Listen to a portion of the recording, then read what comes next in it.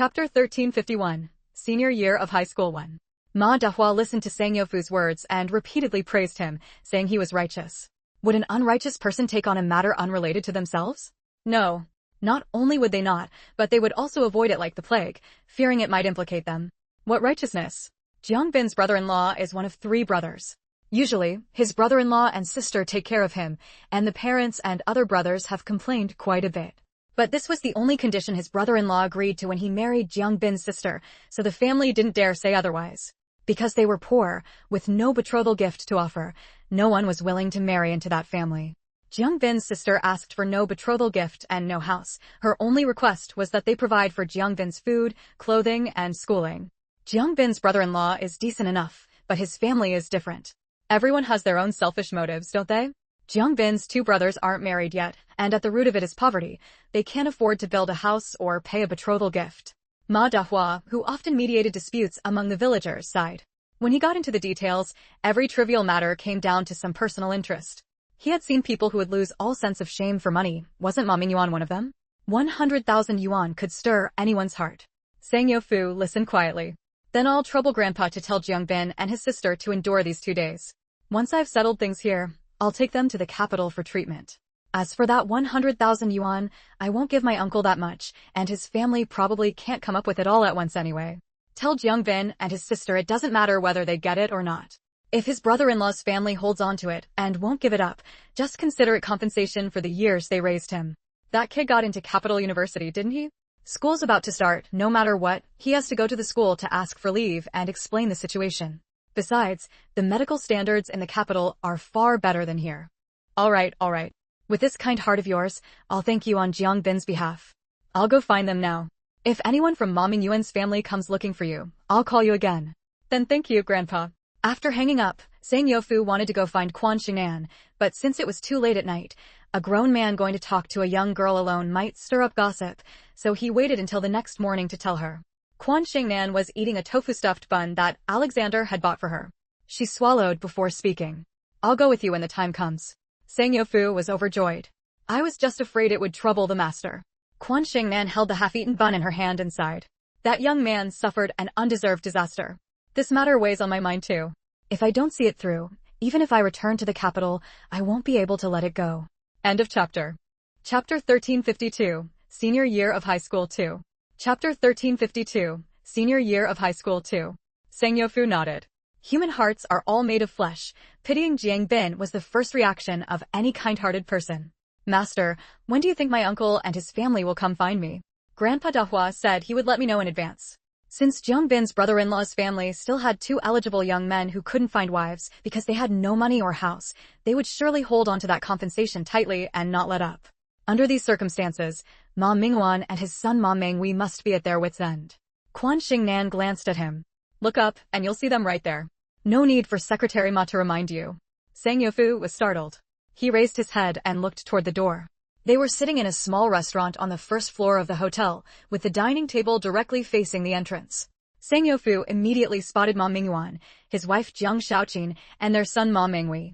Ma Menghui's right hand was wrapped in layers of white bandages, faintly stained with blood, and his face was bruised and swollen, as if he had been beaten up. Ma Dahua hadn't mentioned that part. Still, Sang Yofu could fully imagine it. With Jiang Bin bleeding from the head and blinded, the other family would definitely have beaten Ma Menghui. Oh, what wind blew my uncle and aunt here today? Sang Yofu said with a smile on his face, but he kept his posture aloof, sitting without getting up to greet them. Ma Mingyuan's 3 million had truly severed the bond between uncle and nephew. Ma Mingyuan didn't bring up a word about his younger son's misdeeds.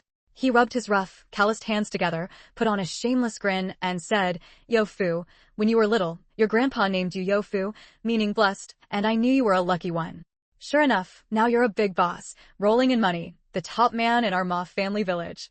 As he spoke, he gave a thumbs up and continued, You're grateful to your grandpa for giving you that name and want to fix up his grave. That's a kind thought on your part. After I went back, I thought it over and wondered, why was I so stubborn? I actually drove you, our money god, right out the door. I deserve a slap. I deserve a slap. He made a show of lightly slapping himself twice, then added, So Yofu, if you're truly sincere and want your grandpa to rest in peace after death, just give a token 50,000. I guarantee I'll fix up your grandpa's grave properly. 50,000, what a bold demand. Compared to 3 million, it was hardly a lion's mouth, but compared to the 100,000 Jiang Bin's brother-in-law's family wanted, it was a five-fold increase. Sure enough, no matter the time, a leopard never changes its spots. Ma Mingyuan was still Ma Mingyuan, shameless as ever, with no hint of remorse, still trying to make a quick fortune. Sang Yofu replied directly, sorry no. I've thought it through. Anyway, my surname is Sang, not Ma. Even if I fix up Grandpa's grave, it won't bless me one bit. Why should I go to all that trouble? I don't care anymore. I've already booked my return ticket. I'll leave after I eat, and I'm done with this matter. I won't be coming back. Don't say that. Ma Mingyuan panicked. His wife Jiang Shaoqin was even more frantic, stepping forward to grab his sleeve. Yofu, no matter what, your grandpa raised your mother. You can't just ignore it. I'm not ignoring it. I built a road for Ma family village, and every year I come with my mother to burn paper for grandpa. Don't worry. Now that I know grandpa is short on money in the underworld, I'll buy more gold and silver ingots to burn for him in the future, so he can afford a villa down there and stop longing for those cramped little houses up here. Sang Yofu gently flicked her hand away, then brushed off his sleeve. He was wondering why Ma Mingyuan and Jiang Shaoqin were both putting on a show while Ma Menghui had no reaction. When he looked up, he saw Ma Menghui's lecherous eyes glued to Quan Xingnan. These 2 chapters are to let you know to check for updates at noon. There are still 12 chapters today. Time is tight, and I haven't caught my breath, so I couldn't finish writing in the morning. Once I do, I'll update in the morning. End of this chapter. Chapter 1353, Senior Year of High School 3. Chapter 1353, Senior Year of High School 3. Quan Xingnan possessed an ethereal, breathtaking beauty, known to all. Even now, dressed simply in a plain white t-shirt and pink sweatpants, with a bare, delicate face, she was still more pleasing to the eye than the big stars on television. Moreover, anyone who came to Quan Xingnan for help never commented on her appearance, considering it a form of desecration. This included Sang Yofu. He knew Quan Xingnan was as beautiful as a celestial being and never dared to utter a single compliment. Now, seeing Ma Menghui's gaze, he flew into a rage. He stood up abruptly and brought his large, fan-like palm down on Ma Menghui's bruised and swollen face. The smack was exceptionally loud, drawing the attention of the diners and staff in the restaurant, and further enraging Jiang Shaoqin. Sang Yofu, what do you think you're doing? Jiang Shaoqin immediately shielded her son behind her. Alexander and Daniel were already fuming. Alexander fixed his gaze on the mother and son, speaking coldly, if those eyeballs wander again, I won't mind gouging them out and preserving them in formaldehyde as specimens. Jiang Shaoqin and Ma Menghui immediately fell silent. Formaldehyde, it sounded quite formidable. Besides, Alexander was tall and burly, looking like someone not to be trifled with. Quan Xingnan lowered her head, slowly finished the steamed bun in her hand, took a few sips of soy milk to wash down the remaining food, stood up, placed the empty soy milk cup on the table, and cast a light, fleeting glance at Ma Menghui. Those eyes of yours are quite nice, not like someone in their 30s. Keep them for now. Keep them so his wife could trade them for a large sum of money. What does the saying people of the same ilk end up in the same household mean? This was it. Ma Menghui was a thoroughly rotten scoundrel who had never done a single good deed in his life, from pulling down little girls' pants to getting his classmates pregnant. His wife was someone he got pregnant, forcing her to marry him. In the late 1980s, standards of conduct between men and women were still very strict. So, Quan Xingnan wouldn't tell the Ma family that Ma Menghui would soon meet with an accident, ending up brain dead. His wife would sell all his viable organs to those in need, then take the money and run, abandoning the child as well. Because Alexander and Daniel looked like fierce demons, Ma Menghui cowered behind his mother, not daring to speak. Ma Mingyuan, who doted heavily on his youngest son, wore a very sour expression and snapped at Sang Yofu. Yofu, what are you trying to do? I'm not trying to do anything. I should be asking you what you're trying to do. Sang Yofu was his parents' only child, never having suffered much grievance growing up. His parents always gave him the best food first, so he had grown into a tall, sturdy, and imposing figure. He looked down at his own uncle. I'll say this once. 50,000? You might as well take your son here and go rob someone. That would be easier, provided you don't end up in prison. I have to get ready to leave now. I'm done here. Wait. Ma Mingyuan grabbed his sleeve. Sang Yofu's face turned cold, and he shook off his hand. Uncle, you are my biological uncle, so I don't want to call the police. If you keep trying to extort me like this, I won't care about our family ties anymore. Hearing the words extortion and realizing that Ma Mingyuan had indeed asked Sang Yofu for 50,000 yuan, the people in the restaurant suddenly understood. Quan Xingnan was about to head upstairs. Noticing the scene from the corner of her eye, she remarked casually, "What's 50,000? Yesterday, in front of a large group of his clansmen, this man asked Boss Sang for 30 million. The chapter ends. Chapter 1354, Senior Year of High School 4. 30 million. Those who heard it gasped. How many people could never earn that amount in a lifetime, let alone 30 million? Even 300,000 or 3 million was out of reach. They looked at the Ma family with a completely different expression now. Talented. They were talented at extortion and blackmail, opening their mouths for 30 million. Why didn't this family just fly to the heavens? Someone really ought to call the police station to deal with this, someone muttered quietly. Sang Yofu nodded to them, as if in thanks. His politeness immediately won everyone's favor, and they could tell from his accent that he was a local, distinctly different from people from other places. Just then, Ma Wei rushed over, out of breath. Yofu, your uncle and the others. Oh, they're all here? Pretty fast, I only just got the news. Ma Wei glanced sideways at Ma Mingwei and said directly to Sang Yofu, they're here for money, right? Let me tell you, they've stirred up trouble, big trouble. Your aunt's family's Jiangbin, his eye was blinded by your cousin here. They want compensation, 100,000. Sang Yofu was taken aback. Hadn't Ma Dahua said Ma Mingwei had blinded Jiang Bin's eye at his mother-in-law's place? Suddenly, he remembered that Jiang Shaoqin was also surnamed Jiang, and Jiang Bin lived with his sister at her husband's house. So Jiang Bin was actually Jiang Shaoqin's relative, and now Ma Mingwei had blinded him. So that's how it is. No wonder Uncle changed his mind, dropping 30 million for 500,000. Turns out he's in a hurry for money. Sang Yofu pretended not to know about this, to avoid causing trouble for Ma Dahua. He sneered at Ma Mingyuan. Sorry, Uncle, but my money didn't come from a windfall. Business is tough these days, I don't want to waste it. Bullying the weak and fearing the strong was probably one of Ma Mingyuan's traits. Seeing Sang Yofu's firm stance and knowing his family was desperate for money, they'd been given only 3 days to raise it, or his son would be sent to the police station, his tone immediately softened. Yofu, you can't just stand by and watch me die. Mingwei is still your own cousin, your only one. The 2 older sons were older than Sang Yofu and were his elder cousins. Sang Yofu still didn't waver. 100,000. 100,000, then, right? Just pay this 100,000, save your cousin, and I'll immediately fix up your grandfather's grave. Ma Mingyuan clung tightly to the purpose of Sang Yofu's visit. Sang Yofu shook his head. I have money, why can't I use it for anything else? Do I have to wipe your ass for you? Toilet paper costs a few cents, but you want me to shell out 100,000? Do you take me for a fool? Sorry, Uncle, I'm a businessman. If I were a fool, I wouldn't have built the fortune I have now. As for this 100,000, figure it out yourself. I'm heading back to the capital. I promised the folks back home I'd send them specialties like roast duck, preserved fruits, and Chinese. I have to keep my word. Ma Wei quietly gave him a thumbs up. He had to maintain his stance. Ma Mingyuan was already being led by the nose by Sang Yofu. Catching sight of his son's bruised and swollen face with an extra palm print, and seeing his fear of going to prison, his heart ached. He gritted his teeth. 80,000. Give me 80,000. Can't go lower. His wife still had some old heirlooms from when his mother first married in, which could fetch a bit of money. Sang Yofu was about to speak when Quan Xing'an raised her wrist to check her watch. It's getting late, almost 8 o'clock now. Hearing this, Sang Yofu understood her meaning. Wrap it up quickly, settle things today, because if they miss today, who knew when the next chance would come? End of chapter. Chapter 1355, Senior Year of High School 5. Chapter 1355, Senior Year of High School 5. Sang Yofu thought it made sense. If he missed today and gave Ma Mingyuan the money, what if Ma Mingyuan went back on his word afterward? His own grandfather only cared about his descendants, and they really were the ones who needed to mound the earth and repair the grave. 50,000. Sang Yofu held up one palm toward Ma Mingyuan.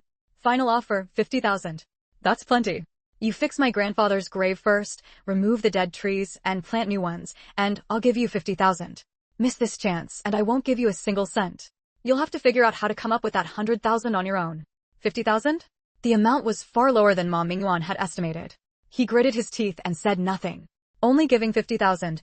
What about the missing 50,000 and the child's medical expenses? He had no skills and no savings. Where could he borrow money? People knew his situation and wouldn't lend to him at all. His 2 sons usually didn't talk to him, and his daughter's betrothal gift had been withheld when she married, with no dowry given, so she didn't associate with him either. Sang Yofu didn't say anything else. He turned and headed upstairs, calling out to Ma Wei before he went, Brother Wei, come on, let's talk upstairs. I'll have to rush to the airport soon. Alright. Next time there's a wedding or funeral in the family that you should attend, I'll have the party secretary notify you. Ma Wei had just set his foot on the first step when he quickly moved closer to the railing, because Ma Mingyuan rushed over and grabbed Sang Yofu's arm. His eyes were red, and the veins on his wrinkled face bulged. Fine, 50,000 it is. Give me the cash, and I'll fix the old man and old woman's grave right now. I want cash. Fix the grave first. Sang Yofu insisted. Give the money first. What if I fix the grave and you don't pay? Sang Yofu sneered. You don't trust me, and I don't trust you either. What if you take the money and run, then deny it afterward? Who would I get to fix the grave then? Or what if you demand an even bigger sum later? I can't afford that. If Ma Mingyuan didn't trust him, why should he trust Ma Mingyuan? The matter was at a standstill. Ma Minghui touched his aching face, thinking about how formidable Jiang Bin's brothers-in-law were. The places on his body where he had been punched and kicked also began to throb. He couldn't help but say, just exchange the money for the grave work. Dad, hurry up. They only gave us 3 days, and we have to pay the medical expenses every day. My wife and kids are still being held at the hospital. Fine, exchange the money for the grave work. Ma Mingyuan compromised. Afraid that delays would bring trouble, Sang Yofu immediately called Ma Dahua, asking him to arrange for people to prepare tools. Accompanied by Ma Wei, he went to a street-side tree nursery and bought several pine and cypress trees. As per Quan Xingnan's request, he bought 4. Although the number 4 was considered unlucky, the custom here was to have 8 trees on a grave. 4 had died, so 4 needed to be replanted. Next, Sang Yofu also bought incense, paper money, and other offerings. By the time they arrived at the cemetery, Ma Dahua had brought people with tools. It was just 8:40. Where's the money? Ma Mingyuan asked. Sang Yofu unzipped the black leather bag he had brought, revealing the cash inside 5 thick stacks, not a cent less. Ma Mingyuan felt relieved. With so many witnesses, he doubted Sang Yofu would dare to cheat. When do we start? Ma Mingyuan asked impatiently. Kneel. At Quan Xingnan's sharp command, Alexander kicked directly into the backs of Ma Mingyuan's and Ma Menghui's knees. With 2 thuds, they involuntarily knelt before the grave and the tombstone. Quan Xingnan had Sang Yofu place fruits and offerings in front of the tombstone. She took 6 sticks of incense, 3 in each bundle, and they ignited spontaneously without wind. End of chapter. Chapter 1356, Senior Year of High School 6. Seeing this, everyone held their breath and dared not make a sound. No fire was used, yet it ignited like this, truly a divine technique. Hand the incense to the father and son, 1 bundle each. Light the incense and kowtow 9 times, saying, we beg the immortals not to disturb the peace of our ancestors, and we offer our thanks here. Not a single word may be wrong. Sang Yofu immediately took the incense from Quan Xingnan and handed it to the 2. Did you hear that? Do exactly as the master says. Ma Mingyuan and Ma Menghui had no choice but to obey. Strangely enough, as the incense was placed into the small burner and they kowtowed, everyone immediately heard a faint rustling sound from the grass. Following the noise, they saw a group of large and small weasels scurrying away, then several snakes slithering off. After a moment, a few rats darted out, and the ants were too small for them to see. Many people covered their mouths. The immortals had truly been sent away. It wasn't just weasels that were considered household immortals, snakes were as well. By the time the snakes, insects, rats, and ants had all disappeared, the time had reached 9:07. Quan Xingnan said to Sang Yofu, tell them to get up and hand them the tools. In 1 minute, it will be the auspicious time to break ground. Sang Yofu followed the instructions and handed them shovels. When the time came, he reminded them to start digging. Though it was just a single grave, the father and son still exhausted themselves. They barely managed to raise the mound, fill in the hollows, remove the dead wood, and plant new trees. By the time they finished, it was nearly noon. Master, what's next? Sang Yofu asked respectfully. Quan Xingnan pointed at the paper money he had bought. When they're done, tell them to burn the paper money for the deceased. Sang Yofu immediately ordered Ma Mingyuan and his son to do so. Once you've burned it, I'll give you the 50,000 yuan. With the bait of 50,000 yuan dangling in front of them, the father and son dared not refuse. After burning the paper money, they received the 50,000 yuan. Counting it and finding not a single bill missing, the 2 snorted in unison, turned around and left. Jiang Shaoqin, who was among the crowd, immediately followed them. Seeing this, the group from Ma family village all shook their heads. Sang Yofu treated everyone to another meal and stayed for a day. The next day, upon hearing that Ma Mingyuan had gathered the compensation money and delivered it, he, accompanied by Ma Dahua, went directly with Quan Xingnan and the others to the county hospital to visit Jiang Bin. However, when they arrived at Jiang Bin's ward, they found only him and his sister inside, with no one else. Why are only the 2 of you here? Sang Yofu frowned, placing the fruit basket he had brought on the bedside table. Jiang Bin sat on the bed, one eye wrapped in gauze and his head bandaged, his face full of exhaustion and anger. His sister, Jiang Qing, stood by the bed with swollen eyes. Seeing them, she immediately rose from her chair and choked out, Secretary Ma. Ma Dahua had visited the day before, so they recognized him and were grateful for the news he had brought. Ma Dahua sighed and pointed at Sang Yofu. Jiangqing, Jiangbin, this is Boss Sang, the one I told you about. Though he's a relative of Ma Menghui, he's a good man. I already explained his arrangements to you yesterday. He's returning to the capital today, and will take you with him. Do you agree or not? With a thud, Jiangqing knelt before Sang Yofu, sobbing, we agree, we agree. How could we not? At this point, aside from Boss Sang's arrangements, we siblings have no other way out. Ma Dahua was startled. What happened? Jiangqing, what's going on? Chapter 1357, Senior Year of High School 7. Early this morning, the Ma family delivered the compensation, a total of 100,000 yuan, not a single cent less. But they said this money had drained their family dry, so they simply couldn't afford the medical expenses anymore. My in-laws said the medical costs were just for 4 drips, medication, and dressing changes, which wouldn't amount to much, so they let it go. I thought that made sense too. No amount of money could bring back Aben's eye. I figured we'd use this money first to treat Aben's injuries, then for his tuition, and save the rest for him to get married later. With Aben like this now, even if he becomes a college graduate, it'll be hard for him to find a wife. I need to save more for him. Maybe if the bride price is generous enough, someone would be willing to marry Aben and not mind his lost eye. Who would have thought? Who would have thought? Jiangqing covered her face and sobbed as she spoke. Jiangbin got out of bed, trying to support his sister, and said in a hoarse voice, my brother-in-law said the amount was too large after all.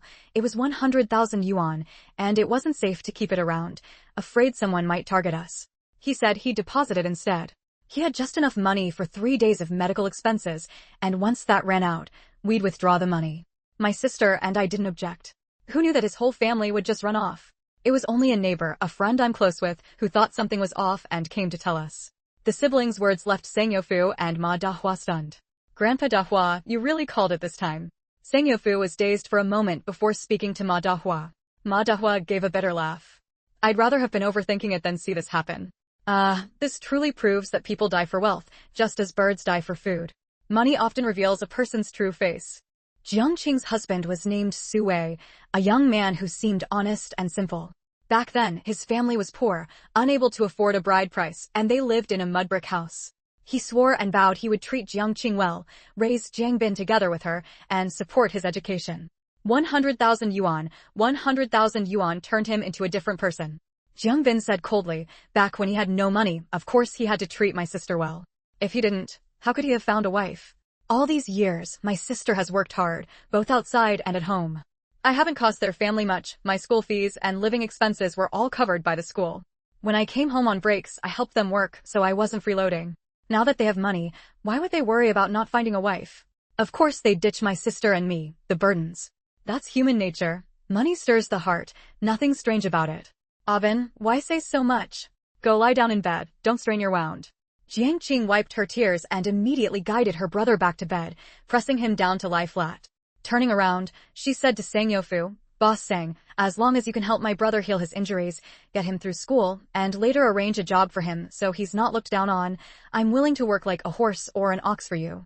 My life is already what it is, I don't ask for anything else, but I have to take care of my brother. When I was 10 years old, I swore before my deceased parents that I would raise him to adulthood. Sang Yofu felt a pang of sadness hearing this. Jiangbin was 17, and his sister looked older than his own wife, but she couldn't be more than 30. Jiangqing, how many years have you been married? Do you have children? Hearing Sang Yofu's question, Jiangqing said in a low voice, 3 years. We got married in the autumn of the year Jiangbin was admitted to the city's #1 high school. I was 22 that year, so it's been exactly 3 years now. Last year, I had a child. We were poor, couldn't afford to go to the hospital, and my in-laws were saving up for my younger brother-in-law's bride price. I gave birth at home. It was a boy, but the umbilical cord was wrapped around his neck twice. He didn't make it. End of chapter. Chapter 1358, Senior Year of High School 8. This means that Jiangqing is only 25 years old this year. 25 years old, an age like a blooming flower, yet she looks so aged from years of hard labor. Her skin is dark, her face covered in sunspots, her hands and feet rough. She really looks very old. If Jiangqing stood next to Quan Shuang, others would surely say she was Quan Shuang's older sister, completely unable to tell that the two are actually over 30 years apart in age. Quan Xingnan sighed and said to Sang Yofu, Boss Sang, if you can't arrange something for Jiangqing, let me handle it. The foundation often arranges suitable jobs for homeless people. There are plenty of positions in the welfare homes below, and sometimes when staff is insufficient, volunteers help out. In terms of treatment, the foundation will not mistreat any staff member. Sang Yofu quickly said, "How could I trouble the master?" "Master, rest assured, I have a plan. After Jiangbin recovers from his injuries and goes to school, Jiangqing can stay at my house as a nanny, specifically taking care of my parents. We're from the same hometown, with the same living habits, so my parents will definitely feel close to her. Jiangbin can come and stay at my place after school and during holidays.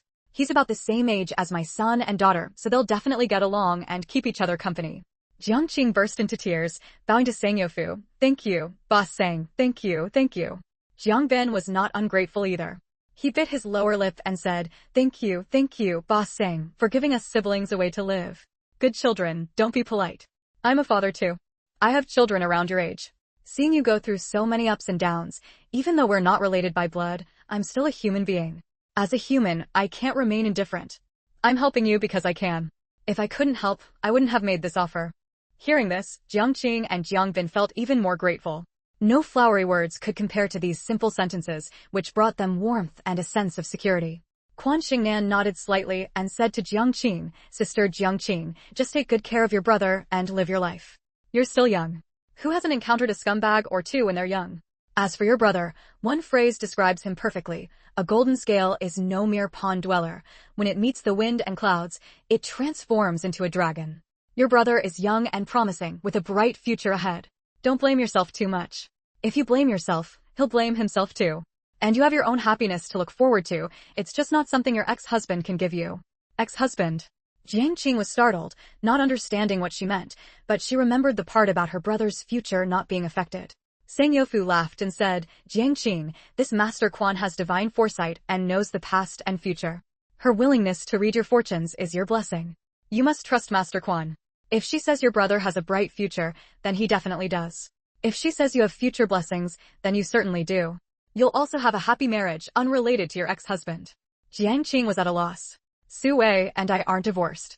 He ran away and I don't know what to do." "Leave it to me, Jiangqing." Sang Yofu patted his chest. "He ran away, but the court hasn't. I'll help you find a lawyer to file for divorce. With the court's judgment, you don't need a divorce certificate to dissolve the marriage. You don't need to keep entangled with someone like that. From now on, take good care of my parents and my wife and I won't mistreat you. It's only 100,000 yuan. When Jiangbin graduates and becomes capable working with me, are you afraid he won't earn it back? Not just 100,000, he can earn 10 times that." This chapter ends. Chapter 1359, High School Life 9. Jiangqing and Jiangbin packed all their luggage, identification documents, and admission letters, and followed Sang Yofu onto the plane back to the capital without hesitation. With Ma Dahua's guarantee, they held on to hope and began a new life. As for Jiangqing's marriage, Sang Yofu hired a highly renowned local lawyer and entrusted the divorce case to him. While entrusting him with the divorce case, he also sought the opinions of Jiangqing and Jiangbin and instructed the lawyer to sue Sui's family, demanding the repayment of that 100,000 yuan in compensation. The money belonged to Jiangbin and no one else. Whether or not they could recover it, necessary measures had to be taken to prevent anyone from thinking that Jiangqing and her brother were easy to bully.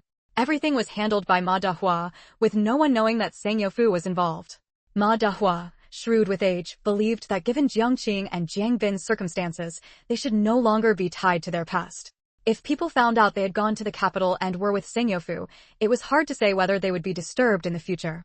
After all, Sang Yofu was wealthy, and even a small amount from his spare change could provide a comfortable life for an ordinary family.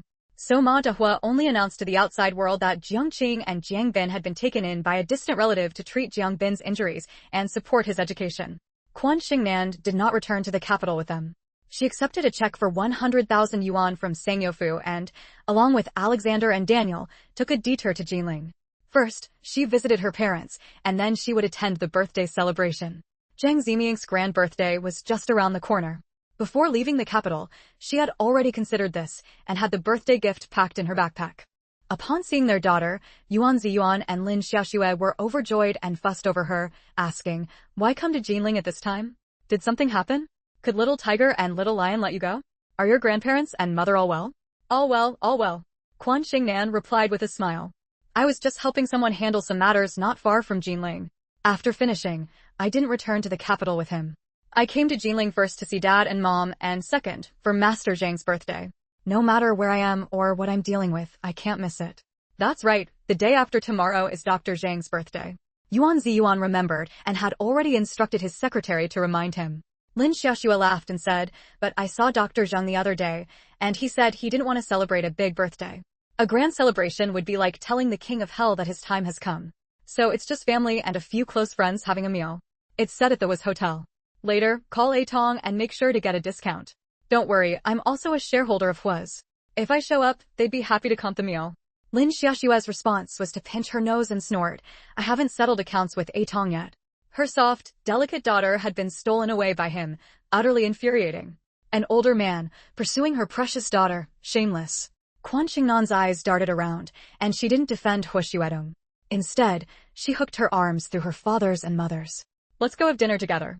It's been so long since we've eaten together." Due to work and school, the family couldn't be together every day, which was quite frustrating. Yuan Ziyuan and Lin Xiaoxue naturally fulfilled any request their daughter made without hesitation. Yuan Ziyuan and Lin Xiaoxue were well-known figures in Jinling. One had succeeded Zhang Xueming in his position, and the other had founded her own company, becoming a famous businesswoman and philanthropist. No one would have expected them to appear so approachably with their daughter at a small restaurant, ordering a meal that cost less than 100 yuan. End of chapter. Chapter 1360, Senior Year of High School 10. During this time, Quan Xingnan mentioned her plan to study in Hong Kong next year. Yuan Ziyuan and Lin Xiaoxue were momentarily stunned, but quickly expressed understanding. Although they strongly disliked Hu Xuedong's pursuit of Quan Xingnan, they had to admit that aside from Hu Xuedong, no one else in the world would cherish and dote on Quan Xingnan as much as he did. Money is not the measure of love, but whether someone truly cares about you is often shown through their actions. "If you want to go, then go," Yuan Ziyuan spoke first. "Your third uncle is often abroad on diplomatic missions, but he usually lives in the capital, and your third aunt is there most of the time.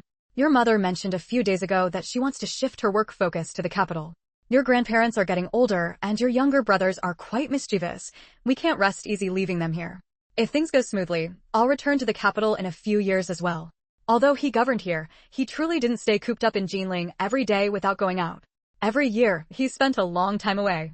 Attending meetings in the capital, inspecting grassroots conditions, it pained him to leave his wife alone in Jinling.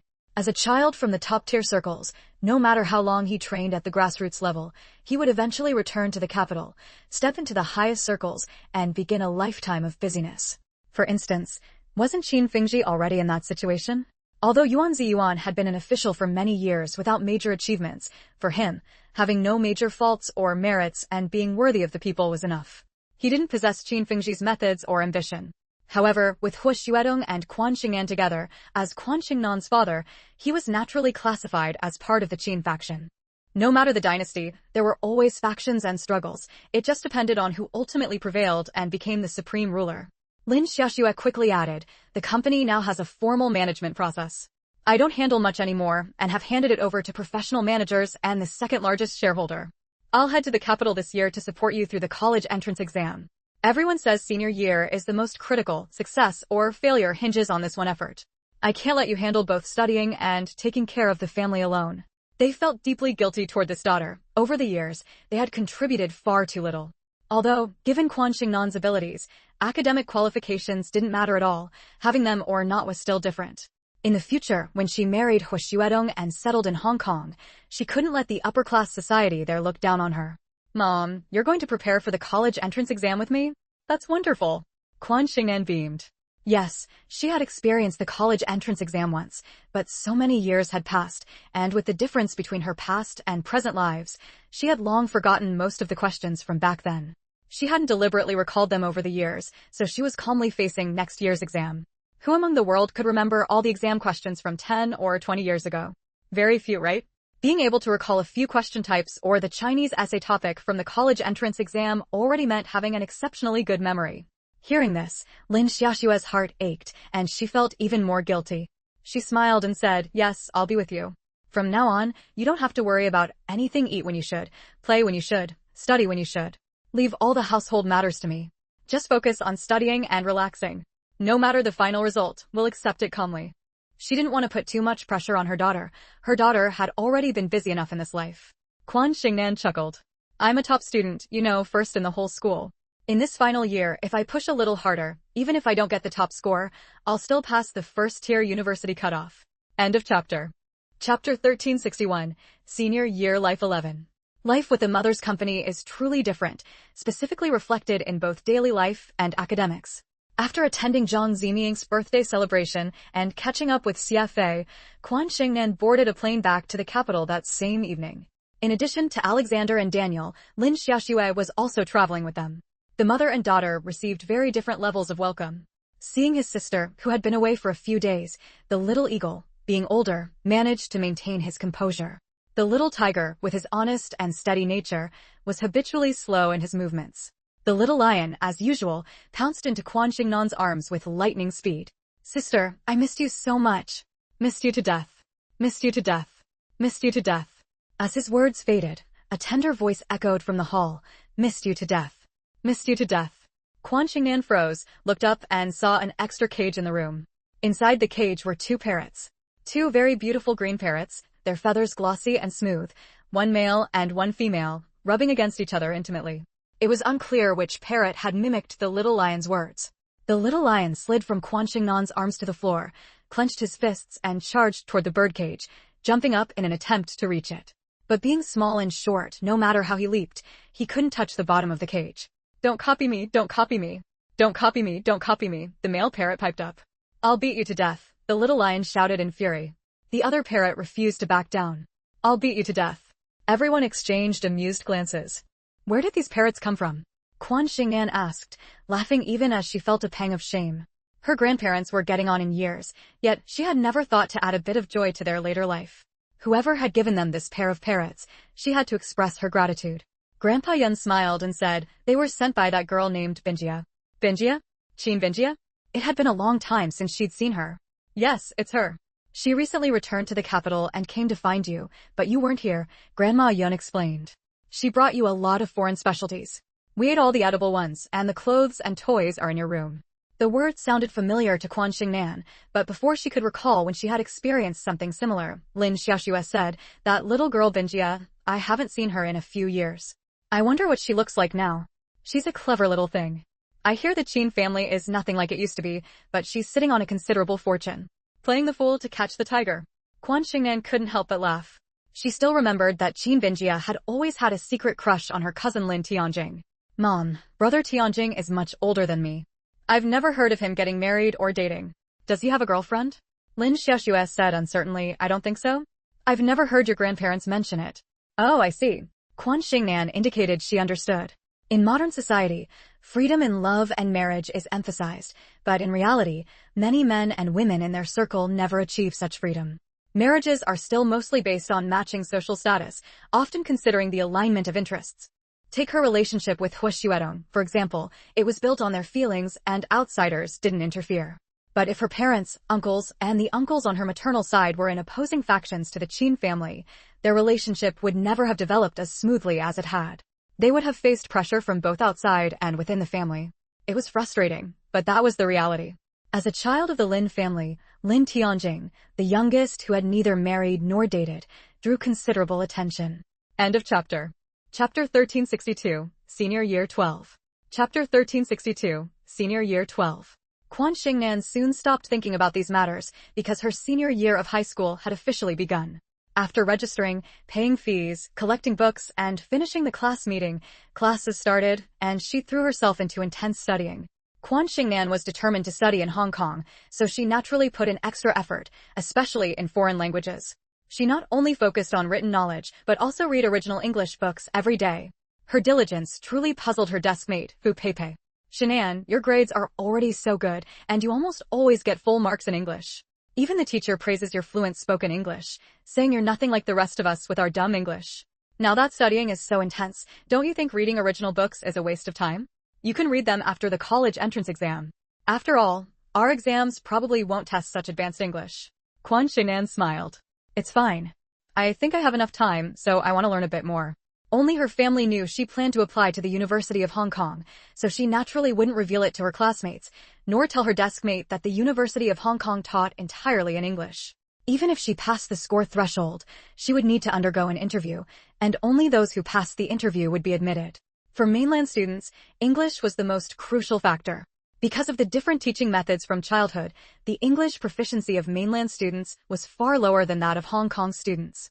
After all, Hong Kong had once been a colony and only returned to the motherland in 1997. During the period of foreign rule, English was the primary language. If you don't find it tiring, then suit yourself. Fu Peipei didn't understand Quan Xingnan's behavior, but she didn't press further. In her view, Quan Xingnan was already incredibly impressive, consistently ranking first recently. Both teachers and classmates believed that as long as she didn't underperform next year, she would definitely be admitted to the top institution. Quan Xingnan pursed her lips and smiled. Her desk mate was very cute, with a chubby face and round eyes. She especially loved eating. It was said that her parents ran a restaurant, so she never lacked snacks, which kept her figure round as well. However, her personality was very cheerful, and she got along well with everyone. Her grades were average, neither good nor bad, hovering in the middle. Fu Peipei also had a hobby of loving gossip. Whether it was celebrity gossip or school gossip, she enjoyed prying into it. With her good social skills, others were happy to share what they knew with her. "Xingnan, have you heard?" Fu Peipei leaned close to Quan Xingnan's ear and whispered. "Heard? What could I have heard?" Fu Peipei whispered in her ear. "There's a high school that held summer classes for students about to enter senior year. Because of excessive pressure, a female student jumped off a building and died. And during the autopsy, they found she was 3 months pregnant. My parents run a small restaurant right outside that high school, so I know all the details." It caused a huge uproar. Quan Xingnan frowned. "Something like that happened?" "Yeah." Fu Peipei nodded vigorously. "I heard the homeroom teacher was fired by the school on the spot. The dead female student's family came to make a scene, the whole family, men, women, old and young, carrying a black and white banner, causing a big commotion and demanding 1 million in compensation. The school pushed the homeroom teacher forward to take the blame, saying she was negligent in supervision or something. In the end, the female student's family took 600,000 and left. Her body hasn't been handled yet, it's still with the police." A nearby female student, Zhang Pan, chimed in, "I heard about it too. I also heard that the culprit who got the female student pregnant is likely from our school, but no one knows who. The female student's family is demanding a thorough investigation by the police, so they won't let her be buried." Noon. 12 chapters delivered. End of this chapter. Chapter 1363. The Boy and the Girl One. After Zhang Pan finished speaking, Fu Peipei and the classmates who overheard the matter all sighed in lament. At their age, life was nothing but studying, burdened by the expectations of teachers and parents. Many students felt mounting pressure, often describing life as a stagnant pool of water, utterly unremarkable. Over time, it was inevitable to yearn for a bit of excitement. Matters between boys and girls were most likely to arise at their age. Moreover, most of the students who got into this high school came from relatively well-off families with broad horizons. Many girls would hide under their covers with flashlights, reading romantic and aesthetic Taiwanese romance novels. Those on good terms would inevitably exchange the novels they had rented, discussing the handsome male leads and beautiful heroines, their youthful hearts stirring with restlessness. The female student who jumped off the building had been in a relationship with a boy from their school and gotten pregnant. It was just like a novel, except that in novels, the male and female leads would overcome all obstacles and end up together, while this female student had jumped to her death, and the identity of the male lead remained unknown. They went to school day in and day out, most of them, like Quan Xingnan, being 17 or 18 years old. A very small number who started school early or skipped grades were a year or two younger, while those who repeated a grade were a year or two older. They were at the prime of their youth, like blooming flowers, beautiful and vibrant. Fu Peipei sighed. Li Juxiao and Sun Shuya got together with their family support. "Why do you think that female student was so foolish as to kill herself? If I ever find out who that boy is, I'll rush over and beat him up. My mom says girls are the ones who suffer the most in these situations, so we have to keep our eyes wide open and protect ourselves." Her parents were relatively open-minded. As long as she stayed out of trouble, they didn't stop her from reading novels in her spare time. So she had used her allowance to buy a huge stack of Taiwanese romance novels, which helped her befriend many female students who liked reading them but either didn't dare to buy them or couldn't afford to. As soon as she heard about the pregnant female student jumping off the building, she thought of the novels she had read. Those male and female leads were only 17 years old. Quan Xingnan also loved reading, both classics and Taiwanese romance novels, and her home was filled with countless books. As soon as she heard the two names Fu Peipei mentioned, she immediately knew which book they came from. Moreover, she really liked that author's works, mainly because the author had a particularly strong moral compass and wrote in a way that was aesthetic and romantic without being explicit. She couldn't help but laugh. Novels are novels. Even though novels come from life, we can't take them seriously. We're not the heroines, so there won't be any handsome, dashing Prince Charming riding a white horse to find us. Fu Peipei reached out her chubby hand, touched Quan Xingnan's exquisitely beautiful little face, and clicked her tongue twice. We're not heroines, but you were born with the fate of a heroine.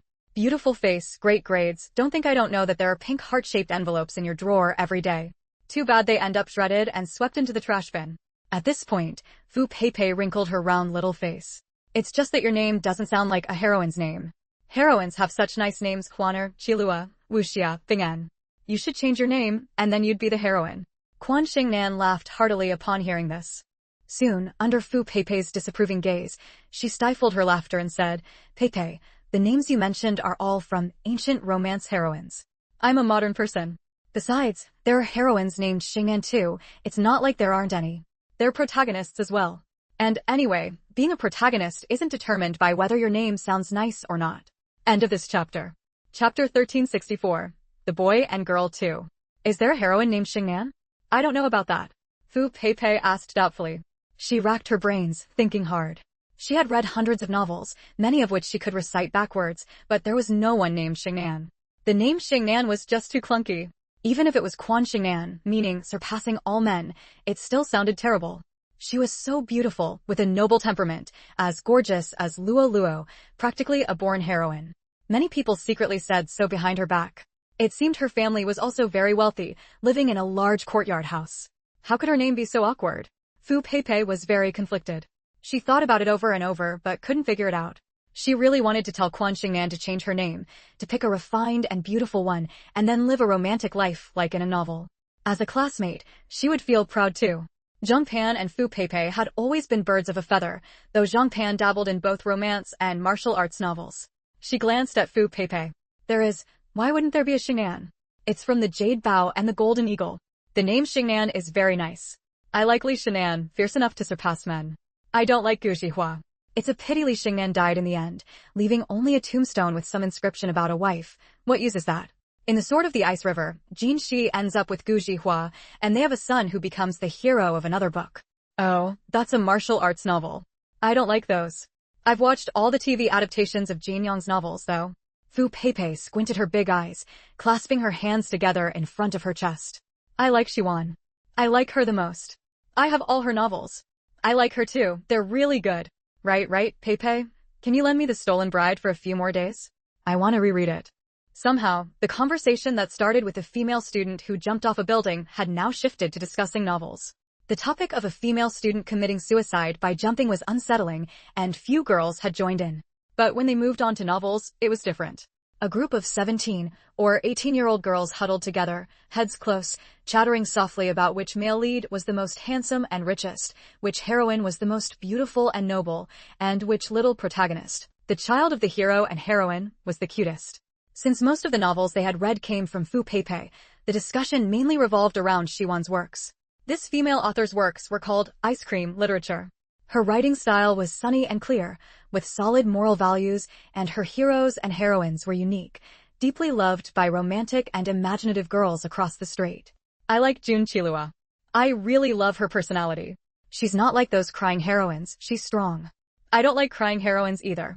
But so many of that author's works have been adapted into TV dramas. All they do is cry, and after crying, they say, I love you, or they're trying to die or make a scene. It's so annoying. My mom says these kinds of dramas teach girls bad things, encouraging them to be the other woman.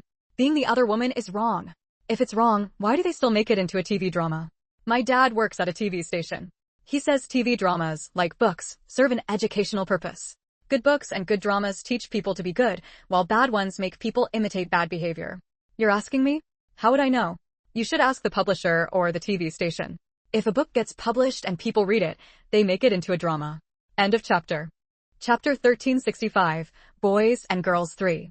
Chapter 1365, Boys and Girls 3. It's better not to film it. My dad says books and TV shows must have a good theme and proper values. Although I don't fully understand what proper values means, I know that glorifying or praising a third party in a relationship is always bad. If everyone becomes a third party, then many couples won't stay together and children won't have their own mom and dad. That female student who jumped off the building, her dad married a third party, which is why he didn't care about her funeral and thought she was a disgrace. No matter how disgraceful she was, she's not as disgraceful as her dad, actually marrying a mistress. But I've seen on TV that many female celebrities are third parties, kept by big bosses and famous directors. They're rich and beautiful and no one criticizes them. People still watch their shows. Oh, let's not talk about them. I don't like them either. Even if that female writer you mentioned is famous, I still don't like her. I saw a novel where the male lead enjoys having 2 wives just because his wife can't have children, so he has kids with someone else. I was so angry I tore that book apart and ended up paying the bookstore 10 yuan. It pissed me off. I know who you're talking about. I don't like her either. Let's not discuss her. I like Juana the most. She's smart, brave, and the #1 beauty. There are even 4 great beauties in the story. What if I really like Ji Yunheng? It's just that he's 2 years younger than Liang Qiu, which is hard for me to accept. Sigh, if only Liang Qiu were younger than him. Too bad Jia Mei is also several years older than Xiao Feiyang. The smartest male lead is Meng Guanren. I really like Luo Luo. I like her so much. The Wrong Carriage, The Right Groom, and Please Settle for Me are really good. I love Li Yuhu and Du Bing'en. Luo Dieki and Jiang Linbua are smarter and their stories happen in high school. Too bad we don't have their beauty or intelligence. And no male leads show up in our lives either. Hehe, the boys at our school are also lame. That's why they can't be male leads. There are handsome ones too. The handsome ones don't even look at us. Jiang Linbua is pretty. Luo Dieki isn't that beautiful. Her mom is prettier, a real beauty. Her dad and brother are both handsome. They don't have the life experiences of the heroines in novels, but don't shatter their beautiful fantasies. Quan Xing'an shook her head, picked up her original textbook, and continued reading while multitasking, thinking about the female student who jumped off the building. She'd have to ask Fu Peipei later which high school it happened at, which police station or public security bureau was handling the investigation, and who the unlucky homeroom teacher was. She vaguely thought of Sang Youfu's wife, Zhang Xiumin. Wasn't she the homeroom teacher who was recently wrongfully fired? When she heard Zhang Xiumin had been fired, she wondered which school had started classes during summer break. Turns out it was for remedial classes. That made sense. Sang Youfu said something bad had happened. In a school, this kind of thing is the worst. It easily stirs up public anger.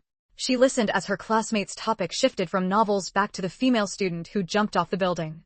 Actually, if that female student who jumped had been braver, maybe she could have been like Sun Shuya, gotten married, had kids, and kept going to school. But there's no what if. I wonder who that guy is. When we find out, let's go beat him up together and show him that we girls aren't easy to push around. If you bully someone, you take responsibility. He made that female student jump to her death, it's his fault. Back when Taiwanese romance novels ruled the world, I used to hide under the covers with a flashlight reading them.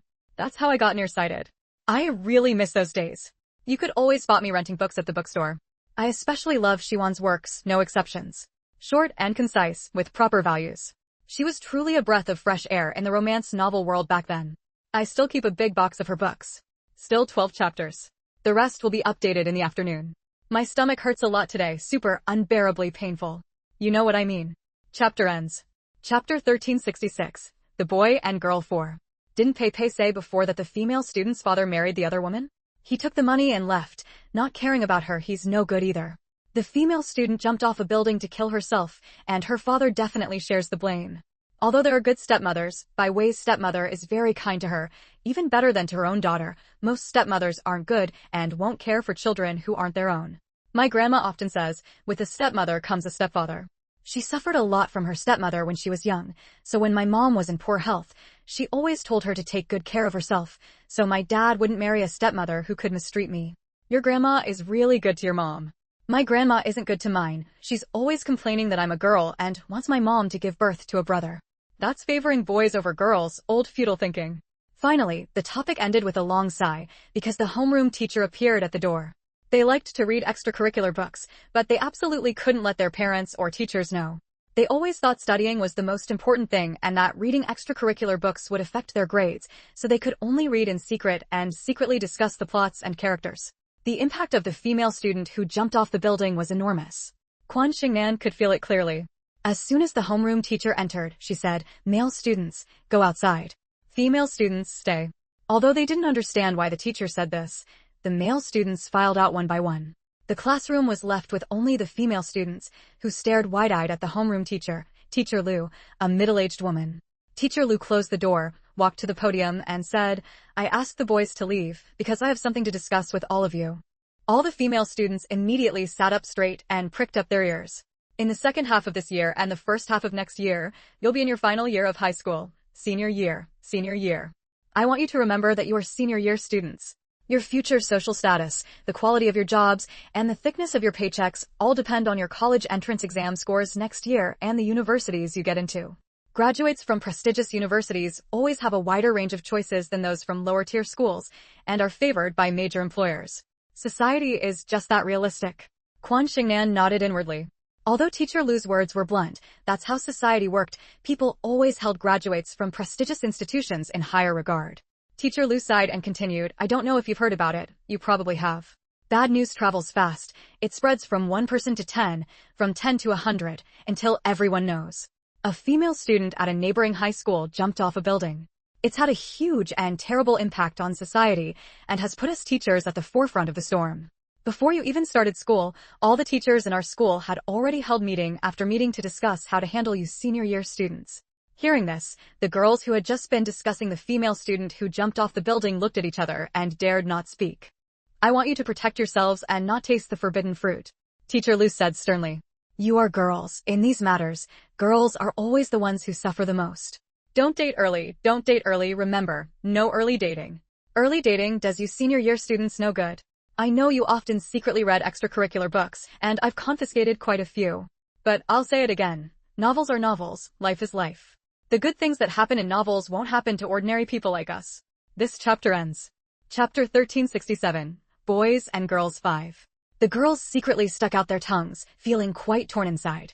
In truth, they all understood that the homeroom teacher's words were correct and made sense, but they just couldn't help liking to read extracurricular books. Their minds had long been captivated by those books, rising and falling with the fate of the male and female protagonists.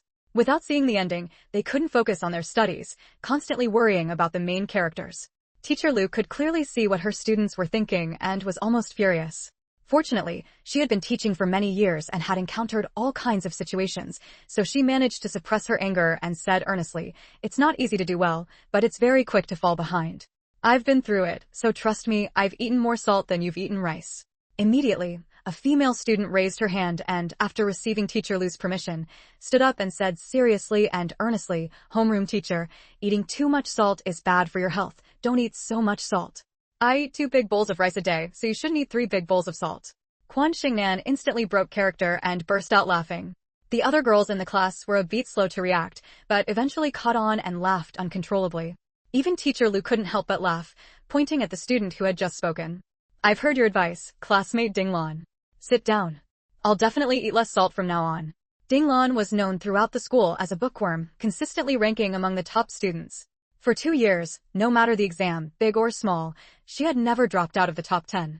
She wasn't a bad person, she was very obedient and well-liked, but she was a bit too literal-minded. She couldn't tell when someone was joking or being sarcastic and always took old sayings at face value, just like now. Hearing Teacher Lu's words, Ding Lan obediently sat down. I'm not stopping you from reading extracurricular books. I know that you girls all have some romantic thoughts and beautiful fantasies, always hoping for a Prince Charming to come and take you to live in a castle. But you need to understand that the heroines in those stories have good lives and get to live in castles because they fought for it. How many heroines are completely useless? Most of them are highly educated intellectuals, aren't they? Or they have their own careers and family backgrounds. Tell me, do you like a completely useless Cinderella? No, they didn't. The Cinderella with glass slippers was long outdated. Now, independent and strong heroines were the trend. Several girls, especially Fu Peipei, shook their heads particularly fast. Teacher Lu shot her a stern glare and directly called her out. Fu Peipei, if you bring your extracurricular books to school again, I'll contact your parents directly. Fu Peipei immediately stopped shaking her head and looked at Teacher Lu with a troubled expression. Teacher Lu was so mean, boo-hoo. She must have asked that question on purpose to make her slip up. So, you need to study hard, get into a good university, find a good job after graduation. The level of your work determines the kind of people you meet. Is a construction worker the same as someone working in a big company? The higher your education, the higher your job level, and the easier it is to meet people like the male leads in novels. When that time comes, are you still afraid you won't become the heroine yourselves? Hearing Teacher Lu's words, Fu Peipei raised her hand and said, Teacher, my dad told me that construction sites don't hire girls. Teacher Lu glared at her fiercely. If boys study hard, get into good universities, find good jobs, and become elite members of society, construction sites will be severely short of workers and will definitely be willing to hire girls, but they'll only pay very low wages, because you can't carry many bricks. End of chapter. Chapter 1368, Boys and Girls 6.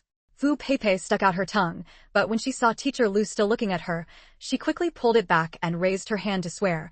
Teacher, I will definitely study hard and improve every day, striving not to end up doing manual labor in the future. At the very least, I'll take over my parents' small restaurant, so I won't go hungry. By the end, she sounded somewhat pleased with herself. Quan Xingnan raised her hand just before the homeroom teacher could explode in anger. Teacher Lu suppressed her fury and said gently, Classmate Quan Xingnan, do you have something to say? Any student with good grades receives preferential treatment from teachers, with few exceptions. Although Quan Xingnan occasionally asked for leave, her grades were stable, and she had a good temperament, neither arrogant nor troublesome, nor a bookworm. She developed well in morality, intelligence, aesthetics, and physical education.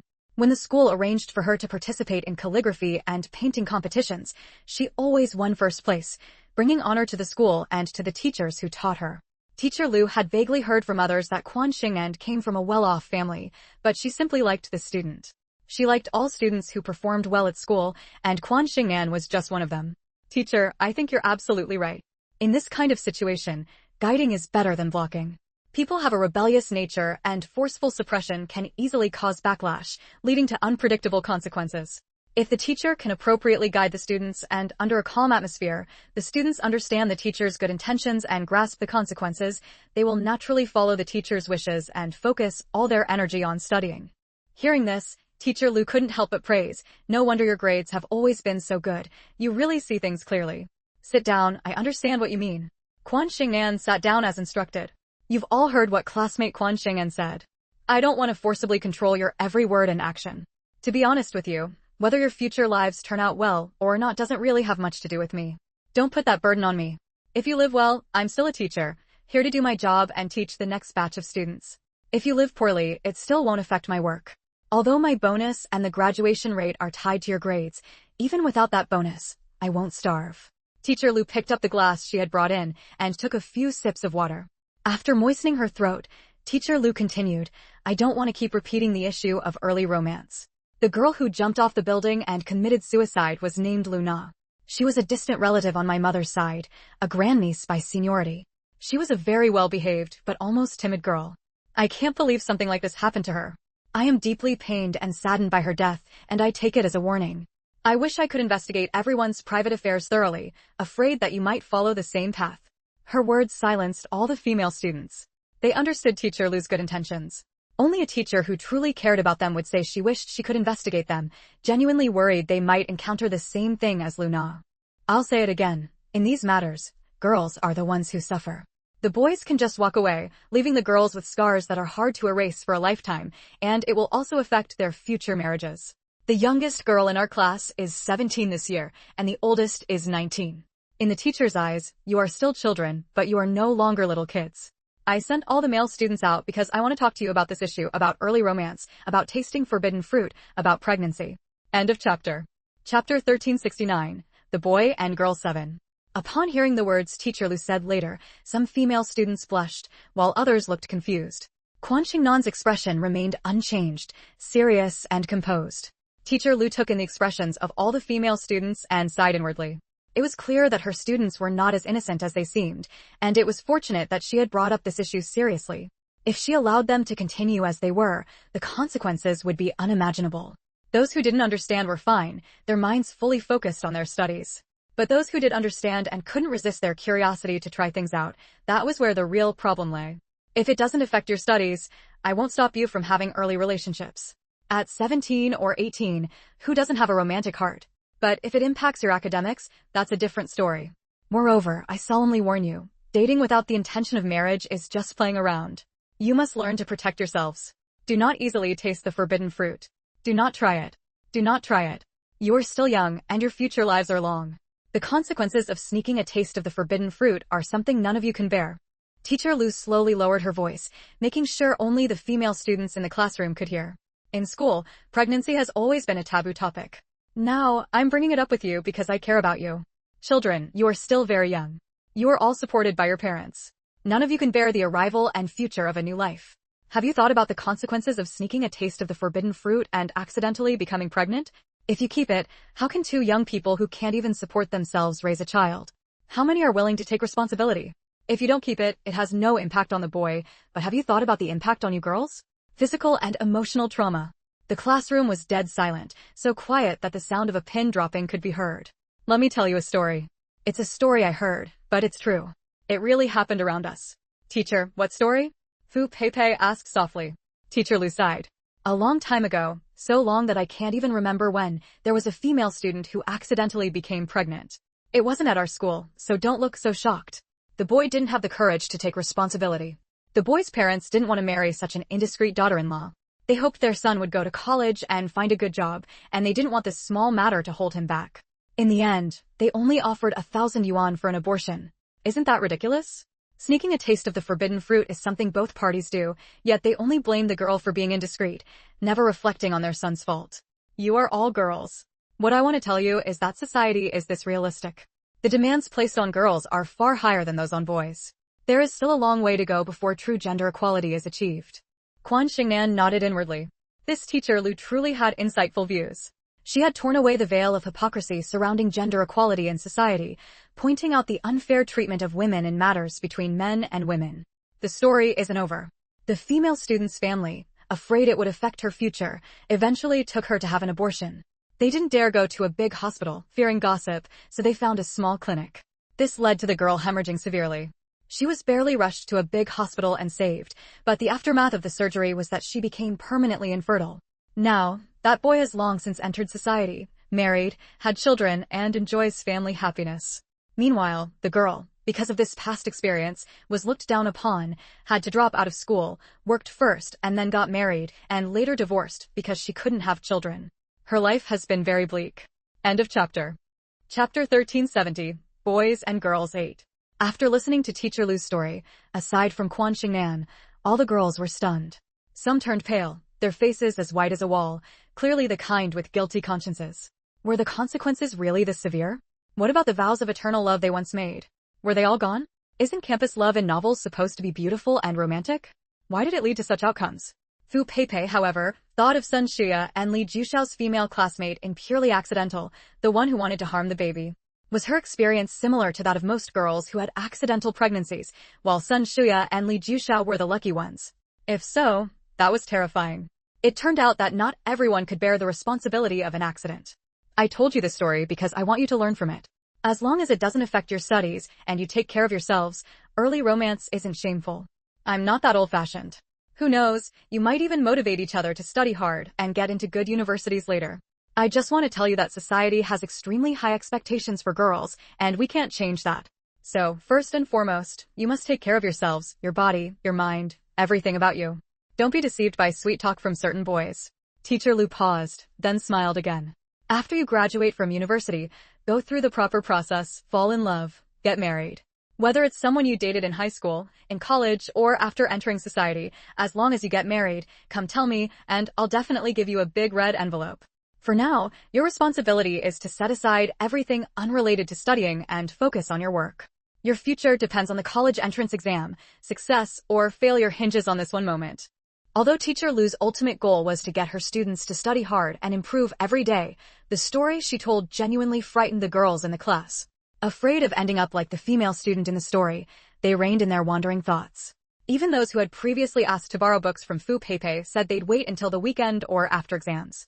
After class, Quan Xingnan asked Fu Peipei for the location where Luna had jumped and the name of her school. Why are you asking about that? Fu Peipei asked as she packed her bag to go home. Quan Xingnan smiled. Nothing, just curious. I have a relative in the police department, so I can ask about the progress of the case and whether they've identified the boy.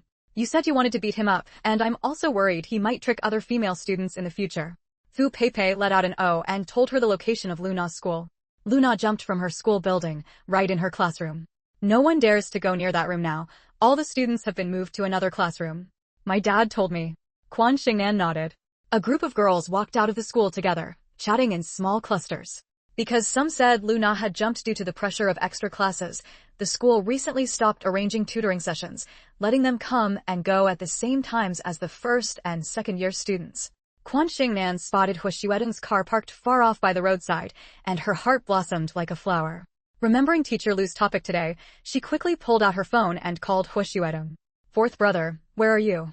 Are you in the car by my school gate? Yeah, Hu Xuedong's voice came through with a hint of laughter. Then don't get out. I'll just get in the car directly in a bit. The remaining 4 chapters will be updated in the afternoon. My stomach hurts a lot, woo-woo. As for early romance, I remember in middle school, a boy riding a motorcycle with 2 girls, or was it 2 boys with 3 girls? They were students in early relationships. I can't recall the exact numbers. It's been over a decade. At the time, they crashed into a telephone pole. One girl died on the spot. Another had her face stitched up with many stitches and lost all her teeth. It was terrifying.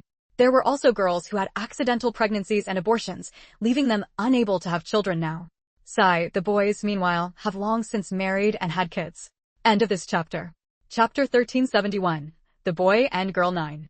After hanging up the phone, Quan Xingnan waved to her classmates. My family's here to pick me up. I'm heading off now.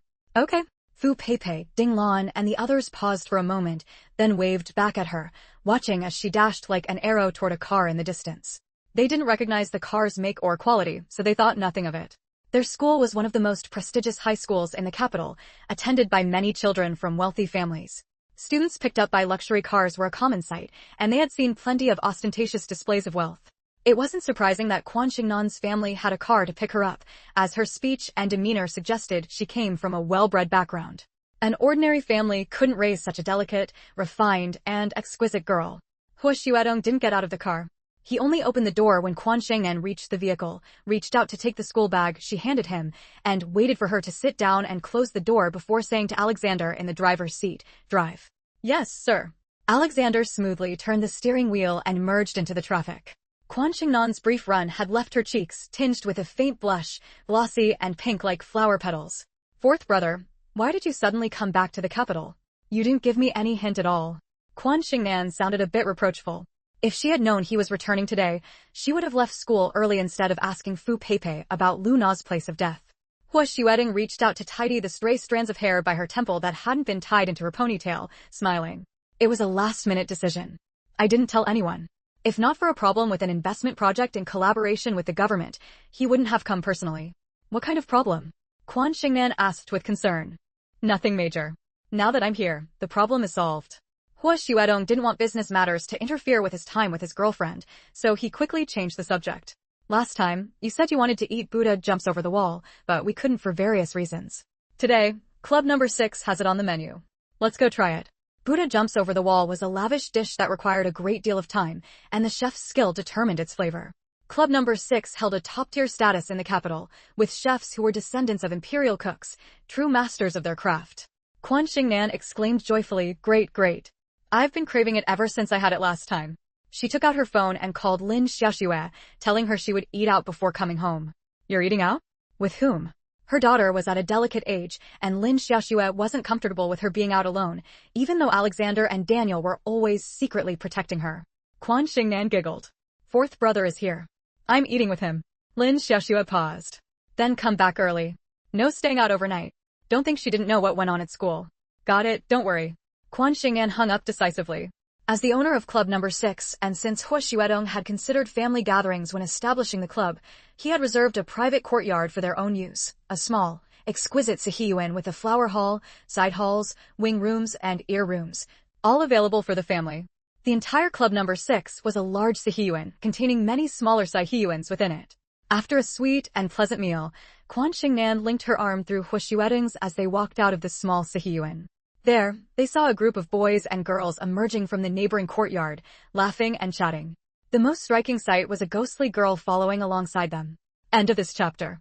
Chapter 1372, The Boy and Girl 10. Chapter 1372, The Boy and Girl 10.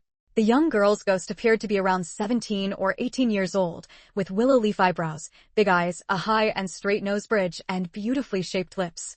Her features were very bright, but there was a clear timidity and weakness in her brow, suggesting she was an introverted and shy girl. She wore the school uniform of a neighboring high school, stained with patches of blood, scattered like blooming petals. Under the lanterns hanging in the courtyard's corridor, Quan Xingnan noticed her body was twisted, as if injured from a fall from a great height. Her limbs and spine showed varying degrees of damage, and there was also a wound on her head. The female ghost stared blankly at a tall boy among the crowd, her eyes full of affection. Faintly, there was also a trace of pain. Quan Xingnan noticed a school badge pinned to the girl's chest, bearing her name and class, along with a 1-inch color photo. The name was clearly Luna. Luna. Quan Xingnan was startled. She hadn't gone to the site of her death, yet she encountered her here. Before Hua Xuedong could ask who Luna was, the laughing and chatting boys and girls suddenly stopped talking and stared blankly at the beautiful girl who had uttered the name Luna. Earlier, Quan Xingnan had been too surprised, and the name Luna had slipped directly from her mouth. The tone of the two words wasn't loud, but the night was quiet, and the group of boys and girls heard her. Luna also turned her head, shifting her gaze from the tall, handsome boy to Quan Xingnan. She stared at Quan Xingnan for a moment and said blankly, "You called me? Who are you?" Then, she let out a self-deprecating laugh. "I've already turned into a ghost, separated by the boundary of life and death. How could you possibly see me?" Quan Xingnan didn't answer her, because the tall boy Luna had been staring at blurted out, Quan Xingnan, why are you here?" Clearly, he recognized Quan Xingnan and must have had a strong impression of her to identify her at a glance. Hearing this, Hua Xuedong frowned slightly. At first, Quan Xingnan didn't recognize who the boy was. After all, in the 2+ years she had attended this high school, she rarely interacted with students outside her own class, and even when participating in activities arranged by her homeroom teacher, she hadn't paid much attention. He appeared to be around 18 or 19, tall like an adult, at least 1.8 meters.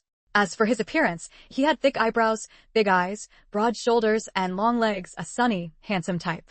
His clothing was very refined, clearly indicating he came from a well-off background, and the boys and girls around him were also dressed in anything but ordinary attire.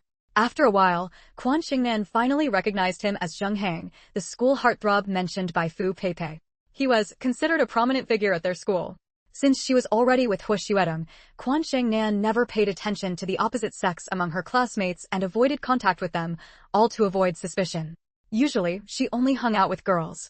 Even if her relationships weren't as close as those with Xing Man, Meng Shuang, and the others, over 2 years of getting along, she had developed deep bonds of friendship. Hearing Zheng Hang call her name, Quan Xingnan also recalled who he was and frowned slightly. "Who are you?" Even though she remembered who Zheng Hang was, she pretended not to know him.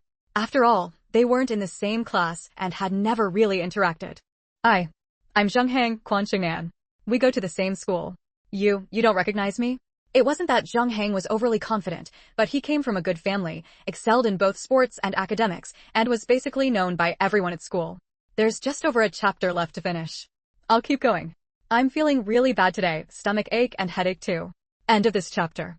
Chapter 1373, The Boy and Girl 11. Quan Xingnan said flatly, "Sorry, I don't recall anything." Luna jumped to her death, was pregnant, and was involved with Zheng Hang. Clearly, the male student from their school was Zheng Hang. Now that Luna was dead, rumors were spreading everywhere, with all sorts of unpleasant things being said. Yet Zheng Hang could sit here with a clear conscience, dining and laughing with a group of boys and girls, showing not a trace of guilt. It was disgusting. She didn't believe Zheng Hang didn't know about Luna's death. According to Fu Peipei, news of Luna's death had basically spread to every high school. Otherwise, the school's teachers wouldn't be under such pressure.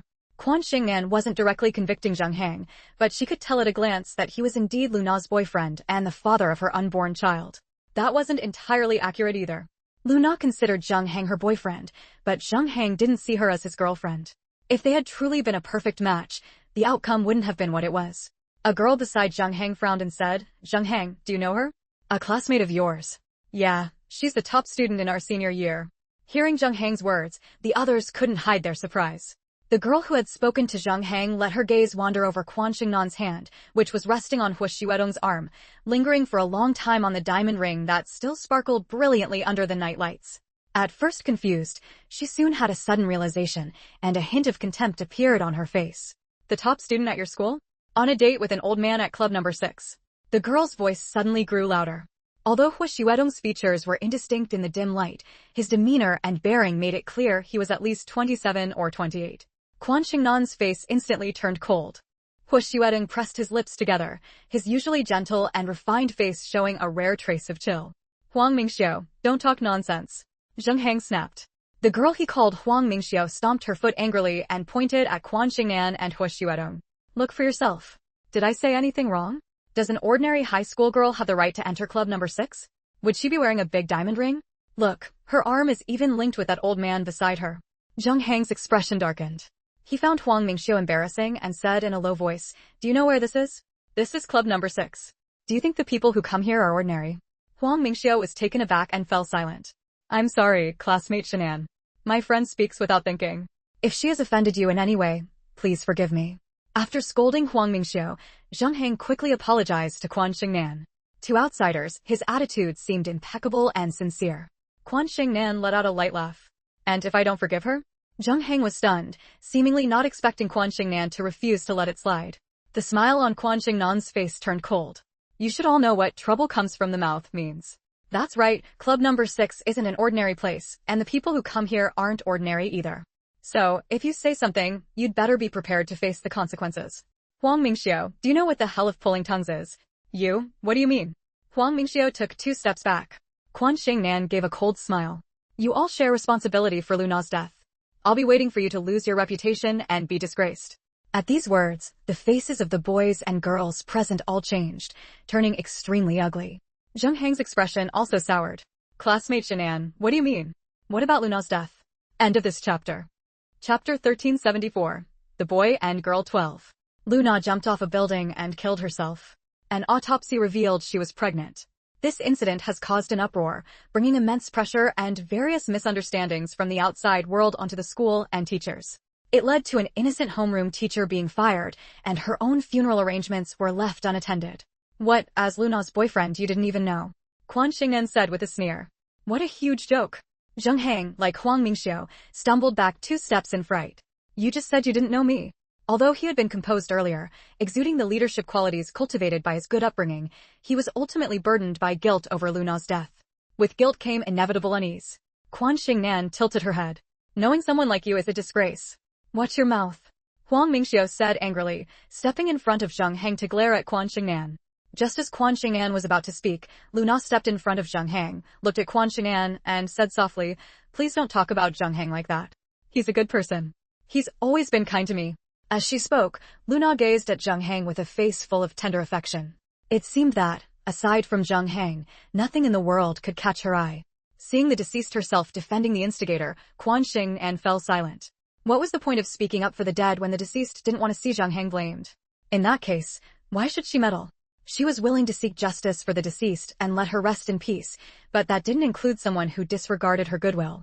Yes, she thought she was doing good for her, but the deceased didn't see it that way. "All right, dear, it's getting late. Let me take you home. Don't scare the kids here anymore," He Xuedong said gently. He had noticed the change in his girlfriend at once. As his voice rang out, the group of boys and girls hugged their own arms, feeling a chill creep over them, as if a cold wind was swirling around. "Fine, let's go home. Talking to these people feels like an insult to my own intelligence." Quan Xingnan set aside her concerns, her face blooming with a smile as she took his arm and continued walking. As if casually, or as if speaking only to He Xuedong, she added, "Everyone has to pay for what they've done, whether they're dead or alive." They had barely taken 2 steps when Zheng Hang suddenly spoke up. "Wait, what do you know?" Quan Xingnan turned back and said coldly, "The person is dead, but heavenly justice isn't. Righteousness still exists, and it will eventually give the deceased their due, letting the world know what certain people have done. You young masters and ladies can make bets, but you shouldn't have used an innocent girl's love as a wager, causing her to lose her life forever, 2 lives lost. Remember, you are human, not beasts, but what you've done is no different from beasts. Just wait for the retribution you deserve. Many times, as people act, heaven watches. Heavenly justice is clear and retribution never fails." If she hadn't opened her spiritual eyes, she wouldn't have known that Zheng Hang's pursuit of Luna was just a bet among them. Although Luna was very beautiful, she was naturally shy, rarely interacted with boys, and dismissed their advances outright. At school, she kept to herself, went to class obediently, and then went home to do chores. Huang Mingxiu and Luna were at the same school. She was jealous that Luna was prettier than her and wanted to ruin her. But she didn't want to simply tarnish Luna's reputation, so she brought in Zheng Hang and her close childhood friends, telling them to pursue Luna. She said she'd treat whoever won Luna's heart to a meal, and in the end, Zheng Hang succeeded. End of chapter. Chapter 1375, Ruin and Disgrace 1. Luna was not a native of the capital. When she was 7 years old, her parents divorced, and she was placed under her father's custody. The reason for the divorce was ridiculous. Her father was a mid-level clerk, not eligible for a second child under the policy, but her grandparents wanted a grandson. Her father didn't want to lose his promising job, so a third party entered their marriage, a young woman with a large chest and round hips, brought from the countryside by her grandparents. She lived up to expectations and gave birth to a son. The birth of this younger brother also marked the end of Lu Na's parents' marriage. Soon, Lu's father married the third party, and along with the stepmother came the younger brother, who was 3 years younger than Lu Na. This brother, born while Lu Na's parents were still married, was deeply favored by the grandparents, while Lu Na became the pitiful one in the family. If not for her beauty, which her stepmother thought could bring benefits in the future, she wouldn't even have had the chance to go to school. A well-educated girl could command a high bride price, which could be used to buy a house and a wife for the son. It was that simple. Lu Na's mother gave her up to avoid delaying her own remarriage after the divorce, as a woman with a child would find it harder to remarry. So childless, she quickly remarried a pork seller in town, started a new family, and had new children. To avoid any ties with her ex-husband's family, she never visited Lu Na for 10 years, leaving her to live in the shadow of her stepmother and younger brother. Over those 10 years, Lu Na developed an introverted and timid personality. However, because she kept to herself, she performed well academically and was admitted to a prestigious high school in the capital. At the new school, in the prime of her youth, she remained the one who didn't fit in. But what girl doesn't harbor some romantic thoughts deep down? Jung Hang fit the image of Prince Charming perfectly. His appearance was like a beam of light, illuminating Lu Na's dull life. A boy like Jung Hang, from a wealthy family with some status in the capital and frequenting high society circles, even at 17 or 18, already knew how to win over a girl, sending love letters, flowers, gifts, picking her up after school, and, considering Lu Na's shy nature, always keeping things discreet. Of course, the discretion was also because Jung Hang was aware of his own status. He knew he would eventually marry a woman from a prestigious family and didn't want Lu Na to become a stain on his life. He was just playing around, and once he won the bet, it would be over. But Lu Na didn't know that. She genuinely liked Jung Hang and, at his request, gave herself completely to him. At 17 or 18, in her hometown, that was already a marriageable age. When she became unexpectedly pregnant, Jung Hang panicked. He had only been playing around, never intending to marry Lu Na or expecting her to get pregnant. His first response was to give her 10,000 yuan as nutritional support and tell her to abort the child. By then, Huang Mingxiu and the others had found out. They cornered Lu Na, hurling insults, calling her shameless and so on. Feeling the immense pressure of the unexpected pregnancy, with Jung Hang pushing for an abortion and a breakup, and the group's revelation that she was just part of their game, Lu Na completely broke down. She didn't dare go home, feeling she had no family to rely on, so she jumped from the classroom. As she lay in a pool of blood, at the moment her soul left her body, Lu Na actually felt it was a relief. With death, all worldly matters fade away. Lu Na's only lingering attachment was Jung Hang. Her spirit refused to leave the mortal world, staying by his side. She wanted to see what he would do after her death, but in the end, she was disappointed once more. End of chapter. Chapter 1376, Ruin and Disgrace 2. Her disappointment in Jung Hang did not mean that Lu Na no longer loved him. She loved Jung Hang to the very core of her being. She wanted him to acknowledge to the world that she was his girlfriend after her death, yet she was unwilling to put him in a difficult position. Even if Quan Xing'an voiced a single accusation, she would not allow that blame to fall on Jung Hang. It was contradictory, yet it fully revealed her conflicted state of mind. After Hua Xuedong and Quan Xing'an left, Lu Na looked at Jung Hang with concern, while also glaring angrily at Huang Mingxiu, who had called Jung Hang a coward. She had followed Jung Hang for several days and finally understood why he looked down on her. His family was truly wealthy and held a high status.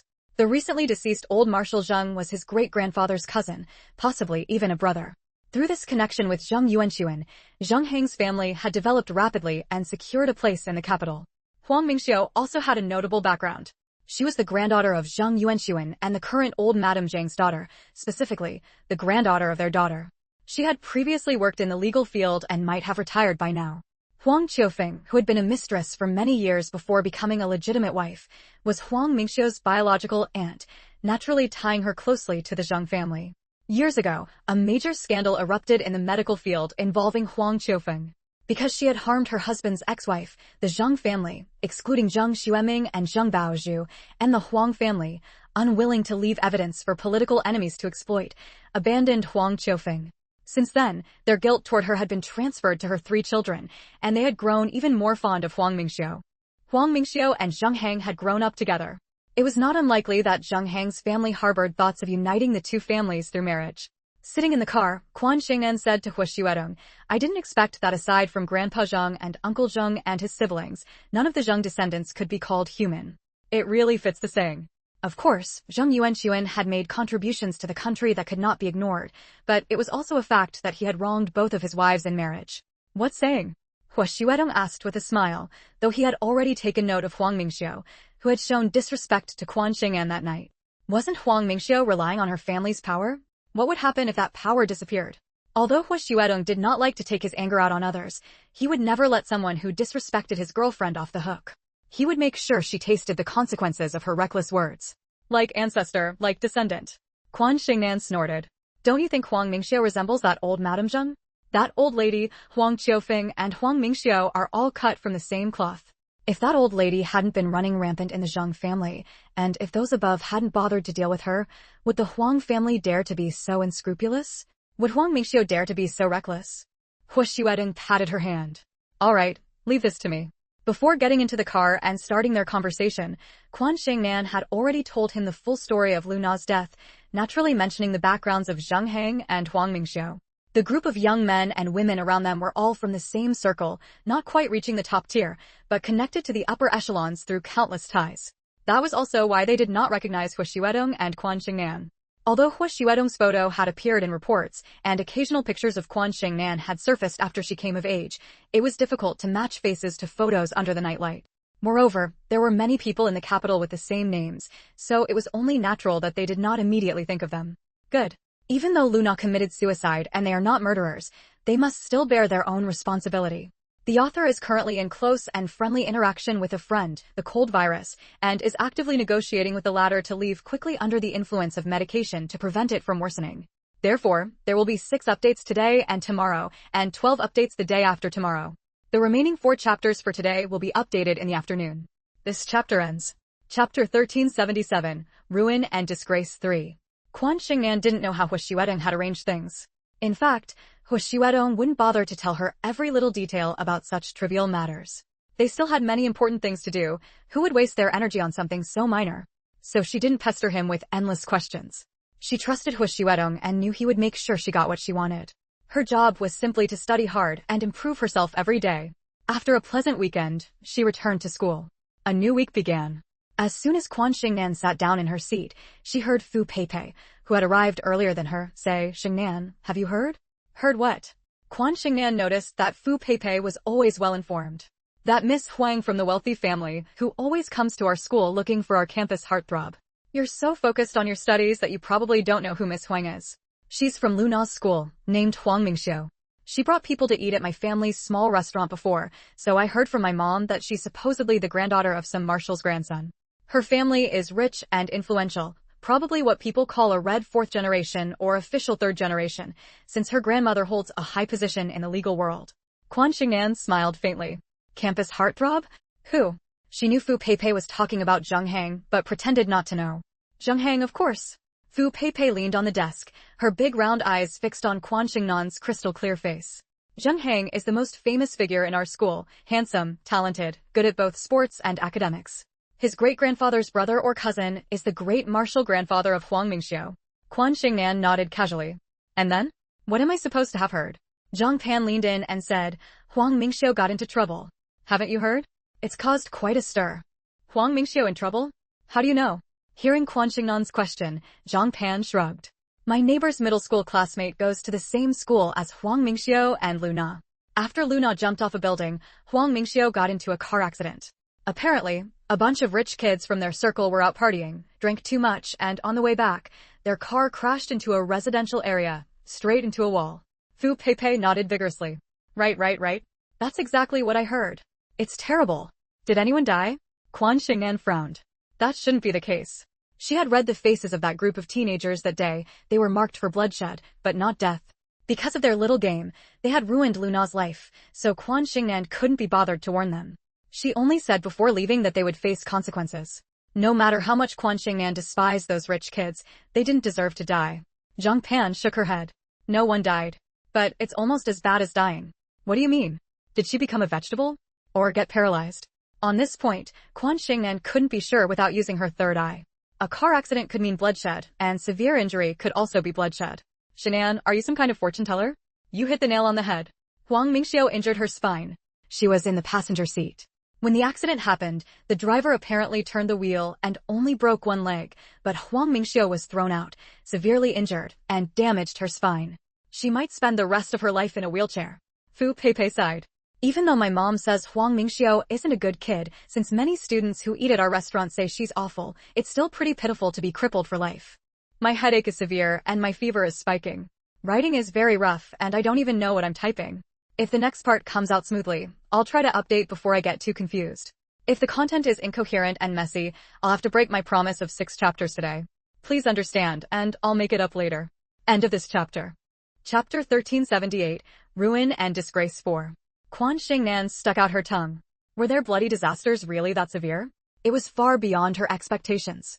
Could it be that there was a divine will at play, fulfilling her own words that heaven's justice is clear and retribution is inevitable? Don't dismiss it. Sometimes heaven opens its eyes, and they are sharp, piercing eyes. Many who have committed evil deeds will face some form of retribution, even though the saying, the good die young, while the wicked live long, still exists. At the root of it, nothing in the world is absolute. Based on their facial features, when she first saw Huang Mingxiu and Zhang Hang, the two didn't have the look of a married couple, they were meant to marry others. Quan Xingnan remembered that after speaking with them and before leaving, in just that brief moment, their facial features changed. The moon god had quickly tied the red thread between them, and from then on, they were destined to be inseparable. At the time, Quan Xingnan thought they were a good match. A scumbag man and a cheap woman, a perfect pair, meant to ruin each other and leave everyone else alone. Now, thinking about it, with Huang Mingxiu disabled, the Zhang family actually agreed to let Zhang Heng marry her. Unbelievable. Truly unbelievable. Was it really for power and influence that they sacrificed Zhang Heng's lifelong happiness? No. It should be said that she and Hu Xuedong had facilitated their marriage. Because based on how things were developing, Luna's death would have been in vain, not affecting Zhang Heng in the slightest.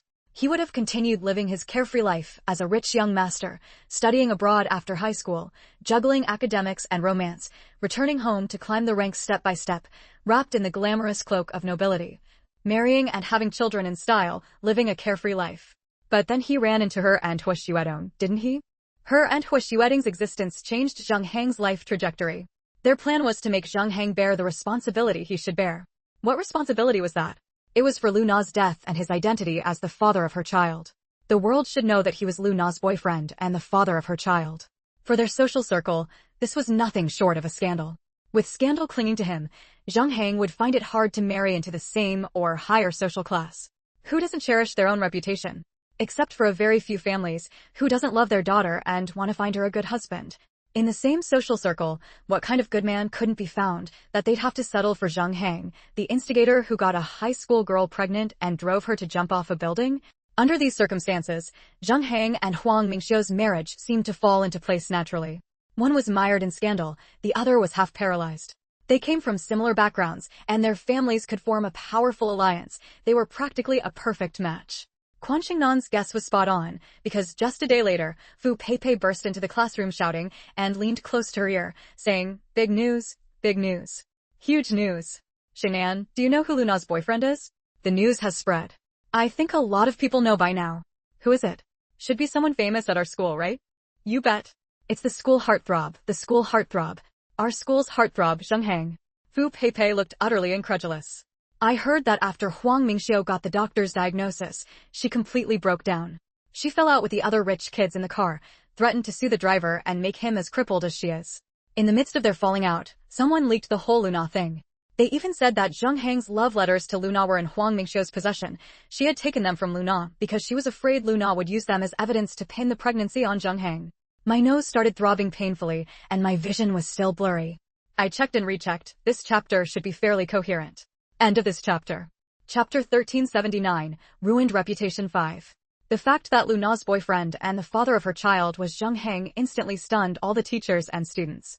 Although Zheng Hang came from a top-tier family and had an outstanding appearance, leading everyone to treat him politely, ordinary people's reverence for the upper class was ingrained in their bones, afraid of offending him and facing retaliation. Zheng Hang was not a domineering person. His reputation was far better than Huang Mingxiu's. In fact, he had good grades, a cheerful personality, brought honor to the school, and was deeply liked by teachers and secretly admired by many girls. The number of love letters he received was almost comparable to the number Quan Xingnan received. Even though Quan Xingnan destroyed countless pink heart-shaped love letters without even glancing at them, there were still many fearless boys who kept writing and stuffing them into her desk drawer. Zheng Hang was called the school heartthrob. Who was the school beauty? Many people whispered behind her back that the true school beauty was Quan Xingnan, despite her unpleasant name, not Bai Wei, who styled herself as the school beauty. Beautiful and academically excellent, that was everyone's perception of Quan Xingnan. As the most outstanding and high-profile male student in the school, being linked to Luna, who had committed suicide by jumping off a building, and after confirmation through the love letters in Huang Mingxiu's hands and a few young ladies and gentlemen, it caused an uproar not only among the school's teachers and students, but also within Zheng Hang's own social circle. For an ordinary boy, this might have been something he could handle properly and move past, but for Zheng Hang, it was not. This was a scandal that could never be erased. This scandal not only affected Zheng Hang's entire life, but also tarnished the Zheng family's reputation, no less than Huang Qiufeng's scandal back in the day. It seemed that overnight, everyone knew about it. The male and female students in Quan Xingnan's class were buzzing with discussion. Zheng Hang burst in amid the chatter, charging straight up to Quan Xingnan, his face livid as he said, "Did you guys pull the strings behind this? Did you? Did you?" At this moment, he was a mess. How much of a mess? His clothes were disheveled, his hair was tousled, and there were bruises left on his face from being hit. He glared at Quan Xingnan, flames of rage burning in his eyes. How ridiculous. Your mess is your own doing. What does it have to do with us? Pull strings? Don't pin a crime on us for no reason. Quan Xingnan sneered. If not you, then who? Only you knew about Luna's situation, and after we offended you, we ran into trouble one after another. And that remark of yours, you said we would get our comeuppance. You said it. If you hadn't, how could we have ended up like this? How could Huang Mingxiu have suffered such a huge disaster? Zheng Hang roared, drawing the curiosity of the entire class. Fu Peipei frowned, her chubby body blocking Quan Xingnan as she looked up, hands on her hips. I'm telling you, Zheng Hang, even though your family is rich and powerful, you're not a student in our class. Don't come bullying our Xingnan. Zheng Hang stared intently at Quan Xingnan. If only he had known how formidable these two were, he would have stopped Huang Mingxiu from speaking so recklessly. Not long after he got home that day, he saw some reports about the two of them in the newspaper on his parents' desk. In that instant, he remembered who Quan Xingnan was and who the older man by her side was. Quan Xingnan, a young lady who frequently visited the Red Wall compound. Huo Xuedong, Hong Kong's richest man, also Quan Xingnan's publicly acknowledged boyfriend. One more chapter. I'll tidy it up a bit more. It's actually already written, just not very smooth. Half editing, half writing. I'll try to finish today's 6 chapters. Feeling nauseous. End of this chapter. Chapter 1380, Ruin and Disgrace 6. Who could have imagined it? At least Zheng Hang couldn't. He never imagined that Quan Xingnan would so quietly spend 2 years as a student at school. Although everyone knew she came from a well-off family, evident from her clothing and speech, because she was approachable, cleaned when it was her turn, took out the trash when it was her duty, and carried herself without any airs, no one thought anything of it. Don't talk about equality for all. Different classes have different rules. People of higher status inherently carry a sense of superiority. Huang Mingxiu had never done school cleaning in her life. There were always others to do it for her. Having lived through it, Zheng Hang understood this all too well. So he never once thought that Quan Xingnan, who always ranked first in school exams, was the legendary divine calculator spoken of in higher circles. Huang Mingxiu had barely insulted her and Huo Xuedong when trouble struck. Connecting that to Quan Xingnan's firm words about heaven's justice being clear, Zheng Hang, who had just been beaten at home, had no one else to turn to. It was too coincidental, so coincidental that suspicion was unavoidable. I know you and Mr. Hua are of high status and won't tolerate any disrespect, but you can't go after us just because Huang Mingxiu spoke carelessly. Zheng Hang had grown up with Huang Mingxiu, and seeing her devastated after learning she was paralyzed, he was heartbroken. His glare at Quan Xingnan was far from friendly. Fu Peipei was utterly confused. She turned to Quan Xingnan. Xingnan, what's he talking about?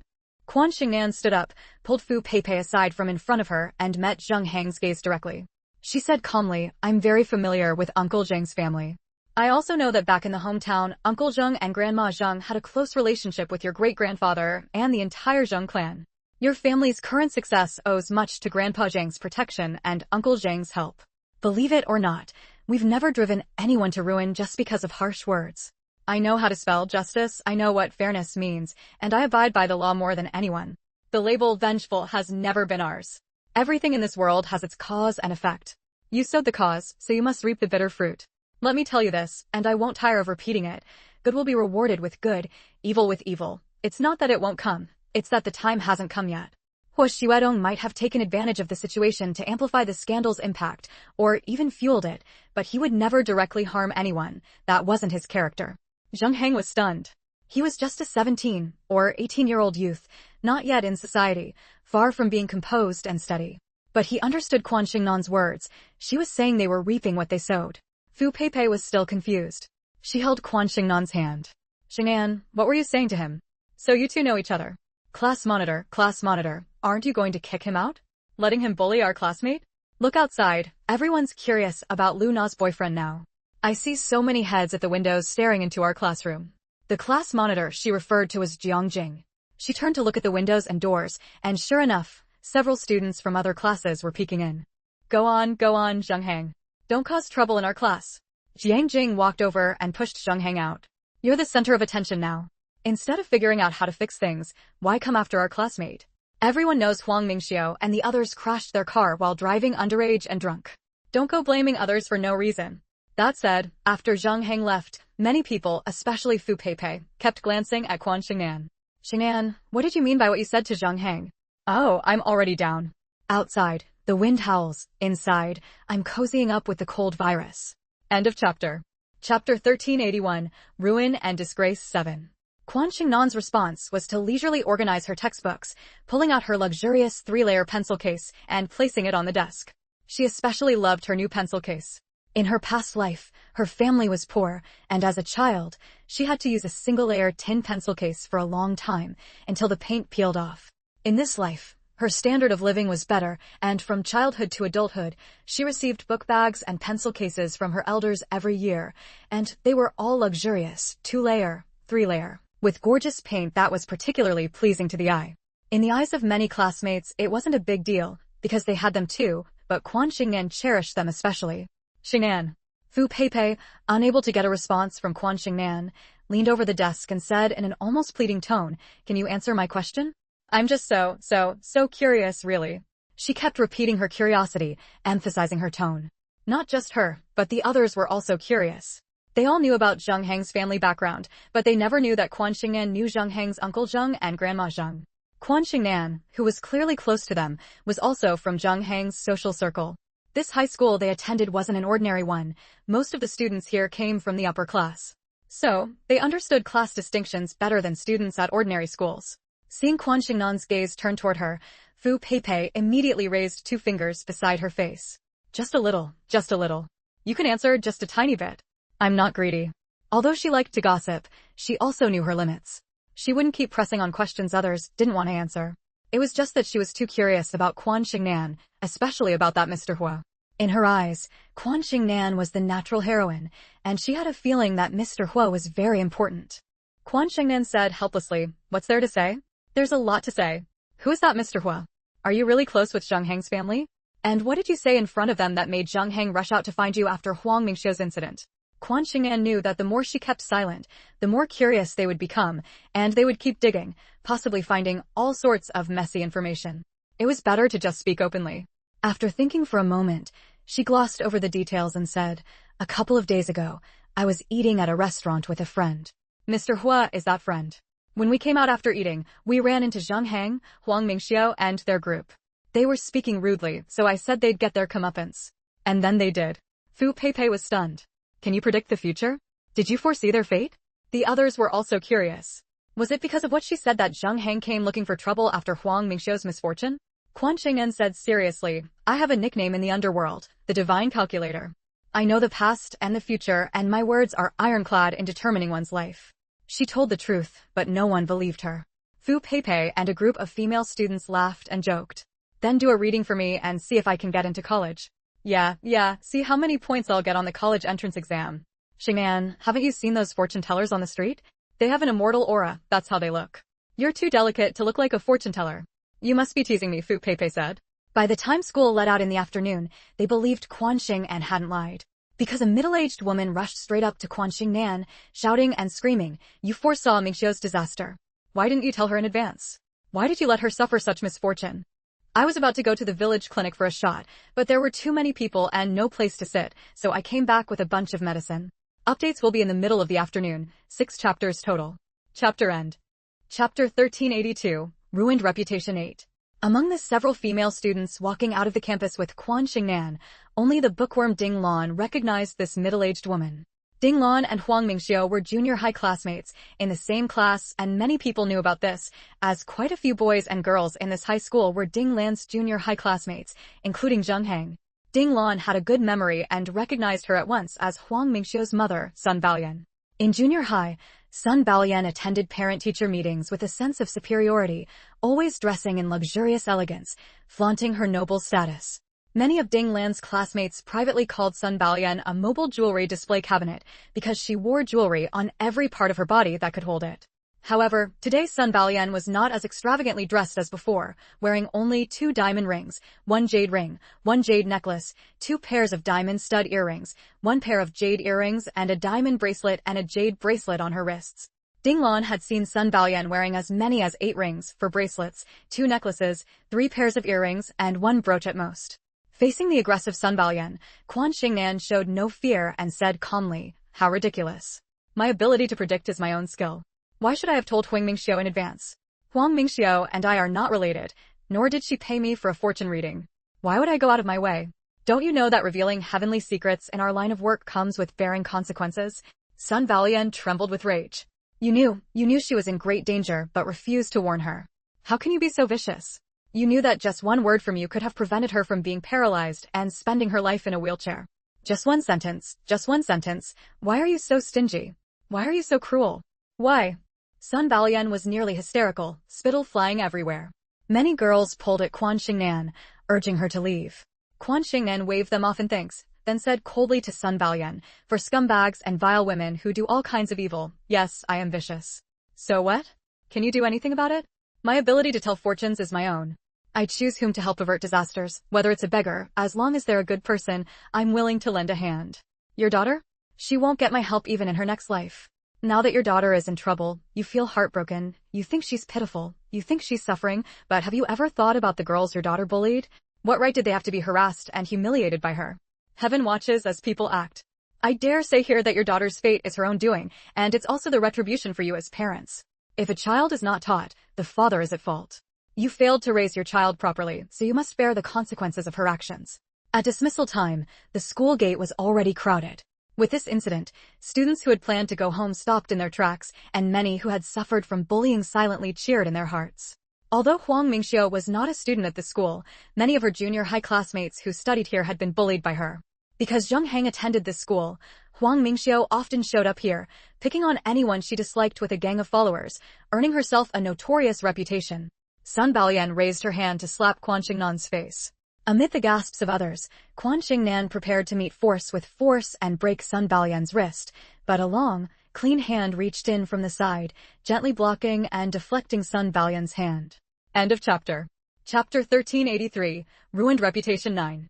With a sharp cry of pain, Sun Baoyan clutched her wrist and groaned repeatedly. The onlookers took a closer look and saw her wrist hanging limply, unsure if it was broken or dislocated. How much force had been used to achieve such a result? The crowd was stunned. Turning to see who had acted, they found a man of impeccable appearance and demeanor, dressed like a successful member of society, elegant, refined, and clearly elite level, with several bodyguards behind him. Despite having bodyguards, he had acted personally, a testament to his intense anger and his determination to protect Quan Xingnan. Then they heard the man say coldly, "Ms. Sun, if this hand so much as touches a single hair on Nanan's head, I won't hesitate to remove it and make it disappear from this world forever." The contrast between his handsome features and his icy tone was stark, sending a chill down Sun Baoyan's spine. Many female students, especially Fu Peipei, who were obsessed with novels, cupped their faces and let out small, excited screams. So cool. At the same time, they saw Quan Xingnan beam with joy and call the man fourth brother. "Aren't Alexander and Daniel waiting for you at the entrance? Call them over." Don't face this kind of danger alone. Hua Xuedong examined her thoroughly, only relaxing when he saw that not a single strand of her hair was harmed.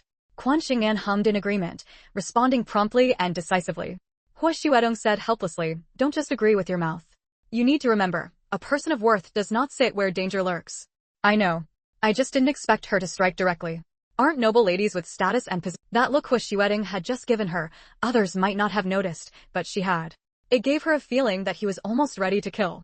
Unlike the inexperienced Huang Mingxiu, Sun Baoyan was well aware of Hua Xuedong and Quan Xingnan's identities and influence. She had dared to confront Quan Xingnan only because Quan Xingnan was young, and she had a seemingly valid reason, that Quan Xingnan had failed to save her daughter's group. But facing Hua Xuedong, she cowered, crying out in pain without even daring to lift her head. Zheng Heng, hearing the news, rushed over breathlessly and bowed to Hua Xuedong and Quan Xingnan in apology. I'm sorry. My aunt-in-law was just worried about Mingxiu's situation and lost her composure. Huang Mingxiu's father was a grandson of Zheng Yuanxuan, meaning he was the son of Zheng Yuanxuan's daughter. Zheng Heng was a great-grandson of Zheng Yuanxuan's distant cousin, making him the same generation as Huang Mingxiu. By relation, he would indeed call Huang Mingxiu's father cousin-uncle and Sun Baoyan aunt-in-law, but the blood ties were distant, not within 3 generations of direct lineage. Hua Xuedong said coldly, if apologies were useful, then who would seek justice for the dead? Past causes lead to present effects. Instead of reflecting on your own faults, you blame others for failing to warn you. I have my doubts about the upbringing in both families. Selfishness has become second nature. How can such people uphold justice for the common people? I suspect that during their tenure, there have been no shortage of wrongful convictions. I see reason to request an investigation from higher authorities. Upon hearing this, Zheng Heng's face turned pale. The children of the current old Madame Zheng mostly worked in the legal field, especially her daughter, whose descendants had also largely entered the legal profession. Although Zheng Heng's family was primarily in business, some members held government positions, such as Zheng Heng's parents. Because they were close to the branch of the current old Madame Zheng, they had countless ties to the legal world. So sleepy, so tired. My eyelids keep fighting each other. This chapter ends. Chapter 1384, Ruin and Disgrace 10. Quan Xingnan knew that Hua Xuedong was absolutely not one to make baseless claims. Without certain evidence, he would not say such things. The consequences of such words were too severe. The only explanation for daring to say them was that people from both families working in the legal field must have dirty hands, and indeed had caused wrongful convictions. In fact, Quan Xingnan had never been impressed by old Madame Zheng's family upbringing. How many years had it been since the Huang Qiufeng incident erupted? The fact that Huang Qiufeng could be a mistress for so many years, destroying another's family, disregarding the national basic policy of family planning, and giving birth to 3 children raised in the Huang family, showed that the Huang family and the branch of the Zheng family led by old Madame Zheng were no good. After the medical scandal was exposed, they abandoned Huang Qiufeng very decisively. Their cold-blooded ruthlessness made even outsiders shudder. What is teaching by example? This is it. Why is it said that families with good family traditions have a far lower probability of producing black sheep than families with poor family traditions? Because the elders lead by example, are strict with themselves, and do not tolerate the mistakes of the younger generation, thus forming a certain positive atmosphere. Conversely, if the upper beam is not straight, the lower beam will be crooked. If the elders have improper conduct, the younger generation will follow suit, and there is no room for criticism. Of course, it's not absolute. A tiger father may have a dog son, and a dog father may have a tiger son. Mr. Hua, this matter has nothing to do with our family. Really, nothing at all. Zheng Heng couldn't help but cry out, his heart as cold as ice. Having grown up in the Zheng family, he understood the affairs of this class well. Many times, the downfall of a big shot stemmed from a tiny, seemingly insignificant mistake being seized upon as leverage. Hua Xuedong took Quan Xingnan's school bag while responding, whether it's related or not should be investigated and determined by the relevant departments. It's not something I can confirm with just one sentence. Sun Baoyan reacted at this point, a trace of panic appearing on her face. Zheng Heng pulled her and said anxiously, Aunt-in-law, say something. Apologize to Mr. Hua and classmate Xingnan quickly. He understood very well that while his family might seem like a behemoth in the eyes of many classmates, they were vulnerable in the eyes of Hua Xuedong and Quan Xingnan. The forces behind the two of them were as majestic as the Kunlun Mountains. I'm sorry. I shouldn't have come to pick a fight with Miss Quan after listening to a few children's nonsense. I shouldn't have tried to harm Miss Quan. I shouldn't have resented Miss Quan for not warning me that my daughter was in big trouble. I'm sorry. Sun Baoyan lowered her proud head, clenching her teeth so hard that her gums bled. Quan Xingnan was about to speak when Hua Xuedong said coldly, "We can't accept that. We can't accept the apologies from the two of you." As he spoke, the car arrived. Hua Xuedong opened the door, and after Quan Xingnan got in, he followed, closed the door, blocking all curious gazes, and then left calmly. Fu Peipei cupped her face and whispered, "Is he Mr. Hua? The Mr. Hua Zheng Heng mentioned? Wow. I've always said Xingnan is a natural heroine, and here comes the hero to save the damsel in distress. This is even more exciting than what's written in novels. He looks rich and powerful too. Next time I see Xingnan, I'll ask her clearly." Several female students felt the same, their eyes sparkling with curiosity. Zheng Heng, however, was not so relaxed. He sent Sun Baoyan to the hospital, then hurried home to ask the elders of his family to plead with Hua Xuedong and Quan Xingnan to spare his family. The best person for this was the current old Madame Zheng. "I finally managed to keep updating without interruption. I must persevere. This chapter ends. Chapter 1385, Ruin and Disgrace 11. As Zheng Yuanxuan's widow, the current old Madame Zheng still resides in the compound. No one understands better than she does the difference between living in the compound and living outside it. By staying in her original residence, her descendants have the opportunity to step into the compound and interact with the political figures there. Once she leaves, if they haven't qualified to settle in the compound, they will quickly be excluded from the top-tier circles and find it difficult to re-enter. The compound is not a place anyone can enter at will. Old Madame Zheng's children and sons-in-law are fine, they can visit her frequently. But the next generation, like Huang Qiufeng, has little opportunity to come and go regularly, let alone the generation after that, like Huang Mingxiu. Huang Mingxiu is the daughter of a grandson-in-law, separated by 2 or 3 generations. Old Madame Zheng has seen Huang Mingxiu no more than 20 times in total, so there is no deep emotional bond. However, old Madame Zheng is fiercely protective of her own. She felt that Quan Xingnan's cold indifference to Huang Mingxiu's misfortune was a sign of disrespect toward her. Coupled with the fact that the Yuan family had an excellent relationship with Zheng Xueming and his mother, she became even angrier. After learning the full story, she immediately went to the Qin family to air her grievances. She recounted the events step by step, then wiped her tears and said, "Do you think that because old Zheng is dead, the Zheng family has no one left, so you can bully our children like this? Is there anyone in this world like you? Mingxiu may not be much, but she is still my grandson's daughter, his own daughter, and old Zheng's descendant.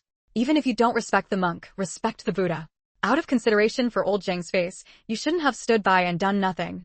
Now, my grandson's wife, Baoyan, steps forward to seek justice, and you threaten her, saying that her family and ours are not clean. Don't you just think that because old Zheng is dead, no one is left to support us?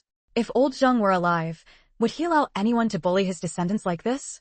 Who would dare speak rudely to our children? You think a lonely old widow like me is useless, so you dare to act so brazenly." Although Quan Xingnan was Yuan Chengda's granddaughter, the two had no emotional bond.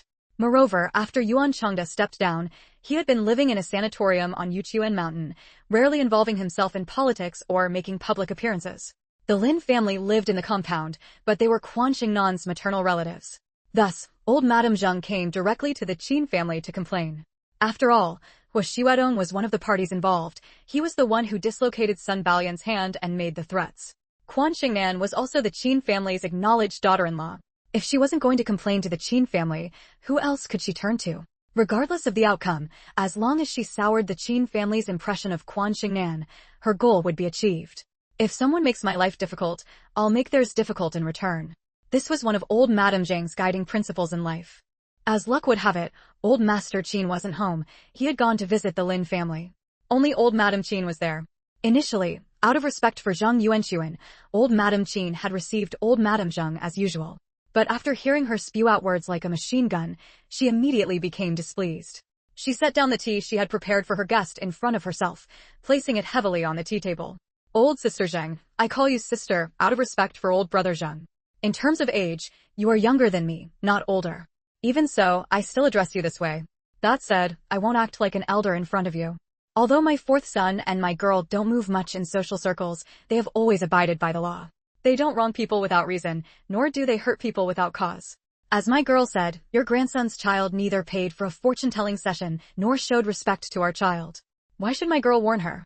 As for the things she did, don't you elders think they were excessive? One more chapter to go. Keep pushing." End of this chapter. Chapter 1386, Ruined Reputation 12. When it comes to eloquence, few can outtalk old Madame Qin. When it comes to confidence, aside from old Madam Lin, there's hardly any other old lady in the compound who has as much as she does. In her youth, old Madam Jean was a thorny rose. Over the years, she had her husband's affection when young, and in old age, her sons and daughters-in-law were all filial. She had lived a smooth and contented life, never fearing anyone. These past few days, Hua Xuedong had been visiting, often bringing Quan Xingnan along to see her. During their chats, the topic of Lu Na's death inevitably came up. Thus, old Madame Qin knew the details even better than old Madame Zheng. She shared Quan Xingnan's sentiment. Old Madame Zheng's lineage was a case of the upper beam being crooked, the lower beam follows suit. If not for the family's indulgence, Huang Qiufeng would never have been a third party for years and plotted against the lawful wife, nor would Huang Mingxiu have treated someone else's love as a game or a gamble, leading to an innocent girl's death, 2 lives lost at once.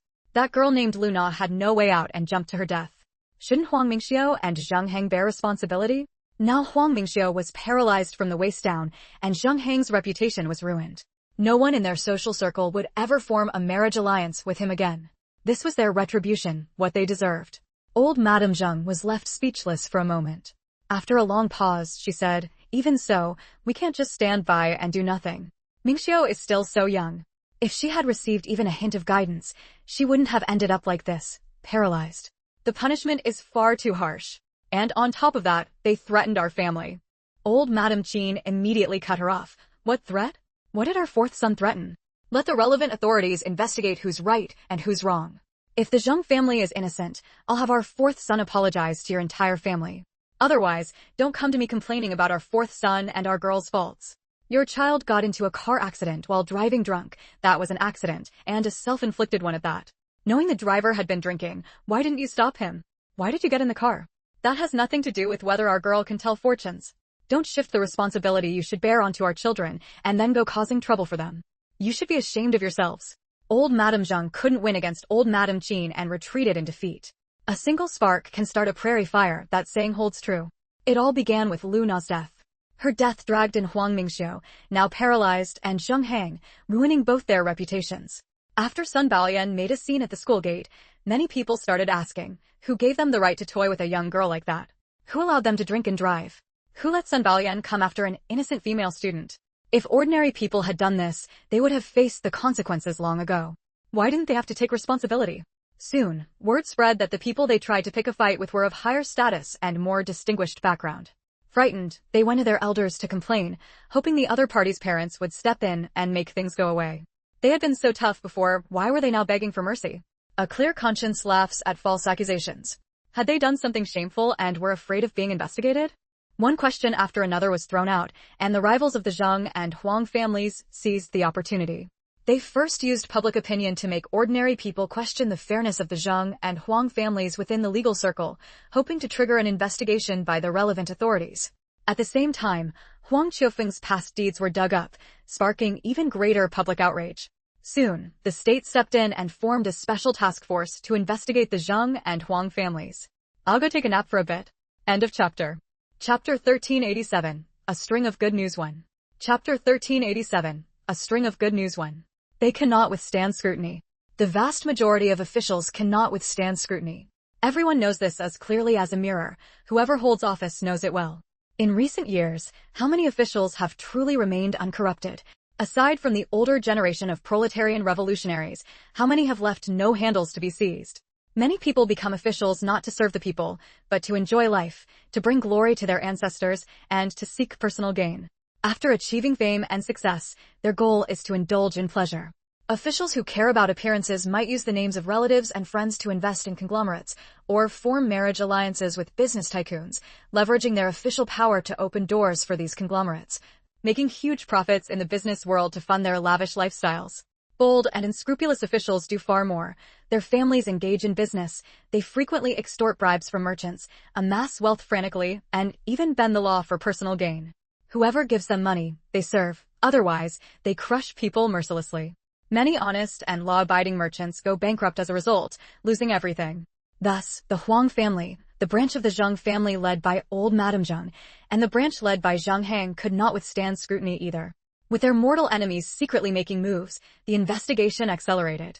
Before long, problems were uncovered in these families, especially the Huang family. Many of their younger descendants, flaunting the Zheng family name, threw their weight around, accepted bribes, and used their influence in the legal world to create numerous wrongful cases and smooth over many troubles. Huang Mingxiu's parents were particularly notorious. Sun Baoyan's jewelry and fine clothes all came from this source. They were called gifts from others, but in reality, they were bribes accepted under the guise of birthday presents. As for the Zheng family branch led by old Madame Zheng, no major issues were found.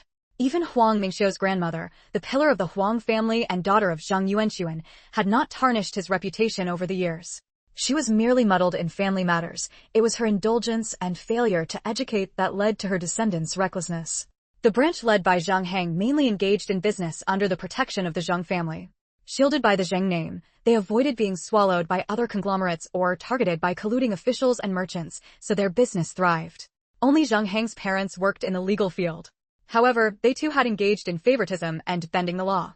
Being in business, the Zheng family didn't have much regard for strict compliance with the law. They had some tax evasion or abuse of power in competition. They were fined a huge sum and ordered to rectify their ways, which concluded the matter. For ordinary people, the Huang family, once like a towering skyscraper, collapsed. Huang Mingxiu's father and mother were successively imprisoned, charged with accepting bribes, causing wrongful cases, and inciting public outrage. Although the Zheng family avoided total ruin, their reputation and financial power suffered greatly, sparking widespread anger within the clan. Zheng Heng's parents quickly sent him abroad, planning for him to return only after the dust settled and the matter was forgotten. Moreover, the Zheng family knew how to handle people. Before sending Zheng Heng abroad, the family head personally took him to apologize to Lu Na's father and stepmother, paying a large sum of compensation and gaining their forgiveness. To outsiders, since the victim's own family had forgiven the culprit, there was nothing left for them to do except feel sorry for Lu Na. If anyone stepped forward, they would be accused of meddling. Love had finally been revealed to the world. Lu Na should have seen her wish fulfilled, but unexpectedly, she shed 2 lines of bloody tears in front of Quan Xingnan. I couldn't take it at noon, so I went for an 4 drip in the afternoon. They gave me penicillin, which requires at least 3 consecutive days of treatment. I'll go again tomorrow morning. So I can't fulfill my promise of 12 chapters these 3 days. I'll try to update 6 chapters tonight, and once my cold improves, I'll update more. Please understand. End of chapter. Chapter 1388, Continuous Good News 2. Chapter 1388, Continuous Good News 2. I know you can see me. Lu Na's first words were these. Back then, I noticed the way you looked at me. At club number 6, that Lu Na you called out was meant for me, but no one else knew. As for what happened between Zheng Heng and me, aside from the 2 of us, only that group of people knew, no one else. After I died and became a ghost, I followed them, so I know everything. I'm very clear that they never told anyone else. By all logic, you shouldn't have known about my relationship with Zheng Heng. She was introverted and timid, but not stupid. With her top academic performance, she had a high IQ. Quan Xingyan spoke calmly, so what if I see you? A glimmer of joy flashed in Lu Na's eyes as she bowed to her. Please don't make things difficult for Zheng Heng. She wanted others to know about her relationship with Zheng Heng, yet she didn't want him to be ruined. Now that Zheng Heng had been sent abroad, it all started because of her. He wouldn't be able to return anytime soon, and even after coming back, his future was unpredictable. He was no longer the ideal son-in-law in the circle he once belonged to. Her heart ached for him, but as a ghost, she was powerless to change anything and could only come to Quan Xingnan. Is it worth it doing this? Quan Xingnan asked. Worth it. Lu Na smiled faintly, her face glowing with a layer of happiness and sweetness. Love has never been about worth or not worth. It's a feeling that comes from the heart, not something measured by external things, and there's no need to care about others' opinions. You and your Mr. Hua have such a big age gap, and you never cared about what others thought, did you? It's the same for me. I never cared about what others thought. I chose to leave this world not to take revenge on anyone, but because I didn't want to make things hard for Zheng Heng. His status is so high, he couldn't marry me, and I couldn't give birth to my baby, so I had to leave with the baby. Quan Xingnan shook her head, finding it hard to understand Lu Na's actions. What a foolish girl, paying for someone else's game with love and her life, yet claiming she had no regrets. She had given Zheng Heng her whole heart, but what about him? She herself knew he was just playing with her. Lu Na let out a soft sigh. I just feel sorry for the homeroom teacher. I cost her her job and made the school pay a huge sum of money. I shouldn't have chosen to jump from the classroom. It would have been better to die at home, and that would have gotten back at them too. Them referred to her father and stepmother. Quan Xingnan shrugged. It's too late to say anything now. Yeah, it's too late for anything. I feel like I'm about to disappear, and there's nothing I can do anymore. Luna bowed to Quan Xingnan again. If possible, please apologize to teacher Zhang Xiumin on my behalf. And please, you and your Mr. Hua must stop making things difficult for Zhang Heng. He's already ruined and has gotten the punishment he deserves. If possible, tell him that I don't hate him, I never have. To have appeared in his life for even a moment and left a trace, I'm already content. It wasn't a waste to have walked through this world full of malice. As her voice faded, her soul burst like fireworks, scattering into countless fragments of light. Quan Xingnan sighed. In the instant before she vanished, she made a gesture, and a soft golden light appeared around Luna's soul, gathering her shattered spirit together and sending it through the gates of hell, onto the path of reincarnation. Everyone has their own choices, and outsiders have no right to interfere. End of this chapter. Chapter 1389, A String of Good News 3. Luna left, Zhang Heng went abroad, and the Huang family also sent Huang Mingxiu overseas for treatment, hoping that she would one day be able to stand again. Although Huang Mingxiu's parents were successively imprisoned and the Huang family was uprooted, Huang Mingxiu's grandmother was still alive. Relying on Zhang Yuanxuan's lingering influence, she could still protect the remaining members of the Huang family, young and old. Zhang Yuanxuan had just died, and the authorities still remembered their past ties to some extent, so the family's mortal enemies did not intend to completely eradicate them. With the conclusion of the Huang and Zhang family incidents, the parties involved completely faded from public view. People are forgetful, they were soon drawn to new events and no longer paid attention to the Huang and Zhang families.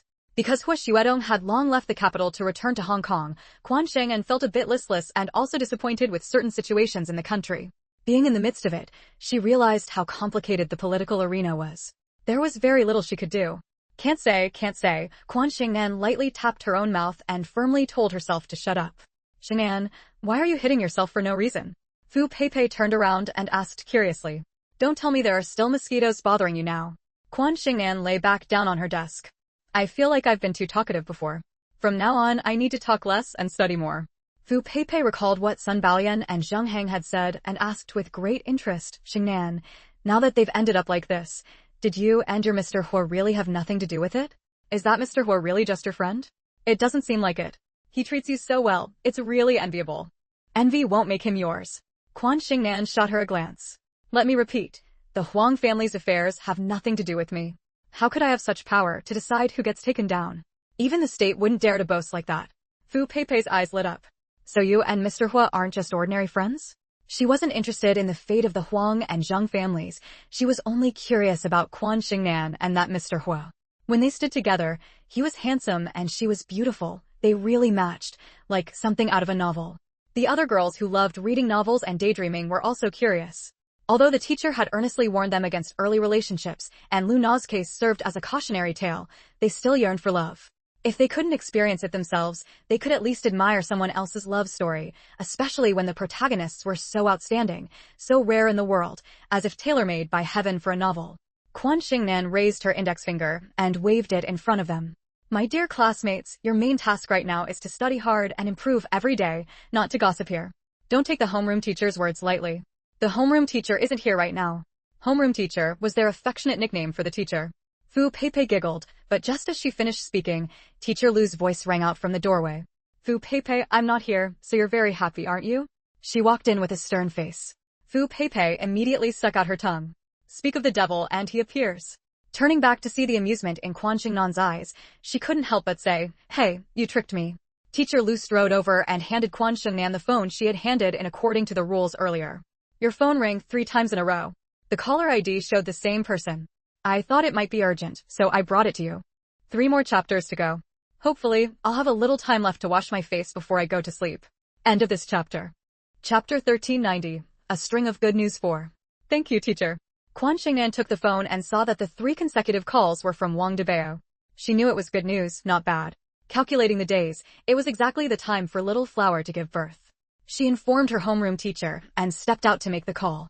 As soon as it connected, she heard Wang Debao's excited loud voice on the other end. Master, little Flower has given birth. Twins, mother and children are safe. Haha, I'm a dad now, I have a son. My grandma is a great-grandma, my parents are grandparents, and they all told me to call and report the good news to you. Congratulations, Debao. Quan Xingnan couldn't help but smile. After experiencing so many gloomy events recently, this piece of good news instantly dispelled the shadows. Wang Debao said cheerfully, joy shared, joy shared. But my son looks a bit ugly when he's born, all red and wrinkled like a little monkey. My parents and grandma say he looks great though. I can't see what's so good about him. But it's okay, I won't mind my son being ugly. I'll work hard to earn money so he can get married. It doesn't matter if he's ugly, if he has money, he can marry a beautiful wife. Master, in a few days, my son will have his noodle celebration. Do you and Mr. Hua have time to come and eat? Our family would warmly welcome you and Mr. Hua. Quan Xingnan glanced at the calendar on her watch, asked for the specific date, and said with a smile, Sorry, Debeo, Mr. Hua is in Hong Kong, and I'm in school. I won't have time to go that day. But don't worry, even if I can't be there in person, a gift will definitely arrive.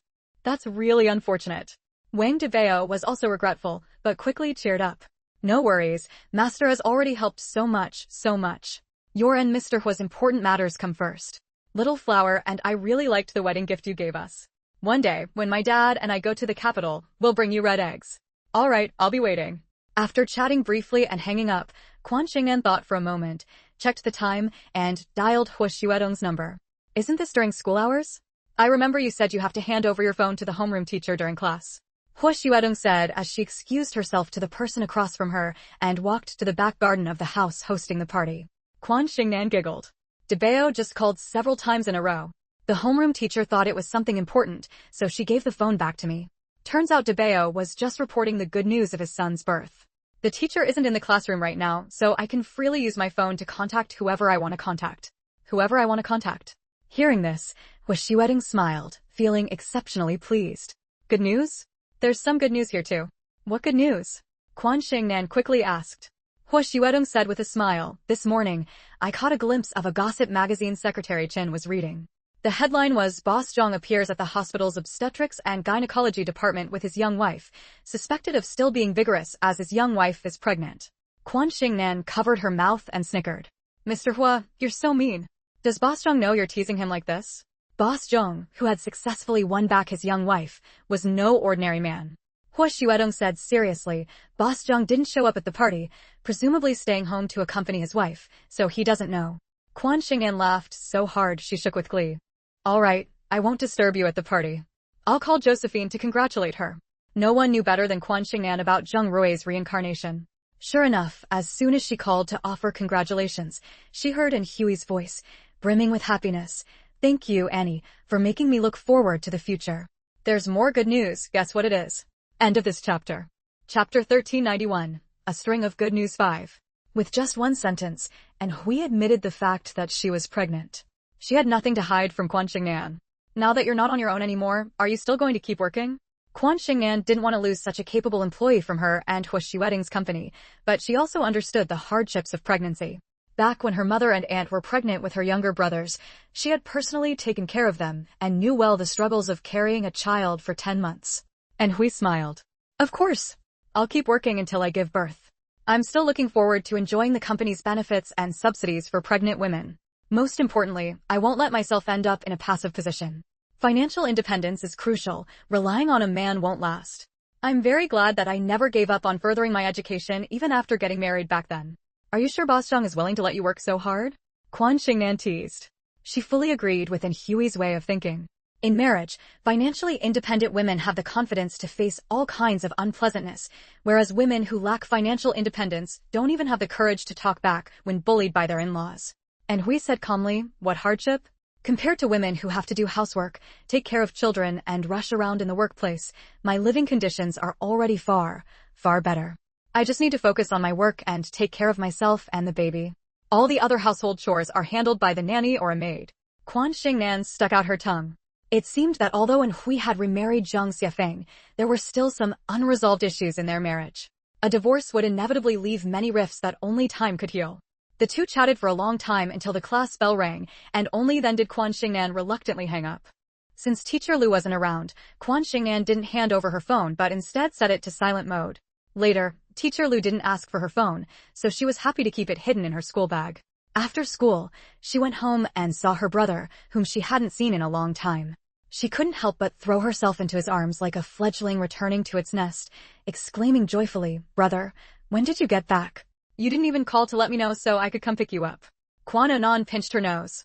You're in school. Were you planning to use a clone technique to welcome me? I heard you made a military pledge to study hard and improve every day. Quan Xingnan chuckled sheepishly. Even someone as clever as her could be left speechless sometimes. Her younger sister planned to study in Hong Kong, and Quan Aonan fully supported the idea. Although he frequently traveled between Beijing and Taiwan, he had recently taken over Chen Boying's business and spent more time living in Taiwan. Since Hong Kong and Taiwan were very close, he could see his sister often and even take her to Taiwan for short stays. After all, there was no way Hu Xuedong could monopolize all her time. Grandma Yun couldn't help but say, "Sweetie, haven't you noticed there's one more person in our house?" "One more person?" Quan Xingnan finally turned her attention to the room. Her grandfather, grandmother, two mothers, and stepfather. Her gaze landed on the last person, and she exclaimed in surprise, "Sister-in-law." Her sister-in-law from her previous life, Fong Fong. Although Fong Fong didn't come from an outstanding family, didn't have stunning looks, and didn't hold a higher education degree, she had a neat and delicate appearance, a very gentle personality, and was kind and considerate. In her previous life, her mother was able to enjoy a peaceful old age entirely thanks to the meticulous care of her brother and sister-in-law. She deeply appreciated and was very grateful for her sister-in-law's contributions. Through all the twists and turns, even though her brother had been recognized by Chen Boying and transformed into a billionaire heir, he still found the other half destined to spend his life with him under the red thread of the matchmaker. This chapter ends. Chapter 1392, A String of Good News 6. Quan Xingnan's address of sister-in-law made Fong Fong blush, and then she became flustered, looking at Quan Anan for help, unsure how to respond to Quan Xingnan's address. Quan Anan walked over and took her hand, smiling. "She's the sister I often mention to you." Fong Fong quickly calmed down and said to Quan Xingnan, "Hello, Nan. I've often heard your brother mention you.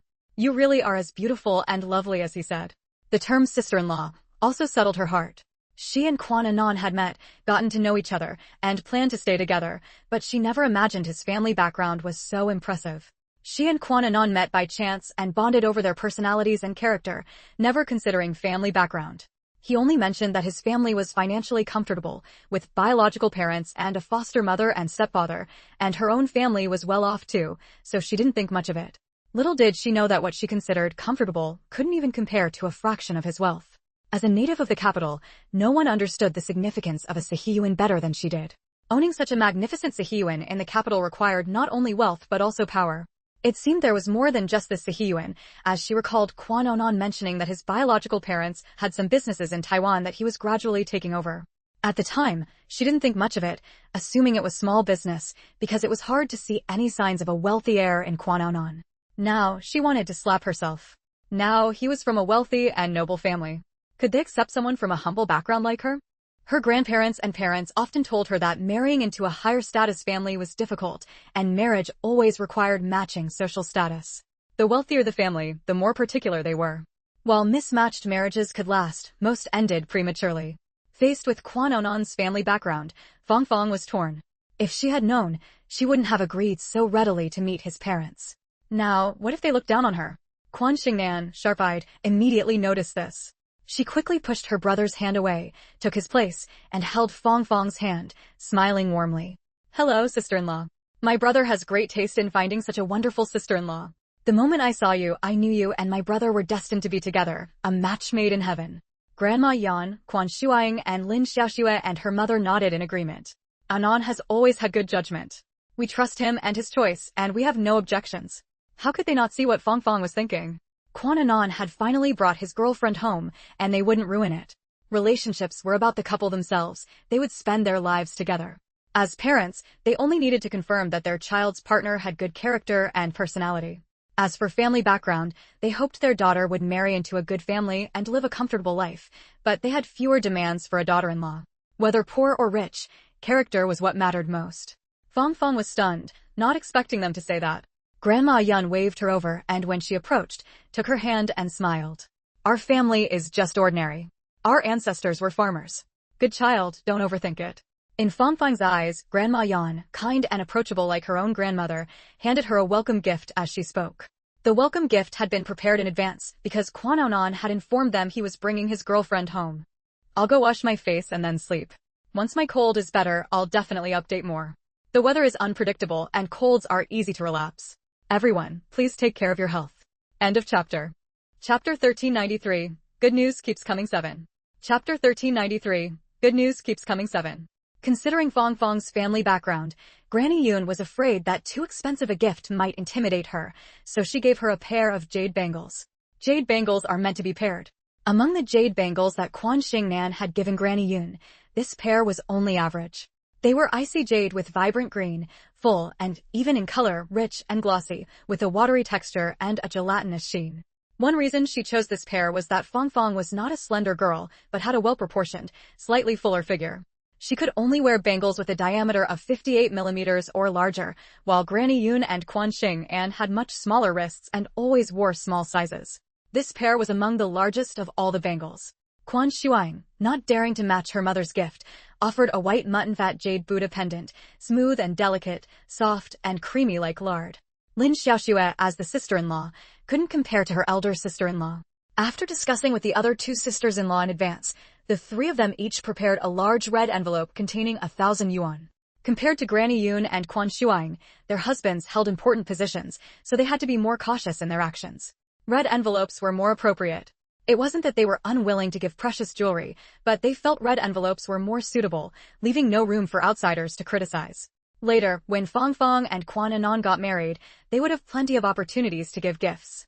Granny Yun put the bangles on Fong Fong's wrists, patted her hand, and smiled kindly. I still have good things in my hands. If you and Anon get married soon, there will be a share for you. Granny Yun. Fong Fong's face flushed red. It would be better to drop the Yun. Granny Yun said, and everyone laughed. Quan Xingnan said, it won't be long, Grandma. Your wish will come true soon. A fated marriage wouldn't change because of changes in their circumstances. Having received kindness and welcome from Quan Anon's family, Fong Fong finally felt at ease. Her family background was ordinary, and she didn't understand precious jewelry. She knew jade and diamonds were expensive, but didn't know their exact prices. She wore the gifts she received today as the elders wished. After Quan Anon, who had escorted her home, took his leave, her grandparents and parents called her over. How is Anon's family? Her mother asked eagerly. Fong Fong touched the bangles on her wrist, her round face scrunching up. What's wrong? Don't they like you? Her mother's expression changed, and she immediately became displeased.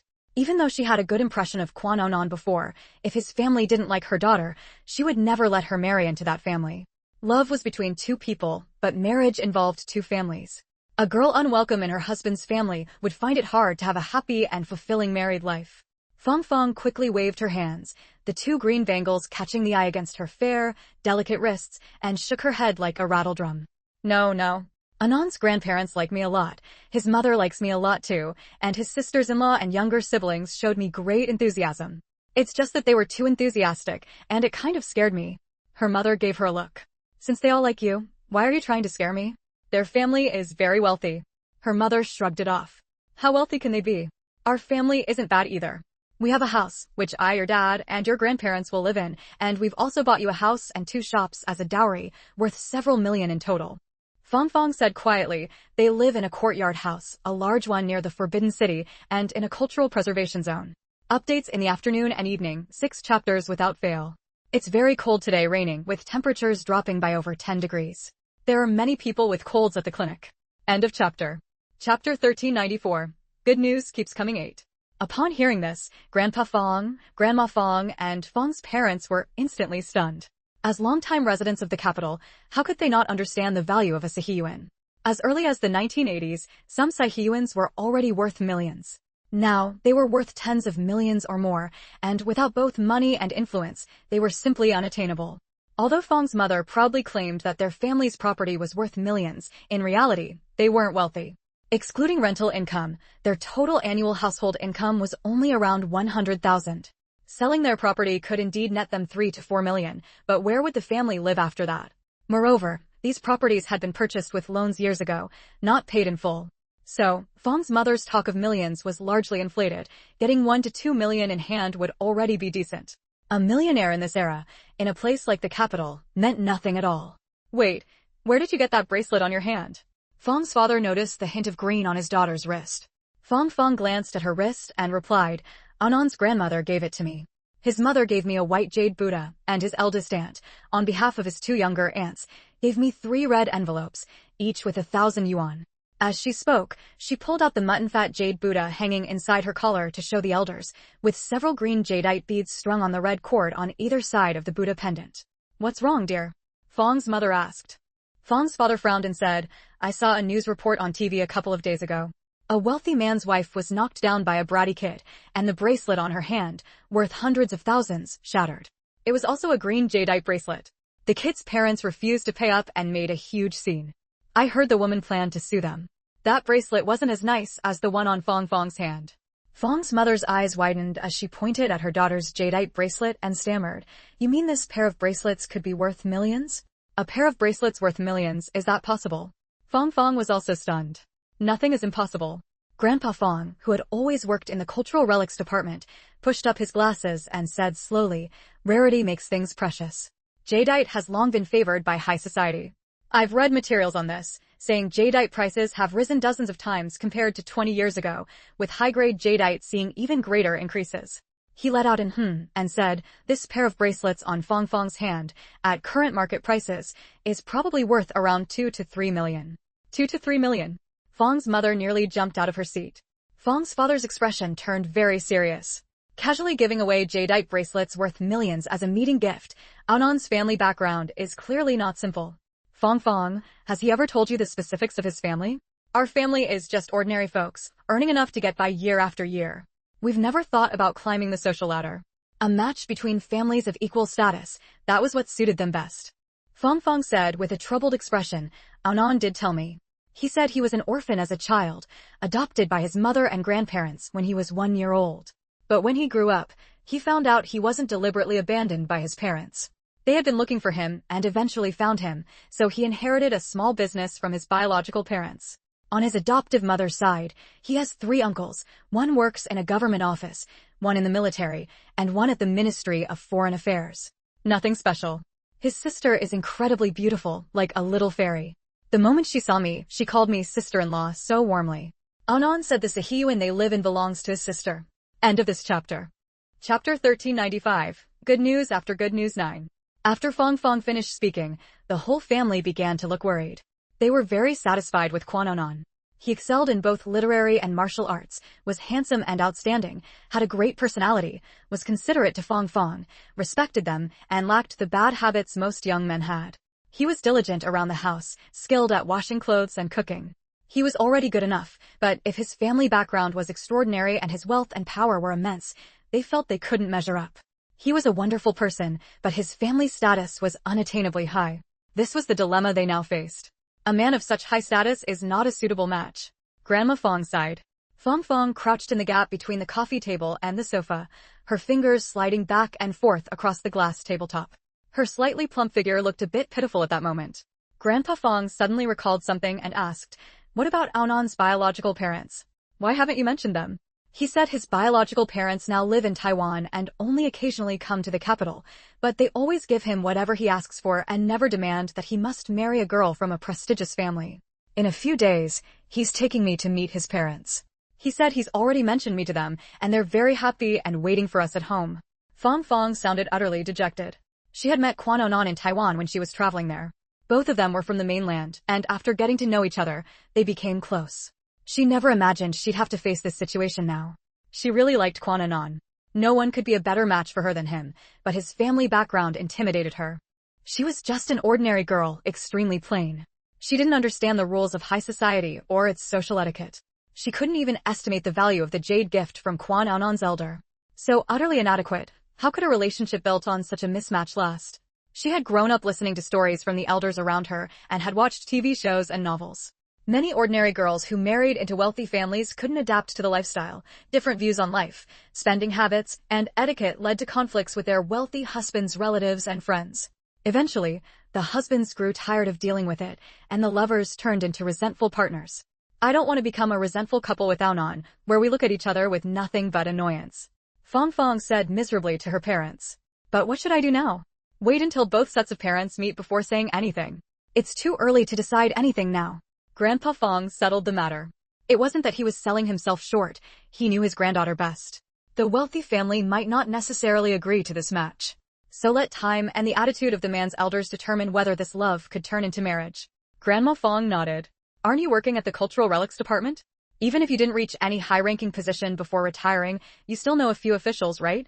Your former colleagues are all cultural relics experts. Ask them to look into the situation of their courtyard house. Even if they can't find out much, they should at least be able to learn the general background of the courtyard's owner, right? Fong Fong's parents and Fong Fong's eyes lit up, 3 pairs of gazes turning to Grandpa Fong. Oh, old woman, you're quite clever. I didn't think of that. I'll go find old brother Ouyang tomorrow. He spends all his time at the Tongxing Museum now, so he'll be easy to track down. Grandpa Fong immediately had someone in mind. He's an expert in ancient architecture restoration. He's restored many courtyard houses in his lifetime, including parts of the Forbidden City. Asking him is definitely the right move. End of chapter. Chapter 1396. A String of Good News 10. Early the next morning, Grandpa Fong found Ouyang Qing at the Tongxing Museum as expected. When he found Ouyang Qing was wearing reading glasses, studying a golden treasure bottle displayed in a glass case. The bottle, made of pure gold, incorporated many traditional goldsmith techniques. Under the light, it sparkled brilliantly, a magnificent sight. After hearing Grandpa Fong's purpose, Ouyang Qing dug at his ear. I must have misheard. Who did you say you're asking about? Grandpa Fong said seriously, I just wanted to ask you who owns that courtyard house. My Fong Fong is dating a man, and when he took her to meet his family, it was at that courtyard house. She said it belongs to her boyfriend's younger sister.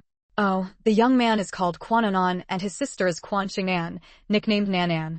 I'm uneasy, our family is ordinary, and I never thought about marrying above our station. Ouyang Qing looked him up and down for a moment. I wouldn't have guessed it, old pal. You're as lucky as I am. Huh?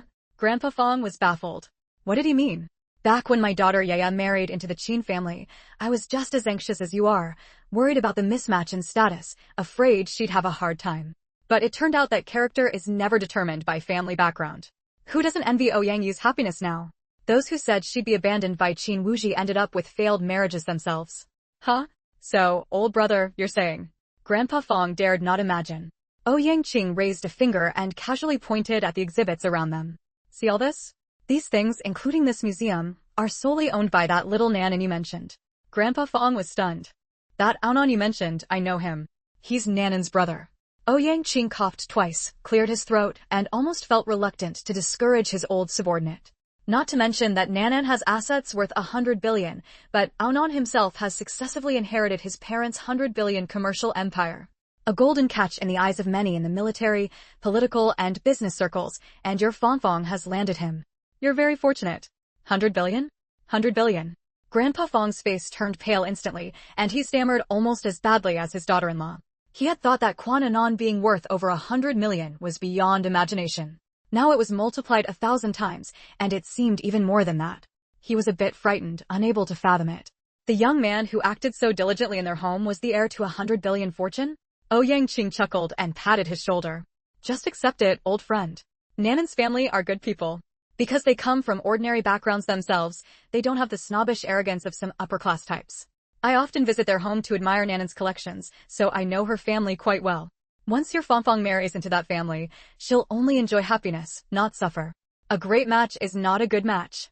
Grandpa Fong sighed, repeating his wife's words. A great match is not a good match?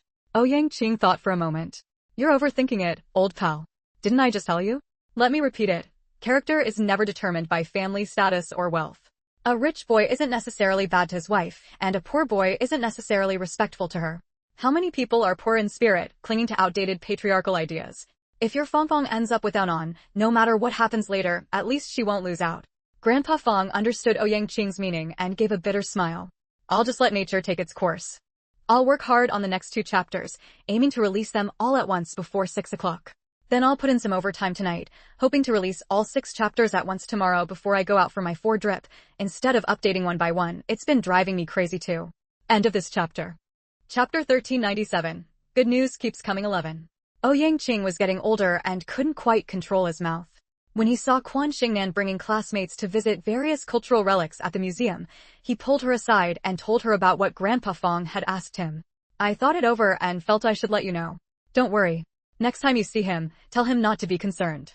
Our family comes from old farming stock, how could we be unattainable? Quan Xingnan said with a smile. My brother is one of the best men in the world, he won't let my sister-in-law down. My brother and sister-in-law are destined for each other, fated to have children and grow old together. Ouyang Qing was momentarily taken aback, then chuckled. Only you would say your family comes from old farming stock. I'm not wrong, am I?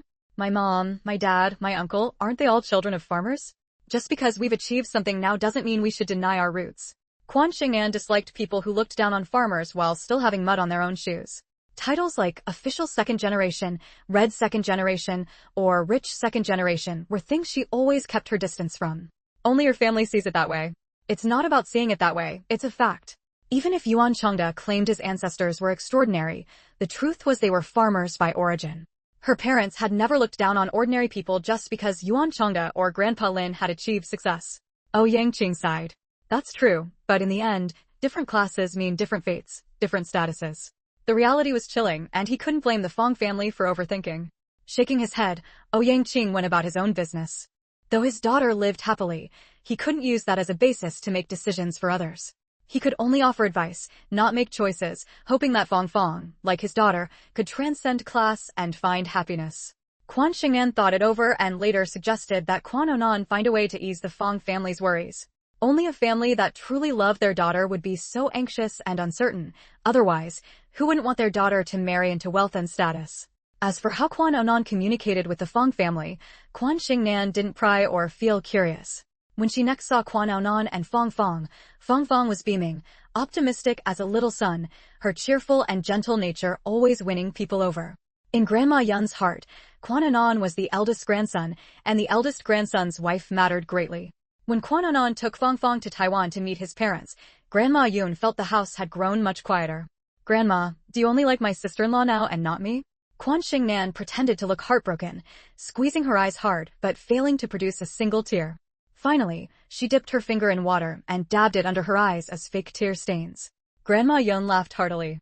Of course I love my little girl the most. Her only granddaughter, her one and only treasure, the apple of her eye. Just as the grandmother and granddaughter were joking, Xia Chun suddenly came to visit. Meeting Quan Xingnan's curious gaze, he directly handed over a large red invitation. My marriage report has been approved. Qianxuan and I have set our wedding for New Year's Day. Quan Xingnan was startled, then quickly said, Congratulations, congratulations. For Li Qianxuan, a love that spanned time had finally found its perfect ending. A faint smile appeared on Xia Chun's face. Thank you. I've already called fourth uncle. He said he'll come in person for my wedding. Fourth aunt must come with him. This chapter ends. Chapter 1398, A String of Happy News 12. After Xia Chun left, Grandma Yun sighed with emotion. There really has been a lot of happy news lately. Quan Anan brought his girlfriend home, and now Xia Chun is going to marry Li Qianxuan. Li Qianxuan had visited their home before, and Grandma Yun really liked her. Over time, their bond grew strong, so naturally she hoped the girl would marry into a good family. Those who heard the good news felt genuinely happy. The wrinkles on Grandma Yun's face softened, every line radiating joy. Maybe it's because next year is the millennium, officially stepping into the 21st century, so there's been a string of happy news lately. Many people are setting their dates on New Year's Day, Lin Xiaoxue said with a smile as she walked over, adding, I heard from my sister-in-law that old Six also has a girlfriend now, but he hasn't brought her around to meet them yet. A few days ago, Aonan brought Fong to meet the parents, and they were all green with envy. Huh? Six's brother has a girlfriend. Quan Xingnan immediately thought of Tan Binjia. Lin Xiaoxue nodded. Old Six isn't young anymore. If he doesn't settle down soon, those people eyeing him like hawks will tear him apart. Seeing him now, I can't help but think of the three little eagle brothers. By the time the three brothers grow up, Yuan Ziyuan and his two brothers should have achieved even more than they have now. Even if they don't reach the heights of Old Man Lin, as sons of the Yuan family, the three brothers will inevitably be in the spotlight. Quan Shuang smiled and said, What are you worried about? My three nephews are all destined to be outstanding figures. You don't need to fret, they'll bring their brides right to your doorstep. A remarkable man never has trouble finding a wife. Right now, I'm just thinking about what betrothal gifts to prepare. Although Mr. Qin and Xiaoshui will surely handle it, I can't just sit back and do nothing. Grandma Yun nodded firmly. That's right, we must prepare, we must prepare. We can't let anyone laugh at us. Not only did they need to prepare betrothal gifts, but they also had to prepare a dowry for their granddaughter. She and her husband had discussed it many times in private. Once their granddaughter turned 20, Xu Wedong wouldn't hesitate to propose, given his age. They knew the secret of their granddaughter's rebirth and had never treated her like a child from the very beginning. Seeing the women discussing the preparations for betrothal gifts, Quan Xingnan shrugged and walked away. Taking advantage of her free time today, she went straight to set up her fortune-telling stall. As luck would have it, no sooner had she set up than she ran into Ding Lan, who stared at her in surprise. Ding Lan pointed at her sign. You said at school that you're a divine fortune-teller. You weren't lying. Of course not. I speak with absolute certainty, Quan Xingnan said. Ding Lan pushed up her black-rimmed glasses with her finger and sat down on the small stool. Then do a reading for me. What do you want me to read? Quan Xingnan asked as she reached out her hand. The fee is 100 yuan, fair and square for all ages. Ding Lan pulled out the 100 yuan she had set aside to buy books and handed it over. Don't read for me, don't read for my parents. Just tell me where my sister has gone. I have a twin sister named Ding Mei. Even though she never did well in school, I still love her very much. She has a gentle personality and was always good to me. We promised each other that when we grew up, we'd leave together, but she broke her promise. Quan Xingnan looked at the female ghost beside her and sighed. The ghost's face was strikingly similar to Ding Lan's, same age, same features, but a different temperament. The ghost's brows and eyes carried a tender, gentle quality, yet her gaze toward Ding Lan was filled with warmth. In the 2+ years she had known Ding Lan as a classmate, Quan Xingnan had never seen a female ghost following her. At the same time, she also saw the ghost's battered and bruised manner of death. The chapter ends. Chapter 1399, Ding Mei and Ding Lan 1. If Quan Xingnan wasn't mistaken, this female ghost was Ding Mei, the sister Ding Lan had been desperately searching for. Ding Mei and Ding Lan. Mei and Lan, both symbols of purity and nobility. And true to their names, they were both kind and beautiful girls.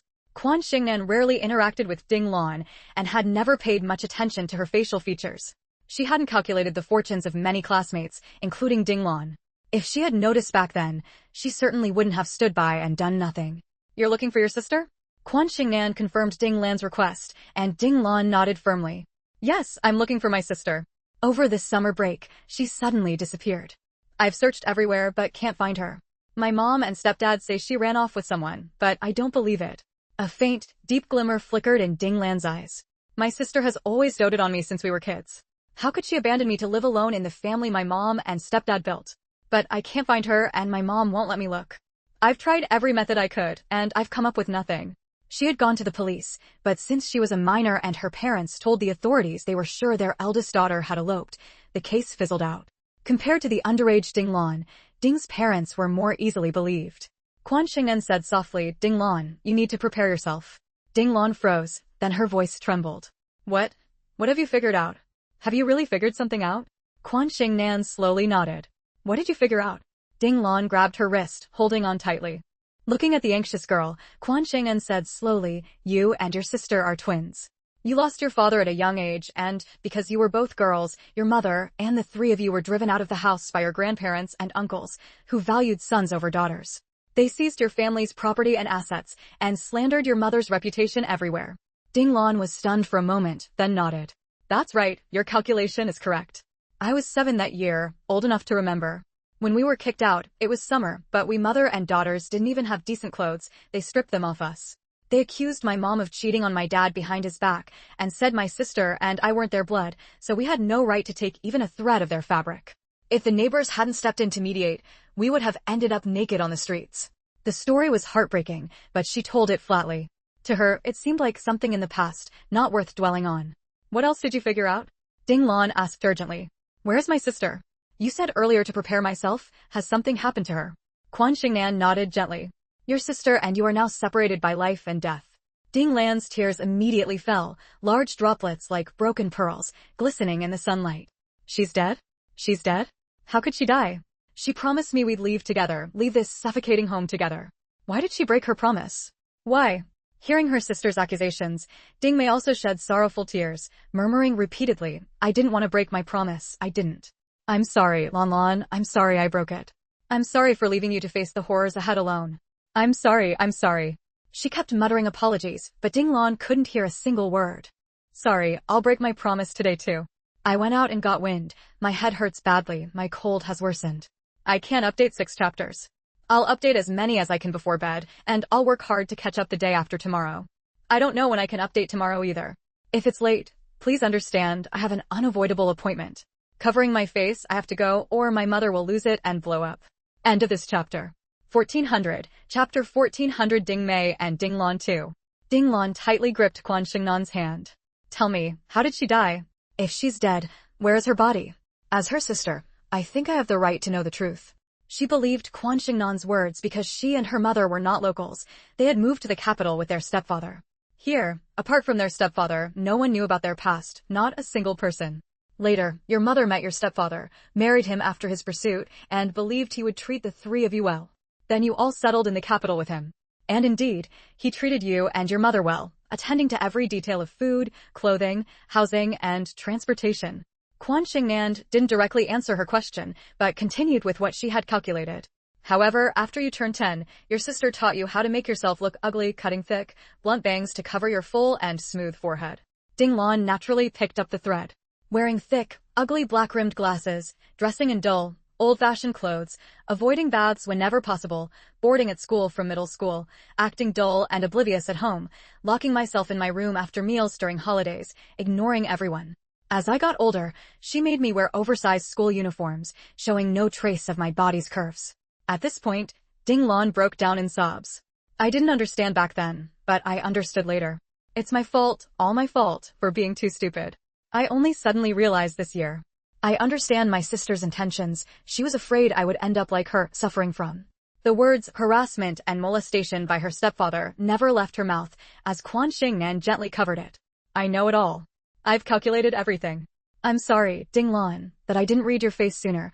Didn't realize you were living in such an environment until it cost your sister her life. Ding Mei and Ding Lan, two girls with beautiful names, were like little animals huddling together for warmth. In their lives, they only had each other. Ding Lan studied hard to gain a higher social status and take her sister away, while Ding Mei did everything she could to protect her sister from their stepfather's harassment and molestation, drawing all his attention with her normal appearance. My sister. Ding Lan's eyes flickered with fear. Could she have? Quan Xingnan said nothing, because in front of Ding Lan, she didn't know what to say. Ding Mei was dead. She died in front of their mother. Their mother had always known about the stepfather's molestation of Ding Mei. Perhaps at first, she didn't believe Ding Mei's words, thinking it was a child's lie, but later she knew the truth clearly. Yet she couldn't leave the stepfather, couldn't give up the wealthy and stable life he provided, so she pretended not to know, pretended not to see. Even when Ding Mei begged her that day, she remained unmoved. Ding Mei was clever and never let the stepfather truly succeed. Probably because she was too young before, he hadn't made a move. Now, Ding Mei had grown up, blossoming like a plum blossom, cold, beautiful, and exquisite. The stepfather, a pedophile who also enjoyed grooming games, could no longer hold back and bared his vicious fangs. Besides being a pedophile, the stepfather was also a sadist.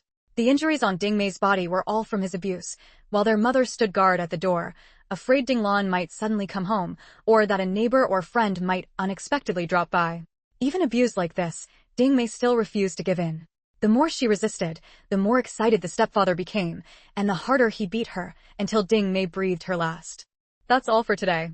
I have an appointment tomorrow and can't update on time, but I'll definitely update when I get back in the evening. Anyone who guesses what tomorrow's appointment is, don't spoil it. I can't resist the Empress Dowager's decree. I have to compromise. Actually, in the months since the divorce, I've been set up many times. Tears streaming down my face. Back when I wasn't sick, I had time to write. These past 2 days, my cold has gotten worse, leaving me no time to write, so I can't update on schedule. End of chapter. Chapter 1401. Ding Mei and Ding Lan 3. It was only upon seeing Ding Mei's body that Father Ding and Mother Ding panicked. Father Ding did not want to bear the label of a murderer, nor did he want his perverse inclinations to become widely known. Mother Ding, for her part, did not want to lose her current stable life, and she had always harbored hatred for her eldest daughter, who had captured all her husband's attention. So, under Father Ding's desperate pleas, Mother Ding joined him in disposing of Ding Mei's body. Ding Lan, I suggest you call the police. Quan Xingnan couldn't bring herself to detail the circumstances of Ding Mei's death.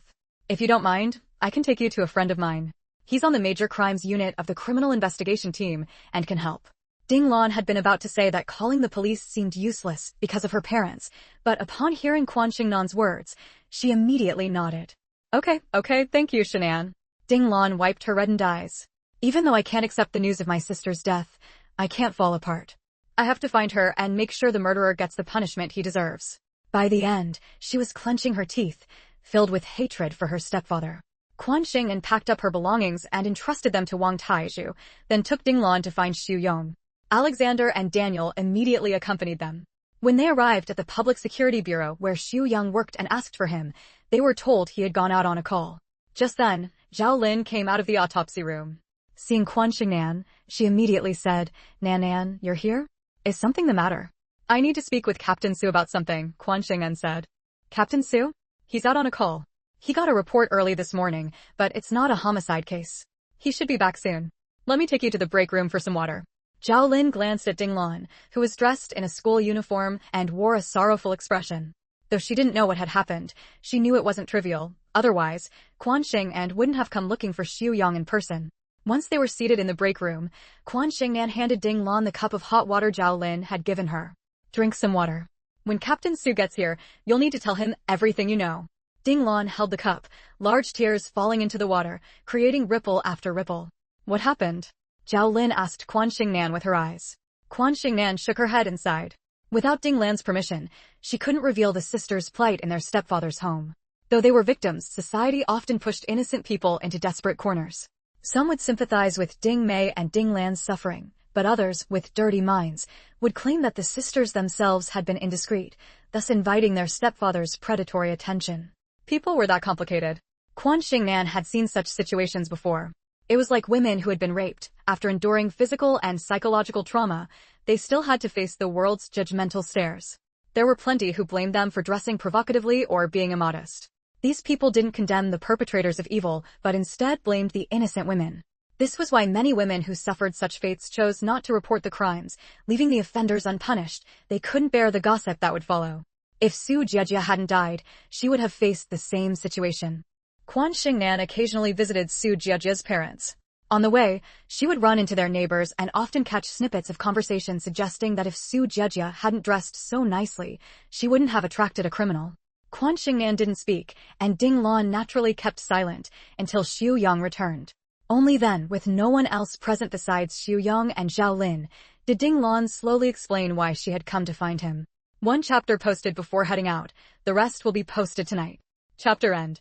Chapter 1402, Ding Mei and Ding Lan 4. Xu Yang was furious, and Zhao Lin, heart aching, pulled Ding Lan into her arms. As a mother, her heart aches most for her child, worried that she will live in the shadow of this incident for the rest of her life, unable to escape it. Lan, where is Ding Mei's body? After his anger, Xu Yang quickly regained his composure, suppressing his heavy, ragged breaths. Where is Ding Mei's body? Quan Xingnan said calmly. She meant Ding Mei and Ding Lan's parents. Zhao Lin, Xu Yang, and Ding Lan all understood, but they didn't know why she stopped speaking. Noticing Quan Xingnan's gaze toward Ding Lan, the observant Zhao Lin suddenly understood the reason. Captain Su, I'll take care of this child. If there's anything, go outside to discuss it. To dispatch the police, there always needs to be a reason. Handle it yourselves. Ding Lan, however, said, No, don't go. I want to know. I want to know where my sister really is. She insisted repeatedly, and Zhao Lin found it hard to object further. Quan Xingnan let out a low sigh. Leaving the body at home was too dangerous, so they packed Ding Mei's body into a large suitcase overnight, took it to a remote, uninhabited wilderness, and cremated it there. Hearing this, Ding Lan completely broke down, sobbing loudly. Sister. In the void, Ding Mei, already separated from her sister by life and death, was also in tears, murmuring, I'm sorry. Sorry, Lan, I'm sorry. I didn't mean to leave you alone. Xu Yang and Zhao Lin's anger nearly became tangible. Where? Xu Yang almost roared, showing the depth of his fury. I can't name the place, let alone the exact location. I'll have to take you there. Quan Xingnan paused to think, then added, human cremation is different from a funeral pyre. In the end, it just becomes a charred corpse. Leaving it on the ground would make it too easy to find, so they buried Ding Mei's charred remains right there. Xu Yang immediately grabbed his jacket from the back of the chair, told Xiao Wang to drive, and they set off following Quan Xingnan's directions. Zhao Lin also brought her tools. Xiao Wang was confused, but he was obedient. He drove out of the city, farther and farther, for most of the day, until they finally reached a desolate wilderness overgrown with weeds. Then he heard Quan Xingnan say, We're here. Xu Yang immediately said, Xiao Wang, stop the car. After the car stopped, everyone got out. Quan Xingnan and Zhao Lin supported Ding Lan, who was nearly limp from crying, and walked over to a small patch of scorched earth. Not far away, there was another area with signs of freshly turned soil, but after months of wind and rain since summer vacation, plus new grass growth, the scorched earth and the disturbed area were barely noticeable without careful inspection. This is it, Quan Xingnan said. Xu Yang and Zhao Lin realized that without Quan Xingnan's guidance, even if she had given them the location, they would have struggled to find it. It was truly desolate, uninhabited, with birds passing across the sky leaving no trace. Xu Yang took off his jacket, tossed it aside, picked up the shovel he had brought, and began digging. Xiao Wang joined in to help, while Zhao Lin let go of Ding Lan and started collecting scorched earth and nearby evidence on site. Even though the chance of finding any remaining evidence was slim, she was still meticulous. Ding Lan broke free from Quan Xingnan's hand, collapsed to the ground near Xu Yang and Xiao Wang, her eyes fixed on the two shovels rising and falling. When a hint of charred black appeared in the dirt, she let out a wail, crawling on hands and knees to the edge of the pit, and screamed heart-wrenchingly, "Sister, sister, sister. I didn't get back until 11 last night. Staying at my sister's place, I couldn't stay up late. Today, I cancelled all my plans and forced myself to write, even skipping meals." This chapter ends. Chapter 1403, Ding Mei and Ding Lan 5. The heart-wrenching cries made anyone who heard them feel sorrowful and tearful. Xiao Wang was also stunned.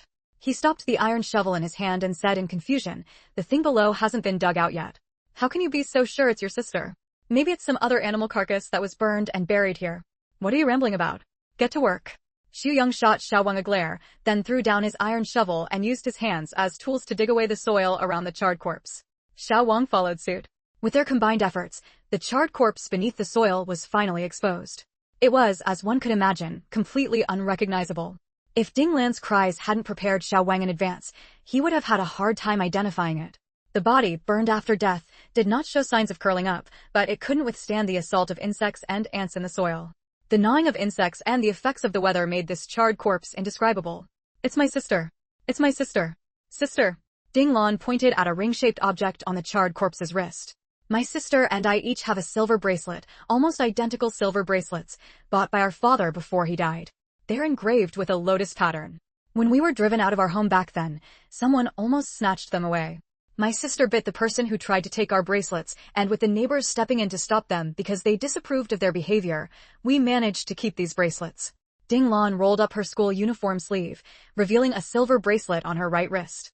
Quan Xingnan was close enough to see it clearly. The silver bracelet was very shiny, a brightness that only comes from long-term wear, but it was clearly an old item. The surface had many scratches and signs of wear, and its shape was deformed, but the engraved lotus pattern, a delicate entwined lotus, was still visible. It was also adjustable in size, which was why they had worn it since childhood. As Ding Lan spoke, she sobbed breathlessly. Zhao Lin had already collected evidence from the scorched soil and the surrounding area. Before gathering evidence from the charred body itself, she handed a transparent bag containing an item to Ding Lan. "Is this also your sister's belonging?" The item was a ring, and a gold one at that. It was a plain gold ring, slightly deformed, but it hadn't changed color even after being burned. Ding Lan glanced at it and said, "That's my mom's ring. It was a gift from our stepfather when they got married. He gave her the 3 golds, a gold necklace, a pair of gold earrings, and this ring. She wore them for many years. The ring isn't adjustable. She's lost weight in the past 2 years, so the ring became too loose. She wrapped red thread around it several times, and the part with the thread was worn on the inside of her finger. I remember it clearly." Speaking of the ring, Ding Lan quickly added, "My sister should have been wearing a pair of gold stud earrings. See if you can find them. They're the gold bean style. Our stepfather gave them to us for our birthday, 1 pair each." Zhao Lin looked at her ears. "You're not wearing yours?" "The school doesn't allow jewelry. I only wear the bracelet on weekends. Xingnan, for example, wears a diamond ring now, but I've never seen it at school," Ding Lan replied earnestly. "But my sister went missing during summer break. Back then, we were both wearing our silver bracelets and gold bean earrings. We didn't really want to wear the earrings, but our mom insisted, saying that if people saw us wearing them, they'd know our stepfather hadn't mistreated us. As for my mom herself, she's been wearing her set of 3 golds and a gold bracelet our stepfather bought her later all these years. If I hadn't seen this ring, I wouldn't have thought of it. Please check if they're there." End of chapter. 1404, Chapter 1404 Ding Mei and Ding Lan 6. Zhao Lin did not follow Ding Lan's suggestion to search the body for the earrings. Instead, she handed her another transparent bag. Inside this transparent bag were 2 gold bean earrings, collected from the scorched earth. The scorched earth also contained some grease left behind after the body was burned, which had seeped into the soil. When collecting evidence, Zhao Lin had taken a portion of the scorched earth mixed with the grease. Ding Lan held the transparent bag and sobbed, "That's right, these are the earrings. If you don't believe me, I can show you mine. But those earrings are at home. I'll have to go back to get them. I remember very, very clearly. My earrings weigh 3.47 grams, and my sister's weigh 4.02 grams. She wanted to give me the heavier pair, but I refused and took the lighter ones. Once we bring your sister's body back, I'll go home with you to get the earrings." They'll serve as one piece of evidence to confirm your sister's identity. Of course, the most authoritative evidence will be DNA testing. After we return to the station, I'll take a DNA sample from you. Hearing Zhao Lin's words, Ding Lan nodded. No problem. I'll do whatever you say, as long as the murderer is brought to justice. Next, Zhao Lin, Xu Yang, and Xiao Wang began cleaning the charred remains and collecting evidence. Buried with the charred remains was a burned suitcase and a lighter stuck to the body. The steel lighter had not turned to ash. The iron zipper pull was also fused to the remains. These were all pieces of evidence that could identify the deceased, while the lighter could prove the arsonist's crime. The body had likely been burned for a long time. The clothes, fat, and muscle tissue had mostly been consumed, melting away in the fire. The remains had no intact ears, which was why the earrings were found in the scorched earth rather than on the body. Ding Mei was still a minor, small in stature. After her death, she had been folded into the suitcase, and the burning had made her even smaller. Xu Yang and Xiao Wang placed her into a body bag and loaded it into the trunk. Xiao Wang, call someone to secure the scene. No outsiders are allowed near. Now that Ding Mei's body had been confirmed here, Xu Yang also recalled his earlier oversight, though it wasn't really negligence. He had been afraid others would learn of Quan Qingnan's role in this, and as Xiao Wang had said, how could they know it was human or animal without digging? That was why he hadn't called for backup. Xiao Wang saluted. Yes, sir. Although Quan Qingnan had said the murderer was Ding Mei and Ding Lan's stepfather, with the mother as an accomplice, the police needed evidence. So the real work for Xu Yang, Zhao Lin, and the others was just beginning. First, take Ding Lan's DNA sample to confirm the deceased was Ding Mei. Then, conduct a home investigation. The reason was simple. The gold ring found at the crime scene belonged to Ding Mei's mother. These past few days, Ding Lan had been overwhelmed with grief. With her consent, Quan Qingnan had requested leave from the school on her behalf and also taken a few days off herself to stay with Ding Lan at the guest house Xu Yang had arranged for her. Ding Mei's stepfather and mother were not professional killers. Their handling of the scene was far from perfect, and the police quickly found evidence. Bloodstains do not disappear just because they've been wiped or washed away. Most of the evidence had already been destroyed by them. For example, the hemp rope and whip used by the stepfather to beat Ding Mei, as well as the blood-splattered sheets and bedding, had long been burned clean. But so what? There was still plenty of other evidence. The gold ring belonged to the mother, and the lighter belonged to the stepfather. Their origins could be traced. Following standard procedure, Xu Yang soon arrested the heartless couple and brought them to justice. Tonight, I'll update 6 chapters in one go. I won't stop until I'm done. Everyone else has gone on a picnic, and I'm the only one at home writing with no food. I skipped 2 gatherings in the past 2 days. Yesterday I had plans. Also, the tone of this story was set from the very beginning. If you find it too wordy, feel free to read something else. There are plenty of great stories on this site. End of chapter. Chapter 1405, Ding Mei and Ding Lan 7. There was no doubt, all the evidence pointed to Ding's father and Ding's mother. At first, they refused to confess. They believed that the locations where they had cremated and buried the body were hidden well enough that no one would discover them, so they asked the police why they weren't suspecting the person who reported the case instead of arresting them. In this case, Xu Yang publicly claimed that it was an anonymous tip from a concerned citizen. Quan Qingnan's fortune-telling ability could not be explained scientifically, and Xu Yang did not want her to become known. Those in the know, Quan Qingnan, Ding Lan, and Xiao Wang, had no objections. Xiao Wang was in charge of interrogating Ding's mother. When she tried to turn the blame around, he couldn't help but slam the table. We police handle cases based on evidence. Do you think you can convict someone with just your words? After various investigations and identifications, all the evidence points to you. Don't resist. Confess and get leniency. Resist and face severity. Do you think we can't close the case just because you refuse to admit it? How naive. Murderers who grit their teeth and refuse to admit their guilt are as numerous as stars. As long as the police have enough evidence to file a public prosecution, they won't be let off just because they deny their crimes. Ding's mother was not a particularly strong-willed person, and she soon relented. With her confession, Ding's father had no choice but to admit to the murder. Ding Mei was a minor who had long been subjected to her stepfather's molestation and was ultimately killed. Every police officer involved in the case was furious. When disclosing the case to the public, Quan Qingnan wanted to ask the police to protect Ding Lan's privacy, hoping that her classmate would not face various public doubts. Although Ding Mei was the victim, people would inevitably wonder, if Ding's father molested Ding Mei, how could he have spared her twin sister, Ding Lan? Many people harbor such sordid thoughts. Ding Lan did not agree. She firmly said to Xu Yang, "No, report it truthfully. I'm not afraid of anything now. Whether it's public doubt or malicious speculation, I don't care. I only hope that my sister's experience, paid for with her life, can serve as a warning to girls in society who suffer the same fate, urging them to seek help from the police, so that the wicked receive their due punishment and their own lives can be free from shadows. Whether or not to use a pseudonym doesn't matter. My sister is dead and my parents are in prison. Even if the report uses a pseudonym, the neighbors around us will still know that this happened in our family. So what meaning does a pseudonym have? Of course, Ding's father would not just go to prison. He was facing the death penalty. Only Ding's mother, as an accomplice, would be imprisoned. Xiu Yang sighed. You're still a minor, child. We can't let your name appear in the report. That's a rule we must follow. Even if the neighbors know, so what? We can't let the whole country know. The neighbors are a small group, and those with malicious doubts are an even smaller minority. If it's magnified nationwide, the number of people will be too large. You'll regret it when you grow up. Your life is still long. Listen to me. Use a pseudonym in the report. Even with a pseudonym, I won't let your sister die in vain. Ding Lan was not yet an adult, but she didn't want to live under someone else's roof or let outsiders disturb her life. Using the fact that she would turn 18 in 3 months as a reason, she refused the living arrangements the police had arranged for her. She had her studies to continue and was a boarding student. Unable to persuade her, Xiu Yang and the others had to compromise.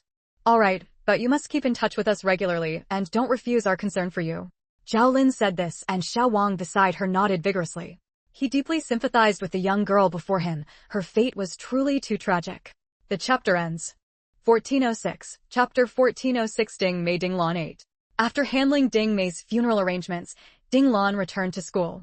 At this point, the case was not completely closed because Ding's father and mother had not yet been sentenced. But Ding Lan had no heart for what came next. Knowing they would receive the punishment they deserved was enough. However, once the case became known to the public, many people immediately called for Ding's father to be sentenced to death, citing multiple crimes warranting no mercy. Some even vehemently argued that Ding's mother should also face the death penalty.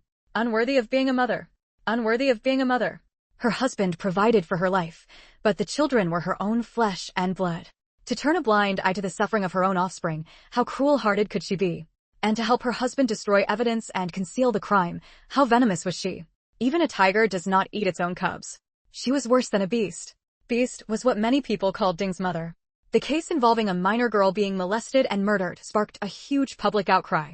Such cases of minor girls being molested by older male relatives were all too common. This stirred up righteous indignation in many people. As Quan Xingnan had said, there were also many absurd remarks mixed in, such as Ding Mei being immodest and bringing it upon herself. Some even maliciously speculated whether Ding Lan had also been molested by her stepfather and had only survived by compromising. Seeing such comments, Xiao Wang was so furious he nearly flipped the table. How dare they bully her like this? These people deserve to have their tongues torn out in hell. That girl suffered such a tragedy. She's pitiful enough, and instead of condemning the culprit, they're here insulting the victim. The worst part is, many of them are women.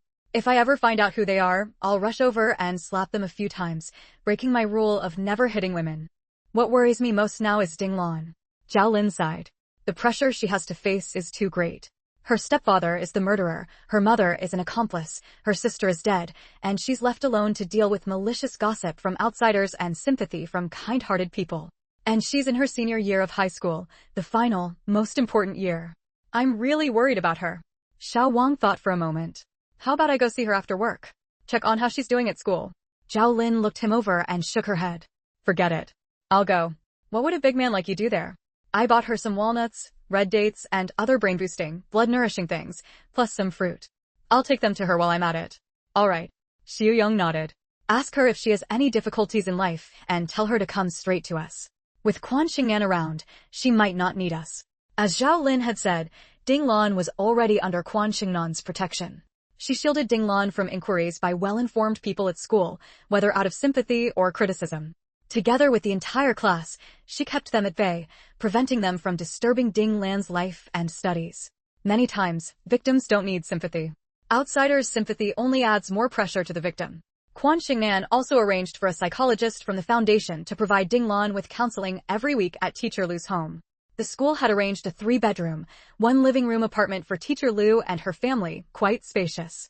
On days when students finished school and returned home after boarding, Teacher Lu would bring Ding Lan to her place to eat and sleep. She didn't feel comfortable letting Ding Lan stay outside, and because she never pressed Ding Lan about anything, only saying that she had her back, she gained Ding Lan's trust. Seeing Ding Lan living like this, Zhao Lin felt relieved. For more chapters to go. End of this chapter. 1407. Chapter 1407. Ding Mei Ding Lan 9. As the saying goes, people are forgetful, and with the heavy academic pressure on students, it didn't take long for no one to pay attention to Ding Lan anymore. With no one watching her, Ding Lan breathed a huge sigh of relief. She buried the grief over her sister's death and studied even harder. As for Quan Xingnan, after this incident, she secretly examined the faces of the classmates she had encountered nearby. Only after confirming that neither they nor their families would meet with any misfortune in the short term did she let it go. She didn't want to go through another Ding Mei situation. She couldn't bear to see innocent people die tragically. With her younger sister safe, Ding Mei seemed to have set aside her worries. The soul form lingering beside Ding Lan gradually dissipated. Seeing this, Quan Xingnan helped her enter the Yellow Springs. Ding Mei sensed it, turned back to glance at Quan Xingnan, then turned around and bowed deeply to her before stepping into the gates of hell. By then, the weather had turned cold. Winter arrived swiftly in the north. Overnight, a sweater was no longer enough to keep warm. The cold front came so suddenly that many students were unprepared, shivering from the chill. Just as Quan Xingnan stepped out of the school gate, she saw Hu Xuedong standing far off by the car. He wore a suit under a gray wool coat, with a pink cashmere coat draped over his arm. "Oh, Mr. Hu is here." Fu Peipei pushed Quan Xingnan forward, shoving her toward Hu Xuedong, then giggled and ran off with the other female classmates, leaving behind a trail of bell-like laughter. Although Quan Xingnan hadn't openly admitted it, they all had eyes. The reason they didn't acknowledge it was surely because Teacher Lu forbade early relationships, so they understood. They completely understood. "Fourth brother, you came to the capital without telling me in advance, but I'm really happy. How long can you stay this time?" Quan Xingnan let Hu Xuedong drape the coat over her, got into the car, and only after settling in did she lean against his arm, her brows and eyes brimming with joy so obvious that the car seemed filled with the breath of spring, utterly out of sync with the late autumn weather. Hu Xuedong fastened the coat's buttons for her, tucking her school uniform inside. "If nothing unexpected comes up, I can probably stay for about 3 days. After the weekend, when you go to school, I'll prepare to head back. I hope nothing unexpected happens. I hate surprises now." Many surprises came suddenly and unexpectedly, and most of them represented irreversible tragedies. Hu Xuedong already knew about Ding Mei and Ding Lan. He patted her arm. "You're human. Humans can't fight against fate. You're just one person. You can't right all the wrongs in the world. The things we can manage now are the ones we encounter, within our power. So don't take everything onto yourself. I know, but every time I run into something like this, I feel really sad." Quan Xingnan rested her head on his shoulder. "Fourth brother, why are there so many bad people in the world? Is human nature inherently good at birth or inherently evil?"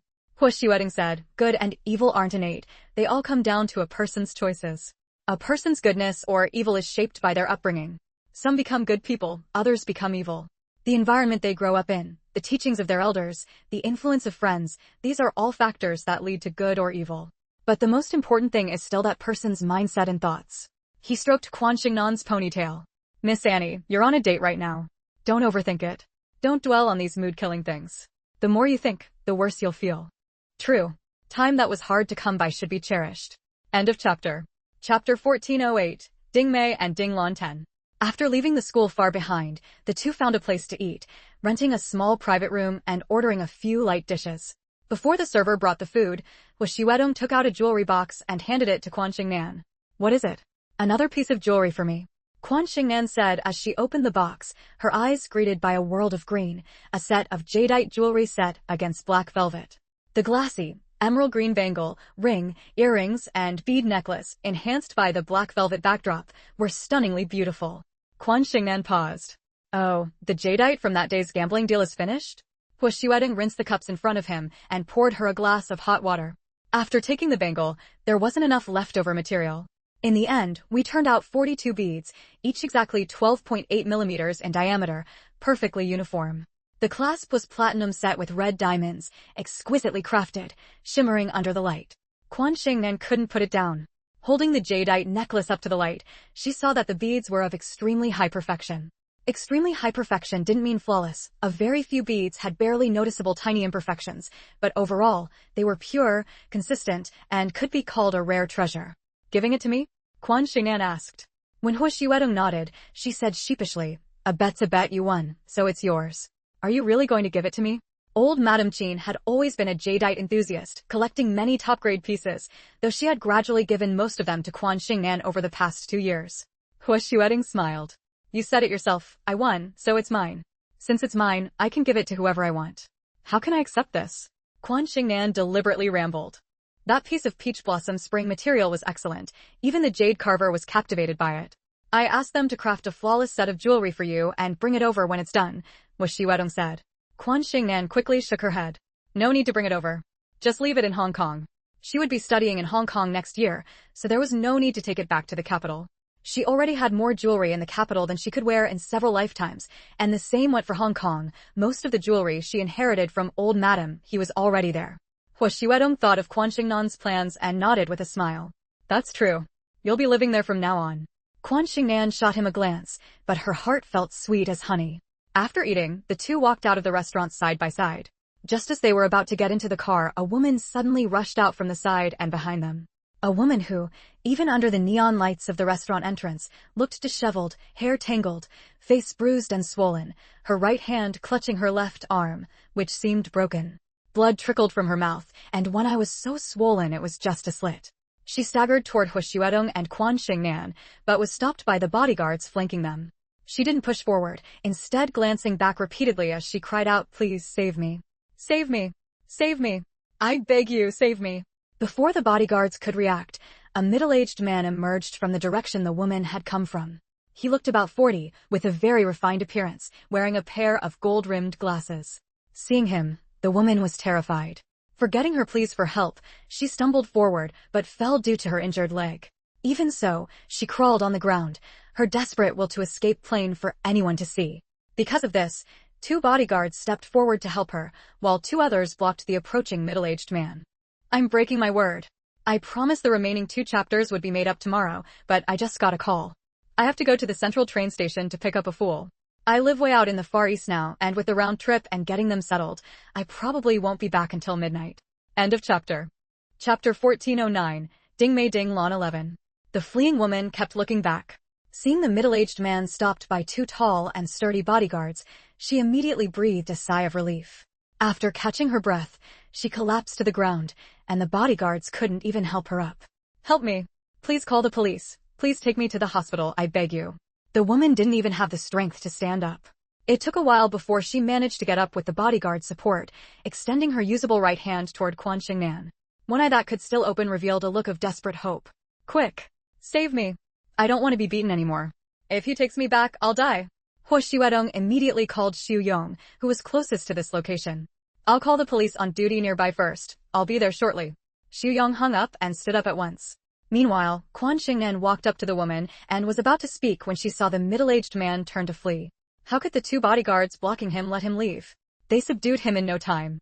It was clear he was the culprit behind the woman's injuries, so they couldn't let him go. He's a demon. A devil. Before Quan Xingnan could say anything, the woman burst into violent sobs, screaming out loud, drawing many onlookers. Her battered body trembled in the cold wind. This is the second time he's hit me, just because I got off work a little later than usual. But I was working overtime. How could I get home early from overtime? Quan Xingnan immediately understood that she was a victim of domestic violence. If she hadn't run into herself and Wu Shiwedong today, she might have been beaten to death once dragged back. Many abusive men have violent tempers. The more they hit, the more excited they get, losing all sense of restraint. Don't worry, we've already called the police. They'll be here soon. Quan Xingnan spoke softly to comfort her, while shifting her attention to the middle-aged man. A female ghost accompanied him. She was a beautiful woman who had died from suffocation, around her 20s, with deep strangulation marks on her neck. Besides that, her head, face, and entire body bore signs of beatings and kicks. Her gaze toward the middle-aged man was filled with bitter hatred, intertwined with pain and regret, all blending together. Wu Shiwedong walked over, and his approach made the woman flinch. Seeing this, Wu Shiwedong stopped in his tracks. Quan Xingnan helped the woman sit on the edge of the concrete flower bed by the roadside. Don't be afraid, he's not a bad person. I know, but I'm still scared. I'm so terrified, I felt like I was on the verge of death. Thank you for reaching out to help me. The woman covered her face with one hand, her broken voice seeping through her fingers. I ran down from my floor, through the neighborhood, all the way here, and so many people just looked on coldly. As soon as they heard he was my husband, they said even an honest official can't settle family disputes, thinking it's normal for couples to fight and bicker. Quan Xingnan sighed, unable to judge others' tendency to mind their own business. She pulled out the gold needles she carried with her and began acupuncture on the woman. The woman's body trembled as she felt the pain slowly drain from within. She lifted her head and stared at Quan Xingnan in astonishment. Under the night lights, her exquisitely beautiful face looked like an angel. At that moment, the middle-aged man struggled and shouted, "Let me go, let me go. You have no right to hold me. I'm beating my own wife. What business is it of yours? Let go." Wife? A husband beating his wife? Definitely not letting him go. The two bodyguards exchanged a glance. My laptop is completely dead. I finished writing, but the battery died, and when I went to charge it, I realized the cord was broken. It wouldn't charge. I couldn't update in the last few minutes. Now I'm leaving a message via my phone assistant, and I'm about to try typing on my phone for the first time. It's slow, so I can't guarantee the update amount. I'll buy a new one tomorrow and get the computer and charger fixed. All my drafts are inside. How can I ask for forgiveness? I'm beyond redemption. I usually type on battery power. How tragic. End of chapter. Chapter 1410, Ding Mei and Ding Lan 12. Xu Yang arrived very quickly, even before the police on nearby duty got there. At the same time, Zhao Lin appeared with him.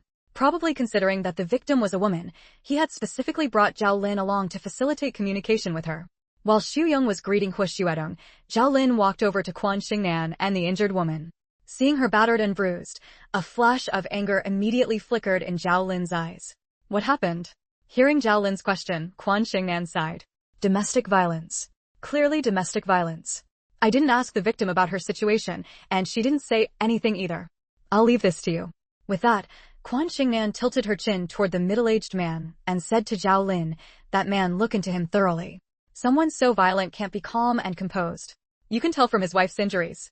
I suspect his ex-wife's death wasn't straightforward. You need to take this seriously." The injured woman blurted out in surprise, "How did you know his ex-wife died?" "I don't think I mentioned that he and I were in a second marriage." Quan Xingnan turned to her and smiled. "I'm a fortune teller. Of course, I can see things ordinary people don't know." Seeing that the woman didn't believe her, she continued, "You are 25 this year. Your first marriage was unlucky. Your ex-husband was a gambler who left the family deep in debt. You filed for divorce and took your son with you. Now your parents are raising him because they were worried you'd have trouble remarrying with a child. But I doubt they expected you to end up with another bad match in your second marriage." The woman's eyes widened in astonishment, and she nodded in acknowledgement. "That's right, just as you said. I thought I'd found a good man, but he turned out to be a beast. I shouldn't have given him a second chance to hit me. The first time he hit me, it wasn't serious, and he came crying, begging me to forgive him, saying he'd change. I gave him that chance. The beating I got today was the chance I gave him. If what you said is true, then his ex-wife probably didn't commit suicide over an affair. We'll investigate exactly what happened. We won't let any criminal escape the law." Zhao Lin spoke earnestly, and her words convinced the woman, who nodded firmly. "My name is Zhao Xiuji." The woman introduced herself, her face full of determination. "I won't give him a chance to escape legal punishment. We should have zero tolerance for domestic violence. That's exactly how it should be." Zhao Lin strongly agreed with Zhao Xiuji's resolve, while also addressing a common social issue. It's because people tolerate it once, twice, 3 times, using marriage as an excuse, children as an excuse, face as an excuse, and some even use the excuse that a husband beating his wife is only natural. That so many women suffer domestic violence, some even paying with their lives. The law is a weapon for every citizen to protect themselves. Don't let marriage become the blade that takes your life. Well said. Xu Yang walked over, nodding in agreement. The law protects all law-abiding citizens, regardless of gender, age, or status. Ms. Zhao Xiuji, I hope you'll cooperate with us and not use any excuse to let a man who nearly beat you to death off the hook. Zhao Xiuji nodded. I will, officer. I won't give him a third chance to hurt me. She cast a look of disgust at the middle-aged man and watched as he was taken away by the belated police officers and put into the patrol car, finally feeling completely at ease. Xu Yang, Zhao Lin, and the others took their leave from Quan Xingnan and Hu Xuedong, planning to take Zhao Xiuji for a medical examination and simultaneously investigate the middle-aged man's ex-wife's death. First time using writer's assistant. Maybe I can manage to update without a computer? So excited, just afraid I'll break my promise again. End of chapter. Chapter 1411, Major Street Case 1. Chapter 1411, Major Street Case 1. Quan Xingnan had been in a bad mood lately. Having seen too many tragedies, her spirits were greatly affected. So, she didn't want to get involved in the follow-up handling of Zhao Xiuji's domestic violence case. Fortunately, Xu Yang, Zhao Lin, and the others were both trustworthy and genuinely capable police officers. Without her, they could still let the deceased rest in peace. The reason she often stepped in was that sometimes it was inconvenient to call the police, lacking justification and evidence. Now, with both witnesses and physical evidence in Zhao Xiuji's case, her presence was neither here nor there. Hua Xuedong held her hand. Don't overthink it. There are evil people in the world, but there are also countless good deeds and kind people. Quan Xingnan nodded and couldn't help sighing. I really wish the world had no need for police, and everywhere was peaceful without tragedy. Hua Xuedong smiled. Plenty of police officers wish the same, but unemployment would make some people unhappy. There are 360 trades, any one of them can make a living. Still, I know my wish is just a fantasy. That kind of situation will never happen. Glad you understand. The two didn't take a car back. Instead, they strolled along the street, treating it as a way to digest their meal. 100 steps after a meal, lived to 99. The streetlights and neon signs of the shops cast colorful, hazy lights, showcasing the bustling atmosphere of the metropolis everywhere. A chilly wind rustled through. Hua Xuedong adjusted Quan Xingnan's scarf. Cold? Maybe we should take a car home. You're under a lot of pressure with your studies right now. Don't catch a cold. I'm not cold. You know, I'm basically immune to illness. Years of cultivation had its benefits. Hua Xuedong nodded. I forgot. Alexander and the other bodyguards, except for the driver, followed behind the couple. Listening to their trivial conversation, they couldn't help but feel a bit sick. The boss and the girl have known each other for so many years, and they still talk without getting tired of it. It was so plain that even he, a bodyguard, felt they were like an old married couple, perfectly in sync. Hearing Alexander's words, the other bodyguards glanced sideways. Daniel said flatly, "Be careful or the girl might read your fortune." Alexander immediately covered his mouth. Although Quan Xingnan was usually easygoing, she had her sore spots that were deadly to touch. Hua Xuedong heard the exchange behind him, shook his head, and said nothing. Quan Xingnan turned and glanced sideways at Alexander a few times. She had originally planned to remind Alexander that his romantic fate was approaching, but now? Forget it. Let him suffer a couple more years. Daniel noticed Quan Xingnan's expression and silently mourned for Alexander. Whatever it was, it must have been important. Hua Xuedong, however, indulged his girlfriend's every move and didn't bother to remind Alexander, who had been his bodyguard for years, of what he had missed. As they walked, Hua Xuedong's phone rang. Seeing the caller ID was his mother, he immediately answered. Mom, what's the matter calling at this hour? Is the girl with you? Old Mrs. Qin asked. Hua Xuedong nodded. Yes, we're jogging together. Hurry up and take the girl home. It's not safe out there. Every day, people spread rumors about the millennium being the end of the world, and some radicals, feeling hopeless, take risks and commit crimes they wouldn't normally dare. The girl's mother even called me, just to have me call you and urge you on. Hua Xuedong chuckled. Got it, Mom. I'm already on my way to take her home. Just as he finished speaking, a car roared past them, clearly speeding. I went to bed at 1 or 2 last night, started writing at 5 in the morning, and my laptop gave out in the afternoon. Tomorrow, I'll have to shell out big time. If I fall asleep while typing on my phone in the morning and don't have time to say goodbye, please forgive me. End of chapter. Chapter 1412, Major Street Case 2. Chapter 1412, Major Street Case 2. Cars sped by, stirring up countless fallen leaves. Before the leaves could settle, another car, no, 2 cars followed closely behind, chasing at breakneck speed, like a tornado. The car in front was a white sedan, while the 2 behind were one black and one white, both luxury vehicles of considerable value. Moreover, these sedans had excellent safety performance. Are they out of their minds? Quan Xingnan frowned. Are you all right? Hua Xuedong asked with concern. Those cars had just shot past them as if they had no regard for life. The cold wind they kicked up stinging their faces like a knife. Quan Xingnan quickly replied, I'm fine. What about you? I'm fine too. That was what she said, but several bodyguards swiftly moved closer to Hua Xuedong and Quan Xingnan, forming a protective circle around them, on high alert. Alexander frowned and said, Sir, let's head back. I think those cars appearing here is unusual. What do you mean? Not only Quan Xingnan asked, but Hua Xuedong was also puzzled. The first car has been modified, clearly modified. Even though I can't see the inside, the external modifications alone cost at least twice the original price of the car. And they're all high-tech foreign products, including top-grade bulletproof glass. Ordinary people wouldn't modify their cars like this. After Alexander finished, Daniel added more details, all pointing to how extraordinary the first car was. Hua Xuedong decisively said, Let's go. Get in the car. Quan Xingnan nodded and let him lead her into the car driven by the bodyguards behind them. The 3 cars were heading in the same direction as their route. Quan Xingnan thought for a moment and said, Let's change course. Hua Xuedong was with her, and she didn't want to take risks. He bore the responsibility for the livelihoods of millions of families. The bodyguards obeyed. Unexpectedly, after they changed course and turned onto a main road, they encountered those 3 cars again. The black and white cars behind were blocking and intercepting the first car, successfully forcing it to stop between them. Many vehicles witnessing this pulled over to the side of the road, not daring to get close. The cars carrying Quan Xingnan and Hu Xuedong also stopped far away. They had no choice. There were cars ahead and behind, and they couldn't change course anymore. "Sweetheart, see what's going on." Quan Xingnan responded, "Got it, fourth brother. I'll take a look." This look meant opening her third eye. Hu Xuedong understood well. No matter what happens, don't overthink it. This is the police's responsibility. 3 cars chasing each other on the main road, ignoring traffic rules. The police should have shown up by now. If the police hadn't appeared, it was a dereliction of duty. Just as Quan Xingnan opened her third eye, the doors of the black and white cars opened, and 8 men stepped out, all masked and armed with guns, approaching the sedan they had forced to stop. Bastards! A shooting, people are going to die.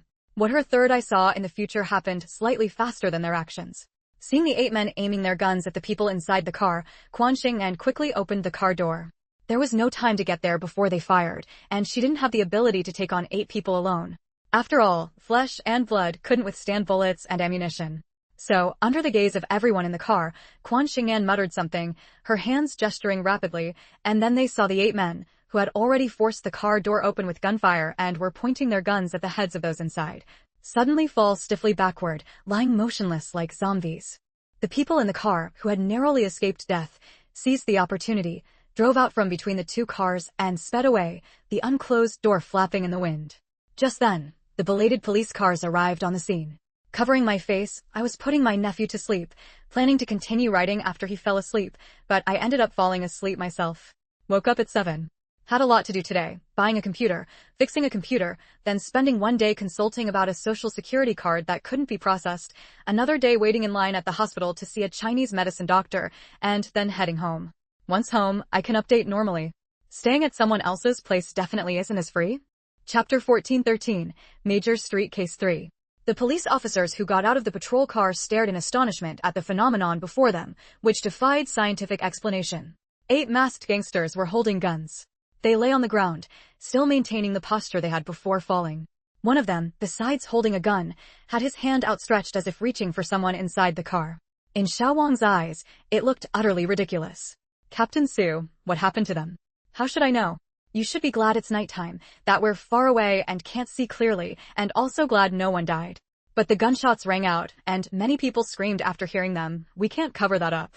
As soon as Xiu Yong finished speaking, he received a call from Hu Xuedong. Nan made her move. "It'll only last an hour. Handle it as quickly as possible." Hu Xuedong's brief words stirred a massive wave in Su Yong's heart. To nip danger in the bud, what remarkable skill. Su Yong's admiration for Quan Xingnan rose to another level. "Got it." Xiu Yong hung up and immediately directed Xiao Wang and the others to confiscate the guns, restrain the 8 gangsters, and load them into the car. At the same time, he ordered people to move the 2 vehicles away and clear the road. As for the fleeing target who had run off, Xiu Yong felt he should go find Quan Xingnan. Not just Xiu Yong, even the 2 bodyguards riding in the same car as Hu Xuedong and Quan Xingnan were stunned. Nan, no, master, was that a freezing spell?" Quan Xingnan shot a glare at Alexander, who had spoken. So what if it was? So what if it wasn't? After the road was cleared, Alexander drove while saying, "If it was, teach us. Then we can stop all danger before it gets close to you and Mr. Hua." Quan Xingnan shook her head. "It's a talisman. Ordinary people can't use it. Without spiritual power to empower it, even if it weren't drawn in the air but on paper, ordinary people couldn't activate it." Alexander listened, feeling especially regretful. "This is fine. As bodyguards, you won't slack off just because you have this." "Yes, sir, you're right." Daniel, however, asked Nan, "Why did you step in? Was the situation that serious?" Quan Xingnan nodded and glanced at Hu Xuedong. Hu Xuedong was startled. "Does it involve me?" "Not directly, but indirectly." After saying this, Quan Xingnan thought for a moment and added, "In the car, besides the driver, there was an official and a wealthy businessman. If I hadn't acted, they would have died for sure." Hearing this, Hu Xuedong asked, "My brother's people?" It couldn't be anyone else but her brother. Her older brother was now in an increasingly powerful position, making him a thorn in many people's sides. Don't think the political arena is calm. Often, blood is spilled without a trace. But that doesn't mean no one ever panics and resorts to ruthless measures. Otherwise, leaders wouldn't have security arrangements. Alexander and Daniel silently breathed a sigh of relief. Having followed Hu Xuedong and Quan Xingnan, they had seen much and understood the rules of the upper class. Factional strife was never absent. Qin Fengji was poised to advance further. How could others accept that? There were plenty of people at his level, those he had clashed with, and those above who disliked him. But as the eldest son of an old revolutionary, rising from the grassroots and achieving his current status through his own ability, he understood both the grassroots and the elite. The older generation had placed great hopes in him. Just as Hu Xuedong dropped Quan Xingnan off at home, she received a call from her brother. What's going on? Qin Fengji demanded bluntly. Faced with something signed, my brother and sister-in-law are helping me buy and fix a computer, so I'm typing on my phone at home, trying to update as soon as possible. This chapter ends. Chapter 1414, Major Street Case 4. Concerned about the lives of his key officials, Qin Fengji naturally received the news immediately. Hu Xuedong had not yet left his girlfriend's home, and said calmly, Brother, you should be glad that Nanan and I were there. Otherwise, you would have lost more than just 3 lives. On the way, he asked Quan Xingnan about the people in the car. It turned out to be a high-ranking official Qin Fengji valued greatly, named Li Chengshan. The wealthy businessman was Chu Tianxiong, an acquaintance of theirs. He and Li Chengshan were old classmates, though only middle school classmates. Li Chengshan later attended a prestigious university, something Chu Tianxiong couldn't manage. However, both achieved success in their respective fields of politics and business. After a chance encounter, they reconnected, interacting frequently in both official and personal matters. If Li Chengshan had died, Qin Fengji would have lost his right-hand man. Li Chengshan's position was crucial, and many coveted it. His death would have sparked a bloody struggle over his successor. Quan Xingnan nodded beside him. In her past life, she hadn't known Hu Xuedong or Li Chengshan at this time. She only heard later that after his death, Qin Fengji had a rough patch, not exactly paralyzed, but it took great effort to recover. Actually, we should thank fourth brother. If he hadn't asked me to calculate, I wouldn't have known who was in the car, Quan Xingnan said into the phone. Qin Fengji's heart eased, and he laughed. You two are my lucky stars. Without your help over the years, I wouldn't have come this far so smoothly. These weren't just polite words. Hu Xuedong was in business, and many in the commercial world cooperated with him, naturally giving his elder brother face. When it came to investments, they always thought of his jurisdiction first. And, because Hu Xuedong was wealthy, his family never had to worry about money. Quan Xingnan had also been a tremendous help since childhood, predicting disasters and calamities in advance, contributing both money and effort, saving countless lives and families, with merits that would echo through the ages. After speaking, Qin Fengji smiled and said, Nan, are you free tomorrow? Let's have a meal together. Quan Xingnan chuckled. Since brother is treating, of course I have time. Name the place and time, and fourth brother, and I will be there on the dot. Club number 6, let's make it noon. I'll introduce a friend to you. Great. Quan Xingnan glanced at Hu Xuedong with a smile. Qin Fengji knew how to pick a spot. Eating at their own club meant he wouldn't have to pay. Qin Fengji thought the same. Treating his future sister-in-law to a meal wasn't about affordability, but about avoiding a big scene. At his brother's club, it was different. When he and Li Chengshan arrived, Hu Xuedong and Quan Xingnan were already there. Brother. Hu Xuedong stood up, and Quan Xingnan followed, greeting him softly. Li Chengshan looked at Hu Xuedong and Quan Xingnan in surprise. As Qin Fengji's trusted confidant, Li Chengshan naturally knew Hu Xuedong and was aware he had a young girlfriend, Yuan's daughter. But his surprise came from Qin Fengji saying he would introduce him to yesterday's saviors. Could it be Hu Xuedong and Quan Xingnan? Li Chengshan suddenly recalled Quan Xingnan's abilities, and the inexplicable events of last night immediately made sense. Thank you both for saving my life. Whether his guess was right or not, Li Chengshan trusted Qin Fengji and expressed his gratitude sincerely. Hu Xuedong smiled. You're welcome. Quan Xingnan looked at the man over 50 and couldn't help frowning. My sister and brother-in-law had me fix their computer, and in return, I had to babysit for them. Using my phone assistant while dealing with a brat, my face got scratched ruined. End of chapter. Chapter 1415, Major Street Case 5. Li Chengshan's luck wasn't great. That was Quan Xingnan's first impression upon seeing Li Chengshan. His brow was darkened, and the shadow of death had yet to dissipate. Qin Fengji and Hu Xuedong clearly noticed her expression and quickly asked what was wrong. Li Chengshan had narrowly escaped disaster yesterday and was still shaken. He knew Quan Xingnan's abilities well, so he pushed up his glasses on the bridge of his nose and smiled. Miss Quan, feel free to say whatever you need to. I can handle it. Perhaps Quan Xingnan had seen something. If so, that was best, as it could be prevented in advance. In life, Who doesn't cherish their own life? Li Chengshan had worked hard to achieve his current success, so he naturally didn't want to die at the hands of his political enemies. Although you avoided death yesterday, your death omen hasn't disappeared. Hearing Quan Xingnan's words, a sharp glint flashed in Qin Fengji's eyes. Are you saying someone will still go after Chengshan? Quan Xingnan nodded. That's right. The 8 armed men were caught, but without evidence of who's behind it, the police can't make an arrest and the mastermind remains free. They hired 8 people yesterday, and in the future, they could hire 10 or 20 openly ambushing, secretly assassinating, or even staging accidents. Qin Fengji and Li Chengshan's faces darkened, but Hua Xiuedong asked, how do we resolve it? Exactly, Quan Xingnan was a divine fortune teller. She could foresee misfortune and, of course, resolve it too.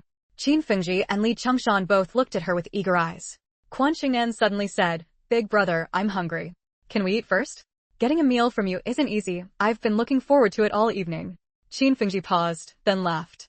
All right, let's eat first. At his command, the service staff filed in, presenting all kinds of delicacies and thoughtfully closing the door behind them. Once Qin Fengji and Li Chengshan had picked up their chopsticks, Hua Xiuedong placed a piece of pineapple shrimp in the dish in front of Quan Xingnan. Aren't you hungry? Eat up. Once you're full, we'll talk about the next steps. Okay. Although the ancients had the rule of not speaking while eating or sleeping, modern people had long abandoned it, so after they had slightly satisfied their hunger, they began discussing the thrilling events of yesterday. Li Chengshan was also curious about how the 8 bandits had been immobilized. Quan Xingnan smiled and explained the reason. To me, it's just a minor trick. How can you call it a minor trick? It's utterly unfathomable. Li Chengshan shook his head and sighed. Without seeing it with my own eyes, I'd never believe such miraculous things exist in this world. Miss Quan, with your great abilities, do you think I can avoid all the deadly calamities ahead? I'll definitely tighten security. Yes, you can avoid them. Hearing Quan Xingnan's words, Qin Fengji and Li Chengshan said in unison, how? Hua Xiuedong smiled faintly. Big brother, you're an old cadre and leader. Do you really think that relying on Xingnan's abilities alone can let brother Chengshan evade assassination after assassination? I think there's only one way to resolve the death omen without needing Xingnan's help. What do you mean? Qin Fengji glared at him. If I were Xingnan, my first suggestion wouldn't be some protective talisman or a life-saving charm, but to deal with the mastermind. As long as the mastermind loses power, no, losing power isn't enough either. Who can guarantee there's no one above or behind them? Only by rendering the mastermind's faction completely powerless can brother Chengshan truly find safety. Bought a notebook, took a big hit to the wallet. Well, call me disfigured white, the super invincible brat. Dead tired. End of chapter. Chapter 1416, A Major Street Case 6. Quan Xingnan nodded beside him, she agreed as well. Of course, I can give brother Chengshan some protective talismans as a friendly gift, but don't expect the talismans to turn every danger into safety every time. Things like protective talismans and bodyguard spells are only external forces, and they have a time limit. They can withstand an attack once or twice, but they cannot withstand repeated, targeted assassinations over and over again. Qin Fengji and Li Chengshan were lost in thought. In fact, given their intelligence, they had already thought of what Hua Xiuedong said. Yes, you're right. Qin Fengji picked up his juice and took a sip. He didn't like alcohol, because drinking too much easily affects one's mind and judgment of the situation, so he never indulged in wine or women. I can roughly guess who the opponent is. Of course, there's no evidence pointing to the opponent. We have no evidence, and the police can't find any either. In the political world, many times the person involved doesn't even need to give orders personally. There are always people below who anticipate their intentions and then take action. The mastermind behind yesterday's ambush was never their real opponent. Their opponent wouldn't do something so crude and attention-grabbing. An assassination on the street, who do they take us for fools? But, it has to be said, simple and brutal, easy to succeed in one strike. Quan Xingnan took a sip of her orange juice, swallowed, and looked at Li Chengshan. Has the police contacted you? Li Chengshan smiled slightly. They came to my door first thing in the morning. I admitted that it was indeed Chu Tianxiong and I sitting in the car yesterday, but as for why 8 thugs wanted to kill me on the street, I'm completely in the dark. I don't know how the case is progressing now. But once there's a result, the police will definitely contact me immediately. Qin Fengji said, because of Chengshan's identity, this case won't be made public. Hua Xiuedong and Quan Xingnan understood. An assassination attempt on a high-ranking official would have too great an impact. It certainly wouldn't be allowed to leak to those below, but alerting those above was only a matter of time. What did the higher-ups say? Qin Fengji praised his brother with a look, then said solemnly, set up a special task force and investigate thoroughly. How could such a major case not be investigated? Leaving aside the reason for the ambush, the fact that 8 thugs were armed with guns was itself a major, difficult case. After all, the country strictly prohibits private gun ownership. Where did these 8 people get their guns? How could such dangerous weapons be allowed to remain in private hands so that anyone could shoot and kill someone over a disagreement?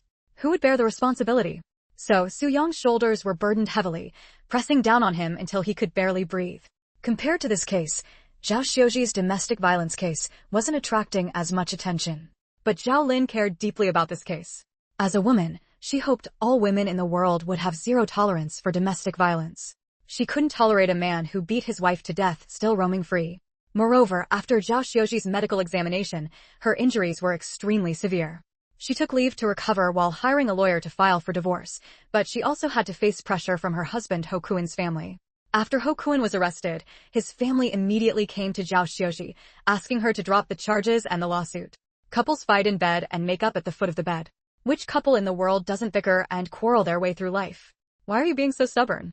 Let the police release Ho Kuen, and I'll have him apologize to you, Ho Kuen's mother said.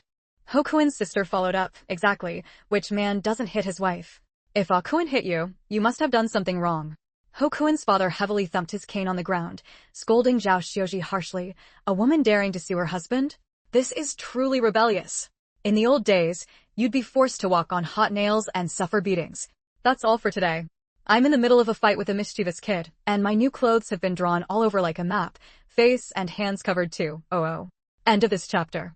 Chapter 14-17, Major Street Case 7. Ho Kuen's parents and eldest sister spoke one after another, their words all pointing fingers at Zhao Xiuji instead of Ho Kuen. In their eyes and hearts, it was only natural for a man to hit a woman, and for a woman to report a man was unforgivable. Old times. Zhao Xiuji sneered. This is a new society now. What are you talking about old times for? Or are you dissatisfied with the new society and nostalgic for all the dregs of feudalism? Hitting your wife is natural? Do you also want to take multiple wives? Sorry, I love the new society. Don't even think about getting me to drop the case or withdraw the lawsuit. Fearing that Ho Kuen's family might lash out in anger and hurt her, she had already called the hospital's security and nurses to protect her in the ward. As it turned out, she was very prescient. No sooner had her sarcastic words left her mouth than Ho Kuen's sister stepped forward and reached out to hit her, but was blocked by security. Throw them out and ban them from entering my ward, or I'll call the police immediately. Zhao Xiuji was very decisive, giving Ho Kuen's parents and eldest sister no time to react. By the time they realized what was happening, they had already been expelled from the ward, and even the hospital. When they tried to make a scene at the ward entrance, security unceremoniously escorted them out. The ward area needed quiet, everyone knew that. Their presence would disturb patients in other rooms. Who could tolerate that? Zhao Xiuji was not only decisive, but also very sharp-minded. She immediately called Zhao Lin. Because they both shared the surname Zhao, and because Zhao Xiuji had suffered such severe domestic violence, Zhao Lin had exchanged numbers with her and promised that if Ho Kuen's family came to find her, she should call. Given that Ho Kuen had beaten his ex-wife to death and then remarried as if nothing had happened, Ho Kuen's parents were clearly no good.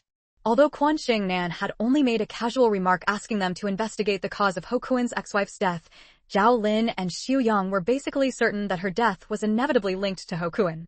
So, Zhao Lin was worried that Ho Kuen's family would come to harass, persuade, or even physically fight Zhao Xiuji.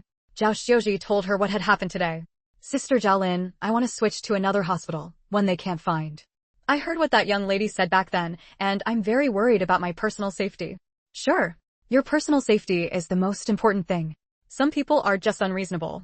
If we can't fight them, we can avoid them. Zhao Lin thought for a moment. Our Captain Su is tied up with a major case right now, so your case has been transferred to Captain Li. I'll give you his number in a bit. After you transfer hospitals, contact him directly. Captain Li is just like Captain Su, he'll see that you get justice. Zhao Xiuji often watched TV and the news, so she knew about a recent major case. Although no one had died, 8 armed bandits had attempted a shooting ambush, which was a big case among big cases. Who could be sure they hadn't used those firearms and ammunition for other crimes? She understood very well. Okay, thank you, Sister Zhao Lin. After a pause, she asked, Sister Zhao Lin, can I disclose my own experience to the public?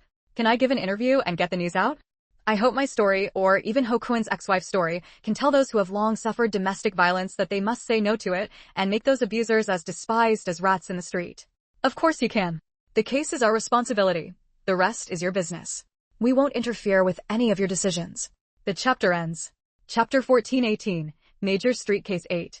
Quan Xingnan saw the news about Zhao Xiuji's domestic violence case in the newspaper, which caused a huge uproar. In fact, Zhao Xiuji's experience also resonated with many women suffering from domestic violence in their families. Because society considers it natural for men to hit their wives, or believes that couples inevitably argue and fight, these women have no choice but to swallow their anger. Some women even want a divorce, but are not accepted by their own parents, who find it shameful. Others stay for the sake of their children, not wanting them to grow up in a single-parent family and face social discrimination, so they can only continue to endure the pain of domestic violence, tears mixed with blood. It's not just women who suffer from domestic violence, but also children. Many children live in the shadow of domestic violence for a long time. Zhao Xiuji is truly a very strong woman. She suffered domestic violence from Hokuin because women are naturally physically weaker than men, not because she has a weak personality.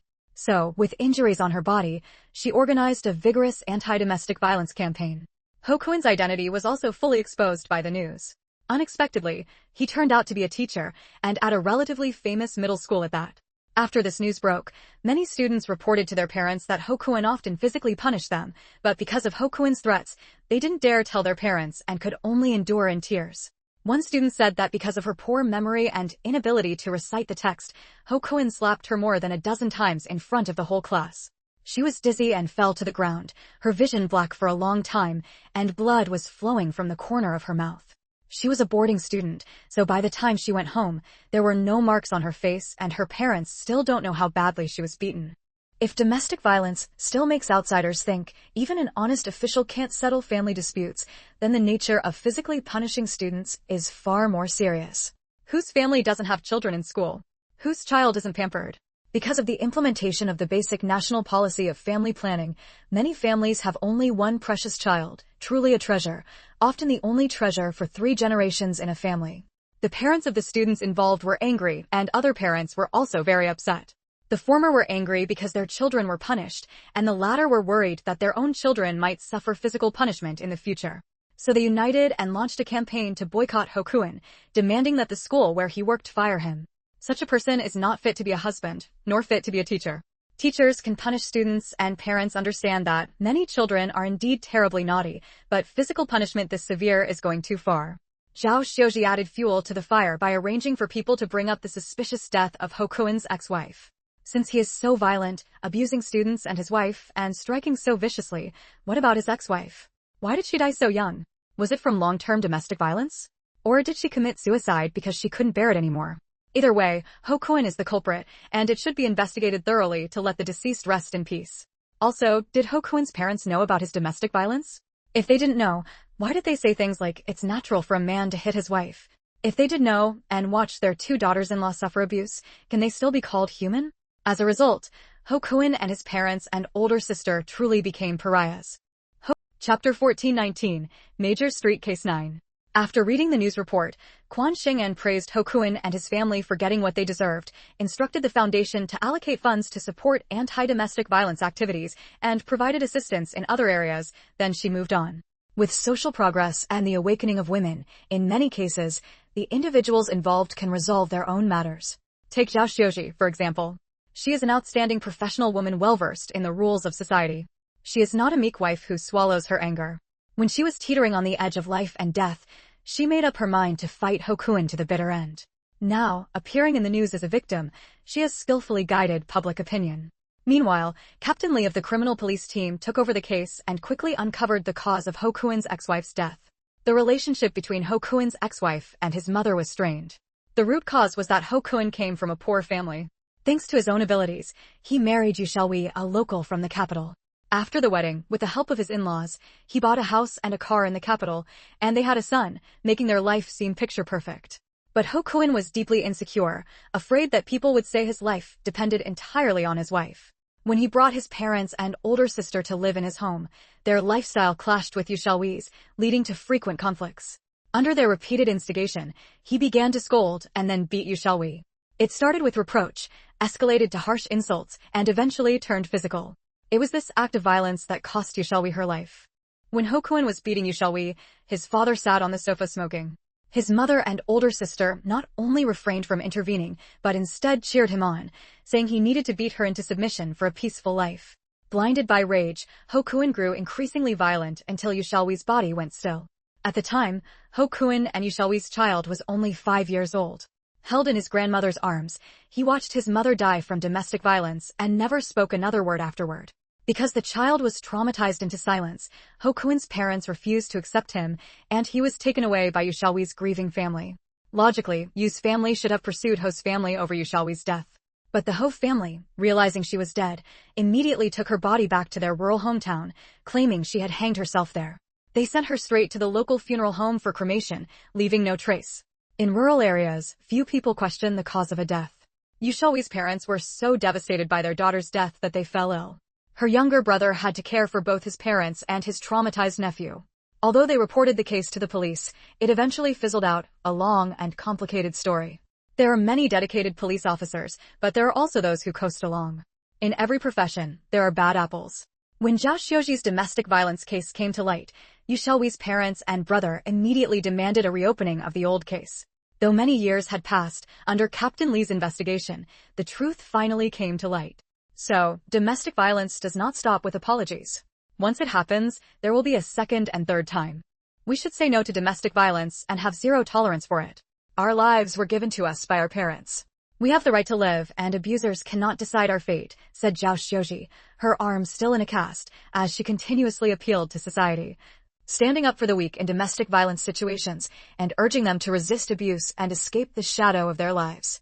To this end, she quit her job and, with funding from Quan Xingnan's foundation, actively reached out to the public, offering a helping hand to women and children suffering from long-term domestic violence. This chapter ends. Chapter 1420, Major Street Case 10. Chapter 1420, Major Street Case 10. Xue Xiaojun valued Zhao Xiuji's abilities and character, so he directly recruited her into the foundation, putting her in charge of the anti-domestic violence initiative. Doing good isn't just about alleviating poverty. Saving people is the true merit. Abducted women and children, as well as those suffering from domestic violence, were all targets of their assistance. At the same time, they arranged reemployment for many victims and their families. Quan Xingnan left him fully in charge and basically didn't interfere, though she strongly approved of his recruitment of Zhao Xiuji. Xingnan, have you heard about that incredible case? Fu Peipei turned sideways and asked. Quan Xingnan made notes in her original language book while casually asking, what case? For a moment, she didn't think of the street assassination attempt on Li Chengshan. Fu Peipei said, the one about the 8-person stabbing case on the street. They tried to intercept and kill someone with guns, but somehow, the 8 of them just froze 1, 2, 3, don't move, and got caught red-handed by the police. The target also managed to escape that deadly ordeal. It's so amazing. The thugs just couldn't move. A lot of people are talking about it. Quan Xingnan frowned slightly. A lot of people are talking about it? The target was Li Chengshan, which involved national dignity. The authorities should have suppressed it. Lately, she had only seen news about Zhao Xiuji suffering domestic violence, but nothing about the major street case. Not a single word from any media outlet, big or small, only a single broadcast on TV news. A lot of people saw it at the time. Word spread, and I found out. Fu Peipei's eyes were full of curiosity. Does the person who was targeted have some kind of special ability? Can he freeze his enemies? What kind of thinking is that? Quan Xingnan was dumbfounded. Soon, she snapped out of it and laughed. Maybe. Matters up top have nothing to do with us. We just need to focus on school. Speaking of school, let me tell you, that domestic violence case has caused a huge uproar. A lot of parents of students at our school are asking teachers if they've ever physically punished their kids. It's driving our teachers crazy. The principal, vice principal, and deans have had to repeatedly assure parents that all teachers are people of high moral character and wouldn't do anything so vile. Quan Xingnan nodded. She agreed with teachers punishing incorrigible students who refused to change, but she didn't approve of corporal punishment. There are many ways to punish. Hitting doesn't solve problems and only causes both physical and psychological trauma to students. Hokuin had already been dismissed by their school. Whether it was a firing or a termination, the school no longer wanted him, and he would have to face the consequences of his own actions. The only silver lining was that it might serve as a warning to others. Quan Xingnan had earlier said that Li Chengshan's case had nothing to do with them, but before school was even out, Xu Yang came to find her. They met in the principal's office. The principal thoughtfully said he had errands to run, leaving them alone, and closed the door behind him. Xu Yang got straight to the point. Little girl, I need your help. Quan Xingnan asked in surprise, what help can I offer? Xu Yang rubbed his face. He hadn't slept in over a day, all because of the guns and ammunition the thugs had used. We haven't been able to get them to talk yet. We can't trace the mastermind behind it, and we can't find the source of the guns and ammunition, not the origin, but the supply chain. They all say they've never seen the person who gave them orders. They were just paid to do the job, 5 million yuan, 8 guns. The guns and money were left in a place by someone else, and they picked them up. We sent people to investigate the locations they mentioned, but found nothing. What worries us most is that there might still be more of these guns and ammunition out there, because they're smuggled foreign military-grade weapons. End of chapter.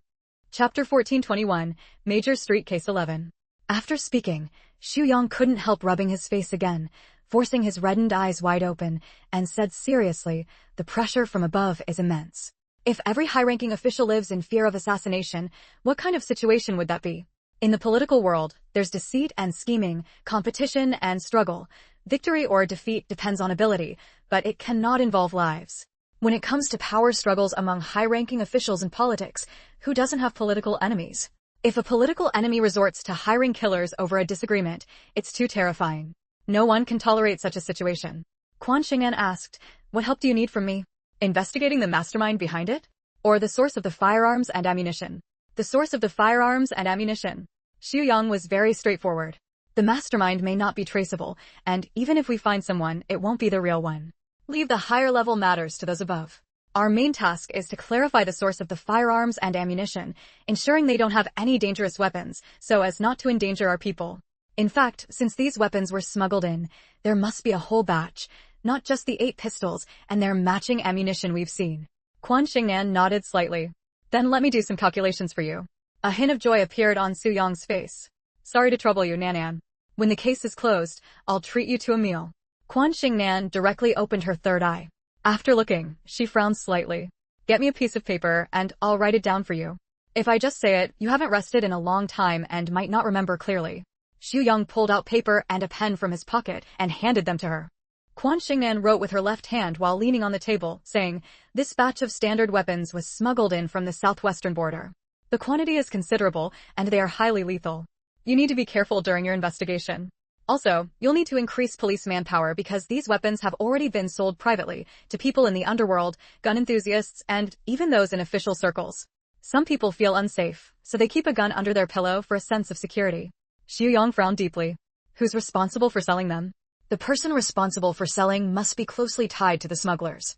Quan Xing'an handed him the paper filled with writing. Here, I've written everything clearly. Isn't there a shooting club mentioned on it? You should start your investigation there. The owner, Jin Hui, is a veteran. After leaving the military, he couldn't find a good job. He had a middle school classmate who was a seasoned gun enthusiast and came from a wealthy family, so he funded Jin Hui to open a shooting club. A veteran? Xu Yang's frown deepened. If he's a veteran, then he must be proficient in using all kinds of firearms and understand the ins and outs. A soldier who once shed blood for the country, engaging in smuggling after retiring. Xu Yang couldn't believe it, but Quan Xing'an sighed. You're a police officer, you have a job. You don't understand the situation many grassroots soldiers face after retiring. Many soldiers have low education levels and have been disconnected from society after years of service. After retiring, they can't find good jobs. They either become security guards, bodyguards, or construction workers, unstable and poorly paid, barely enough to support a family. Under the pressure of life, people like Jin Hui who take risks are not few. Over the years, she and Hua Xuedong had been doing their best to arrange jobs for veterans. Most of the security personnel at the Tongxing Museum were veterans, precisely because they didn't want to see those who had served the country end up without a decent job after retiring. This chapter ends. Chapter 1422, Major Street Case 12. Upon hearing this, Xu Yang could only remain silent. There are countless veterans, and countless among them who cannot find jobs. Many still follow the teachings of the military, but there are also those who stray onto the wrong path due to the pressures of life. I understand. I will investigate thoroughly, not shielding anyone, nor wronging anyone. After reading the contents on the paper, Xu Yang carefully tucked it into his pocket. I appreciate your help, little girl. I wish you a swift resolution to the case, so that people no longer live in fear and suspicion.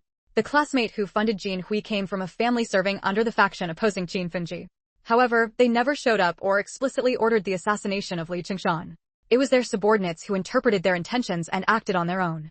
Some things are passed down from above, while others are left to subordinates to interpret and act upon, leaving those above seemingly blameless. Xu Yang set aside the assassination case of Li Qingshan and began investigating the source of the weapons. This not only led him to Jin Hui and his classmate, but also exposed a complete weapons smuggling chain, resulting in the arrest of many illegal firearm holders. Although he ultimately failed to bring down the official whom Jin Hui's classmate served, the classmate's family could not escape involvement, and that official suffered significant losses.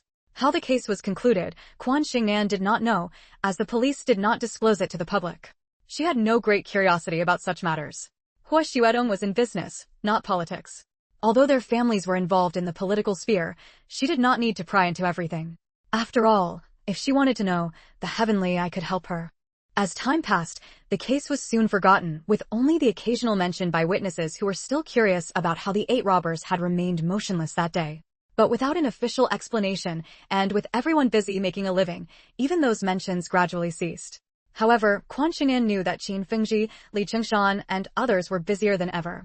They had even specifically requested several protective talismans and charms. What they were busy with, Quan Xingnan could guess without being told. The political world, though seemingly glamorous on the surface, was in reality a bloodless battlefield. The victor becomes king, the loser a bandit. Its brutality was far beyond what ordinary people could understand. It was precisely because she understood this that Quan Xingnan became even more reluctant to step into it. Hua Xuedong, knowing his girlfriend's personality well, did not force her to delve into the survival tactics of the political world. After all, with him protecting her and her own abilities, anyone who recklessly crossed their path would meet their end. He would not give his enemies a chance to strike back, and neither would his brother. Shortly before New Year's Day, under the joint efforts of officials like Qin Fengji and Li Chengshan, and wealthy businessmen like Hua Xuedong and Chu Tianxiong, a high-ranking official was placed under investigation. Charges of corruption, bribery, keeping mistresses, and arranging for family members to draw salaries without working were all exposed. The trigger was his ostentatious illegitimate son. Qin Fengji seized this threat, using public opinion to catch a big fish along with countless smaller ones. He uprooted them entirely. Of course, if the target had been upright and incorruptible, Qin Fengji and Li Chengshan would have had no way to proceed, as there would have been no breakthrough.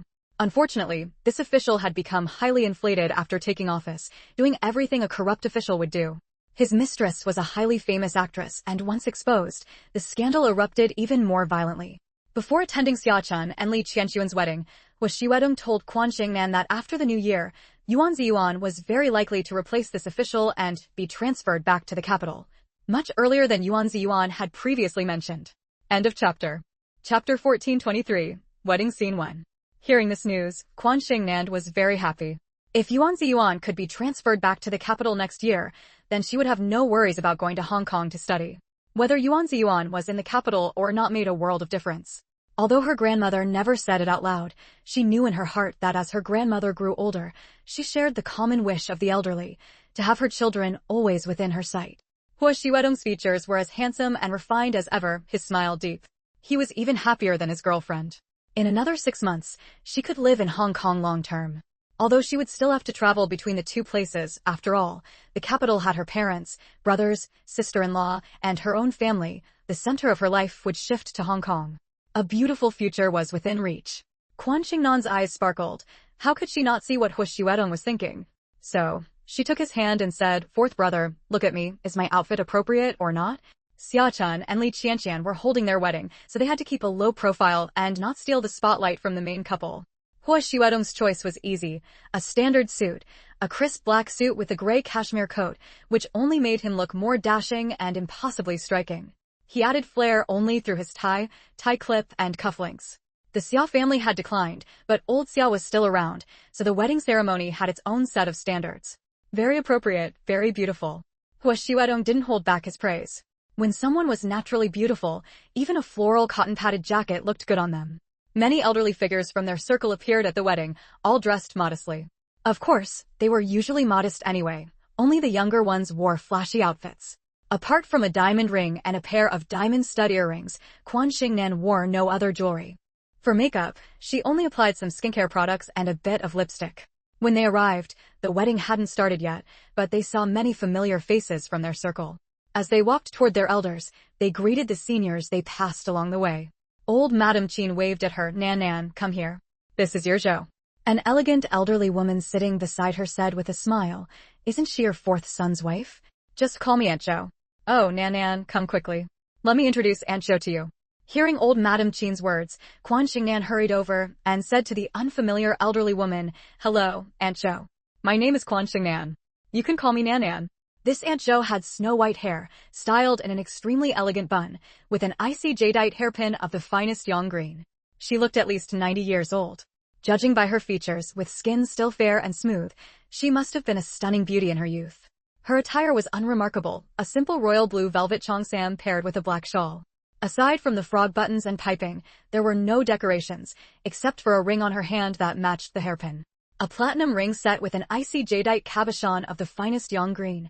Under the light, the green shimmered, breathtakingly beautiful. Despite such simple attire, she still appeared dignified and graceful, exuding elegance. Madame Zhou took her hand and said to old Madame Qin, "Your fourth son is truly fortunate. A child with such radiant spirit is rare in this world." The moment I saw her, I felt an extraordinary fondness. Of course our fourth son is fortunate, otherwise, how would he have met Nanan? Old Madame Qin said proudly, then added, "This is your first time meeting my Nanan. That Aunt Zhou wasn't called for nothing, you can't be stingy." End of chapter. Chapter 1424, The Wedding Scene 2. "I knew you had your eye on those things of mine. I had them ready long ago," Madame Zhou said with a smile, pulling a palm-sized brocade box from the sapphire blue embroidered silk handbag she carried with her. Without a hint of hesitation, she pressed it into Quan Xingnan's hands. "Good child, this is your auntie's gift for you. Take it. When you and fourth brother get married someday, if I'm still alive, I'll give you both a grand present." "Thank you, Auntie Zhou. You're so kind." Quan Xingnan thanked her sweetly, clutching the brocade box as she asked, "May I open it and see what gift you've given me?" "Of course you may." With Madame Zhou's permission, Quan Xingnan opened the brocade box, and her gaze was instantly drawn to its contents. A piece of jadeite, a plain plaque of imperial green, glass-like in its clarity. Half the size of a palm, as thick as a finger, yet still luminous and translucent. Smooth and unadorned, its green hue was even and uniform. When held up to the light, the green seemed to flow as if alive. The plaque was set in platinum claws at its four corners, and the clasp alone was worth a fortune, for it was adorned with a flawless, perfectly cut pink round diamond, encircled by a ring of white accent diamonds. The main diamond was large, the size of a pea, comparable to the centerpiece of Quan Xingnan's own engagement ring. A red cord was threaded through the clasp. Madame Zhou picked it up, adjusted the cord, and hung the plaque around Quan Xingnan's neck. She studied it for a moment before saying with a gentle smile, "It truly looks lovely on a young person so full of vitality." When old Madame Qin saw the jadeite plaque, she froze for a moment. "Isn't this?" "Yes, it was a gift from old Zhou to me. Later, I acquired a pink diamond and had the chief designer of a renowned jewelry company redesign it, hand-setting the stones." A hint of sweet recollection flickered across Madame Zhou's face. Old Madame Qin quickly said, "Brother Zhou gave this to you." Quan Xingnan also chimed in, "Uncle Zhou gave this to you, Auntie. It's far too precious, I can't accept it." It was 10 or even 100 times more valuable than the hairpin on Madame Zhou's head or the ring on her finger. Madame Zhou smiled gently. Material possessions, whether precious or not, are only given value by people. Old Zhou and I have no children. At our age, keeping these things is of little use. I give them to whomever I take a liking to. Good child, take it. Don't stand on ceremony with your auntie. Besides, I know you're not lacking in such trinkets. This is merely a token of our meeting." She gestured toward Xia-chun, who was greeting guests, and laughed. "Old Xia has only this one grandson. I've prepared a generous gift for the young couple as well, even more valuable than this plaque of yours." When Quan Xingnan returned to Hu Xiuedong's side, she showed him the jadeite plaque. Hu Xiuedong gave a faint smile. "Since Annie Zhou gave it to you, just keep it. This plaque holds special meaning for her. When her birthday comes around, we'll send her a gift of equal value in return." "Fourth brother, who is Auntie Zhou?" I heard Auntie Qin call her sister-in-law. Since reuniting with her parents, Quan Xingnan had been active in social circles, but she had never met this extraordinarily elegant Auntie Zhou before. If she had, she surely wouldn't have forgotten her. Hu Xiuedong led her out of the wedding hall.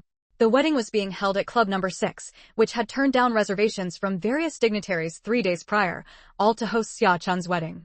Familiar with the place, Hu Xiuedong took her to the small courtyard where they often dined together, just a few minutes' walk from the wedding venue. He first poured her a glass of warm milk, then said, "I never mentioned her to you because she hasn't been back in the country for many years. In your words, their lives could be considered a legend." End of chapter. Chapter 1425, The Wedding Scene 3. Through Hu Xiuedong's narration, Quan Xingnan finally understood Madame Zhou's background. She had a very beautiful name, Emma Wanying. 1 as in gentle and tender like water, ing as in crystal clear and translucent. And she lived up to her name, a gentle, beautiful, and exquisitely refined lady from a distinguished family. Unfortunately, she grew up in an extremely rigid feudal family, with parents who were so stubborn and strict as to be almost harsh. Her father and brothers all had wives and concubines, constantly scheming against each other. She lived in such an environment where men were revered and women were belittled, and under her parents' arbitrary decision, she was betrothed to the third young master of the Zhou family as a child. The Zhou family was the wealthiest and most influential in the area. The marriage alliance between the Mo and Zhou families was a step up for the Mo family. Of course, the reason their family could form a marital bond with the Zhou family was simple. The third young master of the Zhou family was frail and often ill, and many families of equal status were unwilling to marry their daughters to him.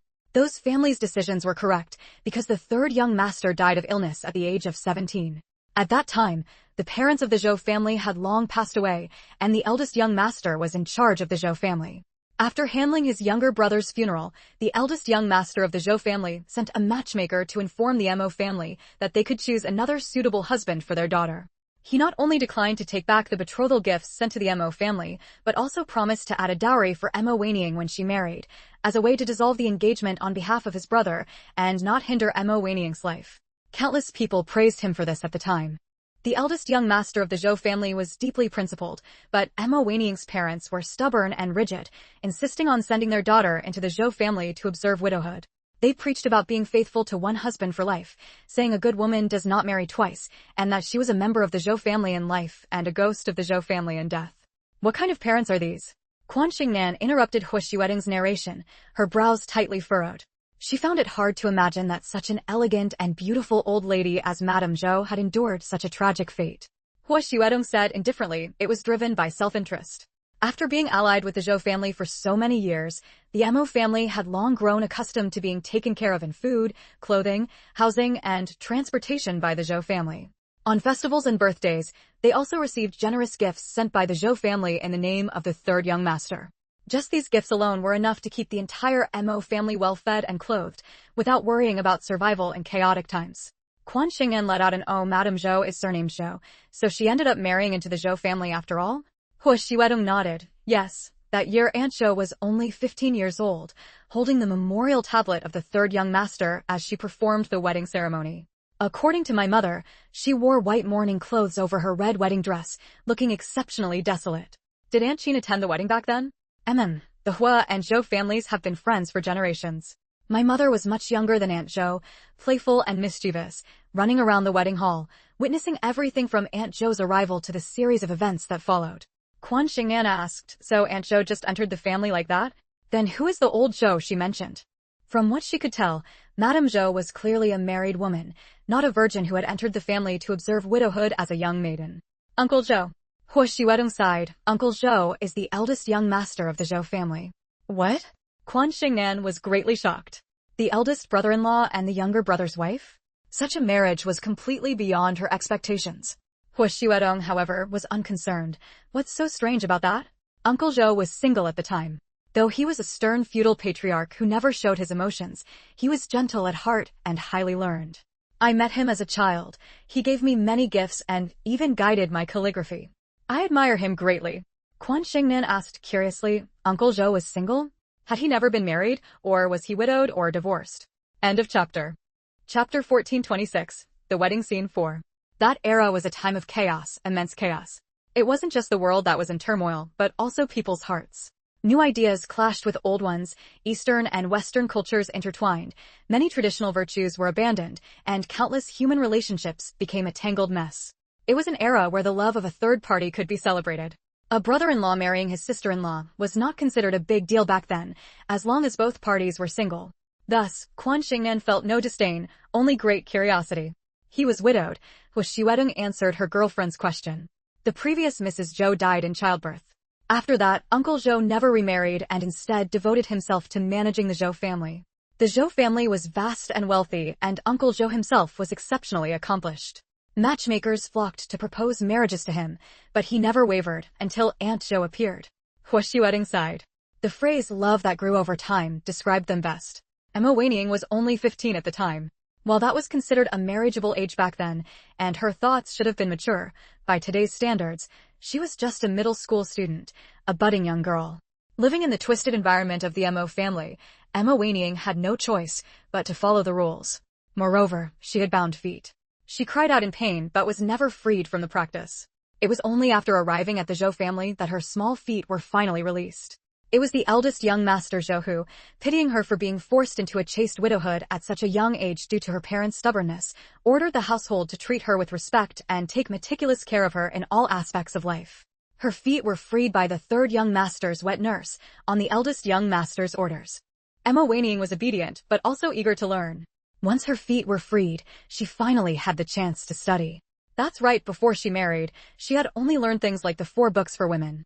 She was completely ignorant of other knowledge, unable even to keep accounts, because the Mo family believed that since she was marrying the third young master and the eldest young master was managing the Zhou family, she had no need to learn such things. A woman without talent is virtuous. The more she learns, the wilder her heart becomes. That was what Emma Waning's father had said. For Emma Waning, the Mo family was her cage, but the Zhou family was not. At the Zhou residence, she finally spread her wings. The eldest young master Zhou sent her to a girls' school, where she studied art, foreign languages, calligraphy, painting, and dance. She thirstily absorbed all kinds of knowledge, made many classmates and friends, and greatly broadened her horizons. She transformed into a modern woman with her own thoughts, yet deep down, she had not changed much. She remained gentle, refined, and virtuous, never indulging in the ways of some of her classmates, whether by throwing themselves into revolution or intruding into others' families, claiming to have found beautiful love while dismissing the other party's spouse as a feudal burden. Some even tried to introduce 20-year-old Emma Waning to a warlord who already had wives and concubines, scaring her so much that she fled back to the Zhou family in the middle of the night with her bundle. How did she end up with Uncle Zhou? Quan Xingnan grew more and more curious. Hua Xuedong thought for a moment, then suddenly smiled. When I was little, I often heard Aunt Zhou say that a modern woman like her would never take a liking to Uncle Zhou unless she was greedy for power and money. What kind of man was Uncle Zhou back then? He always wore a long gown, a pocket watch hanging from his chest, and a jade ring on his finger. He remained unchanged for decades, looking as stubborn as her own father. Even when I first met Uncle Zhou, he was still dressed the same way. End of chapter. Chapter 1427, Wedding Scene 5. Chapter 1427, Wedding Scene 5. Quan Xingnan could fully imagine what this Uncle Zhou was like, a textbook example of a feudal patriarch. If this were a TV drama, he would be the target of criticism, the kind of person who is particularly pedantic and unreasonable. What's Uncle Zhou's full name? Quan Xingnan asked again. Zhou Boying. That's right, he and Shen Boying share the same given name, differing only in surname. Uncle Zhou's courtesy name is Xiongji, and those close to him call him Zhou Xiongji. Quan Xingnan had never heard this name before, not once. Hua Xuedong extended her index finger and tapped her on the forehead. Of course you haven't. Because their relationship was not accepted by society. The Zhou clan elders opposed it, and Mo's parents opposed it. Uncle Zhou split from his second brother in the Zhou family, sold off his share of the property, and took Aunt Zhou abroad. They settled in France permanently, and it wasn't until Uncle Zhou passed away 15 years ago that his remains were brought back to his homeland. After handling Uncle Zhou's funeral, Aunt Zhou returned to France. Now that she's back, besides attending Xia Chun's wedding, she's probably making preparations for her own funeral. This was the same man who, to outsiders, seemed like a stern, almost rigid feudal patriarch, yet he unhesitatingly left his hometown with Emma Waning, settled in a place where no one knew them, and spent over half a century together. How they got together, many people didn't know, including Hua Xuedong's parents. Hua Xuedong knew a little because, taking advantage of his young age, he directly asked Zhou Boying. Zhou Boying and Emma Waning never had any children, but he loved kids, especially Hua Xuedong, so he quietly told him that he had won Emma Waning over with love letters. Of course, that was a joke. His and Emma Waning's love began with letters. In modern terms, they started out as pen pals. Zhou Boying published many poems and essays in newspapers, and Emma Waning loved them so much that she sent a letter to the newspaper office. The recipient was, of course, Zhou Boying, who at the time used the pen name Chinsa. Chinsa, as in Chinsa hemming, harmonious like a zither and essie, and also Chinsa zayu, the zither and essie at hand. When Emma Waning sent him a letter, she also gave herself a pen name, Jinghao. These pen names were chosen unintentionally, yet they perfectly form the phrase, the zither and essie at hand, all is serene and good. He didn't know her, and she didn't recognize him, But in their letters, their spirits intertwined, their hearts connected, and they were perfectly compatible. Apart from their true identities, they held nothing back from each other. When they first started writing, Emma Wanying was studying away from home. Later, when she returned to the Zhou family, every move she made was reported back to Zhou Boying, and he naturally realized that the Jinghao he had been corresponding with for 3 years was his own sister-in-law. Glancing at the time on his watch, Hua Xuedong took Quan Xingnan's hand and led her toward the hall. Speaking softly as they walked, Uncle Zhou told me that he once struggled and suffered. In the end, he chose to follow his heart, turning the 8 characters the zither and se at hand, all is serene and good, into a beautiful story.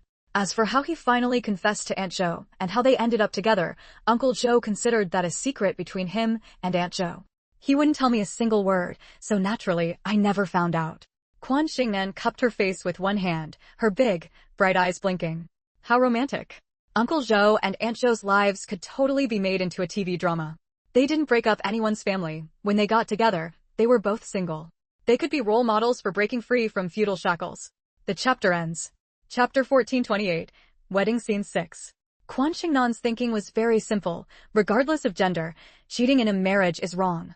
Whatever feudal baggage or ideological liberation, when you get down to it, they are just excuses for infidelity. While there are indeed marriages arranged by parents that do not reflect the wishes of the individuals involved, you can refuse before the wedding. If you can pursue your own love after marriage, then you can refuse before marriage. If you truly refuse even under the threat of death, are you still afraid that your parents will stubbornly arrange your marriage? Yet, so many people have children after marriage, and when giving birth, they don't mention the poison of feudalism or feudal baggage. But when a third party appears, they suddenly claim to have found true love, and the original spouse becomes the feudal poison and baggage. It's utterly ridiculous. Hua Xuedong said. Society is constantly progressing now, and women's status is gradually improving. Although the facts show that many aspects are still unequal between men and women, it is far better than before. Women can now decide their own life direction.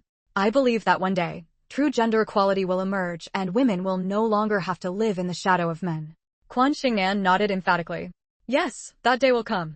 True gender equality, even if she and Hua Xuedong couldn't see it, future generations would eventually witness it. Lin Tianjing poked his head out from behind them. What are you two talking about, gender equality or inequality? In our family, it's always been equal. Stop discussing this. The wedding is about to start. Aren't you coming? We were just about to head over. Hua Xuedong said with a smile. Quan Xingnan grabbed Lin Tianjing, who was about to run off. Sixth brother, what about your girlfriend? When are you going to introduce her to us? She hadn't run into Qin Bingjie recently either, and she wondered if Qin Bingjie would be upset knowing Lin Tianjing had a partner. Although she and Qin Bingjie were good friends, she would never interfere in Lin Tianjing's love life or marriage. She had no right to. Oh, I'm busy. Lin Tianjing waved his hand and ran off first. From the moment he stepped into club number 6, everyone he knew asked him the same question. He was quite helpless. Quan Xingnan stomped her foot. That's Sixth brother. When he gets married, I'll eat and drink my fill but won't give him a gift. Hua Xuedong chuckled softly. If he gets married first, as his younger sister, you really don't need to give a gift or money. However, if Lin Tianjing got married later than Quan Xingnan, even as his younger sister, she would still need to give a gift, and Hua Xuedong would be happy to provide it. Quan Xingnan caught a glimpse of Li Feng's figure. Xianxuan should be here soon. Let's go. The two of them walked to the hall, found their seats, and sat down. Then, Quan Xingnan spotted Li Feng. Earlier, Li Feng had asked Quan Xingnan to provide him with a set of Ming Dynasty clothing, and now he was wearing it, standing beside old Xia and the couple Zhang Baixing and Jin Baifeng, a gratified smile on his face. Old Xia, meanwhile, sat at the head of the table, where he, along with Zhang Baixing and Jin Baifeng, would receive the bows of the newlyweds. Before long, the wedding ceremony began. It was a very conventional ceremony, with Lin Tianjing serving as a guest MC. The only difference was that Xia Chun wore a military uniform, while Li Qianxuan was adorned with a phoenix coronet and a traditional cape. The phoenix coronet was genuine, one of the collection pieces from the Tongxing Museum, restored by master craftsmen to radiate dazzling brilliance.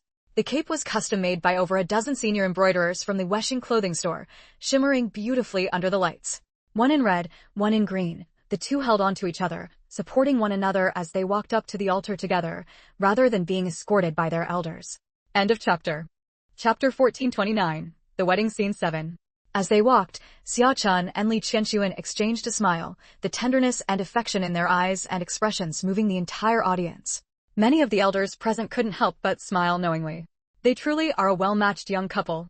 They're a delight to behold, Madame Zhou said with a soft laugh, her eyes revealing a hint of envy, a trace of relief, and a touch of melancholy. Old Madame Qin patted her hand. Young people today are much happier than we were. Yes, it's a new society, progressing more and more, Madame Zhou agreed with a nod. Freedom, passion, no longer burdened by arranged marriages, no need to care about worldly judgment. If Wu Boing were still alive, he would surely be pleased to see his country had grown to this point, where love and marriage models had further opened up. People in their position could now openly hold hands on the streets without having to sell off their assets and flee to foreign lands. Though their own life had been happy and fulfilling, it was still a lingering regret. In their era, everything was chaotic, and the systems of etiquette and propriety had been greatly damaged. The world could tolerate men taking concubines, could tolerate men and women having affairs, could tolerate teacher-student romances, passed down to this day. Many love stories between men and women rivaled that of Liang Shanbua and Zhu Yingtai, yet it could not tolerate the two of them. Now society had advanced, but Zhou Boing was gone, leaving her alone. The pain of a lost mate was something only she understood. Old Madame Qin quickly changed the subject. Back then, the Zhou family was in the silk and embroidery business. The bride's phoenix coronet and ceremonial cape up there, are they from the Ming dynasty? They look like it to me. Nanan's museum has Ming and Qing clothing. I recognize that phoenix coronet, it's from the Ming dynasty. Madame Zhou looked carefully and nodded. Not only from the Ming dynasty, but specifically from the late Ming and early Qing period, for titled noblewomen. Judging by the rank of the phoenix coronet and cape, it should be the level of a third-rank shuren, not that of an empress or consort. First-rank foreign, second-rank foreign, third-rank shuren, fourth-rank gongren, fifth-rank shuren, sixth-rank onren, seventh-rank ruren. These were the ranks for titled noblewomen and appointed ladies during the Ming and Qing dynasties in feudal society. Old Madame Lin said in surprise, "That's strange. How is it that Qianshuan, for her wedding, is wearing exactly the third-rank shuren level? The coronet is, and the cape is too." That cape was made by Liao Wanqiu gathering many embroiderers to rush its production. Did they start making it according to the third-rank level from the very beginning? The phoenix coronet and cape of a third-rank shuren aren't as intricate and splendid as those of an empress, consort, or a duke or marquis's wife. Her implication was that the empress and consort's attire was the most beautiful, and modern people could wear it without any taboos. Quan Xingnan smiled slightly. Qianshuan drew the design herself. She thought it looked nice, so that was enough. In truth, in his previous life, Xia Chun had been a third-rank general. If Li Qianshuan had married him then, her ceremonial robe would have been the third-rank noblewoman's attire. So in this life, she specially had the clothing made to match what she should have worn in that past life. This wedding was probably the simplest one Quan Xingnan and Hu Xuedong had ever seen. There were none of the complicated processes of Western weddings, no music accompanying the entire event. Apart from Lin Tianjing, who officiated the wedding, no one took the stage for lengthy speeches or blessings for the couple. There was no requirement for the couple to vow to stay together in poverty or wealth. They simply exchanged rings, then bowed to heaven and earth and paid respects to the elders. Li Qianshuan knew her father was watching her. After bowing to old man Xia and the couple Zhang Baixing, she pulled Xia Chun slightly to the side, facing the seats below old man Xia and Zhang Baixing's couple, and bowed deeply. End of chapter. Chapter 1430, Wedding Scene 8. A daughter knows her father best. Li Fang was her father, old Xia was Xia Chun's grandfather, and the Zhang Baixing couple were her maternal grandparents. Given her father's character, which emphasized hierarchy and respect, he would surely stand in this position. Although Xia Chun did not understand why his wife wanted to bow one extra time, he still kowtowed together with Li Qianshuan. He thought that perhaps his wife was paying respects to her past life parents, whether his own or hers. Only she had traversed both past and present lives from beginning to end. It was only reasonable for her to perform a grand bow to her past life parents. The guests watching below did not quite understand, but no one spoke up. After all, most people were unfamiliar with old-fashioned etiquette, and the younger generation was especially reluctant to accept the grand gesture of kowtowing. A glimmer of relief and a trace of tears flickered in Li Fang's eyes. "My child, may you be happy and healthy for all your life. Your father has no regrets." Before he could finish his words, a burst of golden light suddenly appeared before him, and a gate materialized. Li Fang was startled and looked at Quan Xingnan, who was also staring at him in surprise. She had not opened the gates of hell for Li Fang. Why had they suddenly opened? Seeing the golden light around Li Fang slowly dispersing in all directions, she transmitted a message to him. "It is the gates of hell, but I did not open them. Could it be that your merits have automatically opened the gates for you now that your wish is fulfilled?" guiding you onto the Yellow Springs Road so that you do not dissipate like some other souls. Li Fong did not care about the reason the gates had opened. He smiled at Quan Xing'an and said, "Your master is leaving. I entrust Qianxuan to you and Hua Xuedong. Please take good care of her." Quan Xing'an replied earnestly, "Master, rest assured. I will keep an eye on senior sister's life." Li Fong took a deep look at his daughter, then stepped without hesitation into the gates of hell and onto the Yellow Springs Road. As the gate closed, Li Qianxuan, who was about to leave the stage with Xia Chun to change clothes after bowing to the parents, felt a tremor in her heart. It was as if she had sensed something. She suddenly lifted her face to look at the void, and 2 clear tears slid from the corners of her eyes. "Qianxuan." Xia Chun tightened his grip on her hand. Li Qianxuan smiled at him. "It's nothing. I'm happy." Tears of joy. After leaving the stage, Li Qianxuan quickly sought out Quan Xing'an. Seeing Quan Xing'an nod at her, she knew that her father had departed. For a moment, she was overwhelmed with grief. Xia Chun hurriedly led her to the dressing room to offer comfort with love. Quan Xing'an let out a soft sigh, then turned to rest her chin on her hand and admire Madame Zhou's elegance. A beauty, even with white hair, was still an unparalleled beauty, breathtaking enough to make one hold their breath. "Little one, what are you looking at?" Hearing Madame Zhou's question, Quan Xing'an replied seriously, "I'm looking at a beauty, peerless grace, a myriad of charms." Madame Zhou covered her mouth and laughed. "What a sweet little mouth. I'm already old, wrinkled skin and white hair, decrepit and feeble. What charm do I have? I can't compare to you young girls, so fresh and translucent. Beauty lies in the bones, not the skin. It does not diminish with the passage of time." Madame Zhou was overjoyed and asked old Madame Qin, "Do you live every day bathed in this little one's praise?" Old Madame Lin and Granny Yun, who were nearby, smiled quietly. Old Madame Qin said with a gentle smile, "I no longer need praise. But this is the first time I've heard the little one praise someone older than me so lavishly. Sister Wenying, you really have taken good care of yourself. If we 2 old sisters walk side by side, I guarantee everyone will say you're the younger sister and I'm the older one." Madame Zhou shook her head. "You followed old Qin through campaigns east and west. I could never match that. I have always lived in peace and calm. A delicate flower that has never weathered storms naturally appears softer, and I lack the courage to endure wind and rain." End of chapter. Chapter 1431, Wedding Scene 9. Chapter 1431, Wedding Scene 9. The women chatted among themselves, and before long, the banquet began. Most people's minds were not on the food, but on the people they encountered that day. Even within the same circle, some individuals were rarely seen, so how could they not seize the chance to step forward and exchange a few words to deepen their impression in the other's mind? Quan Xing'an sat at the same table as several elderly ladies and ate with great enjoyment. Some of these elderly ladies were her own grandmother, some her maternal grandmother, and one her future mother-in-law. Naturally, they doted on her immensely, pulling her to stay and not letting her sit at another table, a privilege no one else had. Moreover, older people particularly loved watching children eat. The more heartily she ate, the happier they were. Hua Xuedong did not have it so easy. Men's topics were always more numerous than women's, and most men placed great importance on social occasions, discussing business and worldly matters. One after another, everyone who approached Grandpa Qin and Hua Xuedong had something to say, and just greeting them kept Hua Xuedong busy enough. After finally seeing off all those who came to greet him, Hua Xuedong helped Grandpa Qin take his seat. Old Man Xiao laughed and said, "Old Fourth, you and Chun'er are of similar age, and you're his elder. Now that I've finally seen him married, what about you? When will we get to drink at your wedding feast?" Old Man Yun, who was seated nearby, glanced at his granddaughter, who was eating shrimp, and said, "My granddaughter is still young. There were still over 3 months until her 19th birthday." Old Man Lin nodded vigorously. That's right. Nanan is young, and we haven't doted on her enough yet. We don't want her to take on family responsibilities so soon. Besides, she needs to take the college entrance exam this year, which is the most important step in her studies. She's under a lot of academic pressure right now, so everything must wait until after she finishes the exam. Grandpa Qin was stunned for a few seconds before quickly saying, Right, old brother is correct. Let's talk about it after Nanan's college entrance exam. By the time she finished the exam, she would be 19.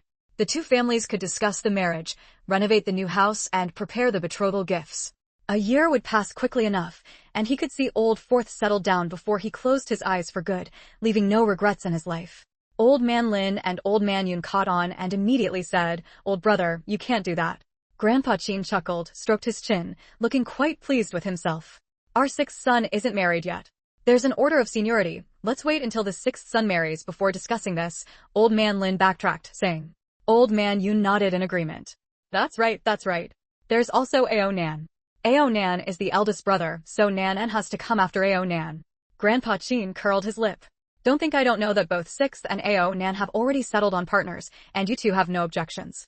In families like ours, once someone has a partner, there won't be any changes barring unexpected circumstances. It's as good as having a future daughter-in-law. They're all of age now. If you're willing, you can arrange their marriages right away. Honestly, their old fourth wanted to marry but couldn't, since Quan Xingnan wasn't yet 20.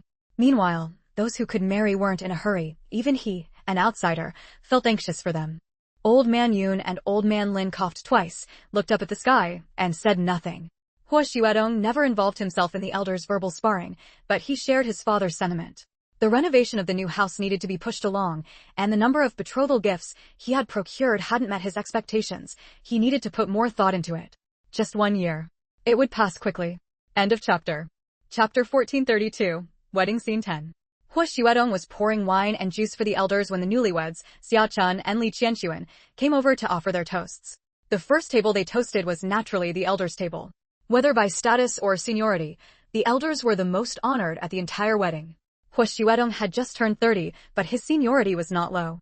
Qin Fingji and the others were too busy with official duties to attend, so the family was represented by the elder Mr. and Mrs. Qin. However, Hua Xuedong was also a senior relative of Xia Chun. At that moment, Xia Chun was still in his military uniform, stern and rugged. Li Qianxuan, after removing her phoenix coronet and bridal veil, did not wear the commonly seen cheongsam as her toast dress. Instead, she wore a set of Ming Dynasty-style casual attire designed by herself and made by Liao Wanqiu and others. The jewelry was all in Ming Dynasty-specific styles, though the fabric was modern. Li Fong designed it personally, and Quan Xingnan arranged for its production. Although everyone found this quite unusual, they were not overly curious.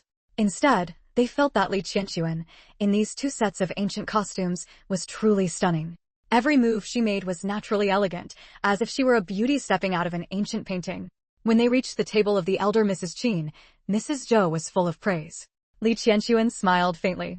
Under the light, her made-up face looked extraordinarily beautiful. Quan Xingnan could accept Xia Chun's toast, but not Li Qianxuan's, as the two were fellow disciples, with Li Qianxuan being the senior. So she stood up, took the wine glass Li Qianxuan offered, and said, "The departed are gone, and the living should cherish the beautiful life before us. I wish you and Xia Chun a long and happy marriage, and may you have a child soon." Li Qianxuan blushed, but Xia Chun said, "Thank you for your kind words, little aunt." Hearing this, Li Qianxuan stepped on his foot. After finishing the toast, Xia Chun and Li Qianxuan excused themselves to the elder Mrs. Qin and moved to the next table. Mrs. Zhou watched their backs for a moment, then turned to Quan Xingnan and asked, "Dear, Xia Chun called you little aunt. Do you think I'll ever get to drink at your wedding? Today's bride is so beautiful. I wonder how stunning you'll be on your wedding day." The elder Mrs. Qin's eyes lit up. She wanted to know too. Grandma Yoon was extremely helpless. However, she understood the Qin family's urgency. After all, Hua Xuedong was really not young anymore. Sometimes, when she flipped through newspapers from Hong Kong, many people referred to Hua Xuedong as a diamond bachelor. Countless socialites had confessed to him, and countless others had calculated Quan Xingnan's wealth and how much dowry she would bring into the Hua family. It made her click her tongue in amazement. The people over there were too gossipy. Every article sounded as if it were true. "Dear is still in school. We don't discuss marriage matters yet. She's taking the college entrance exam this year. If she wants to apply to the University of Hong Kong, she'll need to put in even more effort in her studies." Grandma Yan revealed Quan Xingnan's plans, and the elder Mrs. Qin was overjoyed. Hua Xuedong had never told his parents about Quan Xingnan's intention to study in Hong Kong. So, upon hearing this news suddenly, the elder Mrs. Qin was as happy as a child. Hong Kong is great. The University of Hong Kong ranks higher among the world's top universities than our capital university. Dear's grades are so good, and her foreign language skills are top-notch.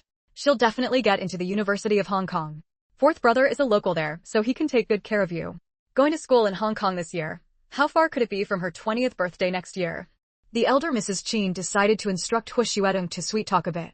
Perhaps he could convince the in-laws to let the two children get married first and then continue their studies, without delaying either.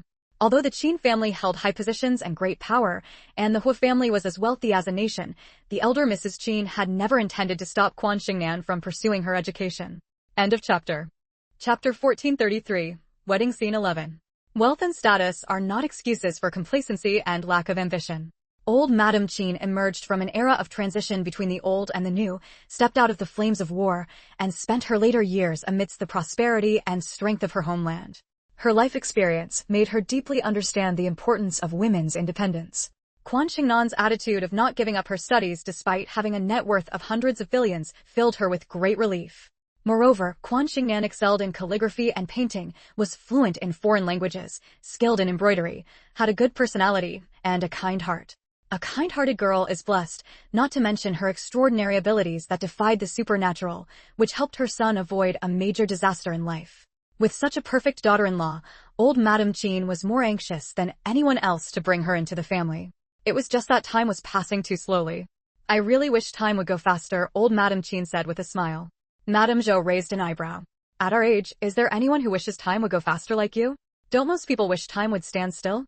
After all, human life is limited. With each passing day, one's lifespan decreases by a day. The older one gets, the more they fear death, with few exceptions. Old Madame Qin naturally understood Madame Zhou's meaning, but shook her head. Life, aging, illness, and death are determined by heaven. If humans could control them, they wouldn't be human. As for me, I still hope time moves faster. Quan Xingnan heard this, but said nothing, simply taking a sip of juice. She was the younger generation, so why would she interrupt when the elders were speaking? It was that simple. Besides, Hua Xuedong hadn't even proposed to her yet. But time did pass quickly, just as old Madame Qin wished. At least half a year slipped by like flowing water. After New Year's Day, Quan Xingnan's studies suddenly became intense. Apart from tutoring, it was more tutoring.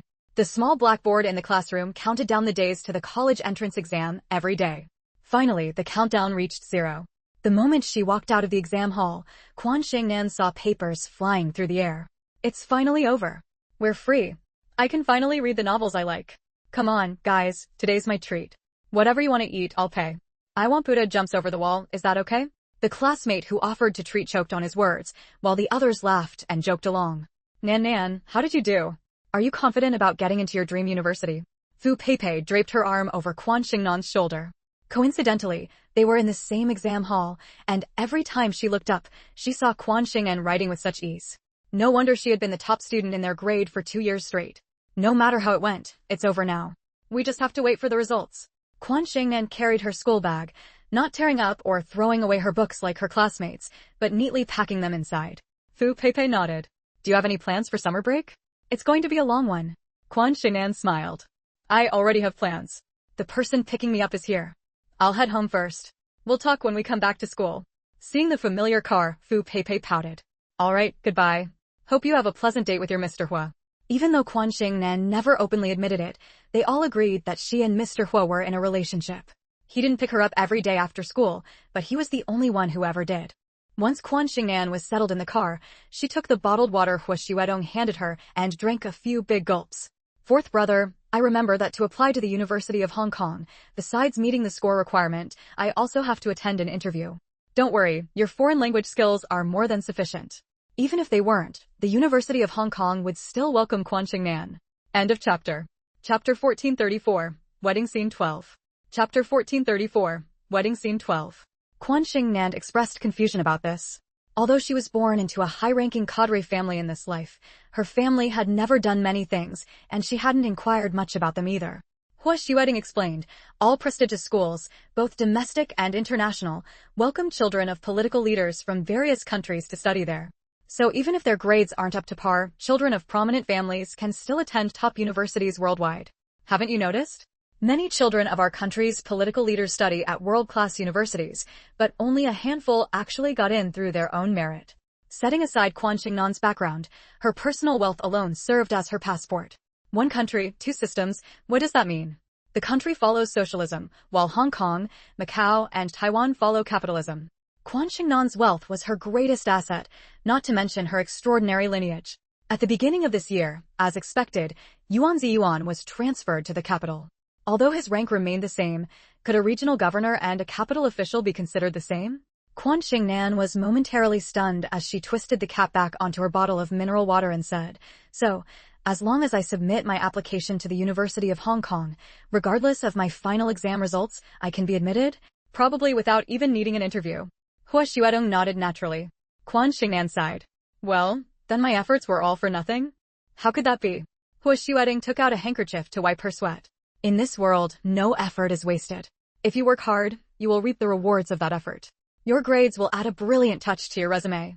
A hardworking and outstanding you, compared to a lazy you, will be welcomed by any prestigious school. You can also proudly say that you got in through your own ability. Quan Xingnan thought for a moment. That makes sense. Saying it that way makes me feel much better. Should she be glad she was born into a high-ranking cadre family? If not, even with hard work, she might not be able to get into her dream school. That was truly disheartening. It seemed that everyone is equal was really just a lie to fool the common people. In reality, class distinctions still existed. Hua Xueding saw what she was thinking. Privilege is everywhere. Just because you don't use it doesn't mean it doesn't exist. Leaving aside distant examples, there was a huge difference between a Beijing household registration and one from elsewhere. I won't think about it anymore. The more I do, the more I realize how cold and chilling social reality is. Quan Xingnan waved her delicate, jade-white hand. I've finally finished my exams, fourth brother. Aren't you happy for me? Of course I am. That's why I've set up a celebration banquet at Club Number 6, respectfully inviting Miss Quan to attend. Quan Xingnan giggled upon hearing this. I just finished my exams, and the results aren't even out yet, and you're already celebrating for me? I don't even know what we're celebrating. Finishing the college entrance exam is a success in itself, Hua Xueding said with a smile. Soon, he would be able to settle in Hong Kong long-term with his girlfriend, so of course, it was worth celebrating. However, the two didn't end up going, because Madame Zhou, who had been living in the capital for the past 6 months, passed away. Back then, Zhou Boying had sold off all his assets before going abroad, so they had no property in China. Madame Zhou was staying in the Sihiyuan that Hua Xuedong had bought for old Lady Qin, not far from Quan Xingnan's home. Quan Xingnan was very fond of Madame Zhou and, whenever she had time, would accompany her and old Lady Qin on shopping trips and outings. They had a close bond. Although Quan Xingnan had long known that Madame Zhou felt her time was limited and had returned to China to prepare for her own funeral, hearing of her death still filled her with great sorrow. A beauty like an ephemeral flower. She had finally turned into a butterfly, following Zhou Boying, performing their own version of the Butterfly Lovers. End of chapter. Chapter 1435. Yusheng's Residence 1. Zhou Boying and his wife had no descendants. According to Mrs. Zhou's will, her funeral affairs were handled by Hua Xuedong and Quan Xingnan. It turned out that Hua Xuedong had once studied music, chess, calligraphy, painting, poetry, and prose under Zhou Boying, forming a friendship across generations and becoming something of his half-student. Meanwhile, Mrs. Zhou had grown fond of Quan Xingnan, who often accompanied her and enjoyed listening to her recount tales of the past. Thus, Mrs. Zhou prepared her own funeral arrangements and made a will, entrusting the execution to these two young people. She requested that after cremation, her ashes be buried together with Zhou Boying. 15 years ago, Zhou Boying had been buried in a cemetery in the capital, adjacent to an ancient temple. The grave site, about 10 square meters, was the resting place she had chosen for the two of them. Upon returning to the capital this time, she paid a century's worth of fees for herself and her husband. She left instructions that no ceremony be held and no memorials be accepted. Unknown in life, she should not disturb the world in death. After Hua Xuedong and Quan Xingnan handled her funeral, a lawyer came to read them Mrs. Zhou's will regarding her property. The will stated that the antique calligraphy, paintings, and artifacts she and her husband had collected during their lifetimes would be partly donated to the state, partly given to the Tongxing Museum, and a very small portion left to Hua Xuedong and Xia Chan as mementos. Since each antique and artwork was unique, she clearly specified in the will which items were to be donated to the state, which were to be given to the Tongxing Museum, and which were for Hua Xuedong and Xia Chan, leaving no room for dispute. Among her assets was a sum of savings. After returning to China, Mrs. Zhou had transferred it to a domestic bank and gradually donated part of it over 6 months, leaving over 40 million yuan. She split this amount in half, one half donated to the Hope Project, and the other half donated to the Quan Xingnan Foundation. Mrs. Zhou and Zhou Boying had been passionate about antiques, calligraphy, and paintings in their lifetimes, possessing exceptional taste in this area. 90% of their collection consisted of items that had been lost overseas from their own country during times of turmoil. Thus, most of their wealth was tied up in antiques and artworks, with less spent on jewelry. Before her death, Mrs. Zhou had only about 20 pieces of jadeite jewelry left, all gifts from Zhou Boying during his lifetime. Beauty and jadeite complemented each other perfectly. Some pieces were bought in their youth, others 20 or 30 years ago. Compared to today, prices back then were very affordable. Among the 20 or so jadeite pieces, 4 were of the highest quality. Mrs. Zhou gave a pair of Longzheng-type emerald green jadeite large piece buckles to Hu Xuedong and Quan Xingnan as a wedding gift. She gave a jadeite set consisting of 10 flawless glass-type imperial green large egg-shaped cabochons and hundreds of diamonds totaling 100 carats to Quan Xingnan as a dowry. A necklace made of 40 glass-type emerald green jadeite beads was given to old Madame Qin. A pair of glass-type bright green full-color jadeite bangles, along with matching rings, earrings, and pendants, were given to Li Qianxuan. If Mrs. Zhou had any remaining relatives, it was probably Xia Chun. Xia Chun's grandmother was her younger sister, and the two sisters had a good relationship. The younger sister followed Xia Lao to join the revolution, receiving substantial financial support from her, which also helped her escape the feudal shackles of the family. Although Xia Chun was a younger generation member, he was in the military and less convenient than Hu Xuedong, so the funeral affairs were still entrusted to Hu Xuedong and Quan Xingnan. The remaining glass-type and ice-type jadeite jewelry in various colors were to be divided equally between Li Qianxuan and Quan Xingnan, with no share for anyone else. Because Mrs. Zhou's will was written clearly, there was no dispute. The heirs she designated did not quarrel over the value of what they inherited, and the final inheritance procedures were completed quickly. End of chapter. Chapter 1436, Residents of Weshing 2. After handling this matter, Quan Xingnan realized that the college entrance exam results had long been released. She was still first in her school and received a substantial scholarship, but she was not the top scorer in the capital's college entrance exams. She became the second-place candidate in the liberal arts stream by a margin of 1 point. Second place is great, Quan Xingnan said with a smile, showing no disappointment at not being first. Everyone's attention is drawn to the top scorer, and no one cares about the runner-up. That gives me peace and quiet to do my own things and live my own life. As long as her score met the admission threshold for the University of Hong Kong, she didn't care about the ranking. Upon hearing this, Hu Xuedong set aside the words of comfort he had prepared. Indeed, his girlfriend didn't need them. It was the people around her who felt a great sense of regret, even more so than Quan Xingnan herself. They knew how hard she had been working recently, and the fact that she ended up second by just 1 point left a bitter taste in their mouths.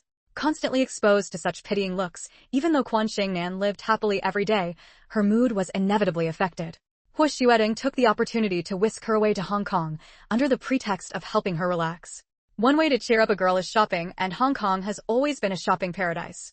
Coincidentally, Hui had given birth to a handsome son, and the two of them went to attend the baby's full-month celebration. The full-month banquet was held with great pomp and grandeur, attended by celebrities from all walks of life in Hong Kong.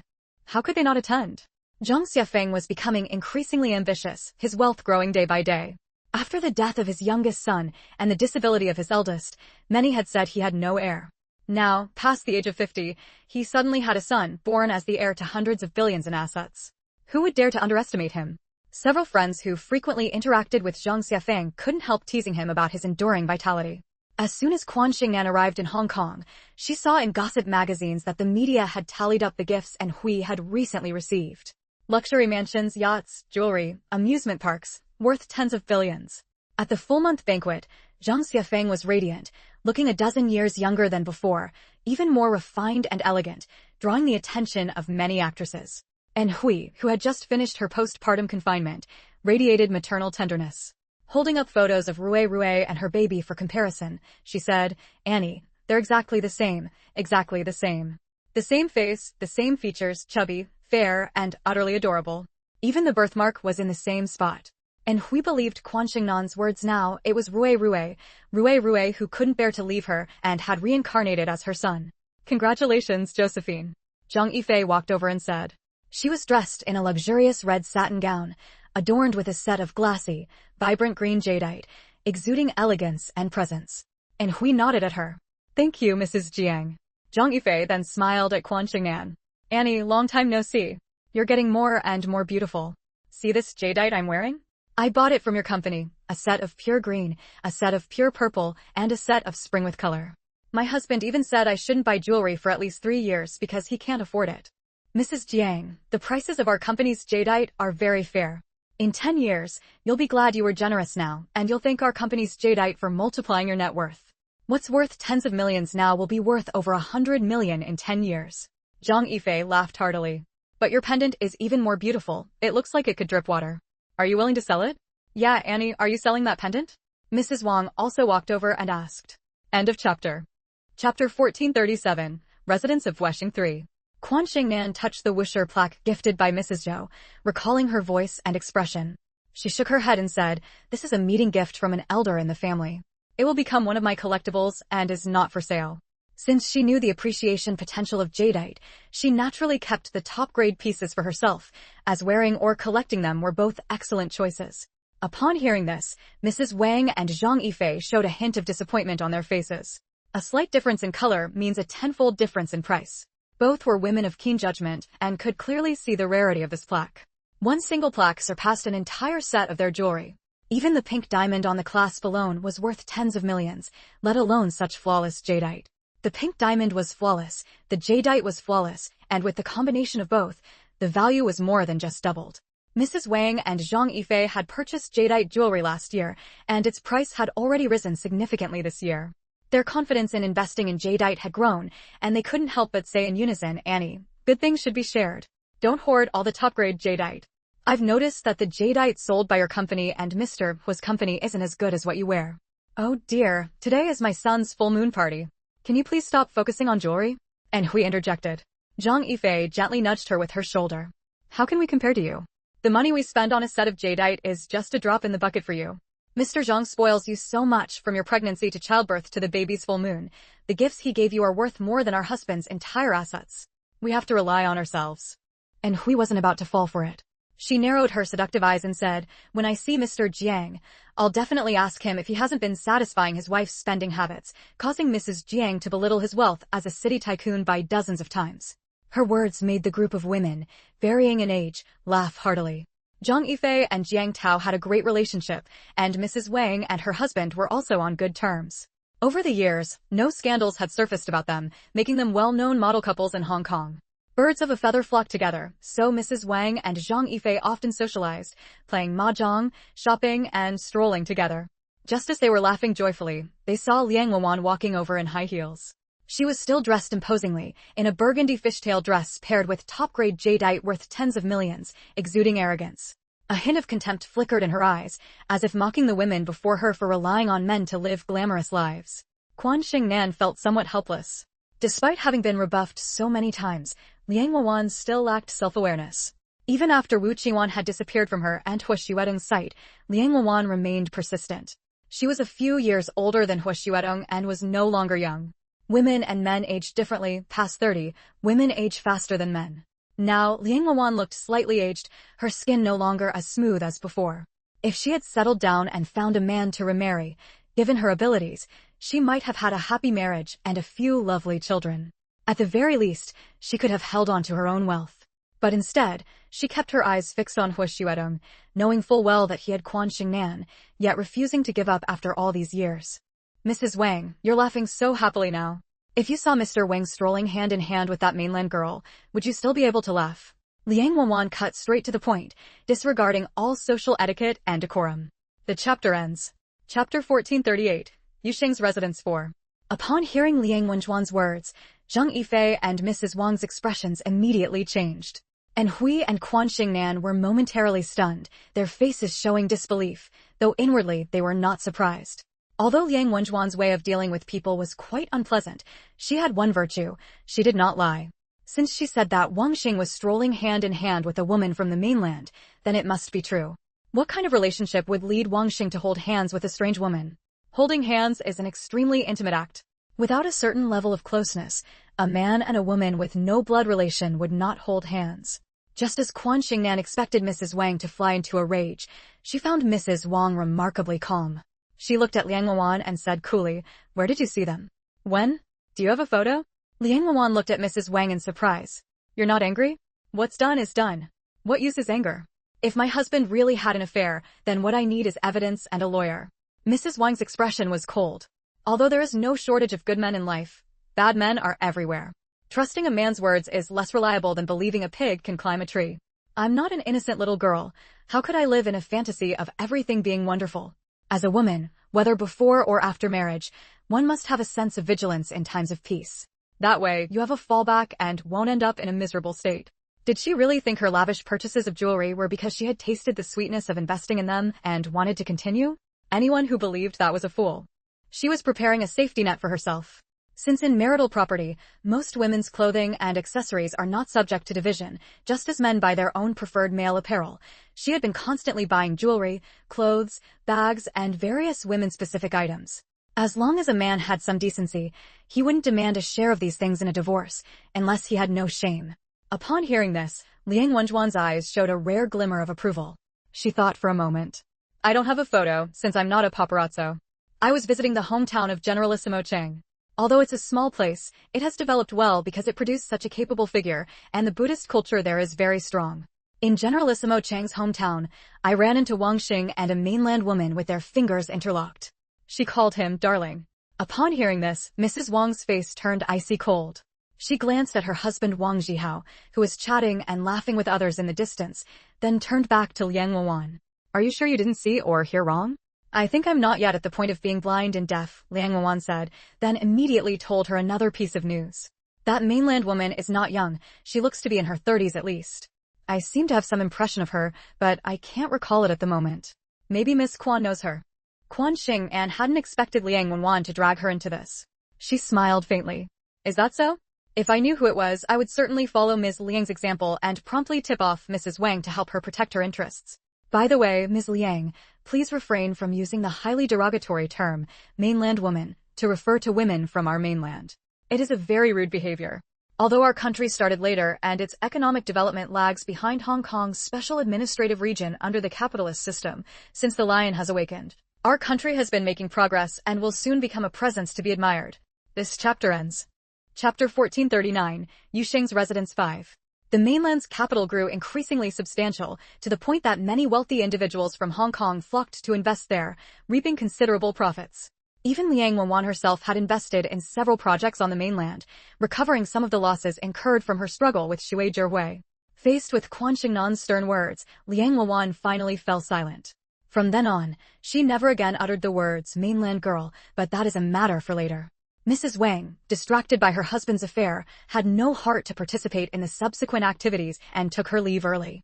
Meanwhile, Zhang Yifei wondered if her own husband was hiding a new lover from her as well. Only Quan Xingnan and Hui went to see the baby who had just woken up. Whether crying or laughing, the baby was always adorable. His name is Zhang Nian, and Hui said skillfully as she changed the baby's diaper. I originally wanted to name him Zhang Sirui, but Si sounds unlucky, and Xiafeng didn't want the child to live in Ruerue's shadow from birth, so we called him Nian Nian. It's a wonderful name, and a lovely baby. He will surely live a life of peace and health. Quan Xingnan put the safety charms she had made on Zhang Nian, one on each of his little hands, tied with red strings around Hetian white jade pendants. A deep joy shone in Hui's beautiful eyes. Thank you, Annie. I hope your words come true.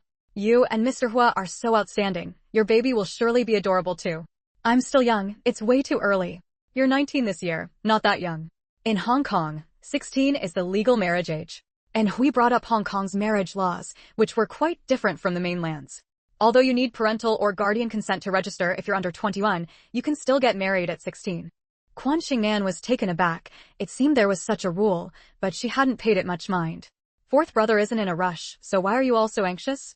People were always asking about her wedding date, but she hadn't even reached the legal marriage age in her own country, 20 years old. Hong Kong followed the Western calendar, but her country did not. And Hui chuckled. Mr. Hua is definitely anxious inside, but he's afraid of putting pressure on you, so he doesn't show it. Men were all the same. How could they not want to bring a beauty home? Quan Xingnan was so young, so beautiful, from a good family, with an outstanding aura and considerable wealth. Marrying her would be no different from marrying a diamond mine. The men secretly eyeing her could not be counted on 100 fingers, but they dared not express their feelings out of fear of Hua Xuedong. Behind the scenes, more than just Liang Wenjuan prayed for a rift in their relationship. Also, Annie, you're Mr. Hua's girlfriend, his partner, understand? Not his little girlfriend. A relationship that's too pure isn't good for the romance. And Hui had long noticed that in many ways, Quan Xingnan was no different from an adult, even more composed and wise than most adults, but when it came to romance, she was a bit clueless.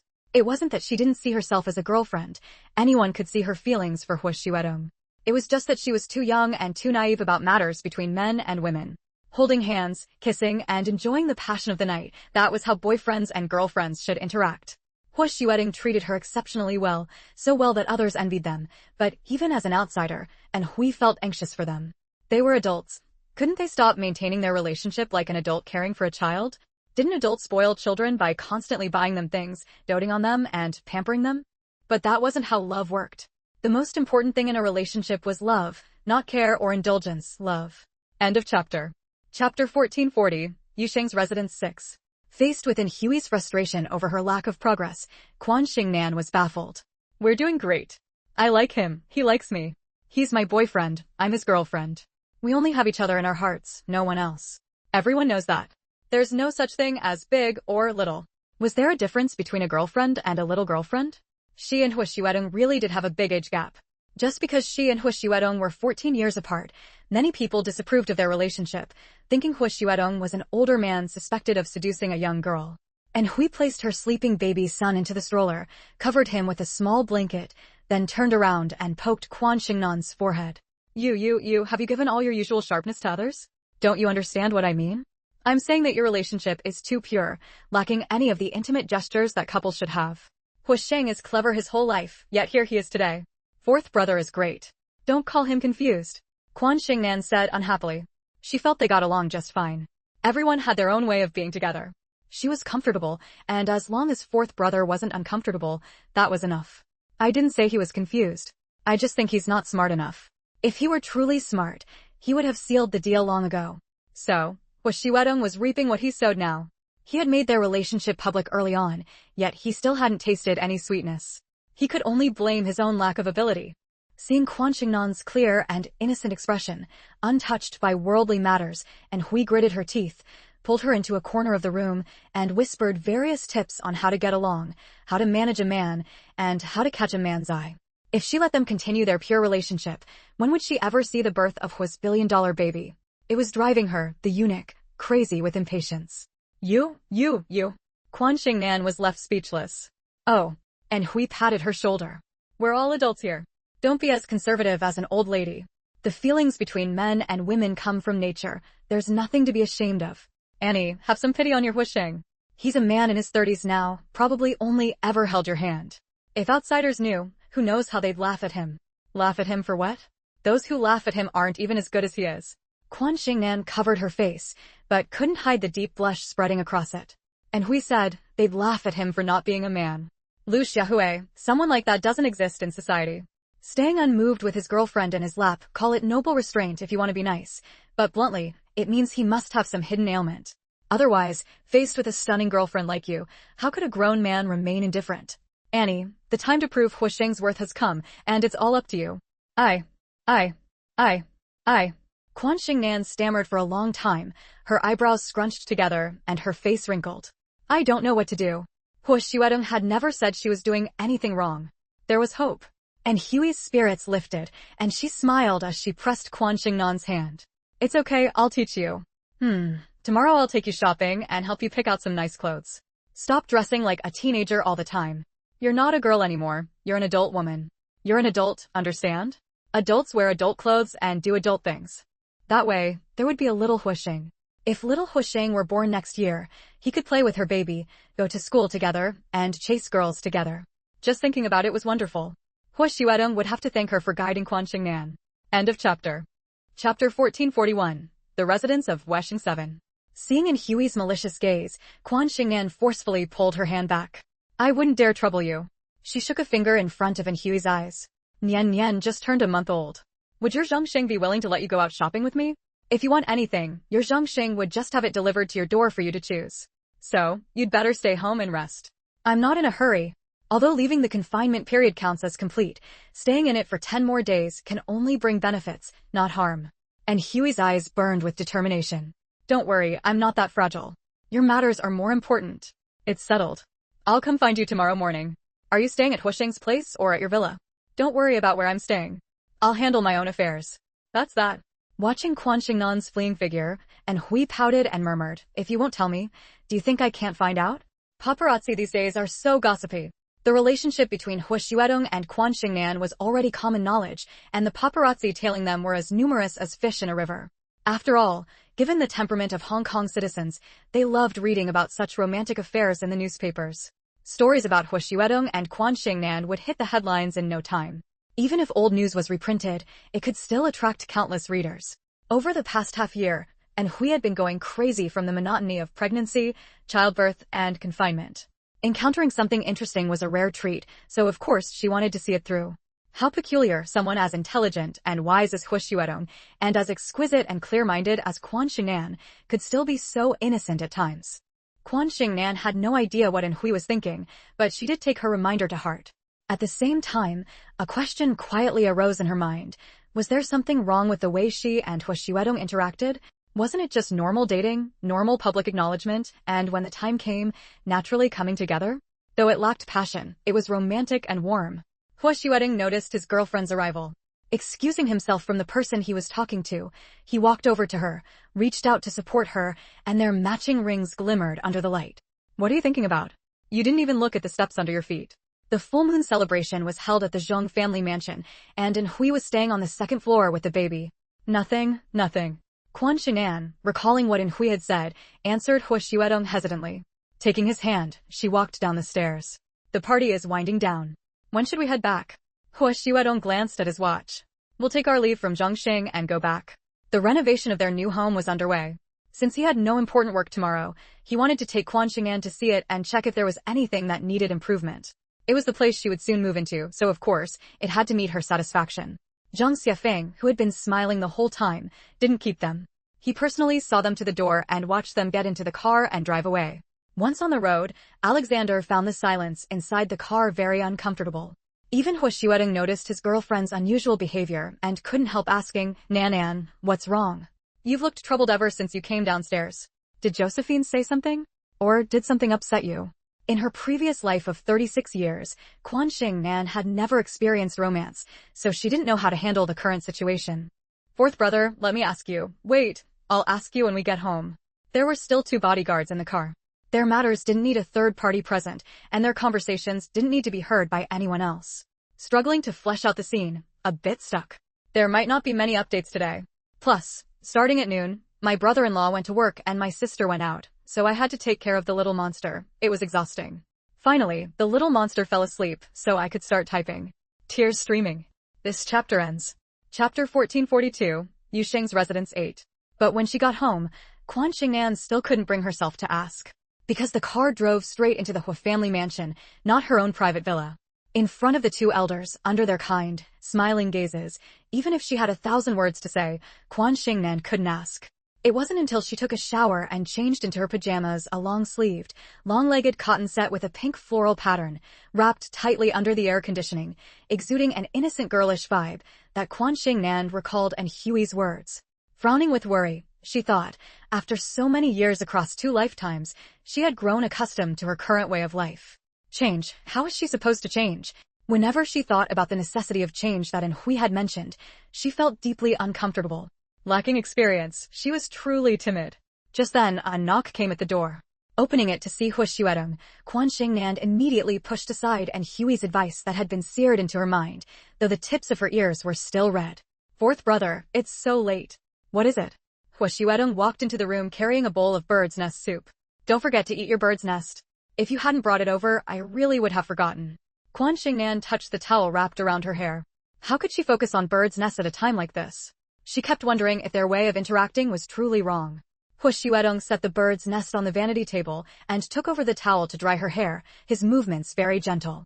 After drying and blow-drying, her hair cascaded like a waterfall over her shoulders.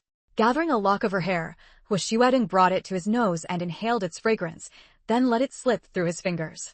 Nan, what did you want to ask me in the car? There's no one else here now. The implication was that she could say anything. Quan Xingnan quickly shook her head. No, nothing. There's nothing at all. Really nothing? Hu Xuedong didn't believe her. He placed his hands on her shoulders, a faint smile in his eyes, and leaned down close to the back of her neck, his warm breath seeping into her collar. But he didn't force her to speak, he always respected her wishes. Quan Xingnan, however, felt as if 2 red-hot irons were pressing down on her shoulders, burning intensely. Her body, cool under the air conditioning, seemed to heat up along with it.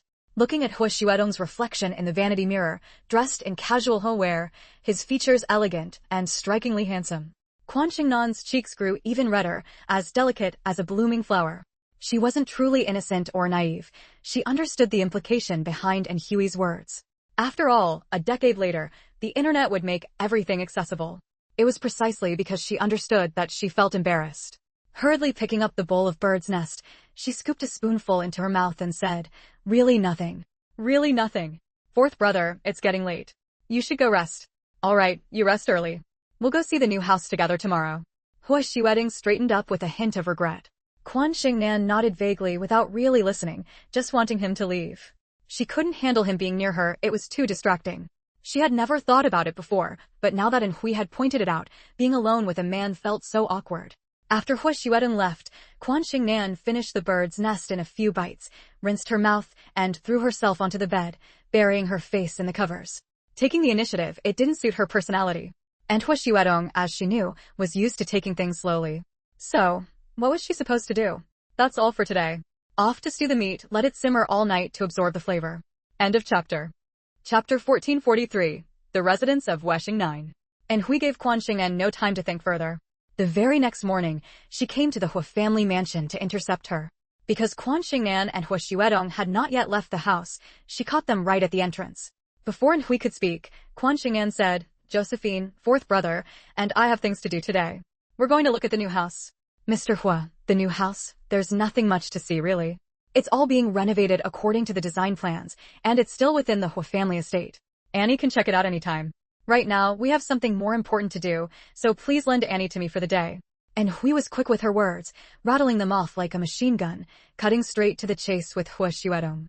Hua Xiuedong, who always respected women, helplessly spread his hands toward his girlfriend. He had to give Hui face. "Since that's the case, little one, we can go to the new house after you two finish shopping." "That's more like it." And Hui grabbed Quan Xingnan's hand, afraid that if she let her guard down, she might slip away. In truth, it wasn't that she was overly eager, it was simply that this handsome man and beautiful woman were too outstanding. Whether in looks, temperament, talent, family background, or status, they were perfectly matched, a top-tier match. Any outsider trying to interfere would be committing a grave sin. Yet, one of them was reserved in character, and the other wasn't outgoing either, moving at a pace so slow it drove people crazy. Quan Xingnan was thus dragged by her into the nearest large shopping mall, reputed to be the one with the most complete selection of goods. It was a mall under the Hua Group, highly renowned in Hong Kong, and there was more than one. Stepping into a brand-name lingerie store, and Hui directly said to the female sales assistant, "I'm here to pick out lingerie for my sister, and also sleepwear. She's an adult, so no girly styles. But she's still young, in the prime of her youth, so something a little sexy and subtle would be best. What suitable styles can you recommend to us? Straight to the point, quick and easy." As she spoke, and Hui pushed Quan Xingnan forward.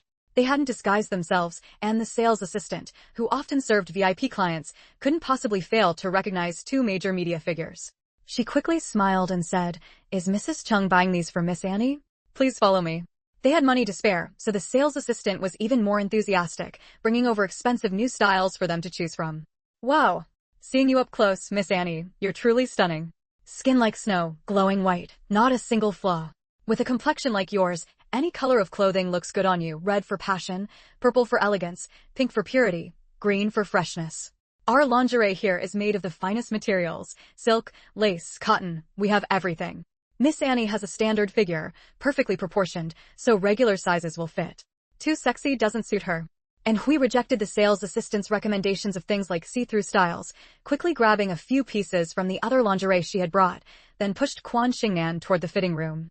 Lingerie needed to be tried on to see if it fit. If it didn't, whether too big or too small, it would be uncomfortable. And Hui entered the fitting room and didn't leave, instead locking the door behind her. "Wow, Annie, I never would have guessed. That sales assistant outside really has sharp eyes. Who knew that someone as slim as you could have such curves? Mr. Hua is a lucky man." And Hui exclaimed in amazement. Did a conservative exterior always hide a killer body? Though only 19, she had the right curves in all the right places, a beautiful shape without an ounce of extra fat, smooth and fair like a snow-carved jade statue. End of this chapter. Chapter 1444, The Residence of Yusheng 11. Receiving her boyfriend's praise, Quan Xingnan was naturally delighted, but thinking about Hui's original intention in grabbing her, she couldn't help feeling a bit shy. When she was shy, her eyes darted around randomly. Is it really that good-looking? Seeing Hua Xiuedong nod emphatically, she instead shifted the topic. Didn't we say we'd go see the new house together? It shouldn't be too late to go now, right? Let's go see the new house, instead of staying home reading all kinds of messy reports. She secretly breathed a sigh of relief that the paparazzi following them hadn't caught the scene of An Hui buying condoms, otherwise, she'd be mortified. Hua Xuedong obediently stood up, taking her hand. Of course it's not late. It's right here, just a few minutes walk. The Hua family compound covered thousands of square meters, naturally consisting of more than just the building they currently lived in. Originally, Hua Xuedong had wanted to renovate an adjacent large house as their new home, but considering that old Master Hua and old Madam Hua were advanced in age, Quan Xingnan said there was no need to prepare a separate one.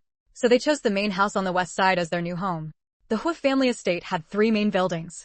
The central one was used for hosting banquets and guests and also contained a gym. They lived in the east building. Since ancient times, the east had been regarded as the place of honor. Thus, the new home was chosen as the west building with interior decoration in a classical style. The furniture was all made from small-leaf rosewood that Hua Xuedong had stockpiled over the years, and master craftsmen had been commissioned years ago to painstakingly create it. Upstairs and downstairs, there were the master bedroom, guest bedroom, nursery, playroom, study, jewelry room, dressing room, everything one could need. The first impression upon seeing it was one of antique elegance, as if stepping into the main hall of a wealthy ancient household. Although Quan Xingnan's family lived in a sihiyuan, its interior was not as exquisitely detailed as what lay before her. Every aspect was meticulously crafted. At first glance, it seemed devoid of anything modern, but upon closer inspection, one would find that modern toilets, lights, sockets, and other items were either disguised as classical ornaments or designed to blend seamlessly into their surroundings, with no sense of incongruity. I have no objections. It's perfect. Quan Xingnan linked her arm through Hua Xuedong's and said after finishing the tour. Hua Xuedong seemed not to hear her and remained silent. The fragrance on her was entirely different from her faint natural scent, stirring restless thoughts. As her lips parted and closed, their vivid red color, Hua Xuedong felt a desire to steal a kiss. Quan Xingnan waited for a response, but got none. She looked up at him, and her clear, bright eyes instantly snapped Hua Xuedong back to reality. He clenched his free hand into a fist, coughed twice, and said, "If you have no objections, then let them continue with the renovation. Actually, the work is almost finished. I just worried you might have different ideas, so I brought you here to see it and make changes if needed." Quan Xingnan repeated her earlier words, "I have no objections, really. Don't you think the interior feels like a palace?" Even the interiors of the Forbidden City's halls weren't as ingeniously crafted as this. Although much of the royal furniture was made from top-tier materials, rosewood had been nearly exhausted by the Ming dynasty, so the imperial palace couldn't afford to have all its furniture made from small-leaf rosewood. Hua Xuedong smiled. "That's why I've named this house Yusheng Hall. Yusheng, meaning victory for Sheng." Quan Xingnan was momentarily stunned. Why not call it Tongsheng Hall? A new home for the two of them should naturally be named after both their names. For our new home, naming it after you alone is enough. Hua Xuedong took her hand and slowly walked out of Yusheng Hall, smiling. "Our family estate will be officially renamed Tongxing Palace after we get married." The chapter ends. Chapter 1445, Yusheng's Residence 12. "Uncle and aunt don't object?" Quan Xingnan asked doubtfully. This was the Hua family mansion, always referred to by outsiders as such, and on the map, it was marked as the Hua family mansion. In Hong Kong, where land was at a premium, the Hua family mansion occupied a vast area, naturally earning its place on the map. Just like shopping malls and restaurants were marked on maps, the even more expansive Hua family mansion was no exception. Of course, the entire Hua family belonged to her nephew and his wife. Changing a name was no big deal. To give the young couple some time alone, the elderly couple had gone to visit old friends after breakfast, planning to stay for a few days before returning. After all, they had plenty to talk about with their peers, eating, fishing, enjoying the scenery, and playing mahjong. Thus, only Hua Xuedong and Quan Xingnan remained as the masters of the Hua family mansion. "Huh? Just the two of us? Uncle and aunt aren't here." Hua Xuedong nodded slightly. "They've gone to visit friends. At their age, every day counts and there aren't many old friends left. They cherish every chance to meet." Quan Xingnan was stunned. A man and a woman alone, sharing a space. Oh, just thinking about it made her feel awkward. Before, she hadn't overthought things. Living together had felt natural and comfortable. But now, after An Hui's hints, her mind was filled with impure thoughts. Facing the candlelit dinner Hua Xuedong had specially arranged, Quan Xingnan's eyes began to dart around nervously. For this dinner, they had both changed into formal attire to match the atmosphere. Hua Xuedong wore his usual suit and tie, but due to the heat, he had skipped the jacket, leaving him in a white shirt with a wine-red tie. Every move he made exuded the charm of a mature man. Quan Xingnan, on the other hand, wore a red silk dress, off-shoulder and strapless, with soft, form-fitting fabric that accentuated her curves. And Hui had chosen the outfit for her, and since it wasn't too revealing, she had agreed to wear it. But she didn't realize that when she exuded such an enchanting fragrance, the more her clothing concealed, the more it sparked a man's desire to explore, to discover what lay beneath the strapless top and beyond the hem of the skirt. His heart burned, his body burned, and his gaze was like fire. Quan Xingnan wasn't foolish. She could feel that Hu Xuedong's look was different from usual. Her own body grew warm, and she fanned her face with her hand. Even without a mirror, she knew her cheeks were flushed. And indeed, her blush was irresistibly alluring. Whatever had caused his girlfriend to suddenly become more aware, Hu Xuedong seized the opportunity firmly and quickly. If he let such a good chance slip by, allowing her to retreat back into her shell like a little turtle, he wouldn't be a man. He had respected her before because she was young and in the midst of her senior year of high school, any misstep on his part would surely displease her family. But now, things were different. She had grown up, and he had finally waited for her to transform from a graceful girl into a woman. Her well-chosen attire and makeup only enhanced her beauty, leaving him breathless and captivated. Without hesitation, Hu Xuedong presented the engagement ring he had prepared. A pink diamond ring. A classic platinum 6-claw setting, with a single round diamond sparkling uniquely in the candlelight. If there's one color to describe love, it must be the color of pink diamonds. My darling, I offer you all the love of my past and present lives. Will you grant me your hand in marriage? A lifetime is too short, and 3 lifetimes are still not enough. Let us promise to be together for eternity. The meat is stewed to perfection, ready to be served at 8 in the evening. / amazed face, / End of chapter. Chapter 1446, a natural progression to fourth brother. Before she could even utter the 2 words, Hu Xuedong, who had kicked the door shut, gave her a deep French kiss. Another round of intertwining tongues and lips, until she was laid down on the large bed. On the pillow, on the blanket, on her face, between her lips, Quan Xingnan was completely enveloped by his presence. Hu Xuedong casually turned on the bedside lamp, its warm light illuminating the space on the bed. Quan Xingnan's long hair spread across the pillow, her red dress like a blooming rose, her delicate face fair with a hint of pink flush, her eyes shimmering with watery light, as if the starry sky hung upside down, her lips slightly swollen, growing even more enticingly red. Looking at Hu Xuedong kneeling beside her, meeting his naked, undisguised gaze, a look she had never seen before, Quan Xingnan felt uneasy in her heart, unsure how to face the impending storm. She had read books, seen erotic paintings, but had never experienced it. She and Hu Xuedong had been so pure before. He had perfectly embodied the image of a gentleman. How had he changed so quickly? Why? Quan Xingnan didn't understand. Hu Xuedong pulled off his tie and tossed it carelessly to the floor. The diamond-studded tie clip rolled into a corner, drawing no attention from him. With his shirt collar open, he was no longer gentle and refined. Wildness began to emerge. His dark, deep eyes burned with a devouring flame, blazing fiercely. Fourth brother. Quan Xingnan was a little afraid of what was about to happen. Shoo! Hu Xuedong raised a finger to his lips, revealing a gentle and affectionate smile. Darling, listen to me, don't be afraid. I won't hurt you in the slightest. As his words fell, he pressed down on her, interlacing his fingers with hers, holding them tightly. A string of kisses landed on her face, her lips, her neck, passionate and devout. One by one, articles of clothing flew to the foot of the bed, his, hers, embracing each other in intimacy. Hu Xuedong knew he was somewhat despicable because she was still so young, but he was even more aware that Quan Xingnan was conservative and reserved. If he missed today, he didn't know how long he would have to wait. He had already waited an entire past life and this present one. Now he couldn't wait any longer. Fourth brother. 2 tears slid from the corners of her eyes, as if bidding farewell to her maidenhood, officially stepping into the ranks of womanhood. Hu Xuedong licked away the tears, then moved to her lips, kissing and kissing, again and again. Quan Xingnan felt as if she were in a dream, like a small boat appearing on the ocean, rising and falling with the towering waves. Reserved as she was, she finally couldn't help but respond to him passionately, ascending to paradise together. Hu Xuedong lay on top of her, exhaling a final heavy breath. The smile at the corners of his brows and eyes made him look like a cat that had stolen the cream. Of course, he had indeed succeeded. Even after succeeding, he was insatiable until utterly exhausted. Josephine bought herself things. Besides lipstick, perfume, and dresses, it seems none of the other stuff was used at all. There was no need for it. All those photos the paparazzi took were for nothing, Quan Xingnan thought groggily before falling asleep, especially those boxes of ultra-thin contraceptives, all piled up in the corner of her room's wardrobe.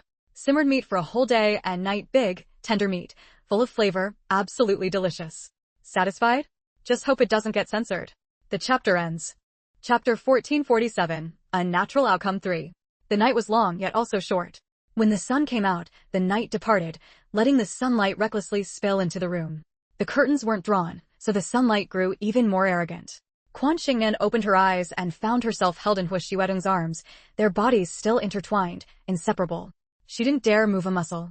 In both of her lifetimes, she had never experienced something as wild and bewildering as last night. It was too embarrassing. She wanted to cover her face, but feared waking Hu Xuedong. God, could someone tell her what to do next? She really had no experience. The contraceptives hadn't been used, could there be a baby? She had accepted Hu Xuedong's proposal without telling her parents. Would they be angry? So many troubles.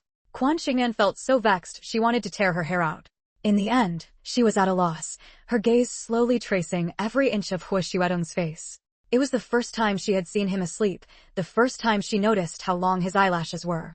She had always known Hu Xuedong was handsome, elegantly refined, noble and graceful, but now she realized he was stunningly, almost impossibly beautiful, and his body was strong and powerful. Her heart began to race. This man was hers. Hers. Quan Xingnan's man. She liked his new title. Satisfied with what you see? A low, slightly hoarse voice sounded above her head. Without thinking, Quan Xingnan nodded. Extremely satisfied. If she weren't satisfied with such a perfect man, she'd be asking for divine punishment. The words had barely left her mouth when she suddenly realized what she'd said, and she wished she could bite her tongue off. Hu Xuedong chuckled softly, flipped over to pin her beneath him, clasped her hands, and leaned down to give her a deep kiss. One wasn't enough. He continued with another until she was breathless, her eyes hazy and her face flushed. Fourth brother. You're a feast for the eyes, and I've tasted the flavor of bliss. The result of tasting that flavor was continuing to caress her flawless body in the sunlight, sinking once more into the tide of passion. Quan Xingnan was lost in a daze, yielding to his every demand. Human energy is limited. No one can manage 7 times in one night, not even Hu Xuedong. So after a frenzy of passion, things finally calmed down. He held her, breathing softly. Having been so intense since early morning, Quan Xingnan's whole body was limp and sore. She lay limp in his arms, not even wanting to move a finger. Earlier, she hadn't dared to move. Now, she was too tired to. Fourth brother, you're so bad. With every word she spoke, Hu Xuedong gave her a kiss, as if trying to give her all the kisses he had saved up over the years of their relationship. But he knew it wasn't enough. How could one day and night make up for all those years? Fortunately, there was plenty of time ahead. When you come to Hong Kong to study, before you return to the capital, how about I go with my parents to formally propose marriage? Even though everything that needed to be done had been done, the proper rituals still had to be observed to make it legitimate. Fourth brother, you'll get beaten up. Quan Xingnan snickered. A maiden and a woman have distinctly different postures and gaits. The older a person is, the more easily they can tell whether someone is still chaste, and Quan Xingnan, being a medical student, understood the subtle differences even better. Hu Xuedong said tenderly, even if I'm beaten 1,000 times, I'd do it willingly. So, what betrothal gifts have you prepared for me? These days, everyone emphasizes the bride price. If it's too small, be careful, I might refuse to marry you. After all, she had a dowry worth hundreds of billions, mountains of gold, silver, and diamonds. The chapter ends. Chapter 1448, Unnatural Conclusion 4. Hu Xuedong smiled gently. Even if I were to offer 100 billion in betrothal gifts, how could they compare to you yourself?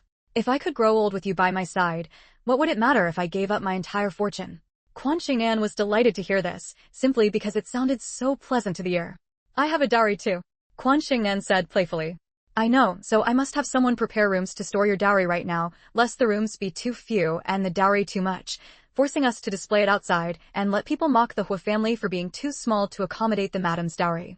Quan Xingnan was deeply embarrassed. Who's your madam? Hu Xuedong pinched her nose. Of course it's you. Could it be someone else? There won't be anyone else. One doesn't need many lovers. In life after life, one person is enough. Quan Xingnan pushed him. Get up quickly. Look at the time. They'll laugh at us. Bodyguards, gardeners, cooks, nannies, so many people lived in the back rooms of the Hu mansion. If they saw them coming downstairs so late, they would surely speculate, and if they guessed what had happened, how embarrassing that would be. Hu Xuedong took the opportunity to throw off the covers and lifted her out of bed.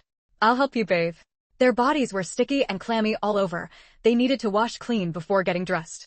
Young men and women, like dry wood meeting fire, could hardly avoid another intense entanglement when naked together.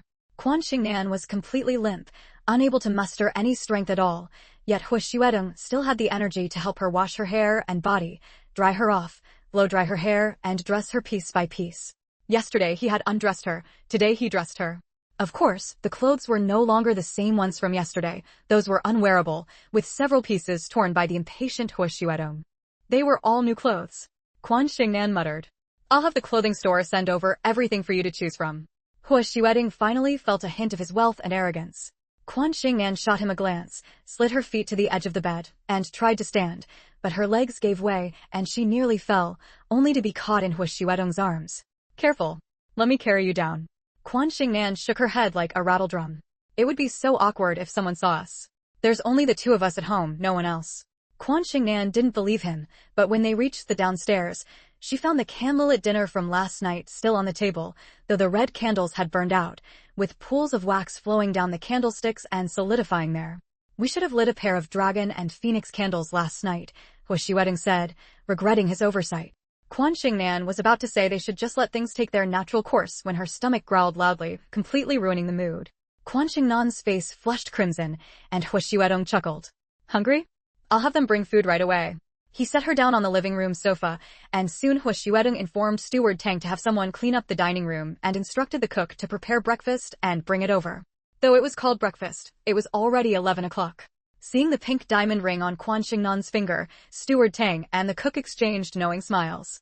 The latter quickly set out breakfast, which included Quan Xingnan's favorites, bird's nest porridge and bird's nest egg tarts. Master, I'll go organize the things we've prepared, Steward Tang said. Hu Xuedong nodded. Have someone tidy up upstairs. Very well, master. Steward Tang handed over the day's newspapers and withdrew with the cook.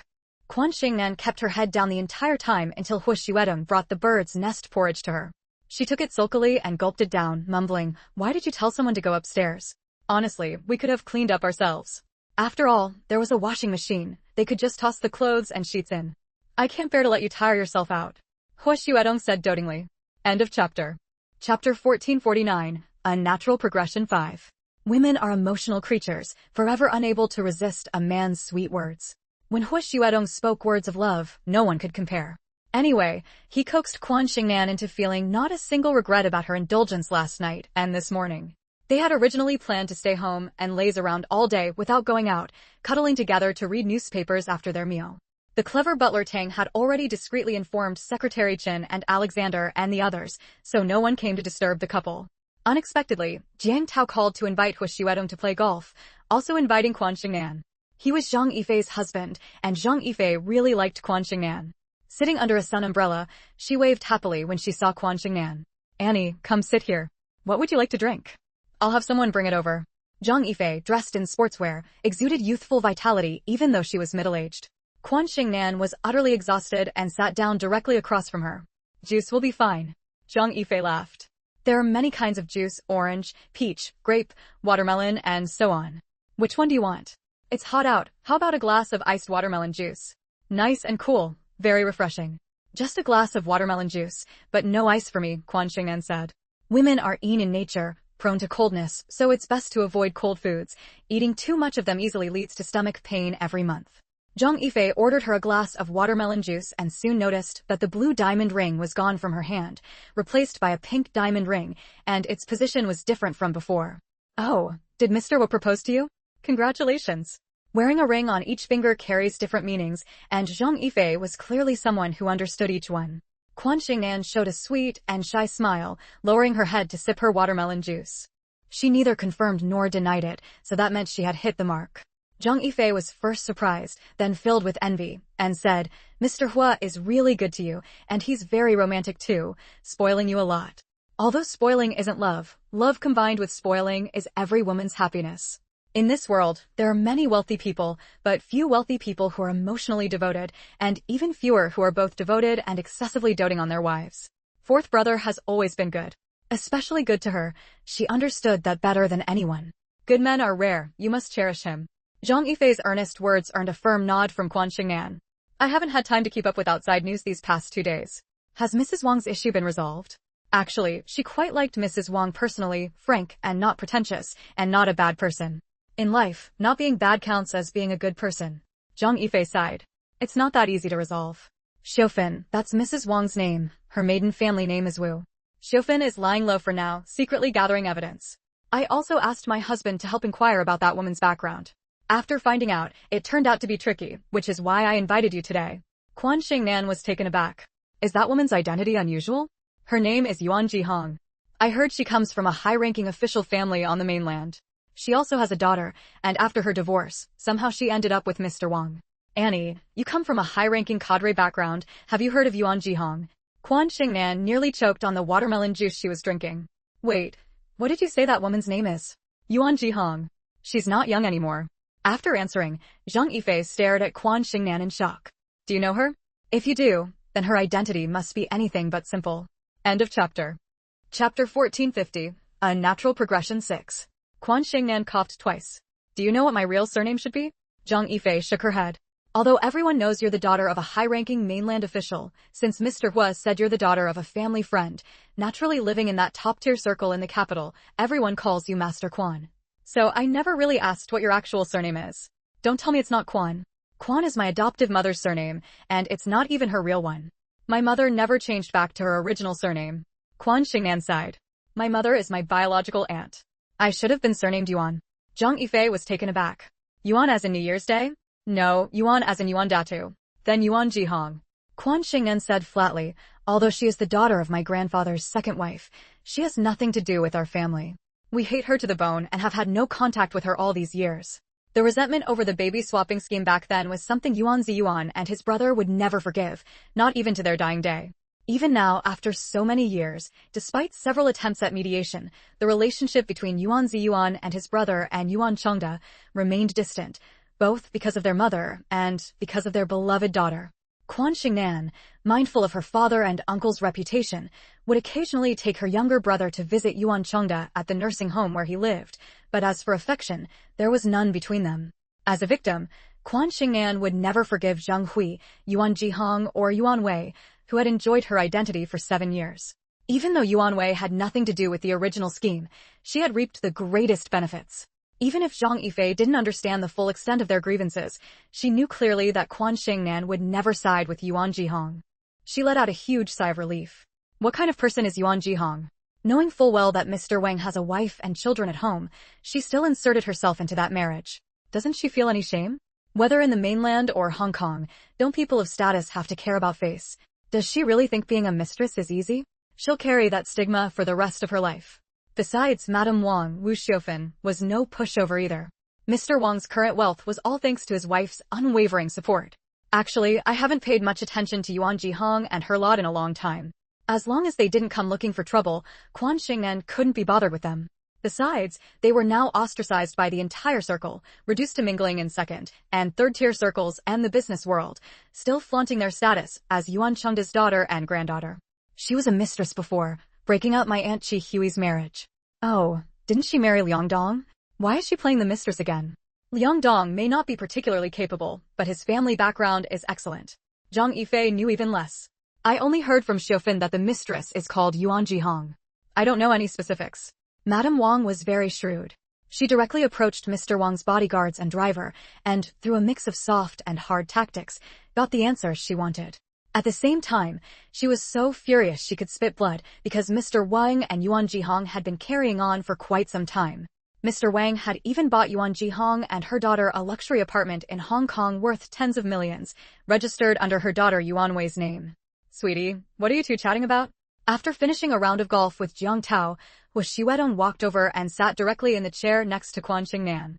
Leaning sideways to ask her, she also drank half of Quan Xingnan's glass of watermelon juice. Noticing the teasing looks from Jiang Tao and Zhang Yifei, Quan Xingnan's face flushed red. End of chapter. Chapter 1451, Unnatural Outcome 7. To ease her current embarrassment, Quan Xingnan briefly told Wu Xiaodong about Wang Jihao's affair with Yuan Jihong. As a member of the Yuan family, Quan Xingnan felt deeply ashamed. Wu Xiaodong raised an eyebrow, but showed no change in expression. Don't you find it strange? Quan Xingnan asked curiously. Wu Xiaodong said indifferently, a leopard can't change its spots. Yuan Jihong has never been ashamed of such things. In fact, she takes pride in them. Besides, Liang Dong's abilities were never enough to support her lavish lifestyle, so the divorce isn't surprising. Her seduction of Wang Jihao and intention to buy property in Hong Kong to settle there were not unexpected. In their social circle, Yuan Jihong had long been notorious. Her son, at least, was fine. He lived with his father, kept a low profile, and his marriage and children were unaffected. Over time, people forgot the past. But Yuan Wei was different. No matter how innocent, pure, and naive she seemed, others would still look at her with prejudice, whispering things like mother, like daughter. After all, she had lived as Quan Xingnan's substitute for many years, once a proud daughter of heaven. Under these circumstances, Yuan Wei, with her lofty ambitions, would find it hard to marry into a wealthy and powerful family. High-ranking official families would never accept her, and she would look down on ordinary families. It was no surprise that the mother and daughter had set their sights on Hong Kong. The reason was simple. Hong Kong had many wealthy people. With no hope of marrying into a high-status family, they aimed for the rich, seeking a life of luxury. Given Yuan Jihong's arrogant nature, she might not truly care for Wang Jihao, but rather saw him as a money box and a stepping stone into Hong Kong. These thoughts couldn't be shared so openly in front of Jiang Tao and Zhang Yifei. Quan Xingnan said unhappily, "They annoy me just seeing them."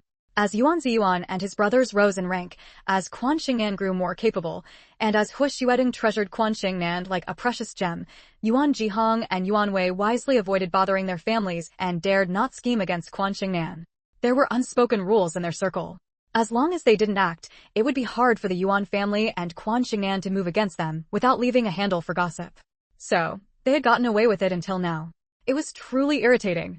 Thinking about settling in Hong Kong and having to frequently see Yuan Jihong and Yuan Wei or hear about them, Quan Xingnan frowned. She knew her thoughts were unreasonable. Hong Kong wasn't hers alone, and everyone had the freedom to come and go. Besides, they now feared her power and dared not scheme against her. Still, it felt like a fishbone stuck in her throat. Hu Xuedong said lightly, "Then just don't let them appear in Hong Kong." Back in the mainland, it wasn't that she couldn't do anything, but she had held back out of consideration for her family and Quan Xingnan's family's dignity. Quan Xingnan said, "Doesn't the old man dote on them? He says he won't interfere, but his actions say otherwise. Without his indulgence, would they dare brazenly destroy others' families? Forcing people to swallow their anger. Now that the old man is old, let them stay by his side and take care of him. Keep them from causing more trouble." Jiang Tao and Zhang Yifei were secretly shocked. They couldn't fathom Hu Xuedong and Quan Xingnan's power. With just a few words, they decided two people's futures, confident that things would go as they wished. Since that was the case, they would wait and see. The parents of the bratty kid went out for a class reunion in the afternoon, and the other was resting from night shifts to prepare for the next round. So I went from being an aunt to a nanny. My face is scratched beyond belief, and the kid claims it was done by his mom and my niece. What a brat. The brat is also very clingy, dragging me around looking for his parents, a water cup, fruit, fish soup, toys. So tonight's update might be short. I have to wait until the kid's mom comes back at 9 to continue writing. Tears streaming, but it'll be fine the day after tomorrow. Going home tomorrow, and the day after, updates will officially return to normal. End of chapter. Chapter 1452, A Natural Progression 8. After drinking the juice, Hu Xuedong pulled Quan Xingnan to play ball, and Quan Xingnan gladly went along. Golf means a good life in green spaces and fresh air. Therefore, golf needs to be played in a beautiful environment, with the course covering a vast area, full of greenery, green lawns, and rolling hills. Although Quan Xingnan had frequent contact with high society in her previous life, because of Hu Xuedong's disability, they rarely appeared on sports fields, and she seldom mentioned the word sports. In this life, she was busy either attending school, telling fortunes for others, or accompanying elders and taking care of her younger brother, so she was not very skilled at these sports popular in high society. Stepping on the soft lawn, Hu Xuedong wrapped his arms around her from behind, teaching her hand by hand how to master the hitting technique. His warm breath blew on the back of Quan Xingnan's ear and neck. She scratched her reddened ear with one hand and said, "Fourth brother, it's so ticklish." "Sweetheart, you should focus on the club," Hu Xuedong said seriously, enjoying the feeling of holding her soft, fragrant body in his arms. It couldn't be more wonderful. Quan Xingnan elbowed him in the waist and abdomen, pouting, "Fourth brother, stop messing around." Hu Xuedong held her hand and made a hole in one. Quan Xingnan's mouth first formed an O shape, then her eyes sparkled with excitement. Achieving this with a beginner was not easy, because this sport, known as an aristocratic activity, requires certain skills. Many people might not even get the ball into the hole after several consecutive hits. Try it yourself. Hu Xuedong let go, stepped back a few paces, refused the caddy, and personally placed the ball on the tee. Quan Xingnan was eager to try. Hu Hua Xuedong explained in detail and told her how to swing. So she looked at the position of the hole, examined the fairway, measured the distance between herself and the hole, and swung the club forcefully, striking the golf ball. The ball traced a graceful arc through the air, landed on the grass beside the hole, and rolled far away. Quan Xingnan looked frustrated. How could this happen? She was someone who cultivated spiritual energy and had great physical strength, yet she still failed. Let me teach you. Watch carefully. Hua Xuedong immediately seized the chance to get close to her. Don't use brute force. Brute force easily misses. The distance you estimate and the actual distance are very different. Moreover, there are many ways to hit the ball, and different distances and positions require different methods. With such a professional teaching her, Quan Xingnan quickly grasped some skills. When Hua Xuedong stepped back, she hit the ball 3 times in a row, missed twice, and finally got the ball into the hole on the last try. Yeah! Quan Xingnan made a success gesture. Hua Xuedong gave her a thumbs up. Great! Absolutely great! Quan Xingnan held her head high, looking exceptionally proud. Her charming and lively appearance made Hua Xuedong want to devour her whole. A woman and a girl have completely different charms, seductive and radiant, exuding unparalleled allure. Jiang Tao, having rested enough and finished his ice-cold juice, walked over with Zhang Yifei, smiling. Mr. Hua, Annie, how about a match? A couples golf tournament. Mr. Jiang, you're not being fair, picking on a beginner like me, Quan Xingnan quickly said. Before Jiang Tao could answer, Liang Wenjuan's voice came from behind them. Miss Annie, are you afraid to compete? That would make Mr. Hua, a golf expert, lose face. Got home very late, almost fainted from the smell of a chemical plant near my old alma mater. The wind happened to be blowing in our direction. It was bearable in cold weather, but now that it's warm, the smell is strong. No one in the village has reported it. It's said to be a factory making fake and shoddy cosmetics. If I can't finish today's update, I'll continue tomorrow. End of chapter. Chapter 1453, A Natural Progression 9. As her voice trailed off, Liang Wenwan appeared before them. Dressed in a form-fitting pink athletic outfit, Liang Wenwan, though in her mid-30s and approaching 40, maintained her figure impeccably thanks to her wealth and status. Her bare arms were fair and smooth, her body well-proportioned with a curvaceous and strikingly alluring silhouette. Around her neck hung a vibrant imperial green jade piece buckle, rich in color and perfectly even, highly eye-catching. Zhang Yifei glanced at it, then looked at Quan Xingnan. Coincidentally, Quan Xingnan and Hua Xuedong were wearing matching outfits, blue pants and white t-shirts, blue and white caps, and white sneakers with blue logos. To commemorate Madame Zhou, and because the pink diamond on her pendant matched her ring, Quan Xingnan also wore the jade piece plaque that Zhang Yifei had seen before. Its green hue flowed with a radiant glow, its quality and texture rivaling Liang Wenjuan's piece buckle. Even more coincidentally, Liang Wenjuan's piece buckle was not a standalone piece. It was set in platinum with diamonds, and the clasp prominently featured a large emerald-cut pink diamond. Zhang Yifei recognized that pink diamond well. It had appeared at an auction, where Liang Wenwan had won it for tens of millions of dollars. Fancy, vivid, flawless, with perfect cut. The kind of appraisal reserved for top-tier colored diamonds. Quan Xingnan's jade plaque was rectangular, with a round diamond set in its clasp, while Liang Wenjuan's was the opposite, a round jade buckle with an emerald-cut diamond on the clasp. The emerald cut was rectangular, a shape unique to emerald gemstones. What a narrow encounter, Zhang Yifei thought, wondering which of them would prove the braver. Quan Xingnan paid Liang Wenwan no mind. Though she found it annoying how the woman kept appearing before her and Hua Xuedong, they were all people of status, and there was no need to resort to harsh measures. So, she replied with a smile, that's right, I'm a novice. I'm afraid of losing and dragging my fourth brother down. Her calm composure stood in stark contrast to Liang Wenjuan's sharp acerbity. Noticing the position of the pink diamond ring on her finger, Liang Wenjuan's expression shifted, and her face suddenly darkened. She had seen Quan Xingnan on many occasions, but rarely saw her wearing rings. She had assumed it was because Quan Xingnan was too young for rings. Yet, seeing the blue diamond ring's placement, she realized that before, Hua Xuedong hadn't put a ring on Quan Xingnan's finger. Every ring Quan Xingnan wore carried profound significance. The blue diamond ring had once been on Quan Xingnan's left index finger, but now the pink diamond sat on her ring finger. It was an engagement ring. Liang Wenwan understood at once. If others could see it, she was no fool either. You. Liang Wenwan stared in shock at the man she had longed for over the years, only to see him smiling warmly at the girl he was speaking with, his expression tender, his gaze full of undisguised affection. Zhang Yifei laughed. It's obvious, isn't it? Hua Xing proposed to Annie, and she said yes. Hua Xing really does belong to Annie's family. No argument there, Jiang Tao added. In business, he actually admired Liang Wenjuan's capabilities. As a woman, she had managed to preserve the Zhongjin group and even grow it further, despite losing considerable assets in her past struggles with Shui Zhihui. She was not to be underestimated. A woman of such sharp intellect should not be scheming to wreck someone else's relationship. End of chapter. Chapter 1454, A Natural Progression 9. Previously, since He Xuedong and Quan Xingnan had not openly announced their relationship, the media's speculation remained just that, speculation, without any certainty. Liang Wenjuan's pursuit of He Xuedong was perfectly understandable. He Xuedong was the most eligible bachelor in all of Hong Kong, the diamond-level man every unmarried woman dreamed of marrying. Now that He Xuedong had proposed to Quan Xingnan, they were firmly engaged. It was no longer appropriate for Liang Wenjuan to openly reveal her undisguised feelings. Rather than persisting in a fruitless pursuit of He Xuedong for years, she would be better off focusing her energy on business. With Liang Wenjuan's vision and skills, it wouldn't be difficult for Zhongjin Group to re-enter the top 10 conglomerates in Hong Kong. Shui Zhihui was indeed clever and resourceful, but when it came down to it, his vision was actually inferior to Liang Wenjuan's. Moreover, Zhongjin Group was solely owned by Liang Wenjuan, while Shui Zhihui faced the threat of disputes over inheritance among his multiple wives and children. Knowing when to retreat in the face of difficulty was the mark of a wise person. Clinging stubbornly to something unattainable would only cost one their proper status and dignity. After expressing his agreement with his wife's words, Jiang Tao turned to Liang Wenjuan and said with a smile, "Sylvia, long time no see. What brings you here to play golf? Do you have an appointment with someone?"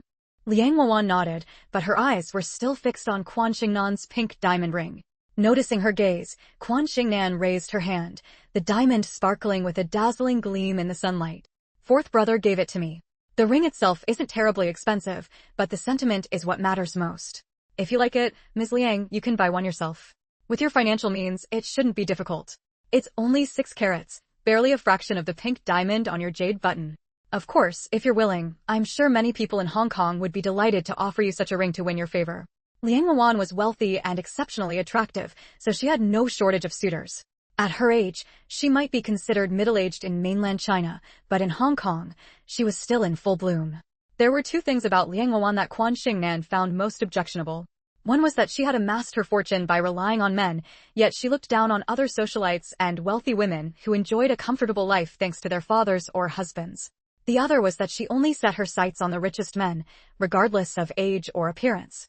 In her previous life, she had tried to disrupt the marriage of He Deming and Geng Weihua, and later shifted her attention to the newly recovered He Xuedong. The latter was understandable, since He Xuedong was single, but He Deming and Geng Weihua had a very happy marriage. If Liang Wenjuan could truly reform, she would become one of the most charming, successful, and outstanding women in Hong Kong.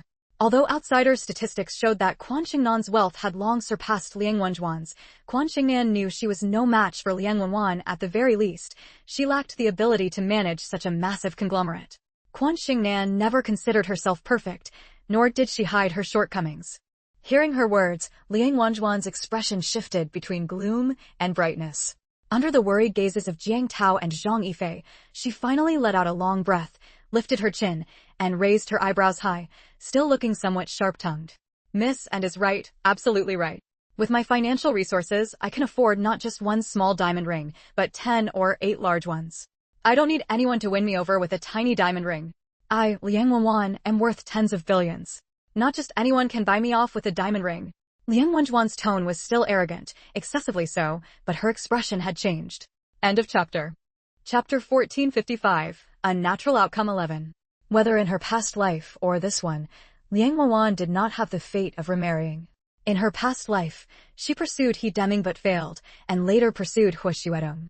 At that time, He Xuedong was already over 50, and she was even older. It wasn't impossible for her to marry someone else. She still had a long time before her death and could have found a partner, but she didn't. By then, she had likely resolved to go down that path to the end, since marrying anyone would make it hard to have children. In this life, she pursued He Xuedong from the start, but unfortunately never received a response from him. No, she was consistently ignored. "The most embarrassing thing is when I pursue you, and you act as if I don't exist." Before this, Liang Wenjuan was still destined to walk that lonely path, no husband, no children, with the heirless Zhongjin Group caught in internal strife. But now that has changed, which greatly surprised Quan Xingnan. "Then let us congratulate Ms. Liang here on getting her wish. She worked hard, broke into the top 10, and married a university professor around her age who couldn't afford a big diamond ring. Despite outsiders questioning their relationship, believing a strong woman and a weaker man couldn't last, the couple spent 40 years together and used advanced medical methods to have a pair of twins. Liang Wawan snorted, "When are you two holding your wedding? Don't be stingy with the wedding wine." Hua Xiuedong finally deigned to turn his gaze to her, nodded slightly, and said gently and elegantly, "Ms. Liang, rest assured, we will sincerely invite you to attend and toast you 3 cups. "Then that's best," Liang Wawan said, then turned and left, heading toward a middle-aged French man who had invited her to play ball. That man nodded distantly at Hua Xiuedong and Jiang Tao before leaving with Liang Wawan. Zhang Yifei stammered, "Is she backing off?" Jiang Tao smiled and nodded. With Mr. Hua and Miss Annie's happy event approaching, Ms. Liang naturally steers clear of Mr. Hua. "I'm quite looking forward to the changes her hard work will bring. The Zhongjun group has been stagnant for too long. It's time for a change. If it develops well, Zhongjun can rest in peace." Zhang Yifei pursed her lips. That depends on Liang Wenjuan's own ability. Though society laughs at poverty rather than promiscuity, she still didn't like Liang Wenjuan's way of handling things. Quan Xingnan, however, said, "Ms. Liang is quite capable. Given time, she should not be underestimated." Zhang Yifei was taken aback. "Annie, she's someone who has coveted Mr. Hua for years. Why such high praise? She is a strong woman. Her ability to manage the Zhongzhong group is indeed high, and her investment vision is precise, no doubt about it. That's not determined by my evaluation. Love is a matter between 2 people and should let them enjoy its beauty." Quan Xingnan disliked others interfering. If the other party backs off, it's good for everyone. If they persist, even if she couldn't be bothered to deal with it, it would still be annoying, because going after them and ruining them financially would be a bit too much. Hearing this, Jiang Tao admired Quan Xingnan even more.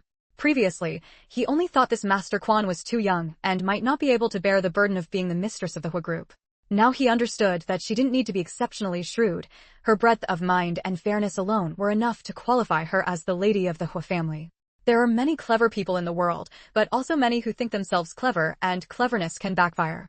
For those in power, talent and breadth of mind are both indispensable. I'll go wash my face and come back to write another chapter. End of chapter. Chapter 1456. A Natural Progression 12. Quan Xingnan was very talented otherwise, her college entrance exam scores wouldn't have been so high. The University of Hong Kong eagerly welcomed her arrival, though the admission letter had yet to reach her hands. There was no mention of an interview at all. Jiang Tao's friend was in charge of admissions, so he knew more than others. Moreover, this friend told him that Quan Xingnan excelled in every aspect except business management. For this reason, his friend had specifically visited Weixing Gallery to admire Quan Xingnan's works and was utterly amazed. Although few people visited the gallery, every single one was a notable figure in the calligraphy and painting world. The gallery's lack of fame was simply because Hua Xiuedong had done no commercial promotion whatsoever. In terms of talent, appearance, temperament, background, and assets, Quan Xingnan was fully worthy of Hua Xiuedong. Coupled with her open-minded and carefree demeanor, no one was more suited to be the mistress of the Hua family. When the paparazzi captured photos of Quan Xingnan and Hua Xiuedong entering and exiting the golf course, along with the diamond ring on her hand, the newspapers also praised her in such terms. It was very realistic, pages filled with flattering words. Everything came down to Quan Xingnan's abilities, background, and assets. Regardless of her personality or managerial skills, in the eyes of most Hong Kong citizens, she was worthy of Hua Xiuedong. She wasn't with him for his money or his status, because she already possessed all those external things herself. So, their relationship was purely for love. Hua Xiuedong waited for her to grow up, and she would accompany him as he grew old. If that wasn't love, what was? Wow, things are moving so fast. And Hui pointed at the gossip magazine she was reading, her finger landing on Quan Xingnan's diamond ring. Her eyes sparkled as brightly as the ring itself. Mr. Hua is so quick, he already prepared an engagement ring in advance. So romantic. They even wore matching outfits to play golf. A pink diamond, small, and the design is old-fashioned, but it looks beautiful and delicate, and it suits Annie perfectly. I've always said, big diamonds are expensive, but they have no aesthetic appeal when worn. With that, and Hui glanced disdainfully at her own jewelry box, which contained a massive pink diamond ring, dozens of carats, the size of a pigeon egg. Wearing it out, she felt it was too ostentatious and clashed with her hairstyle and clothes. That was not quite right. Ostentatious nouveau riches had also made their fortunes through their own abilities. They shouldn't become a synonym for bad taste. Zhang Xiafeng held his beloved son in his arms, pretending not to hear or see his wife's disdainful words and expression. But in his mind, he was planning to give her a diamond ring neither too big nor too small, that she could wear out, so her bare fingers wouldn't make people think she was unmarried and try to court her. Did she think he didn't know that during their years of divorce, many young elites had been pursuing her? Compared to those young elites, he was truly old. He had to admit his age.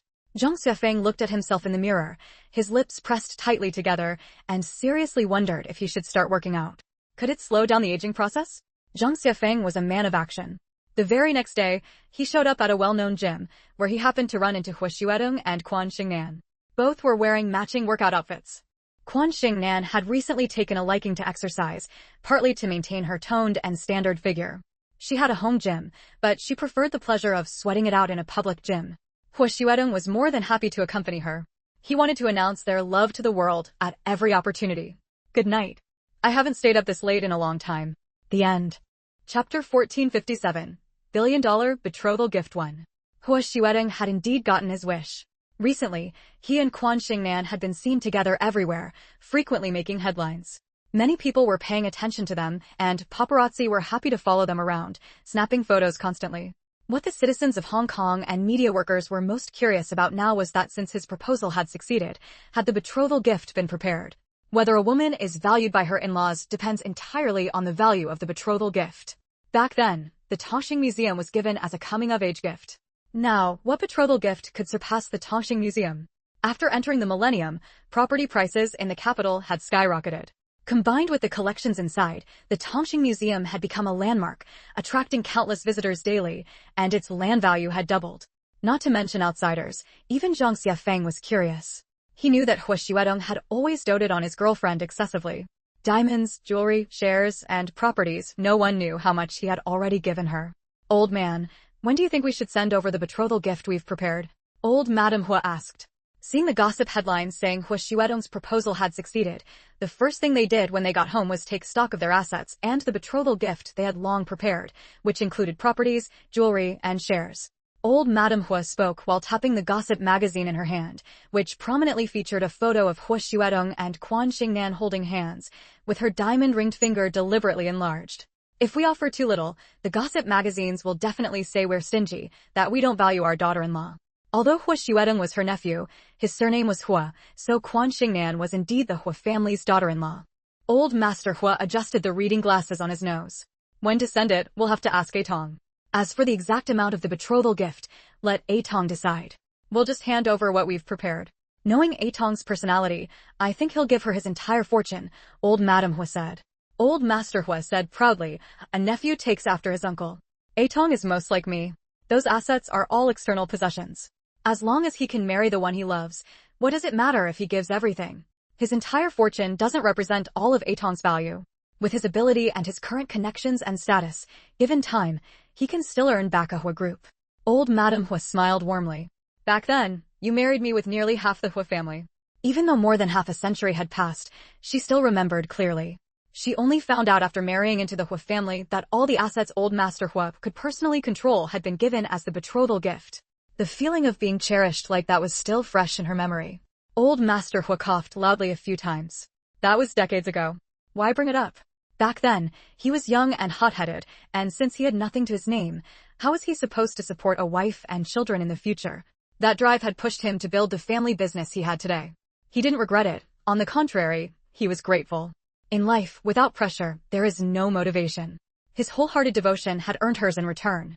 Their unity of heart and mind had given them a lifetime of never abandoning each other. Atong is back. Old Madame Hu looked at the perfect couple walking in hand. Seeing the two elders sitting in the living room, Quan Xingnan quickly let go of Hu Xuedong's hand. Uncle, Auntie, you're back? Old Madame Hu beckoned Quan Xingnan to sit beside her, patted her hand, and said kindly, Atong's proposal has already succeeded. You two should discuss it and pick a date for the betrothal ceremony. She couldn't wait any longer. End of chapter. Chapter 1458, 1,000 billion betrothal gift 2. So soon. Quan Xingnan was stunned. She hadn't even told her family that she had already agreed to Hu Xuedong's marriage proposal. She wasn't mentally prepared, and her family certainly wouldn't expect the Hu family to be in such a hurry. She was only 19 and worried that her family wouldn't agree to her getting married now, since she hadn't finished her studies and wasn't even 20 yet. In her family's eyes, 20 was barely the minimum age for marriage. It's not soon. Ah Tong is already over 30, said old Madame Hua with a smile. Although your relationship has long been public, there hasn't been an engagement ceremony yet. It always feels a bit off to me, and I'm also afraid your family might have concerns. A girl deserves all the respect, whether from her partner or from her in-laws. Quan Xingnan's face flushed like the sunset clouds, and she unconsciously showed a girlish shyness. Aunt. Since you call me aunt, let me be your aunt in name and reality. If she agreed, it would seem too forward. If she didn't agree, that wouldn't be right either, since she genuinely wanted to be with Hua Xuedong. So Quan Xingnan cast a pleading look at Hua Xuedong. He smiled slightly and said, "And let us handle our own affairs. We'll finalize things and then inform you and uncle." Fine. Old Madame Hua nodded decisively. Don't keep us waiting too long. Your uncle and I are getting on in years. We won't. Hearing Hua Xuedong's words, Quan Xingnan glared at him repeatedly. Hua Xuedong clenched his fist, coughed against his lips, and pretended not to notice. That night, after coaxing Quan Xingnan to sleep early, he went downstairs on the pretext of getting water and indeed saw his aunt and uncle still awake. Uncle, aunt, I need to tell you something. Old Madame Hua waved her hand. You don't need to tell us. Your uncle and I know what you want to say. Isn't it about the betrothal gift? Do as you please. The entire Hua Corporation is yours now. If you want to give it away, that's up to you. After all, you yourself are priceless. With or without the Hua Corporation, Hua Xuedong is still Hua Xuedong. And Quan Xingnan was worth the Hua family's wholehearted devotion. She was also priceless, incomparable to any material possessions. But material things were the Hua family's way of showing respect, telling the world how much they valued this daughter-in-law. Hua Xuedong felt relieved and said gratefully, "Thank you, aunt and uncle, for understanding." Old Madame Hua laughed. Women, you know, share many of the same thoughts. If you're willing to give her everything, she'll be devoted to you in return. Of course, women with ulterior motives are the exception. Our little girl isn't that kind of person. She's kind, lovely, and very innocent. Exchange heart for heart, it's that simple.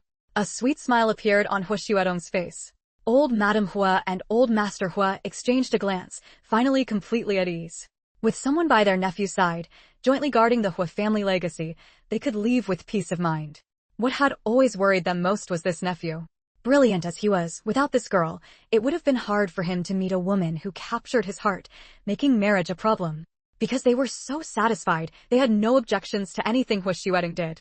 This included Hua Xuedong seeking out the family's lawyers to transfer all his shares in the Hua group to Quan Xingnan as an expression of his love and sincerity in seeking her hand.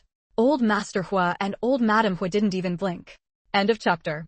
Chapter 1459, 1,000 billion Betrothal Gift 3. Hua Xuedong did not make a show of it, but she also did not hide it. She simply discussed with her lawyer to go through the normal gift transfer procedures.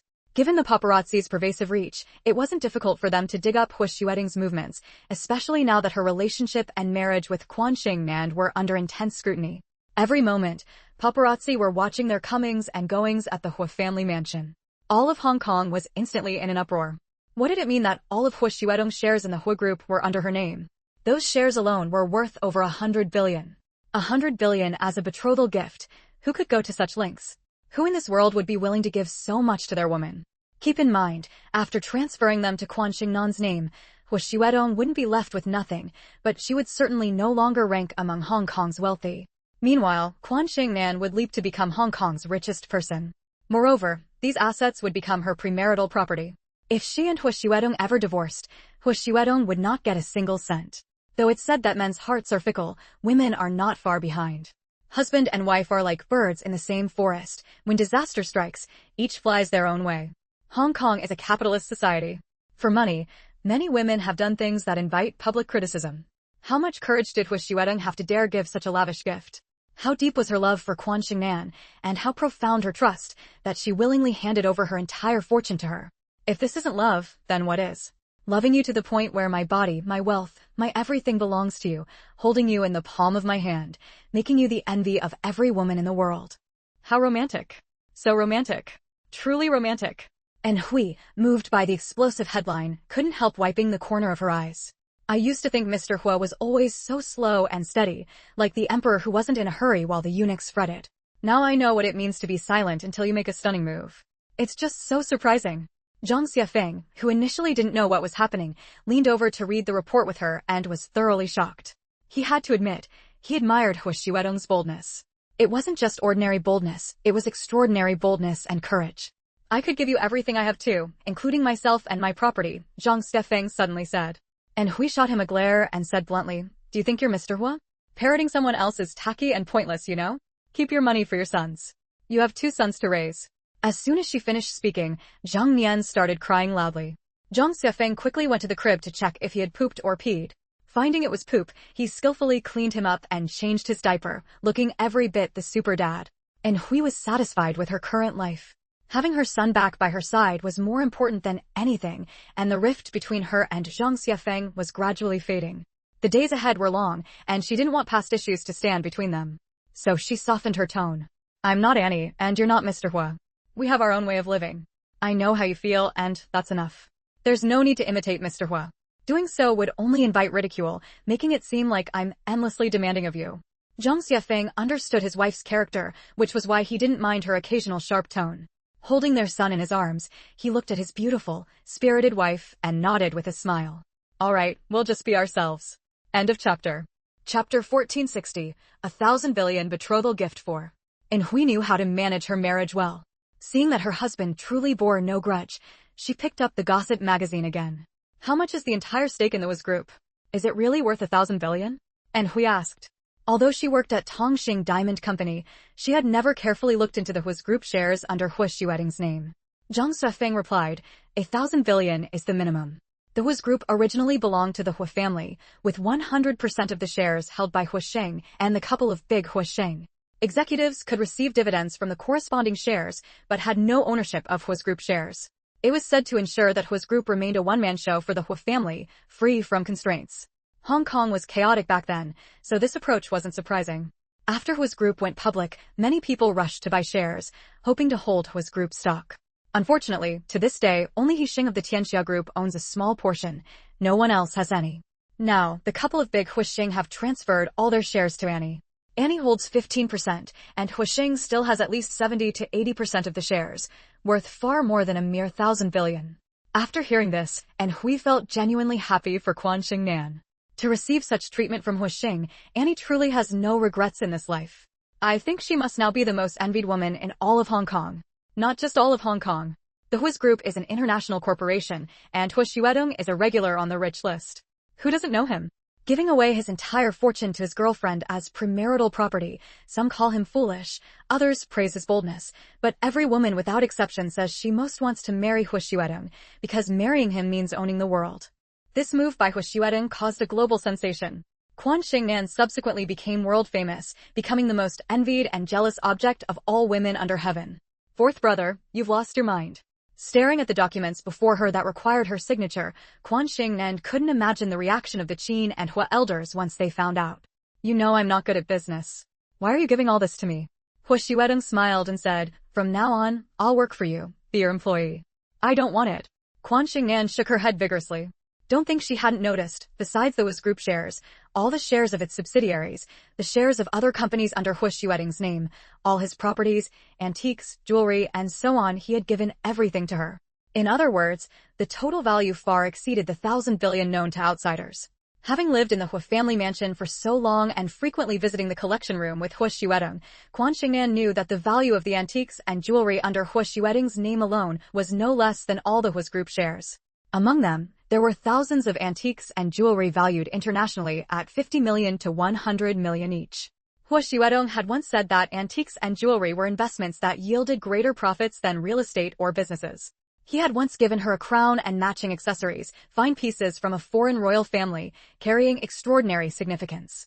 A royal family had once offered $50 million to buy them back, but he refused. Hu Xuedong handed her the pen, his face wearing the same gentle smile as always, and said softly, the news has already spread. Everyone knows that everything I have belongs to you. If you don't accept it, wouldn't I become a man without integrity? How could I face anyone in the future? For the sake of my reputation, just sign your name. I'm going to exercise now. My body is sending me danger signals again, so I need to work out. I'll be back around 8 o'clock and continue updating before 11 at night. End of this chapter. Chapter 1461, $1 billion betrothal gift 5. Quan Xingnan gripped the pen tightly, refusing to put it to paper. She truly felt unworthy of it.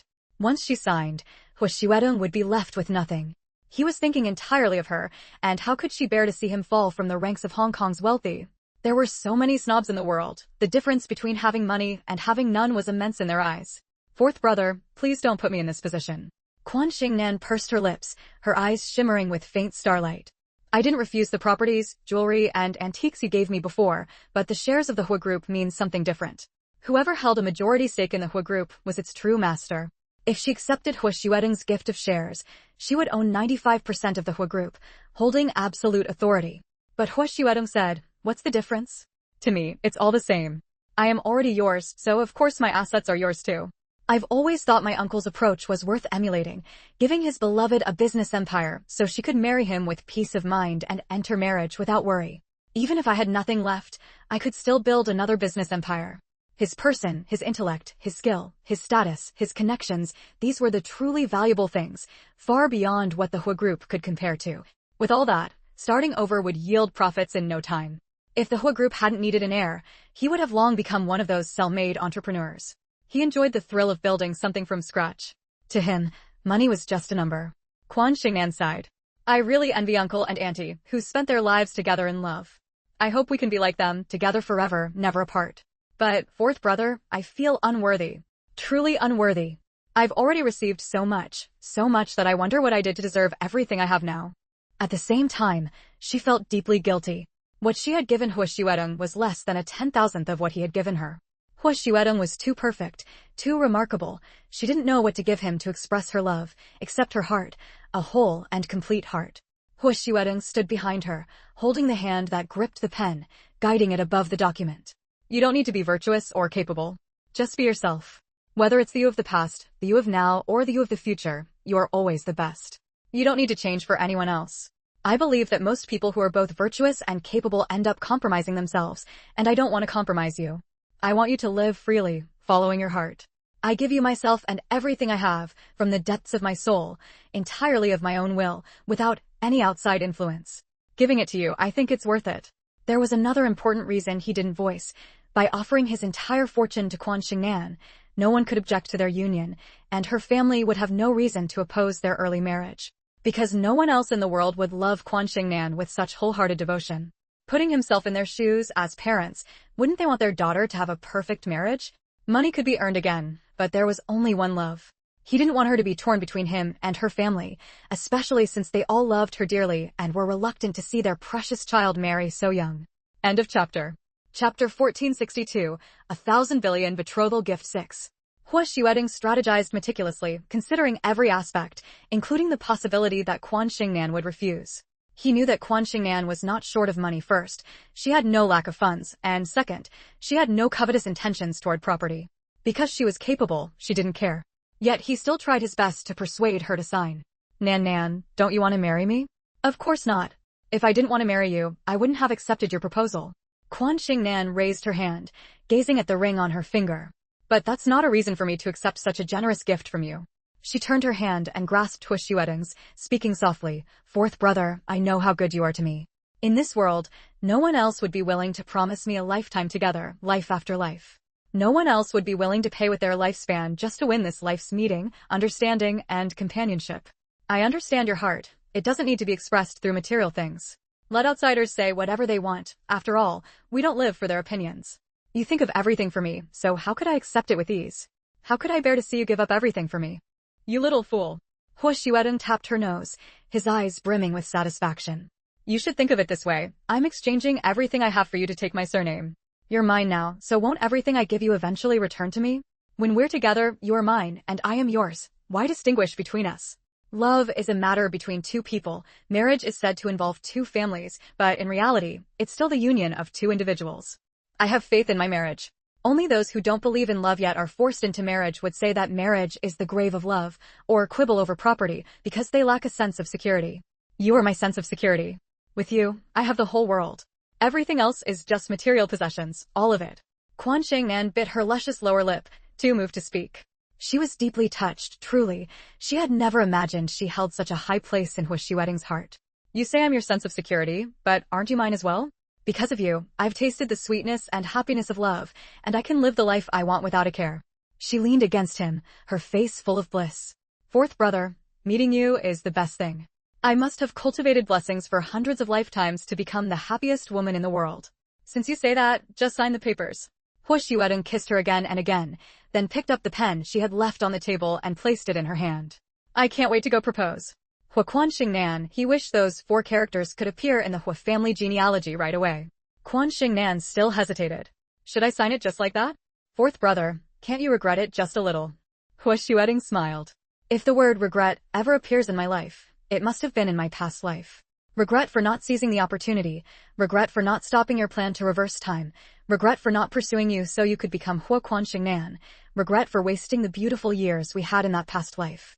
Hurry and sign. Once it's done, we'll go handle the formalities. Stroke by stroke, each one carried the weight of 1,000 pounds. The document bore Quan Xingnan's signature. She would become the wealthiest woman in all of Hong Kong, from then on replacing Hua Xiuedong as the owner of the Hua Group's 1,000 billion assets. End of this chapter. Chapter 1463, 1,000 billion betrothal gift 7. Changes in the shares of the Hua Group could not be hidden from anyone. With Quan Xingnan's signature, the 1,000 billion assets of the Hua Group officially changed hands. Whether in financial newspapers or entertainment weeklies, this was the headline every day, detailing Quan Xingnan's wealth and Hua Xiuedong's sincerity. Even though the matter was already set in stone, countless people still found it endlessly fascinating. Countless people wanted to interview Hua Xiuedong, countless people wanted to interview Quan Xingnan, and even old Master Hua and old Madam Hua became targets of harassment, leading the elderly couple to stay home every day tending to flowers, plants, and listening to music, refusing to go out. It was madness. The household staff dared not go out either, facing a barrage of cameras and microphones every time they stepped outside. Only Hua Xiuedong continued to commute to work as usual. Though he had become an employee, Hua Xiuedong was still the king among kings, the emperor among emperors among employees, handling the Hua Group's affairs big and small, presiding over meetings, and living up to the tens of millions in annual salary the group paid him. Of course, he had a salary. He had been drawing a salary ever since he joined the Hua Group. Work salary and stock dividends were not to be conflated. Any head of a group had their own salary. The difference was that those with shares could also collect dividends. Now that he no longer had shares, he could only live on his salary. Let me take a look. Let me see if Mr. Hua, now put on a pedestal, regrets losing his fortune, he Deming said deliberately, standing in front of his desk, hands pressing on the surface, leaning forward with smiling eyes scanning Hua Xiuedong up and down. Hello there, employee Hua. How does it feel to have had shares and then lost them? Hua Xiuedong smiled and pushed his shoulder away, leaning back against his chair with an air of ease. Nothing to regret. What you give willingly, regret never appears. Feelings? No feelings. Even if he was no longer the master of the Hua Group, none of the employees dared to show disrespect. Everyone knew that he and Quan Xingnan were inseparable. What was hers was his. They were a married couple, one family. And regardless of whether the Hua Group changed hands, Hua Xiuedong would always be their top boss, the big boss. He Deming shook his head and sighed. Life is naturally full of infatuated fools. You really are one. He had once gossiped with his wife, wanting to see Hua Xiuedong make a fool of himself, wondering what he would use as a betrothal gift to surpass the previously given Tongxing Museum and the shares from the Hua elders. If the value fell short, the media would surely mock him mercilessly. Now he finally understood, some people in this world valued love far more than 1,000 billion fortune.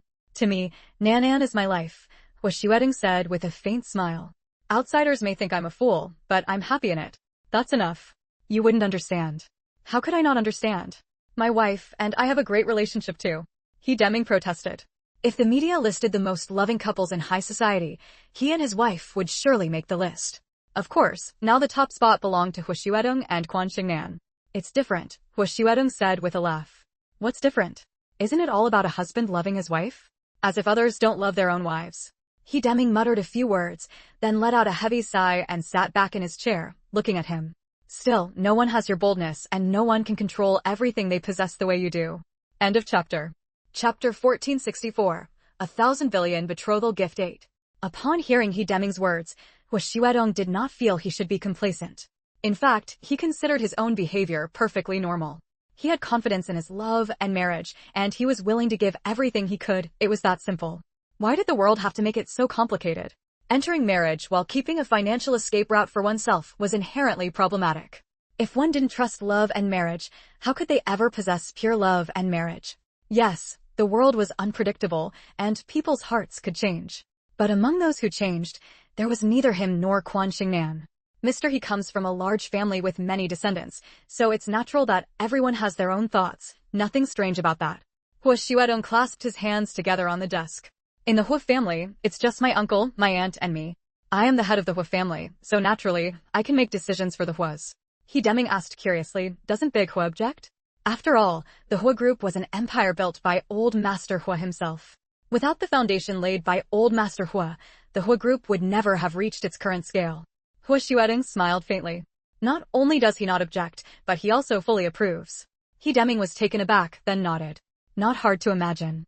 I once heard my late parents say that your uncle also offered his entire personal fortune as a betrothal gift to win his wife, which became a celebrated story locally. But it's been so long that most who knew about it have faded into history, so no one remembers now. Upon hearing this, Hua Xuedong handed him a stack of tabloid magazines from the corner of his desk. I've already read all your reports. Why are you showing me this? Even as he said this, He Deming flipped through the tabloids and was left dumbfounded. Because what Hua Xuedong showed him was an article about the past of Old Master Hua and Old Madam Hua. The tenacity of paparazzi in chasing gossip was truly relentless. This article featured someone recalling a long-forgotten story, stating that Hua Xuedong was now completely emulating Old Master Hua. It detailed how Old Master Hua doted on Old Madam Hua, how he remained devoted to her even after she couldn't bear children, and how they sweetly walked hand in hand for over half a century. Incredible. He Deming put down the magazine. Honestly, I really admire you, and I admire Big Hua too. He Deming wasn't the only one who admired Hua Xuedong. Zhang Xiafeng admired him greatly, and Jiang Tao was equally stunned before expressing his utmost respect. This is the most beautiful and perfect love in the world, bar none. Zhang Yifei glanced at her husband and said, yes, money was an external thing and couldn't be compared to feelings, and there were many ways to express love. But realistically, if a man wasn't even willing to entrust you with his money, then his feelings for you were truly limited. Jiang Tao let out a breath. Not everyone is Mr. Hua, and not everyone is Annie. Zhang Yifei nodded. Exactly. She was already very content. Her husband was wealthy, loved his family, was responsible, and never fooled around. Unlike Mrs. Wang, who had lived with her husband for so many years, wholeheartedly supporting his career, only to face a marital crisis in her late 40s. Now she was in court fighting over asset division because Wang Jihao refused to split half of his assets with his wife. In other words, he agreed to Mrs. Wang's divorce request, but disagreed with the asset division.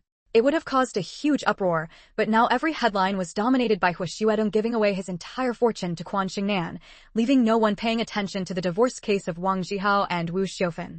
End of chapter. Chapter 1465, The 1,000 Billion Betrothal Gift 9. Quan Xingnan was very concerned about Wang Jihao and Wu Xiufan's divorce case and asked Hua Xuedong to privately provide Wu Xiufan with some assistance. Wu Xiufan was a good person, generous, unpretentious, and kind-hearted. She had done a lot of charity work.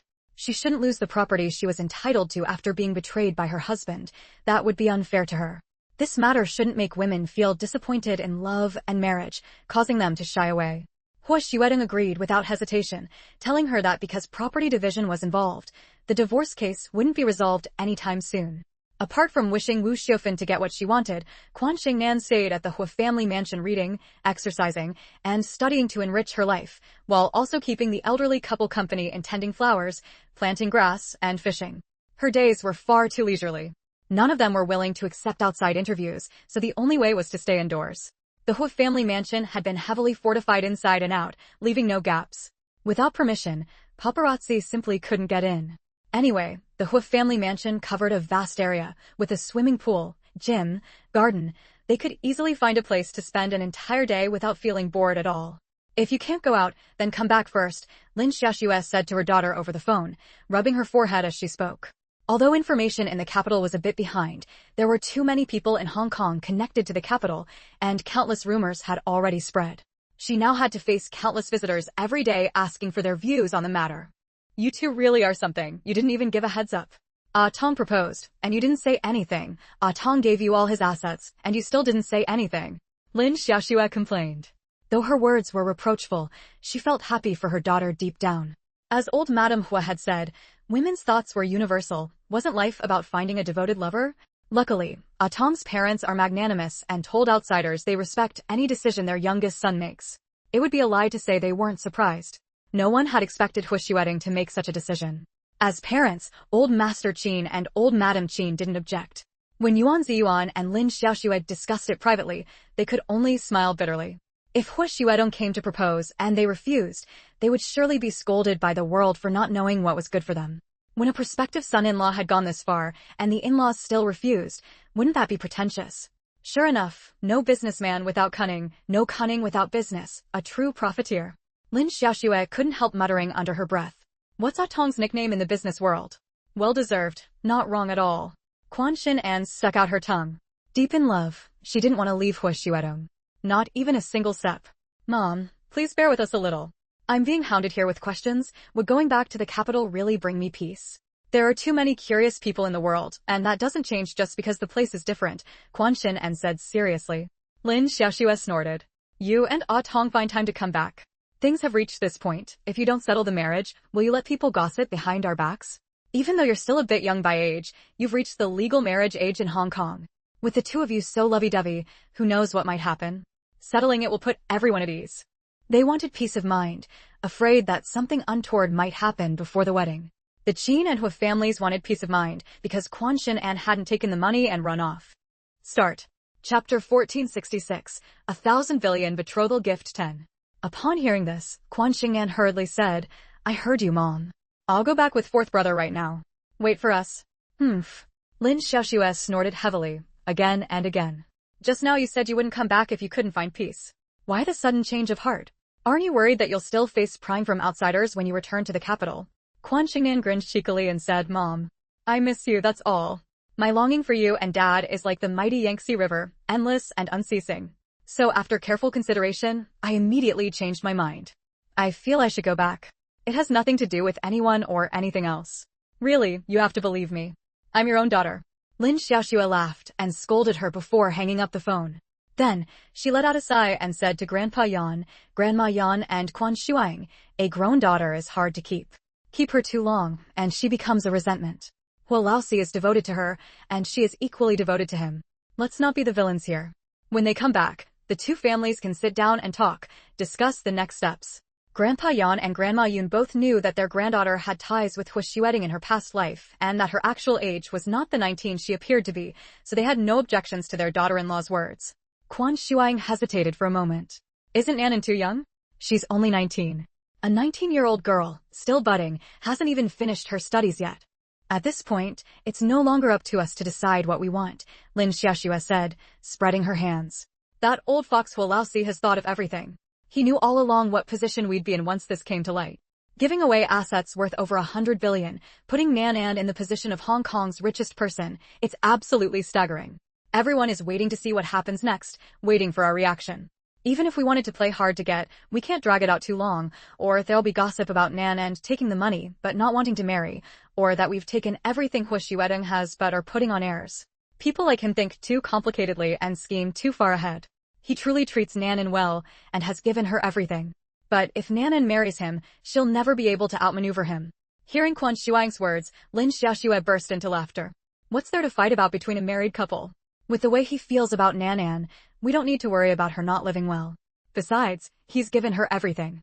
If he's not afraid, why should we be? If he treats her badly, at least Nanan won't come out at a loss. With 100 billion in assets, who's afraid of divorce? Even if someone is, it's not them. If they really divorced, Hu Xuedong would have nothing left. Pa. Grandma Yun spat several times. What are you saying such unlucky things for? I think Tong and Nanan are doing just fine, like they'll grow old together forever. Let me tell you, whether it's feelings or marriage, it's like drinking water, only the drinker knows if it's hot or cold. As long as they're happy, that's what matters. 1,000 or 10,000 reasons can't beat one I'm willing. Feelings come naturally, and so does marriage. Quan Shuang thought it over carefully and found it reasonable. All right, we need to get Nanan's dowry sorted out quickly. I've been saving for her for over a decade. Even if we're not as wealthy as the Hu family, our display can't be any less grand. 2 more chapters to go. Keep pushing, oh. End of this chapter. End. Chapter 1467, 1,000 billion betrothal gift 11. Hu Xuedong and Quan Xingnan took a private jet and soon arrived in the capital. The plane was not the one Quan Xingnan had flown on before. Over a decade later, Hwashiwedong had long since replaced it with a more advanced private jet, faster, more environmentally friendly, with a more comfortable interior and excellent safety performance. Since it had been gifted to Quan Xingnan, it was renamed Duesheng. As soon as it landed at the airport, it drew countless gazes. There was no helping it. Hwashiwedong's decision was simply too shocking. People both domestically and abroad were still reeling from the news. Who didn't know who owned the Duesheng private jet? Fortunately, Hwashiwedong had arranged everything in advance, allowing him, Quan Xingnan, and their entourage to leave the airport smoothly. He had also called his parents ahead of time, so by the time he and Quan Xingnan arrived at the courtyard house, Grandpa Qin and Grandma Qin were already seated formally in front of Quan Xingnan's family. But the atmosphere, no matter how you looked at it, felt a bit off. There was joy on their faces, but their words were far more cautious than before. Not to mention Quan Xingnan's family felt uneasy. Even Grandpa Qin and Grandma Qin had privately cursed Hwashiwedong more than once. Of course, it wasn't because they begrudged the 1,000 billion in assets he had given away. After all, once Quan Xingnan married into the Hua family and bore Hua children, it didn't matter whose name the estate was under. The reason they scolded Hwashiwedong was that he had moved too fast, leaving them no time to prepare. Seeing Quan Xingnan's shy demeanor and charming expression, which clearly showed that her youngest son had gotten what he wanted, Grandma Qin silently cursed him before quickly forcing a smile at Granny Yun, Quan Shuang and her daughter, and Lin Xiaoxue and her two sisters-in-law. You see, once children grow up, they don't listen to anyone. It leaves us old folks at a loss for words. Granny Yun smiled gently. As long as the children are willing and happy, that's what matters. Our opinions as old folks aren't a problem. Society had progressed, men and women were equal, and everyone had the right to enjoy life. She wasn't stuck in the past. Hearing this, Grandpa Qin and Grandma Qin felt a weight lift off their shoulders. See? How considerate they were. They had never made things difficult for their son. Since the other side was so straightforward, Grandma Qin didn't drag things out either. She quickly presented the gift list she had prepared with both hands. We should have held a formal ceremony with a matchmaker to present the betrothal gifts, but given our close relationship and how Fourth has already made such a splash, there's no need to give people more gossip material. So we've taken the liberty of coming ourselves. A small token of our sincerity, not worthy of mention. Grandpa Qin added, although we didn't have a matchmaker formally present the betrothal gifts, we planned to hold an engagement banquet to officially settle the matter between the two children. As for when the wedding will be, we can discuss it later and also ask the children for their thoughts. Isn't that too much trouble? Quan Xingnan interjected. An engagement banquet, like the one her mother and stepfather had? That one had been grand and lavish, while the wedding itself had been relatively subdued. Hwashiwedong said seriously, it's not trouble. It's a necessary step. If we don't hold one, outsiders will say our family doesn't know proper etiquette, that we send out betrothal gifts, but are too stingy to host a banquet. They might even speculate that I'm too broke to afford it. The elders nodded in agreement. That was exactly the point. Lin Xiaoxue narrowed her eyes and smiled. Fourth, you've given everything to Nanan. Do you still have money to host the engagement banquet? Do you need your parents to chip in a little? End of chapter. Chapter 1468, 1,000 billion betrothal gift 12. Upon hearing this, everyone's gaze fell on Hwashiwedong, who remained composed and said with a smile, rest assured. There's nothing for me to worry about. Lin Xiaoxue replied. If she were worried, she wouldn't have agreed to marry her daughter to him. Yuan Ziyuan had remained silent throughout, but at this moment, he fixed his gaze on Hwashiwedong, watching him quietly for a long while before speaking. As parents, we hope our children live a peaceful life with everything going smoothly. Although you've given all your assets to Nanan, you and I both know that business is like a battlefield, ever-changing. One day you might become wealthy overnight, and the next you could go bankrupt.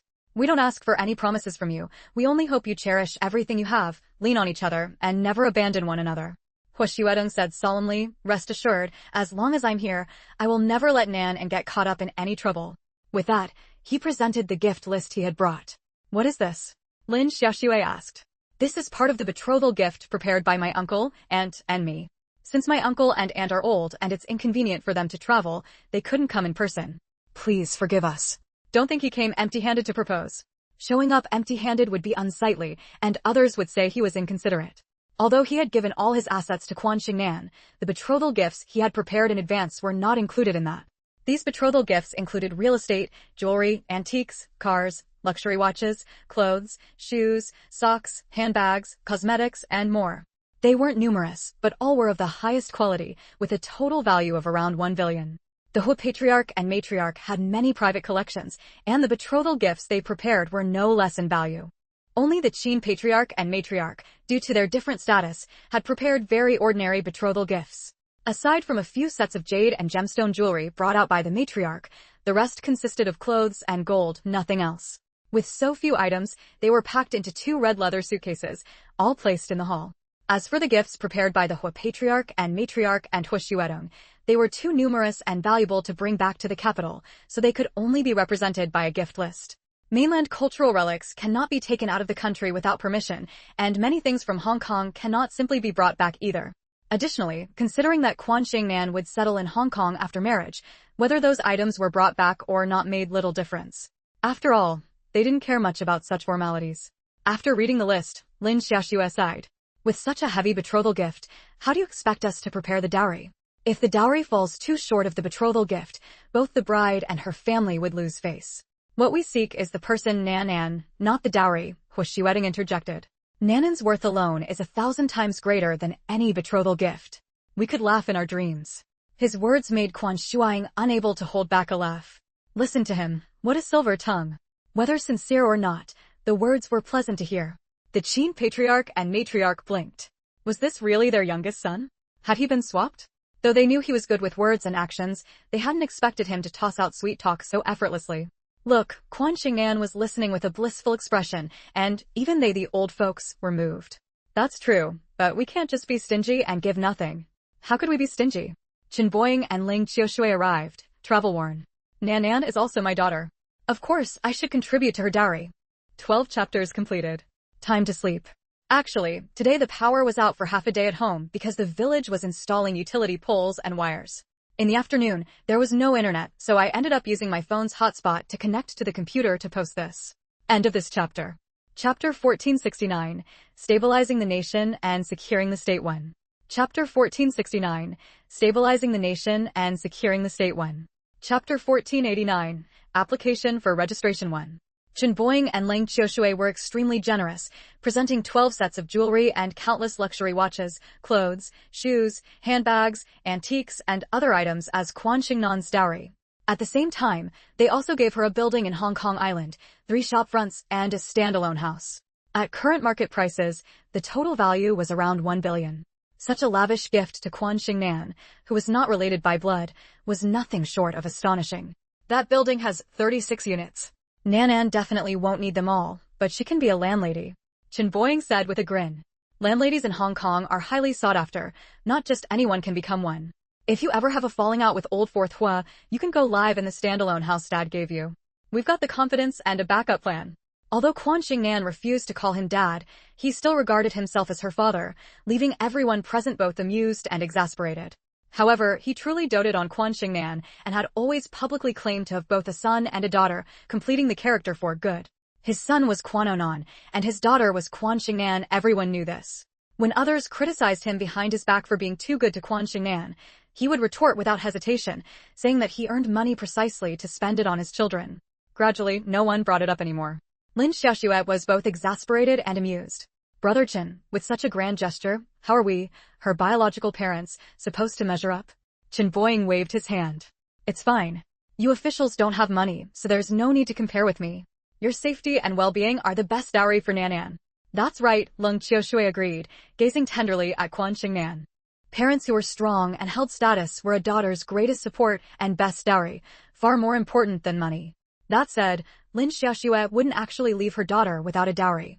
In addition to preparing jewelry and fine clothes for her daughter, she transferred all the shares of the company she had founded to her daughter's name. Since her son was highly likely to pursue a political career and couldn't take over her business, giving it to her daughter now meant that Hua Xuedong would handle all major and minor matters in the future. With his exceptional abilities, there was no need to worry about development. Hadn't he said it himself? He wanted to be her daughter's employee.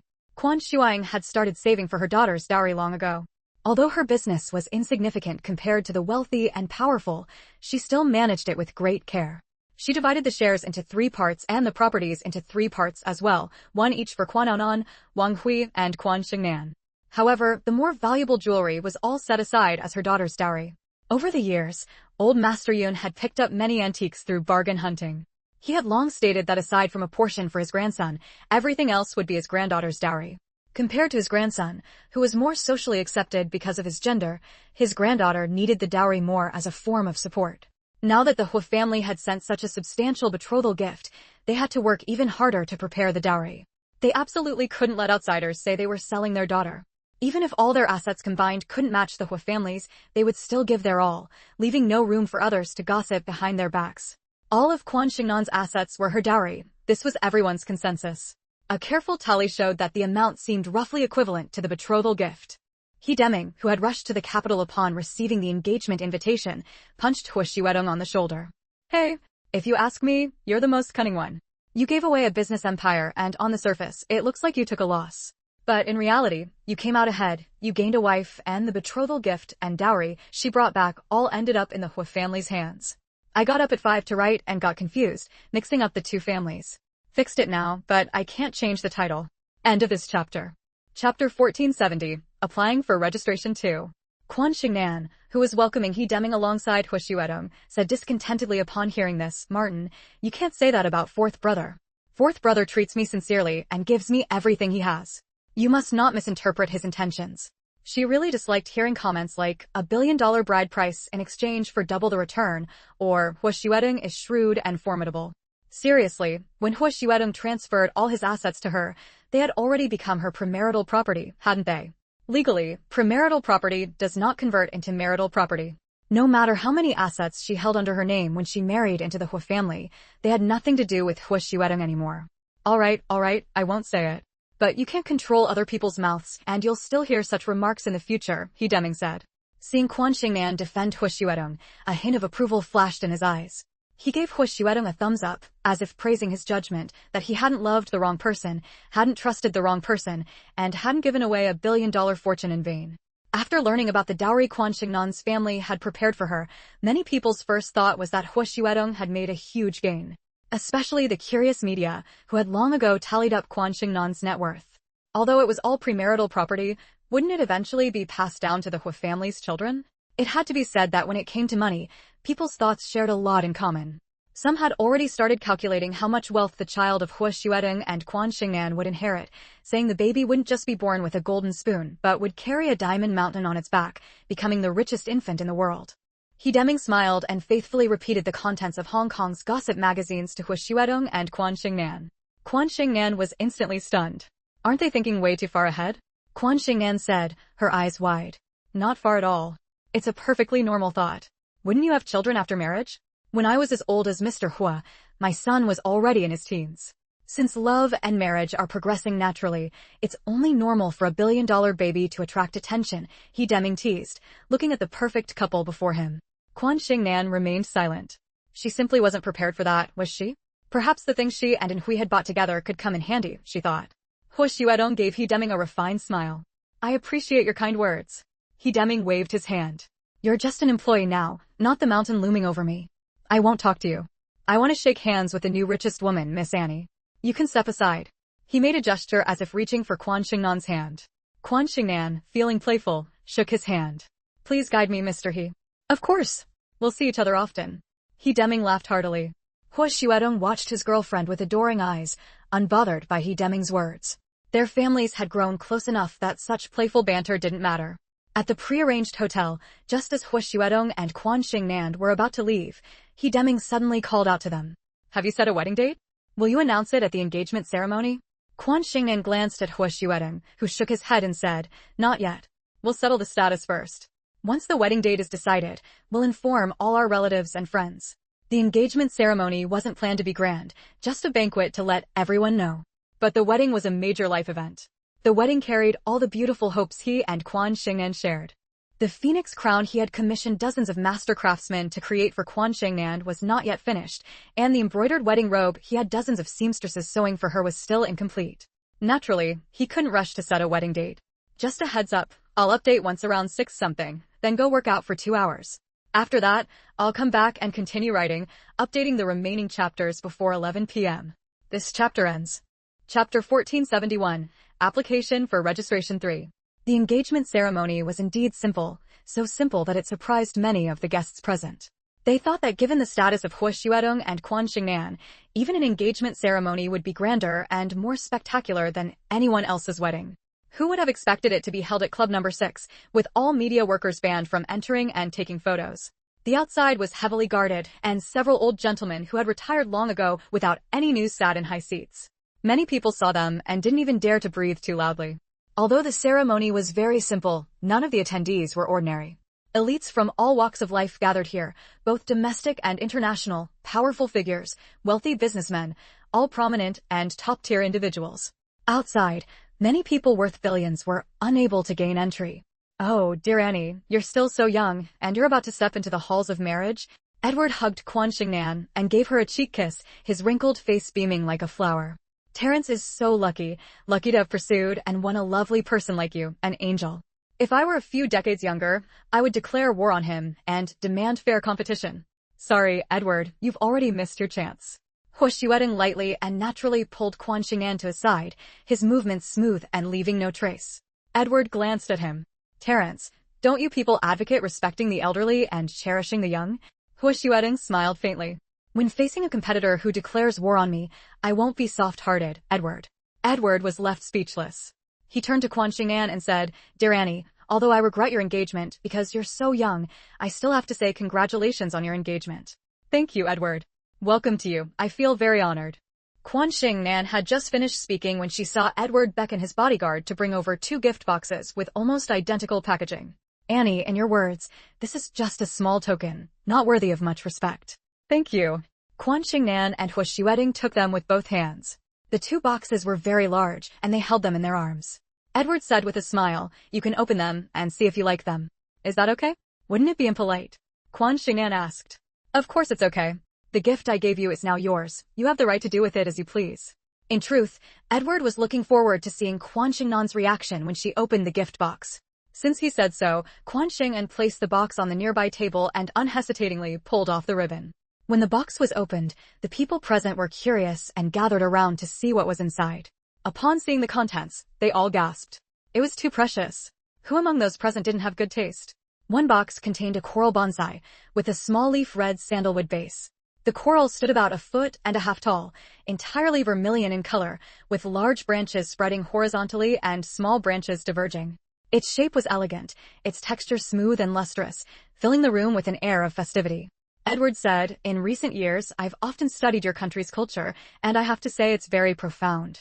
I heard that in ancient times in your country, coral symbolized wealth and good fortune, and only the imperial family possessed such fine pieces. Moreover, high-ranking officials wore coral on their hats. So I'm giving you a coral, hoping it will bring you good luck." "Thank you, Edward. I really like it. This coral was so beautiful it could be displayed in a museum." End of this chapter.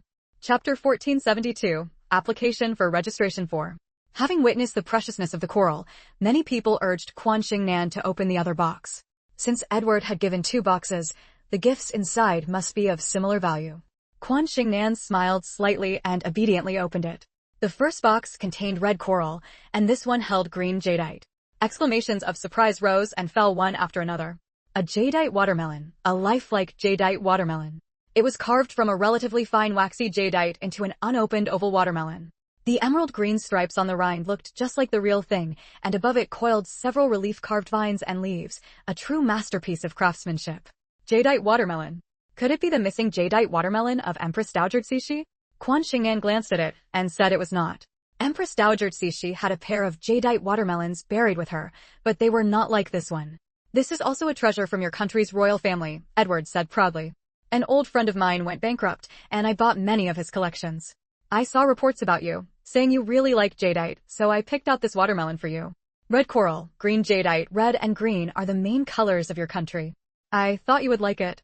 Quan Xingnan had someone carefully carry the 2 treasures away, then turned and gave Edward a hug. "Edward, I absolutely love them. I love the treasures of my country, and I sincerely hope that our country's treasures can return to their homeland. When these 2 treasures are exhibited in a museum in the future, I will make sure the introduction states that this was your generous gift to me." "Edward, thank you." Hearing Quan Xingnan's words, everyone present was moved. Old Master Ouyang Qing was so excited his face turned red, and he had already followed the red coral and green jadeite downstairs, believing they had great research value. Arthur scratched his head. Edward stole the spotlight. "Annie, I gave you something good too." Seeing Arthur, Quan Xingnan couldn't help but smile. "Welcome, Arthur." Diamonds are the ultimate treasure a girl should have for life, so Annie, I give you a pink diamond. I named it Annie's heart, Arthur said, unwilling to be outdone. And since you like your country's antiques, I also gave you a pair of especially beautiful vases, very pretty, also from your country's royal collection. Old Master Qin gave Old Master Yun and Old Master Lin a thumbs up and said in a low voice, Lao Si is truly blessed. Although the senior leaders had not arrived, they all sent their congratulations, saying that when Quan Xingnan got married, they would personally come to the courtyard house to watch her board the bridal sedan chair, because Hu Xuedong and Quan Xingnan had discussed holding a traditional Chinese wedding. Old Master Yun smiled slightly.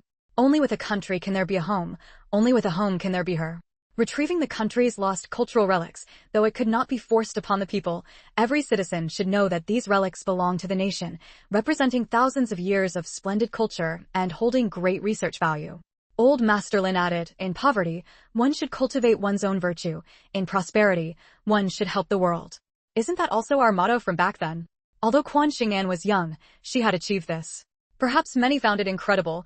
Why not keep the wealth for oneself instead of spending it generously on building bridges, paving roads, constructing schools, hospitals, welfare homes, and so on, helping so many people who would never bring her any benefit but only cost money? Yet the old masters were deeply gratified and proud of her.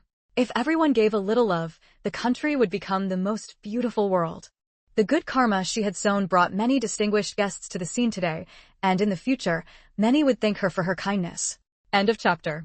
Chapter 1473, Application for Registration 5.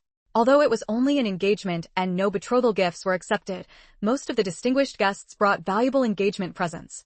For ordinary people, these gifts were worth a fortune, but given their status and wealth, the gifts cost them only a negligible amount of money, yet allowed them to appear dignified at the engagement ceremony, avoiding being labeled as stingy misers by outsiders.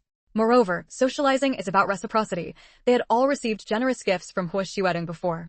Some Hong Kong businessmen, who cared greatly about face, had inadvertently leaked information about the gifts they planned to bring before attending the engagement ceremony. When Hu Xuedong and Quan Xingnan officially became engaged, the highly scrutinized Liang Wenwan sneered at those who publicized their gifts. They didn't even give anything particularly valuable. Do they think flaunting it to the paparazzi makes them look good?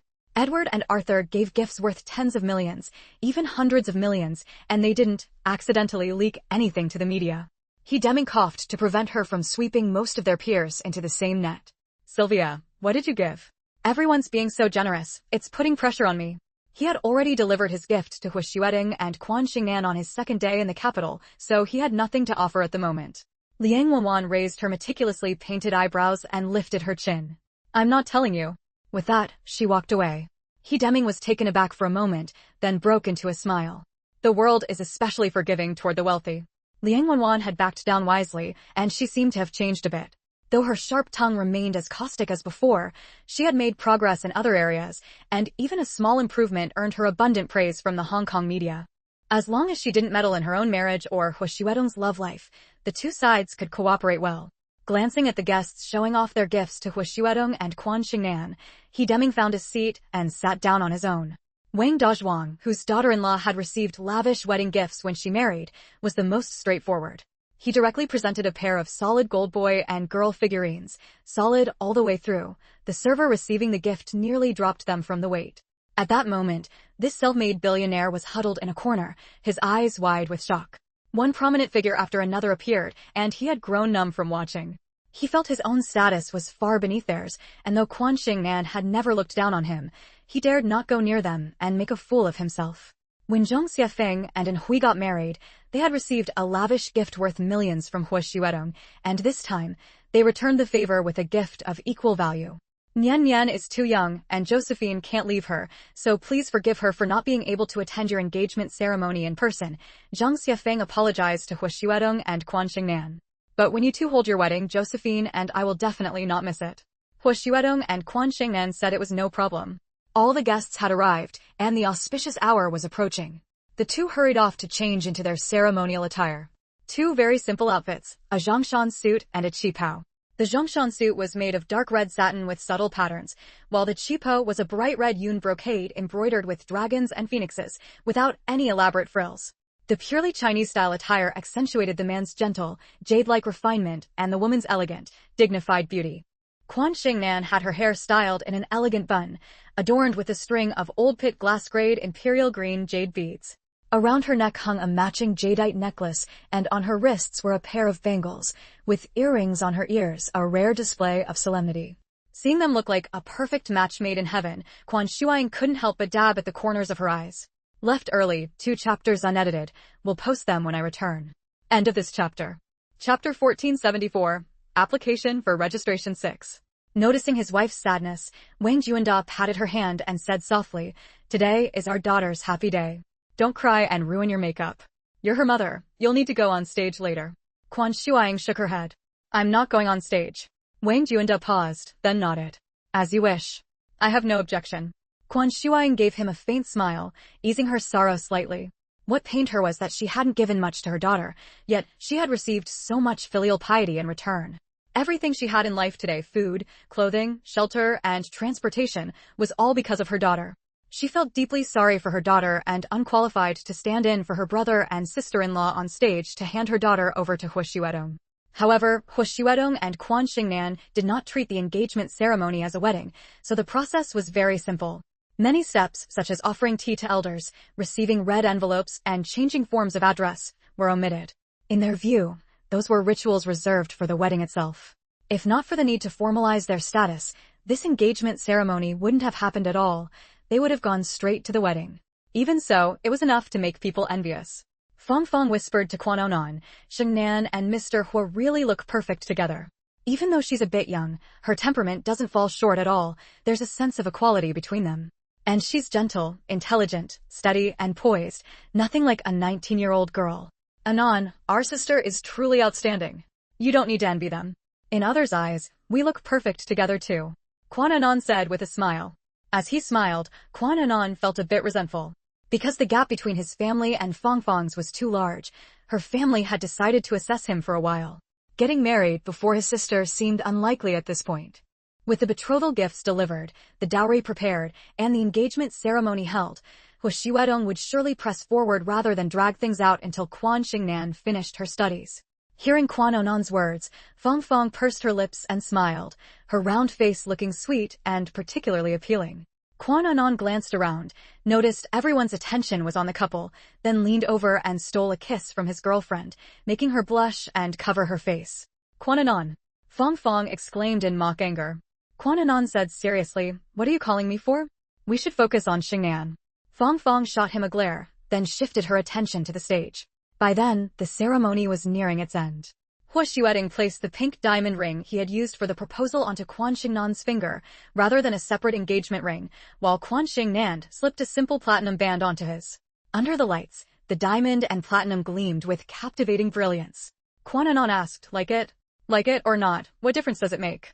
Fong Fong retorted, "If you like it, then like this."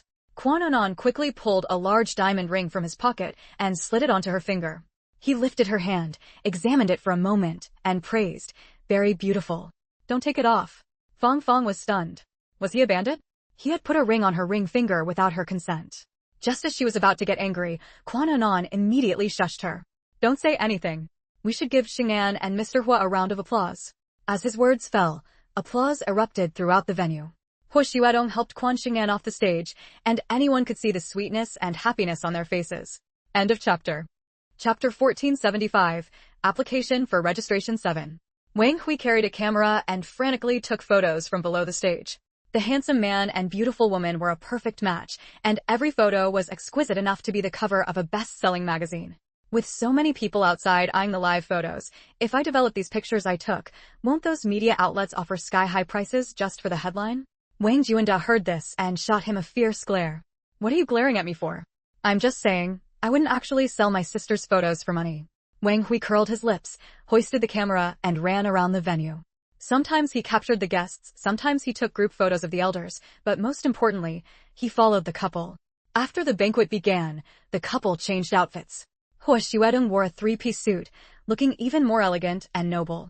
Quan Xingnan changed into a form-fitting Chinese red lace mermaid dress, highlighting her curvaceous figure and making her skin look like creamy snow, glowing and radiant. Her hairstyle and jewelry had also been changed. She wore a high bun, with only 2 pink diamond earrings swinging by her ears and a pink diamond ring on her finger. Extreme simplicity was beauty, and the dress's design was equally simple, with no frills anywhere. "Sister," Wang Hui suddenly called out to her, quickly pressing the shutter as she turned and smiled. "Perfect. You're as beautiful as a painting. A poem." Quan Xingnan covered her mouth and laughed, then turned to look at Hu Xuedong with tender, affectionate eyes. "Watch your step." Quan Xingnan rarely wore mermaid dresses and couldn't help being a little cautious. Hu Xuedong supported her as they walked through the wedding banquet, toasting and thanking the guests one by one. Wang Hui continued to roam the venue. There were so many big shots, every photo could become a keepsake. He was basking in his sister's glory now. If it were up to his father's business, he would never break into this circle in his lifetime, let alone come into contact with global elites from all walks of life. Though he couldn't chat with most of them, it was enough to brag about for a lifetime. Look, wasn't that the internationally famous jewelry designer Pete? Eating with grease all over his mouth. And that fashion icon known for his arrogance, yet he was perfectly polite in front of Hu Xuedong. The head of that internationally renowned luxury brand had apparently just walked in and given Quan Xingnan many limited edition handbags, lipsticks, perfumes, jewelry, and more, generously offering to sponsor all the jewelry and clothing for Quan Xingnan's wedding. But unfortunately, Hu Xuedong and Quan Xingnan politely declined. Their wedding was not an advertising venue. They had enough jewelry and clothing from their own country and didn't need foreign brands to showcase fashion or wealth. Many leaders of major international corporations were present, some chatting and laughing, others eating heartily. They all came for Hu Xuedong, which showed how extensive his network was. No wonder he willingly gave his entire fortune to Quan Xingnan, because with his abilities, he could truly rebuild the Hu group within his lifetime. Quan Xingnan's network was already impressive, but Hu Xuedong had friends all over the world, willing to travel thousands of miles just to attend his engagement ceremony. It was an engagement ceremony, not a wedding. If the engagement ceremony was this grand, the wedding would certainly not be missed. Hu Xuedong also arranged for Alexander to take photos of the engagement ceremony and had Daniel record everything from start to finish. Afterward, he selected a few photos to send to media outlets with whom they had a good working relationship, officially announcing his engagement to Quan Xingnan. Came back late today, so painful. End of this chapter. Chapter 1476. Applying for Registration 8.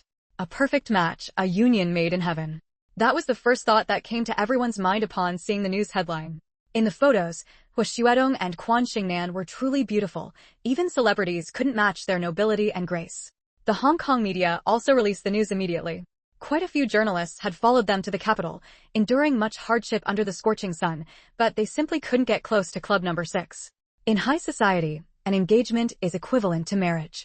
Basically, after an engagement, unless a major upheaval occurs or one party loses all sense of shame, a broken engagement would not happen. Hu Xuedong and Quan Xingnan were deeply in love, so a broken engagement was clearly out of the question.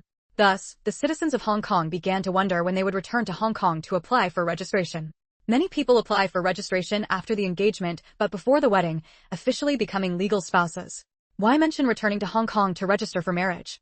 Because in Hong Kong, Quan Xingnan had reached the legal age for marriage. Yuan Ziyuan and Lin Xiaoxue both wanted them to register their marriage next year.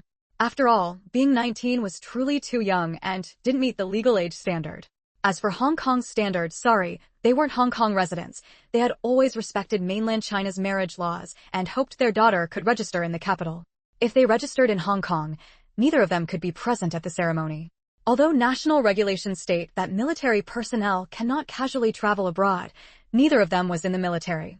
However, at Yuan Ziyuan's level of officialdom, he couldn't just leave the country whenever he wanted. He had to consider the implications. Quan Xingnan agreed without a second thought.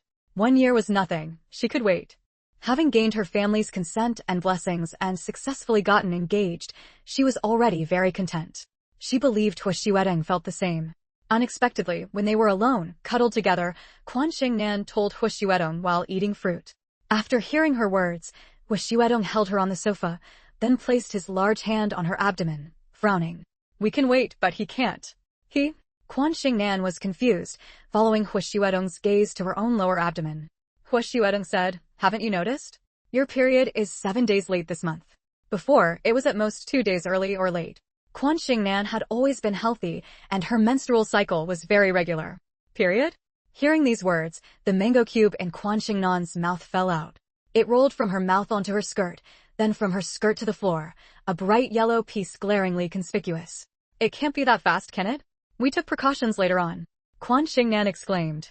Maybe because of the hot weather, I indulged in cold things this month, so my period is delayed. It has nothing to do with a baby. We should have taken precautions from the very beginning. Hua Xuedong was also regretful. He had finally started enjoying sweet moments with his girlfriend, like honey mixed with oil, and a child's arrival would cut into their nightlife. Quan Xingnan grabbed his hand, her eyes fixed on his. Fourth brother, you're joking, right? You must be trying to trick me into going to Hong Kong with you to apply for registration as soon as possible, right? School starts soon. By the end, she was flustered, rambling, and didn't know what to say. In both her past and present lives, she wasn't prepared to welcome a baby. She still wanted to enjoy a world of just the two of them with Hua Xuedong first. She never imagined that their world for two would welcome a third party, a tiny third party. End of chapter. Chapter 1477, Applying for Registration 9. Chapter 1477, Applying for Registration 9. The two stared at each other, looking back and forth, until finally both of their gazes fell on Quan Xingnan's abdomen. Her flat stomach was partially exposed due to her cool attire. Her skin was as white as jade, her muscles toned and healthy. There was no sign at all that a small life was growing inside. Quan Xingnan counted on her fingers again and again.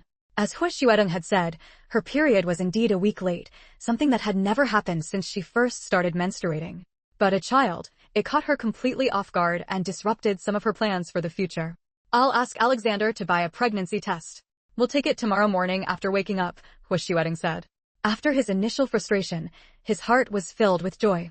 His and Quan Xingnan's baby would surely be the cutest in the world.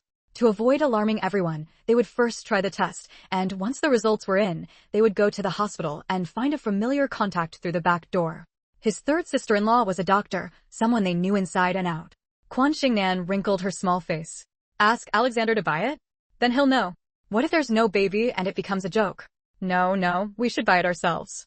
If we go fully disguised, we probably won't be discovered. Hua Xuedong quickly said, It's so hot outside, like a furnace. You rest at home and I'll go. All right. Quan Xingnan didn't object. After Hua Xuedong left, she slumped weakly onto the sofa, clasping her hands over her abdomen and staring upward. Was there really a little baby inside? She had no mental preparation at all. If there was, people would laugh at her, especially He Deming, who had joked about $1 billion baby before the engagement ceremony. He must be a jinx. Quan Xingnan thought resentfully. The household nanny, following Hua Xuedong's instructions before he left, brought Quan Xingnan some warm milk. Sweetie, why did Mr. Hua rush out in such a hurry? Is he staying at our place today? If so, I'll prepare his meal later. Quan Xingnan sat up straight and took the milk. Make his meal. He'll definitely stay overnight. The nanny smiled upon hearing this. Well then, Mr. Hua is our family's son-in-law now. You rest well and I'll go prepare the food. Does Mr. Hua still have the same taste as before? No change. Go ahead. All right. Left alone again in the room, Quan Xingnan finished her milk and lay back down. If she really had a baby, would she have to pause her studies? Or could she go to school with a big belly? Would she take maternity leave then, like a working professional? If she really had a baby, should she and Hua Xuedong register their marriage immediately? Even though she had already become Hua Xuedong's wife in the truest sense before marriage, she still didn't approve of pregnancy before marriage. The more someone was in the spotlight, the less they should set a bad example for others. If she really had a baby, could she, with no experience at all, take good care of it? The more Quan Xingnan thought about it, the more restless she became. The more Hua Xuedong thought about it, the more elated he grew. What did it matter if they married late? Even with a late marriage, they would still welcome their own baby at the earliest opportunity. He just needed to hurry along the making of the phoenix coronet and embroidered cape, hire more renowned artisans and embroiderers with generous pay to ensure the phoenix coronet and cape were completed ahead of schedule. With this in mind, Hua Xuedong immediately took out his phone and called the person in charge, directly expressing his intentions. Mr. Hua, don't worry. With many hands making light work and all the materials ready, the phoenix coronet is actually in its final stages. Within 10 days, the most exquisite phoenix coronet in the world will be delivered to you. Liao Wanqiu, who was in charge of embroidering the cape, gave the same answer. I'm so sleepy. I'll update one more chapter and then go to sleep. Tomorrow, I'll make up for the 2 chapters 10 today. These past few days, both kids have been at home, driving me crazy. End of this chapter. Chapter 1478, Application for Registration 10. Chapter 1478, Application for Registration 10. Hua Xuedong hung up the phone with relief. Before getting out of the car, she put on a hat, mask, and sunglasses. After disguising herself, she went to the pharmacy to buy the pregnancy test she needed, then quickly returned to the courtyard house, heading straight to her own courtyard. Quan Xingnan wasn't lying down at the moment. She was holding an embroidered cushion, staring blankly into space. The milk cup sat on the coffee table, and the diced fruit in the fruit bowl was just as Hu Xuedong had left it. Hearing Hu Xuedong's familiar footsteps, Quan Xingnan looked up. "You're back? Did you buy it?" "I bought it." Hu Xuedong dumped a pile of pregnancy tests onto the coffee table, picked one up, and handed it to Quan Xingnan. "How about we try it now? Even though it might not be completely accurate, what if it is? If it's accurate, they wouldn't have to worry all night and wait until tomorrow morning to test." Quan Xingnan didn't take it. "Didn't I already say? Morning urine is the most accurate for testing. It won't be accurate now. Just try it. We have nothing else to do anyway," Hu Xuedong insisted, unwilling to give up. "Fine." Quan Xingnan took the test he handed her and sneaked into the bathroom. The courtyard house originally didn't have a bathroom, since ancient people used chamber pots. The current bathroom was added later during renovations. Looking at the two red lines on the test, one dark and one faint, Quan Xingnan didn't know what to say. Though faint, it was still noticeable. "How is it? How is it? What's the result?" Hu Xuedong paced outside. If he weren't afraid of embarrassing Quan Xingnan, he would have followed her in to wait for the result together. Quan Xingnan walked out with heavy steps, her expression serious. Hu Xuedong froze, about to ask what was wrong, when she handed him the test. 2 lines, but one is so faint it's almost negligible. Hu Xuedong, however, treated it like a treasure. "It must be early days, with low hormone levels, so the line is faint. It's fine. We'll test again tomorrow morning to confirm. Fourth brother, don't get your hopes up too high. Maybe there's no baby," Quan Xingnan said kindly. As far as she knew, many people feel a heavy sense of disappointment when they hope for pregnancy but find out they aren't. Hu Xuedong smiled. "If there's a baby, it's a great joy. We can get married sooner, wait for his arrival together, and raise him together. If there isn't, we'll just keep trying. For now, let's enjoy our time as a couple." Hearing this, Quan Xingnan decided to let it go. If there is, there is. If there isn't, there isn't. It's all fate, and she would accept it. Thinking about it, it was still too sudden. She was so distracted during dinner that she didn't even notice Hu Xuedong leading her to his courtyard until she saw the different decor from her own bedroom. But she wasn't angry. They didn't do anything either. After showering, they quietly held each other and slept through the night. The next morning, the first thing Hu Xuedong did when he opened his eyes was wake her up. "Nan, I'll go with you." Quan Xingnan quickly shook her head. "No, I'll go alone. You wait outside for me." "All right, be careful. It's not even light out yet."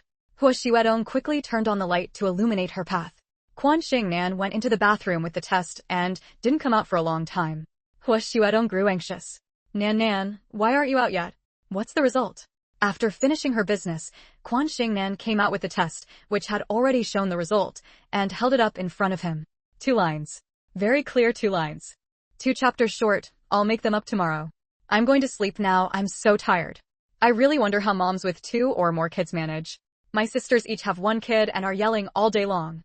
My head feels like it's about to explode. End of chapter. Chapter 1479, Application for Registration 11.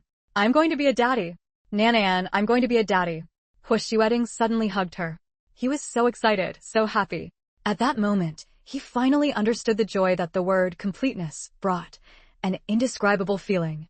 Quan Xingnan's appearance had filled the missing half of his heart, and the arrival of the baby fused those 2 halves into one. Yes, there's a baby. Quan Xingnan rested her head on his shoulder. You need to start thinking now, thinking about how to convince my parents to let us register in Hong Kong. Right, that was the most important thing at the moment. Hu Xuedong carefully carried her to the bedroom, placed her on the bed, and fluffed the pillow. It's still early. Get some rest. I'll bring breakfast to you in a bit. Leave everything else to me. Whatever you say. Quan Xingnan pulled the blanket over her head, too embarrassed to face anyone. Hu Xuedong smiled as he left the bedroom, quickly brushed his teeth and washed his face. After Quan Xingnan finished her bird's nest porridge and other breakfast items, he helped her change into going-out clothes, then drove to the hospital to find his 3rd sister-in-law, Ouyangyu. Although pregnancy tests had a high accuracy rate, she still wanted to go to the hospital for a checkup to be sure. That was Quan Xingnan's request. High accuracy didn't mean it was infallible. Fourth brother, you've got it. Ouyangyu patted her brother-in-law on the shoulder. Leave it to me.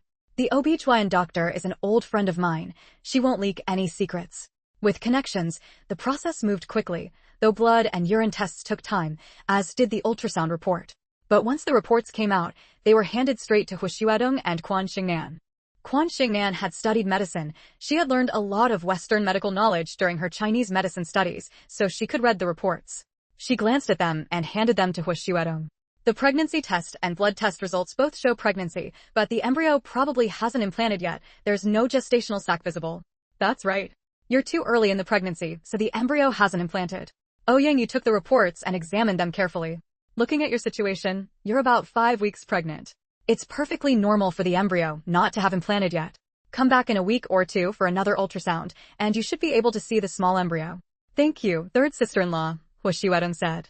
Oh Yang, you smiled. We're family, why thank me? When mom and dad find out Nanan is pregnant, they'll be overjoyed. You need to treat her well. I never thought that when you were chasing Nanan, you were as slow as a turtle, but now you've stunned everyone. In less than 2 months, the engagement is set, and there's a baby too, faster than a rocket. Quan Xingnan felt very embarrassed. She tilted her head back, eyes wide open, staring stubbornly at the white wall without saying a word. Oh Yingyu, worried she might be too thin-skinned, stopped teasing the couple and instead gave serious advice. During the embryo implantation period, you must be careful, no strenuous activity. Be cautious with your diet too. You can eat some mild nourishing foods, but avoid anything that promotes blood circulation or removes blood stasis. Things like saffron and hawthorn are a definite no. Saffron is the top culprit for that. Hu Xuedong took it all to heart. Third sister-in-law, write down all the precautions for me, so I don't forget any of them. You've always had an incredible memory. You never forget what you see or hear. Why are you suddenly so forgetful now? Oh Yang, you teased him a few times, then got a pregnancy handbook from her OB/GYN friend and handed it to him. End of chapter. Chapter 1480, Applying for Registration 12. After leaving the hospital, Quan Xingnan returned to the courtyard house. Hu Xuedong wanted to take her to the family compound for a short stay, but since both of his parents had doctors and nutritionists assigned by the state, Quan Xingnan felt embarrassed and didn't want to go. So Hu Xuedong sent her back to the courtyard house and faced Quan Xingnan's family. What? Lin Xiaoxue's hand loosened, and the plate of fruit fell to the floor, shattering into pieces. She stared at Hu Xuedong and Quan Xingnan with a mix of shock and anger. The former looked ashamed, while the latter hung her head, not daring to meet her eyes. You too. Lin Xiaoxue pointed at them, her fingers trembling uncontrollably. How long has it been? Don't you know how to take precautions? Nanan is still young, and Hu Laosi, you're a man in his 30s. Just the other day at the engagement, you told the guests you'd set a wedding date later, and now you spring this on them. Do you think they're fools? Grandma Yun walked over, pulled her to sit down, and patted her back. All right. The baby came too soon, no one expected it. Every child is a gift from heaven, and adults can't decide when they arrive. Calm down. Scolding them won't help. The only option now is to have the 2 kids get married as soon as possible. Although having a child out of wedlock was trendy, she didn't want her granddaughter to follow that trend. Lin Xiaoxue understood this reasoning, but couldn't suppress the anger in her heart. Her eyes blazed with fury as she stared at Hu Xuedong. If flames could transform into knives, she would have already cut him into 1,000 pieces. Mother-in-law, I'm sorry. Hu Xuedong's face was full of apology. Although he had fantasized about having a baby with Quan Xingnan and imagined when they would visit his parents, he truly hadn't expected them to arrive so soon. Lin Xiaoxue huffed angrily. What's the use of being sorry? What are your plans now? Hu Xuedong quickly replied, I want to take Nanan back to Hong Kong first to register our marriage, then let her rest there for the pregnancy. Once the wedding date is set and the new house here is ready, we'll return to the capital for the ceremony. I said I'd welcome Nanan with a grand sedan chair, and I will. We'll hold one ceremony in the capital and one in Hong Kong. I won't let her tire herself out. New house? Which house will be the new home? Can it be ready in such a short time? Hearing Lin Xiaoxue's tone soften slightly, Hu Xuedong quickly added, I have a well-preserved large courtyard house near Hohai, not far from here. Of course, it's already Nanan's now. I had people start preparing it long ago, and it's ready to move into at any time. The phoenix coronet and embroidered robe I've been working on will be finished in about 10 days, and all the other jewelry and accessories are already prepared. Seeing how thorough he was, Lin Xiaoxue's anger gradually dissipated. Fine, do as you say. The pregnancy is still early, so don't make it public yet. Wait until 3 months have passed. You can rest assured. Hu Xuedong and Quan Xingnan were immensely grateful for Lin Xiaoxue's magnanimity. Better to act early than late. He called his parents to inform them, then arranged for a private jet to fly to Hong Kong. However, although Quan Xingnan met Hong Kong's marriage age requirement, she was still under 21, so the registration application required a guardian's signature. Her guardian was still Quan Shuang, unchanged despite her reaching adulthood. After they prepared all the necessary documents, Wang Juanda accompanied them to Hong Kong to fill out the marriage registration application. Yesterday's is made up, haha. As for the baby, this follows the outline, becoming the most beautiful and youngest hot mom, still a hot mom over a decade later. So don't worry about the story ending soon, there's still plenty to write. My goal is 2,000 chapters. End of this chapter. Chapter 1481, Fraternal Twins 1. Hua Xuedong and Quan Xing'an registered their marriage in Hong Kong. The moment the registration was completed, it made headlines. Oh my, the news sure came out fast. Quan Xuedong couldn't help but say. Old Madame Hua beamed as she pulled Quan Xing'an close, fussing over her with warm concern. She chuckled. Hong Kong is a small place with lots of wealthy people and a dense population. On top of that, it's been through 100 years of foreign rule. All sorts of reasons have led to the current situation. Fourth brother and our girl are in the spotlight now, so of course, every move they make gets caught by those with an eye for it. You'll get used to it, just get used to it. You're right. Once our girl settles here, if there's anything she does poorly in any aspect, just go ahead and guide her. Quan Xuedong glanced at her husband, who was talking with old Master Hua and Hua Xuedong, then nodded at old Madame Hua with a smile. Our girl is wonderful, smart, and clever, absolutely perfect. I wouldn't dare act like some old fogey throwing my weight around. Old Madame Hua had only one thought on her mind now. When her grandson or granddaughter was born, what should she give them as a newborn gift? Maybe she could transfer all the properties under her name to the baby? The rent could be used to buy formula milk. If only it were a soft, sweet little girl. After the betrothal gifts, she still had plenty of jewelry left to give her. A soft, sweet little girl, calling her grandma with every word, a darling little girl. The more old Madame Hua thought about it, the more delighted she became. She blurted out, let's call her little sweetie from now on. This out-of-the-blue remark left Quan Xuedong and Quan Xing'an both momentarily stunned. What did she mean? While talking with his uncle and father-in-law, Hua Xuedong had been keeping most of his attention on Quan Xing'an. Hearing his aunt's words and seeing Quan Xing'an's confused expression, he couldn't help but smile and reminded her, Aunt, you're thinking way too far ahead. The little embryo hadn't even implanted yet, and she was already dreaming of her granddaughter's arrival. Old Madame Hua snapped back to reality, showing no embarrassment at all. It's not far at all, less than 10 months away. It was only then that Quan Xuedong and Quan Xing'an understood what she meant. Quan Xing'an's face turned bright red, and she felt very awkward, but Quan Xuedong was relieved. She had heard people say that the wealthier a family was, the more they wanted an heir, and the way to secure an heir was to have a son. She had been worried about what would happen if Quan Xing'an gave birth to a girl. Although their family didn't care about the child's gender, she wasn't sure about the Hua family's views. Since the Hua elders had no children of their own and had adopted Hua Xuedong, would they be unhappy if Quan Xing'an didn't have a son? Old Madame Hua, insisting on calling her little sweetie, declared dominantly, I just saw little sweetie smile at me, so the right to name her is mine. She'll be called little sweetie, and no one is allowed to fight me on this. Quan Xing'an protested softly, Aunt, if you do this, I'll be in a tough spot. After all, she didn't even know if it would be a boy or a girl. If Quan Xing'an had stayed quiet, it might have been fine, but her words only energized old Madame Hua. Taking her hand, she said, Oh my, how could I forget we have a Master Quan in the family? Come, Master Quan, I'll give you a divination fee. Please do a reading for me. Can I hold little sweetie by next year? Is $1 million enough? If not, I'll multiply it 10 times. Quan Xing'an was completely dumbfounded. Not just her, but even Wang Juanda and Quan Xuedong hadn't expected old Madame Hua to be so fixated on having a granddaughter. Hua Xuedong quickly interjected, Aunt, one doesn't divine for oneself. You're putting our girl in a difficult position. I'm not asking our girl to read fortunes for herself. I'm asking her to do a reading for me. That way, it's not divining for oneself. Don't think you can fob me off with just any old excuse. End of chapter. Chapter 1482, Fraternal Twins 2. Quan Xing'an shook her head firmly. A baby was a gift from heaven, and the unknown anticipation was what brought the most joy. She possessed divine foresight, but she had no desire to use this ability to predict whether she would give birth to a son or a daughter. Seeing her refusal, old Madame Hua did not insist.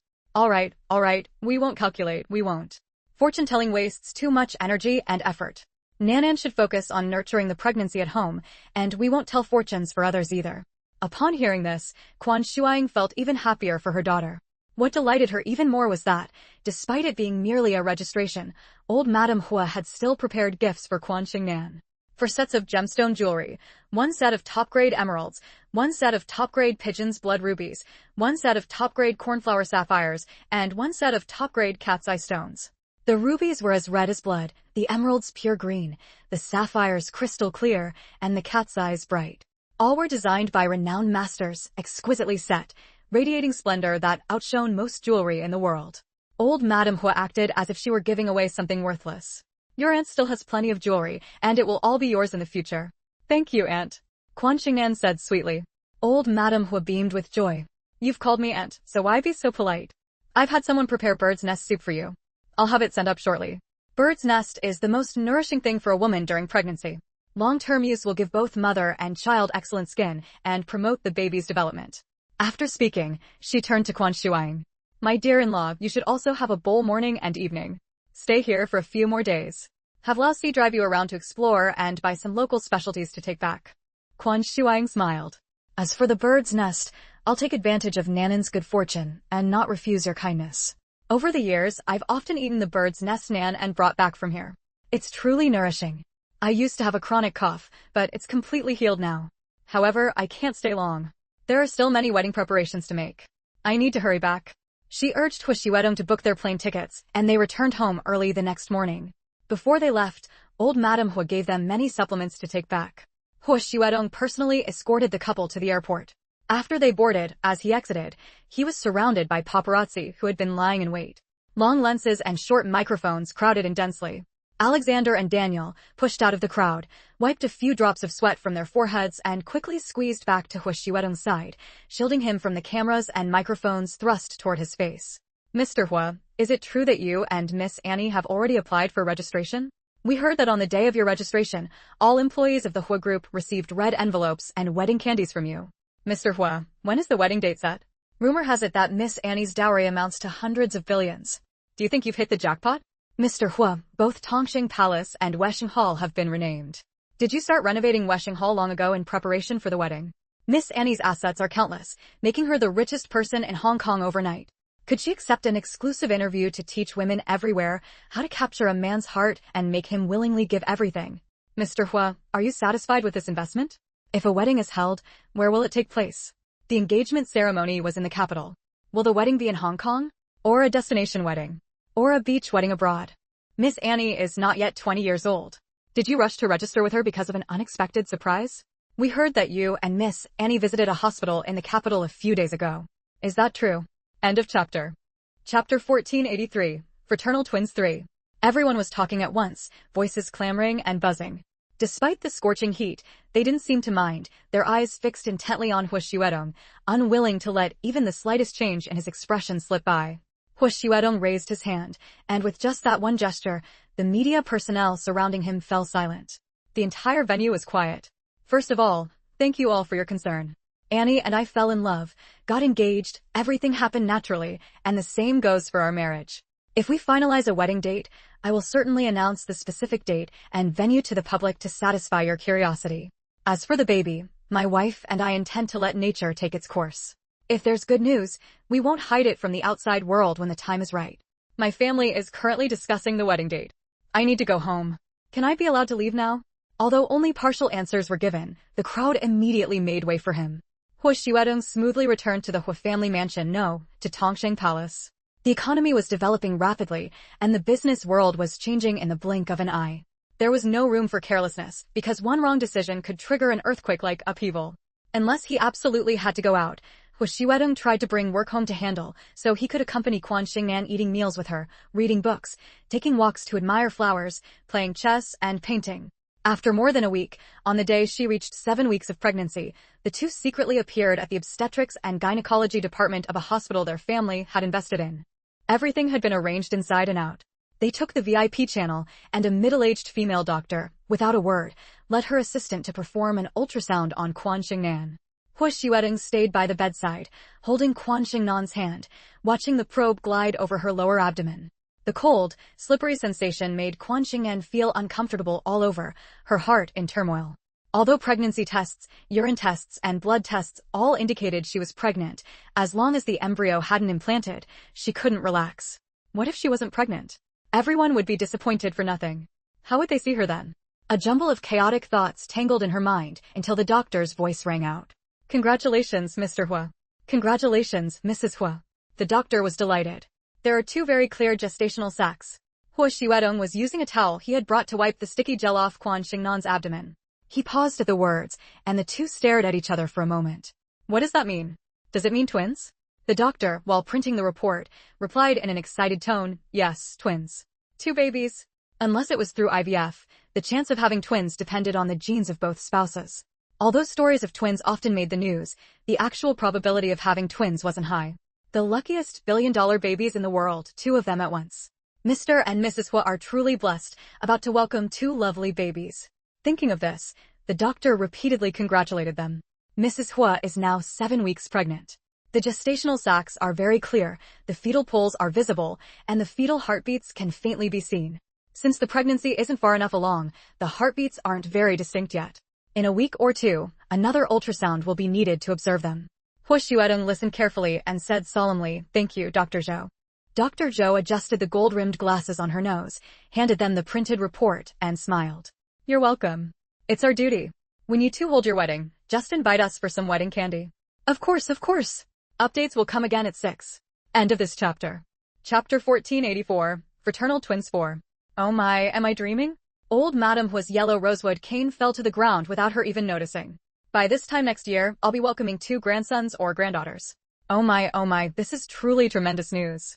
It must be a golden pie falling right into my lap. I'm feeling a bit dizzy and lightheaded. Old Master Hua was also extremely excited. He was very old, never knowing when he might take his last breath, and while he no longer worried about his nephew's marriage, he still longed to see new descendants born into the Hua family. Hua Xiuedong said with a smile, you're not dreaming. You will have 2 grandsons or granddaughters. Old Madame Hua was overjoyed, waving her arms and dancing like a child. Wonderful, wonderful. 2 babies in 1 pregnancy, haha. Let's see which of those old sisters dares to mock me now. I'll have twin grandsons or twin granddaughters, do they? My nephew just got married and already has children. Many of their descendants only have the next generation after seeking medical help, praying to gods and Buddhas, or using advanced medical technology. Can they compare to me? Old Master Hua couldn't help but say, why compare with them over such things? How boring. Next time you see them, compare whose children and grandchildren are the most capable. Even though we only have a Tong, none of their thousands of descendants can match him. With that, he stopped paying attention to his wife and turned to look at Quan Xingnan. Nan, there's something I'm not sure if I should say. Old Master Hua hesitated for a long time before finally speaking. Quan Xingnan was still immersed in the news of the twins. She snapped back to attention only when Old Master Hua called her name and quickly replied, Uncle, whatever you have to say, go ahead. I'm listening. It's about your studies. Old Master Hua gritted his teeth and continued, your aunt, and I don't mean to stop you from pursuing an education. In fact, we fully support you continuing to study. It's always right for a girl to learn more. But now the situation is different. You're pregnant. With 1, it's fine, you can attend classes as usual and take leave when your due date approaches. But with 2, it will be too hard. With the start of the semester approaching, this issue couldn't be delayed. Quan Xingnan wasn't angry when she heard this. She smiled and said, I was just about to ask 4th brother if I could take a year off and re-enroll next year. She didn't want to waddle around campus with a big belly, being gawked at by others. She already had enough titles to her name. She didn't want her babies to be the subject of outside gossip even before they were born. Of course you can, Hua Xiuedong said. Even if it weren't possible, he would make the school agree. The donations he had made to the school over the years weren't given away for nothing. Besides, the school absolutely wouldn't want to lose a student like Quan Xingnan, who was sure to bring them great prestige. After all, the more famous graduates a school had, the more renowned it became, and fame attracted educational investments and talent from all sectors. Good. 4th brother, please handle the leave of absence for me. Quan Xingnan made the decision without any hesitation. Her main task now was to take good care of herself during the pregnancy. With 2 babies, she needed to be even more careful. Old Madame Hua urged, yes. Go handle it quickly. Don't delay Nan's prenatal care. Quan Xingnan's thoughtfulness made the old lady more and more pleased with her. I'll handle it after the semester starts, Hua Xiuedong said. The moment the words left his mouth, he was met with sharp glares from his uncle, aunt, and wife. He spread his hands. If I apply for a leave of absence now, wouldn't that be announcing to the world that Nan is pregnant? I want to wait, preferably until the babies are 3 months along before handling it. End of chapter. Chapter 1485, Fraternal Twins 5. Upon hearing this, Old Master Hua and Old Madame Hua expressed their understanding. The first 3 months of pregnancy are the most critical period, and many families wait until the 3rd month when the pregnancy is stable before announcing the good news to the outside world. to avoid any complications with the fetus during those 3 months that would be hard to explain. The baby they had longed and prayed for naturally required avoiding any risks. But Quan Xingnan bit her lower lip. School was about to start soon. How would she explain the reason for not attending? Hua Xiuedong smiled and said, "We're getting married. Isn't marriage a good enough reason? Your status is extraordinary now, and the news has already been released. It's impossible to go back on our word to the elites from all walks of life. The school will understand. For people with immense wealth and high status, regardless of gender, society tends to be very accommodating." Quan Xingnan immediately felt relieved. "That's good then. Fourth, have your parents set the wedding date yet?" Old Madame Hua asked. It had been 10 days since they returned to Hong Kong, and the date should have been decided long ago. She had been so focused on Quan Xingnan recently that she had forgotten to ask. Quan Xingnan slapped her forehead. It seemed she had forgotten to ask too. Hua Xiuedong quickly replied, "It's set. It's on the 28th of the 7th lunar month." Lunar month. Old Madame Hua blinked, taking a moment to process. Having lived in Hong Kong for so long, she usually followed the solar calendar and celebrated major holidays like Christmas. Now that she was older and her memory was fading, she had no idea what day the 28th of the 7th lunar month corresponded to. Old Master Hua put on his reading glasses and checked the calendar. It's August 27th on the solar calendar. Not many days left. 10 more days, Quan Xingnan corrected. She was born in the year of the rooster, the golden rooster heralding dawn. Her most auspicious month was the 1st lunar month, but they couldn't wait until then for the wedding, so they had to choose a secondary auspicious month, which was the 7th lunar month. The elderly were very particular about choosing a lucky day. Old Madame Hua nodded. The 7th month is good. The 28th, prosperity. When do you plan to return to the capital? Quan Xingnan looked at Hua Xiuedong, but didn't answer, as she didn't know either. Hua Xiuedong thought for a moment and said, "I've arranged everything. No need to worry about the attire and jewelry. The banquet venue is set at the new house, and the fine food and wine have long been prepared. I've hired several chefs who have handled state banquets. We'll go 3 days early, rest well for 2 days, and then it'll be the auspicious day." Quan Xingnan didn't need to do anything, just wait steadily to get into the bridal sedan chair.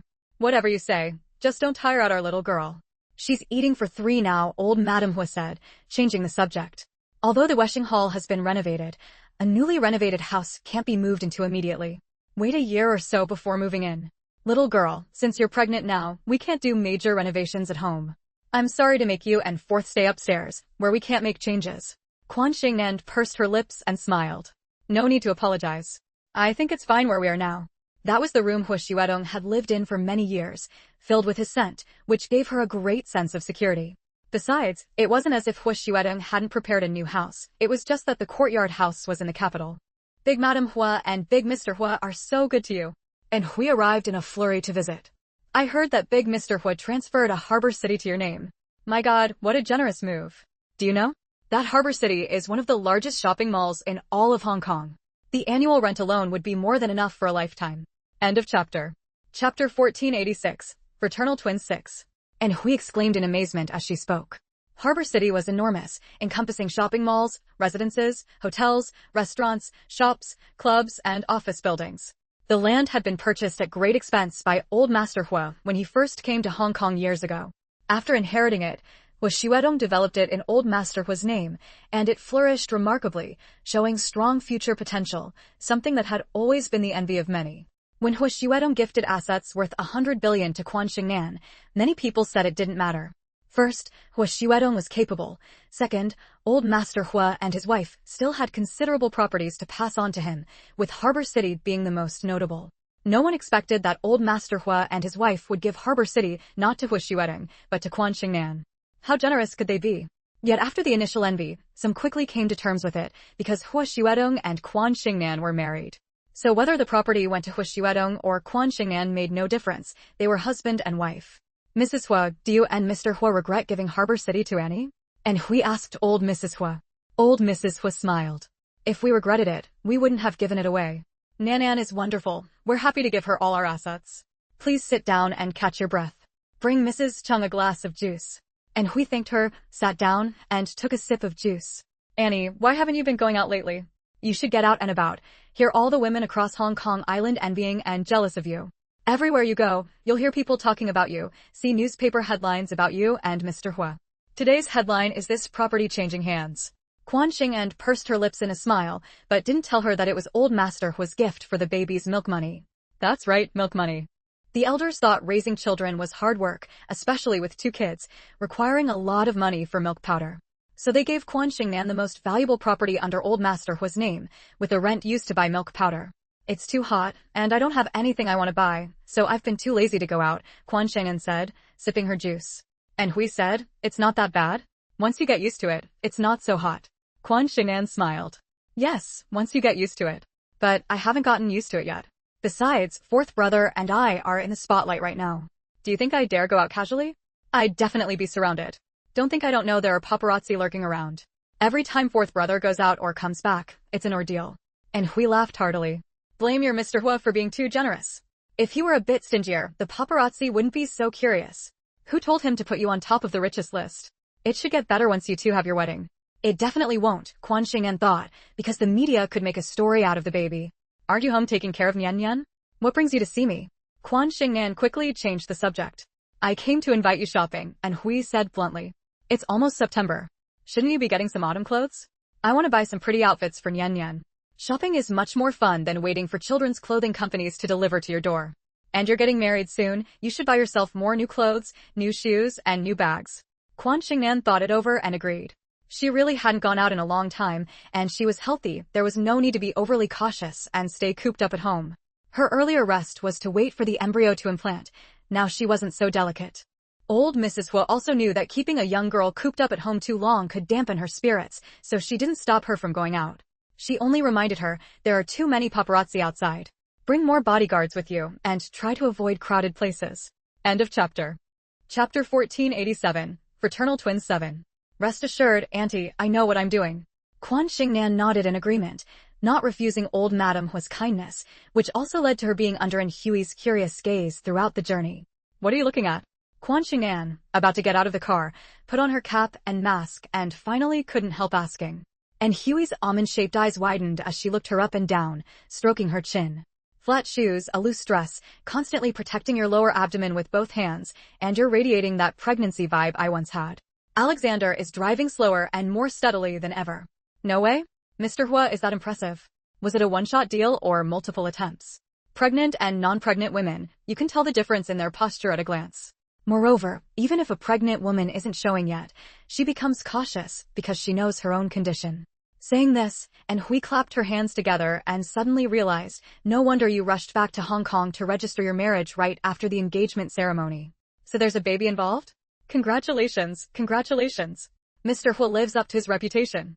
Not only was his judgment sharp, but his actions were swift. Quan Xingnan neither confirmed nor denied it. Aren't you going to buy clothes for Nian Nian?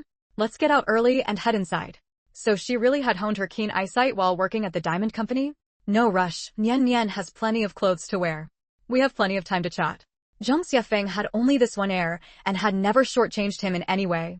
And Hui took her hand and whispered with a smile, did you not use the things I bought for you? Seriously, you were so clueless before, and now you've leveled up to being a mom. Did you take a rocket? Don't even mention it. Quan Xingnan glared at her. If it weren't for her, would she have let Hua Xuedong have his way with her? Although the arrival of the 2 babies was the happiest thing in life, Quan Xingnan still harbored some resentment. Resentment toward Hui for guiding her, resentment toward herself for losing control, and resentment toward Hua Xuedong for taking advantage of the situation. Hearing this, Hui covered her mouth and laughed endlessly. Mr. Hua should thank me. I'm the one he should thank the most. When I see Mr. Hua next time, I'll definitely ask him for a red envelope, a big one. 4th brother is broke now. He can't give you a big red envelope. Quan Xingnan said smugly. Don't say that, Annie. Don't throw the matchmaker over the wall like this. And Hui got out of the car with her, closing the door as she spoke. Mr. Hua is so capable. He definitely has money in his card. He hasn't transferred the savings to you, has he? I haven't seen any reports about that, so he still has money and in the billions. How do you know he hasn't given it to me? You're not a tapeworm in his stomach. Quan Xingnan wasn't about to tell her the truth. Because the wedding cost money, having the baby cost money, and everything from food and clothing to housing and transportation required money. Hua Xuedong wouldn't let her cover these expenses, so he hadn't handed over his card to her, but she had access to all the supplementary cards and could spend freely. On the day you registered, Mr. Hua gave red envelopes and wedding candies to the employees. That couldn't have been from you, right? If Mr. Hua had given you his card, that would be even better. We'd try to max it out. And Hui giggled. Knowing the power of paparazzi, she didn't make any move to support Quan Xingnan, and Quan Xingnan walked into the mall beside her like a normal person, not heading straight for the children's clothing store. End of chapter. Chapter 1488. Fraternal Twins 8. The first floor of the mall was filled with luxury brand counters, bustling with crowds. Quan Xingnan rarely went shopping and momentarily didn't know which route to take. You're getting married soon, so of course you should buy yourself clothes and bags. Chanel, Hermes, Louis Vuitton, buy them all. It's not like we can't afford it. And Hui pulled her straight toward the Chanel counter. A sales assistant quickly approached with a full smile. Mrs. Hua, Mrs. Zhang, hello. Is there anything you need? And Hui was about to speak when her phone suddenly rang. Sorry, Annie, I need to take this call. Go ahead and browse first. And Hui nodded at the sales assistant, then pulled out her phone and pressed the answer button. Sister Xiufan, are you calling me at this hour for something? Wu Xiufan? That's Mrs. Wang? Quan Xingnan didn't stay to listen. Instead, she asked the sales assistant to accompany her in picking out items. The sales assistant's attitude was especially respectful. What would Mrs. Wu like to buy? Clothes? Cosmetics? Jewelry? Perfume? Or accessories? We have everything here. If some released products aren't in stock, we can transfer them from another store or have them air-shipped directly from France. Hong Kong had many wealthy people, and luxury goods were often in short supply, with stockouts being common. The sales assistant wanted to reassure Quan Xingnan in case she didn't find something she liked. Quan Xingnan was different now. She was the richest woman in Hong Kong, and this mall belonged to her. I'll see if there are any clothes I like, Quan Xingnan said. Of course, please follow me. Glancing at the several bodyguards stationed at the entrance and the two trailing closely behind Quan Xingnan, the sales assistant gestured for her to follow and led her to the clothing racks. Quan Xingnan found flashy designs hard to accept, so she picked out a few simple autumn outfits and 2 cashmere coats. This gradient blue dress is gorgeous. And Hui walked over after hanging up the phone and told the assistant to take it down. Annie, your skin is so fair, it's enviable. No one wants to stand next to you in photos. You'll look amazing in blue. Quan Xingnan smirked. Fair skin covers a multitude of flaws. I look good in any color. And Hui laughed. Look at you, so smug. But honestly, that's true. A girl with fair skin, a tall figure, and a slim build is basically a natural clothes hanger. This dress paired with a white cashmere coat would be a sight to behold on the street. Your temperament is elegant, your demeanor is refined, and you're young. These light colors suit you perfectly. I already picked out a white cashmere coat, Quan Xingnan said. And Hui hummed in acknowledgement. Then Quan Xingnan asked about Mrs. Wang. What did Mrs. Wang call you about? I've been busy lately and forgot to ask if her situation was resolved. It's resolved, and Hui said. The lawsuit stopped halfway through, and they settled for a divorce. Mr. Wang took the company shares and some properties, while Sister Xiufan took all the jewelry, clothing, most of the real estate, and cash. She just called to ask where I was, and when she found out I was with you, she said she'd treat us to dinner. Wu Xiufan managed to split off so much property thanks to the lawyer Hu Xuedong had found for her, exceptionally sharp and capable. It was only when Wang Jihao realized he had no chance left that he stopped fighting the lawsuit with Wu Xiufan. End of chapter. Chapter 1489, Fraternal Twins 9. Quan Xingnan nodded. Good that it's resolved. And Hui picked out a silver gray coat for herself and sighed. What does it matter if it's resolved? Mrs. Wang is older now and has children. Even though she has money and can keep a younger boyfriend, it's still hard to let go of the resentment. It's difficult to find a true confidant anymore. The female sales assistant, hearing their conversation, tactfully slowed her pace and fell back a distance, giving them space to talk. And Hui appreciated this and turned to ask Quan Xingnan, Annie, tell me, do men always turn bad when they get rich? It depends on the person. Quan Xingnan said naturally, picking out a tweed checkered suit for herself. A man of good character won't abandon his wife even if he rises to great heights. A man of poor character will still engage in prostitution even without money. If a man turns bad, the root cause lies within himself. Temptations in society are external factors. If he isn't tempted, how can temptation change him? So, whether it's dating or marriage, you must keep your eyes wide open. That's true, but men change really fast once they have money. I heard from Sister Xiufan that when Mr. Wang married her, his character was quite reliable. If he hadn't been upright and trustworthy, Sister Xiufan wouldn't have married him. She never expected him to change so quickly. In middle age, he actually kept a mistress. Not just one. After investigating, Sister Xiufan found out he kept 3. 3. Do you know what that means? He acts like an emperor with a harem. One migrant worker from Shanghai gave him a son, one from Shenzhen has no children yet and lives there, constantly traveling between Hong Kong and Shenzhen.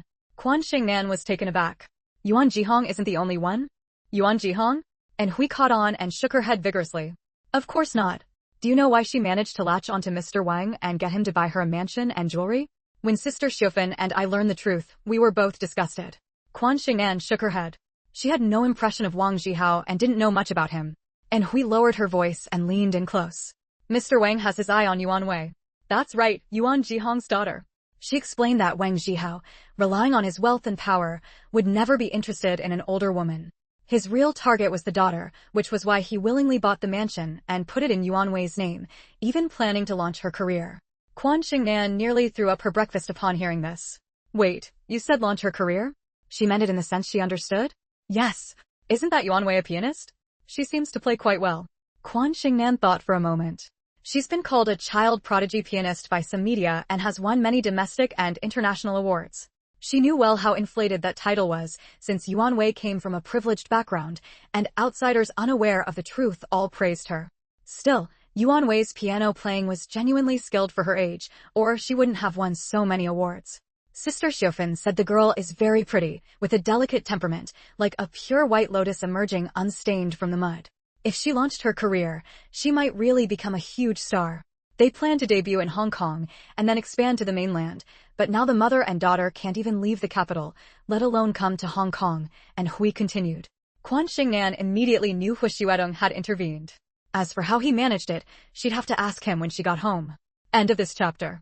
Chapter 1490, Fraternal Twins 10. Chapter 1490, Fraternal Twins 10. As they chatted, they browsed through items. Mindful of the baby, neither bought any perfume. After paying, they moved on to the next counter. The Hermes counter was a paradise of leather goods. And Huey's eyes lit up. The moment she entered, she swept up 12 bags, the cheapest costing tens of thousands, the priciest hundreds of thousands or even millions. She also picked out a belt and a wallet for Zhang Xifeng. Quan Xingnan wasn't as obsessed with designer bags as she was. She first selected 2 belts for Hu Xuedong, then bought a few bags for herself. They weren't the outrageously expensive kind, but they matched the clothes she had bought today. Annie, you're the richest woman in all of Hong Kong. Don't be so hard on yourself. Quan Xingnan smiled at Huey's words. Buying the most expensive bags means being good to myself? I'll stick with being hard on myself then. You keep being good to yourself. She simply didn't see the need to buy a lot. And Hui turned to look at her pile of bags and felt it was a bit excessive. I'll stop too. I'll come back another time. They headed to the children's clothing store next. Quan Xingnan wasn't in a rush to prepare baby items like clothes or bottles. While Hui bought clothes for Zhang Nian, she generously purchased several understated outfits and shoes for her younger brother. They were world-renowned children's brands, with prices far from ordinary. But for them, it was truly a drop in the bucket. Wang Tai Wu Xiufan arrived just then. Annie, congratulations. I couldn't make it to your engagement last time. Don't forget me when you hold the wedding. I've already prepared the gift money and presents. Divorce was never a happy affair. Even though she had received a substantial share of the assets, Wu Xiufan's spirit was far worse than before. She looked haggard. At a certain age, poor health made her appear much older, and the wrinkles at the corners of her eyes were impossible to hide without heavy makeup. Thank you, Wang. I'll call you Sister Xiufan, like Josephine does.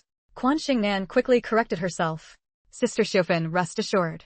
Once we set the date for our wedding in Hong Kong, I'll have someone deliver the invitation to you personally. How many ceremonies are you having? And Hui also looked at Quan Xingnan. She had forgotten to ask about the wedding date and venue. Quan Xingnan smiled. 2. My family is in the capital, so we'll hold a traditional Chinese wedding there first, since fourth brother's parents are also in the capital. We'll mainly invite relatives and friends who live there. Then, back in Hong Kong, we'll have a Western-style wedding to entertain friends from home and abroad, especially from the business world. And Hui and Wu Xiufan understood. Many people did their weddings this way. With old Master Hua and old Madam Hua in Hong Kong, and the Hua group based there, the wedding here would certainly be grander than the one in the capital. Let's eat first, then shop after. And Hui checked the time. She couldn't let the pregnant Quan Xingnan go hungry. All right. Neither Wu Xiufan nor Quan Xingnan objected. The latter was indeed a bit hungry. She had been getting hungry more quickly lately. As they and their bodyguards stepped into the renowned restaurant Golden Scale House, they saw Hu Xuedong walking ahead of them, chatting with several business associates. And Hui nudged Quan Xingnan's arm, but Quan Xingnan didn't call out to Hu Xuedong. Yet Hu Xuedong seemed to sense her presence. He suddenly turned around, meeting Quan Xingnan's smiling eyes. A grin broke across his face. Excusing himself to his friends, he quickly walked over to her. Wife, are you here to eat? Order whatever you want, and have the chef at Golden Scale House make it for you. I need to sleep early and rise early for good health. I'll make up for the missing 2 chapters tomorrow. Waking up early brings good spirits. Maybe I won't owe anything by then. End of chapter. Chapter 1491, Fraternal Twins 11. Chapter 1491, Fraternal Twins 11. Hearing him call her wife, and Hui and Wu Xiaofan both looked at Quan Xingnan with teasing expressions. Quan Xingnan's cheeks flushed slightly, like a freshly bloomed flower, as she let him hold her hand. Josephine and I came out shopping and Sister Xiaofan treated us to a meal. Are you having lunch with friends? After wrapping up a collaboration project, I came over for lunch. Huo Xuedong nodded to An Hui and Wu Xiaofan, then introduced the friends he had brought to his wife. Dear, this is Zhao Ping from Wanhua Industrial, this is Jin Cheng from Jinxiu Garments Company, Limited, and this is Ouyang Nan from the Great Wall Group. They are all influential figures in the business world. Quan Xingnan greeted them. Good afternoon, gentlemen. I am Quan Xingnan, Huo Xuedong's wife. Yes, besides being my wife, she is also the new head of the Huo family and my boss. Huo Xuedong said without hesitation, smiling. She calls the shots in our household. Zhao Ping laughed heartily. Then shouldn't we ditch Mr. Hua and try to curry favor with Mrs. Hua instead? Jin Cheng and Ouyang Nan joined in the laughter. Quan Xingnan waved her hand and said naturally, I know nothing about business. If you gentlemen want to discuss deals, you'll have to talk to our Mr. Hua. Otherwise, if it harms everyone's interests, that would be my fault. It's our great fortune to run into Mrs. Hua. If you ladies are free, would you like to join us for a meal? Ouyang Nan said. And Hui and Wu Xiaofan had no objections. They all moved in the same circles and were familiar with one another, with business dealings between them.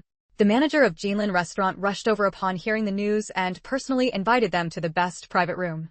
He repeatedly instructed the waitstaff to bring menus and pour tea, the green tea leaves rising and falling in the water. Huo Xuedong handed the menu to Zhao Ping and the others to order, then said to the waiter, Please bring a glass of hot milk, thank you. The waiter acted quickly and soon delivered it. Seeing Huo Xuedong place the milk in front of Quan Xingnan and move aside the untouched tea, Jin Cheng laughed. If I hadn't seen it with my own eyes, I wouldn't have believed Mr. Hua could be so attentive. And Hui, who was still nursing, also avoided tea and ordered a glass of coconut juice. Upon hearing this, she said, Mr. Hua has always been very attentive. Yes, but we rarely get to see it. Wu Xiaofan was extremely envious. For a woman to get a man like that in this lifetime was truly a stroke of great fortune. But what about the promising catch she had set her sights on back then? Once he had money, he started living it up, and even the divorce turned into a battle over assets. There was no comparison, Wu Xiaofan sighed inwardly. The food was served quickly, and during the meal, everyone witnessed just how attentive Huo Xuedong was. The king crab today is excellent. Mr. Hua, Mrs. Hua, please help yourselves. Ouyang Nan said warmly. And Hui was about to stop him when she heard Huo Xuedong say with a smile, Thank you, Mr. Ouyang. Crab is cold in nature, and my wife doesn't care for it much. She'll have something else instead. He then placed a bowl of the premium sea cucumber he had ordered in front of his wife, and even picked out some sea fish from the dish, carefully putting it on the small plate in front of her for easy eating. And Hui relaxed and only exclaimed how sweet it was, enough to make others envious. Wu Xiaofan felt the same, while Zhao Peng, Jin Cheng, and Ouyang Nan also said it was an eye-opener. After the meal, when they ran into paparazzi outside and were asked about their impression of Quan Xingnan, Zhao Peng laughed heartily. Excellent. For her to win the heart of the most outstanding Mr. Hua, she must be extraordinarily outstanding herself. This chapter ends. Chapter 1492, Fraternal Twins 12. Quan Xingnan and Hui, Wu Xiaofan, and the others split off from Huo Xuedong and his group. The men blocked the swarming paparazzi, while the women smoothly got into the car and headed to the mall, continuing their shopping spree without holding back. After leaving the mall, they went to buy nourishing products such as cordyceps, bird's nest, sea cucumber, and abalone. And Hui and Wu Xiaofan placed great emphasis on health maintenance, spending hundreds of thousands without hesitation and only purchasing top-tier goods. Since Quan Xingnan had a stockpile of various nourishing items at home, including all the above, sent specially by Madame Hua and Huo Xuedong, she didn't buy much, only picking up a few snacks to pass the time. Unexpectedly, after returning home and finishing dinner, as she followed Huo Xuedong upstairs, Quan Xingnan turned her face to meet his. His handsome face showed a slightly pursed mouth and a hurt expression. What's wrong? Quan Xingnan asked casually, reaching out to help him loosen his tie. She fanned him with her hand, having noticed a faint sheen of sweat on his forehead during dinner, though he was meticulous about his appearance and kept his clothes immaculate. Honey, you didn't call me husband while we were out today, Huo Xuedong accused. Quan Xingnan was stunned, then both exasperated and amused. That's what this is about? Isn't it fine whether I call you that or not? How could it be fine? Hua Xuedong insisted. You're my wife, and I'm your husband. The title is important. Very important. Every moment, we need to tell others that we're a married couple. Hearing this, Quan Xingnan immediately changed her tune. Husband. Husband. Husband. 3 consecutive calls wiped the hurt from Hua Xuedong's face, replacing it with deep affection. Wife. He kissed his wife and led her to sit on the double sofa in the living room outside the bedroom. You've had a long day. Sit down and rest. I'll wash your feet, soaking them in warm water, and giving you a massage will help you relax a lot. Quan Xingnan was indeed a bit tired, so she didn't refuse. Soaking her feet in warm water without any herbal additives still promoted blood circulation. From that day on, Hua Xuedong brought a basin of water every night before bed to soak Quan Xingnan's feet and then wash them, continuing until they returned to the capital. It wasn't that he didn't want to keep it up, but he had no chance. As soon as they got off the plane, Quan Xingnan was picked up by Quan Onan, Wang Hui, Lin Tianjing, and the others and taken back to the courtyard house. The fuming brothers didn't even give Hua Xuedong a proper look. If not for their sister's sake, they would have thrown a few punches to let him taste the feel of fists hitting flesh. Quan Xingnan was young, but he wasn't. He was an old man in his 30s, acting so inconsiderately. While having a baby was indeed something to celebrate, and it would surely look just like their sister, her age was a factor. She wasn't even 20 yet and was about to become a mother. In the future, she'd have to attend school, take care of the child, and still manage fortune-telling and divination. How exhausting would that be? Just thinking about it made her brother's hearts ache. So, Hua Xuedong was directly blacklisted from the courtyard house. When he wanted to take care of Quan Xingnan, Lin Xiaoxue said to him outright, "Newlyweds can't see each other before the wedding. Go home and rest well. We'll take good care of our daughter." Knowing they were still angry, Hua Xuedong didn't dare to press further and simply handed over the gifts and nourishing products he'd brought.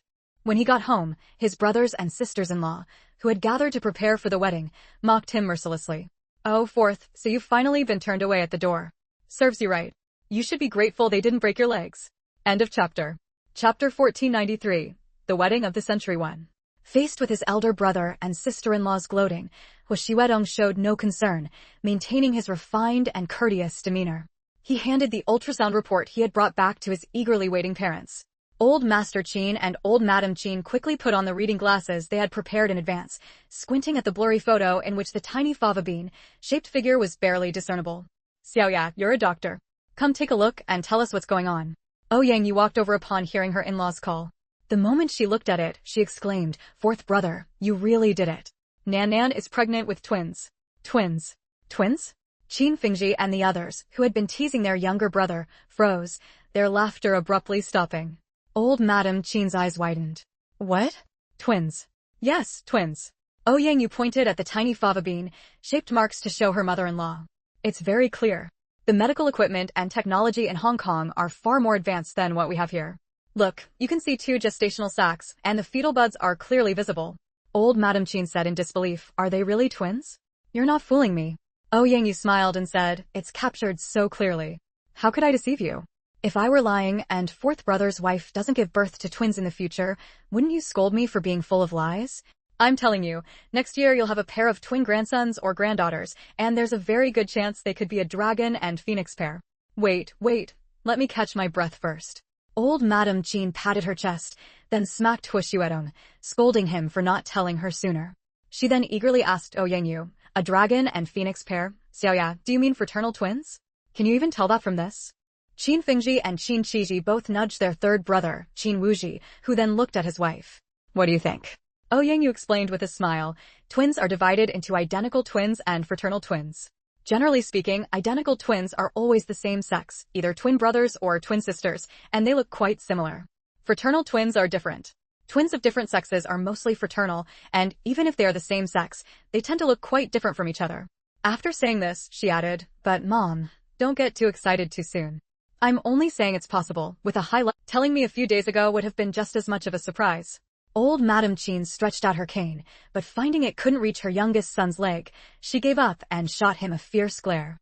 Turning to Ouyang Yu, she said, "Xiaoya, go to the courtyard house and bring a portion of the fresh fruits, vegetables, fish, and shrimp that just arrived to Nan." End of chapter. Chapter 1494, The Century Wedding 2. The top leaders living in the compound ate specially supplied, purely natural green food, free from any pollution. "You're too kind. Could our family possibly lack anything for our little girl to eat and drink? You've come all this way in the heat to deliver this. Lin Xiaoxue smiled as she welcomed Ouyangyu inside, expressing her full satisfaction with the Qin family's attitude. Ouyangyu patted her arm. We know you don't lack anything, but this is a small token from our elders, hoping our little girl will enjoy a refreshing meal. Our matriarch said that fourth brother was in the wrong this time. As her parents, you can scold or even hit him to vent your anger, and then after a couple of days, we'll hold the wedding with calm hearts. Lin Xiaoxue sighed. Fourth brother's character and abilities are top-notch, beyond reproach. We, as parents, are very satisfied and feel we must have accumulated virtues in a past life to have such a son-in-law. The reason for our displeasure now, as you know, is that our little girl is still young. Although she accepted fourth brother and her elder sister signed the marriage registration, as the wedding approaches, seeing him just makes her upset. The engagement was already early enough, and plenty of jealous people behind our backs said we rushed the engagement because of the billions fourth brother gave our little girl. Who knew that just days after the engagement, the young couple would drop such a bombshell on us? I know. Ouyangyu also felt quite embarrassed, as many people had said in front of Qin Fengji, her brothers, her sisters-in-law, or her sons and nephews that Hua Xuedong was too good to Quan Xingnan, giving away property that should have been theirs to an outsider. Fourth brother was out of line. Tomorrow, let's us sisters-in-law give him a good scolding. Lin Xiaoxue chuckled at that. You raised him like a son, would you really have the heart? And would you? Ouyangyu countered. Many mothers-in-law share a common trait. They treat their son-in-law well, hoping he'll remember their kindness and treat their daughter well for life. At this, the two exchanged a knowing smile. Once inside the main hall, Ouyangyu quickly greeted Grandpa Yan and Grandma Yan, then pulled Quan Xingnan aside to ask after her well-being. If you want to eat or drink anything, just call fourth brother and have him bring it over. Quan Xingnan said softly, fourth brother isn't angry? Her brother's attitudes had been terrible, and she had seen it all. It's fine. Fourth brother is thick-skinned and tough. What could happen to him? When I came, he was at the new house, checking inside and out for any oversights. After updating them on Hua Xuedong's latest whereabouts, Ouyangyu said, it's rare to see you. The matriarch asked me to find out if you have any requests. Tell me and I'll report back to her. Quan Xingnan was a bit surprised, then shook her head. I have everything I need. No requests. Ouyangyu smiled at that.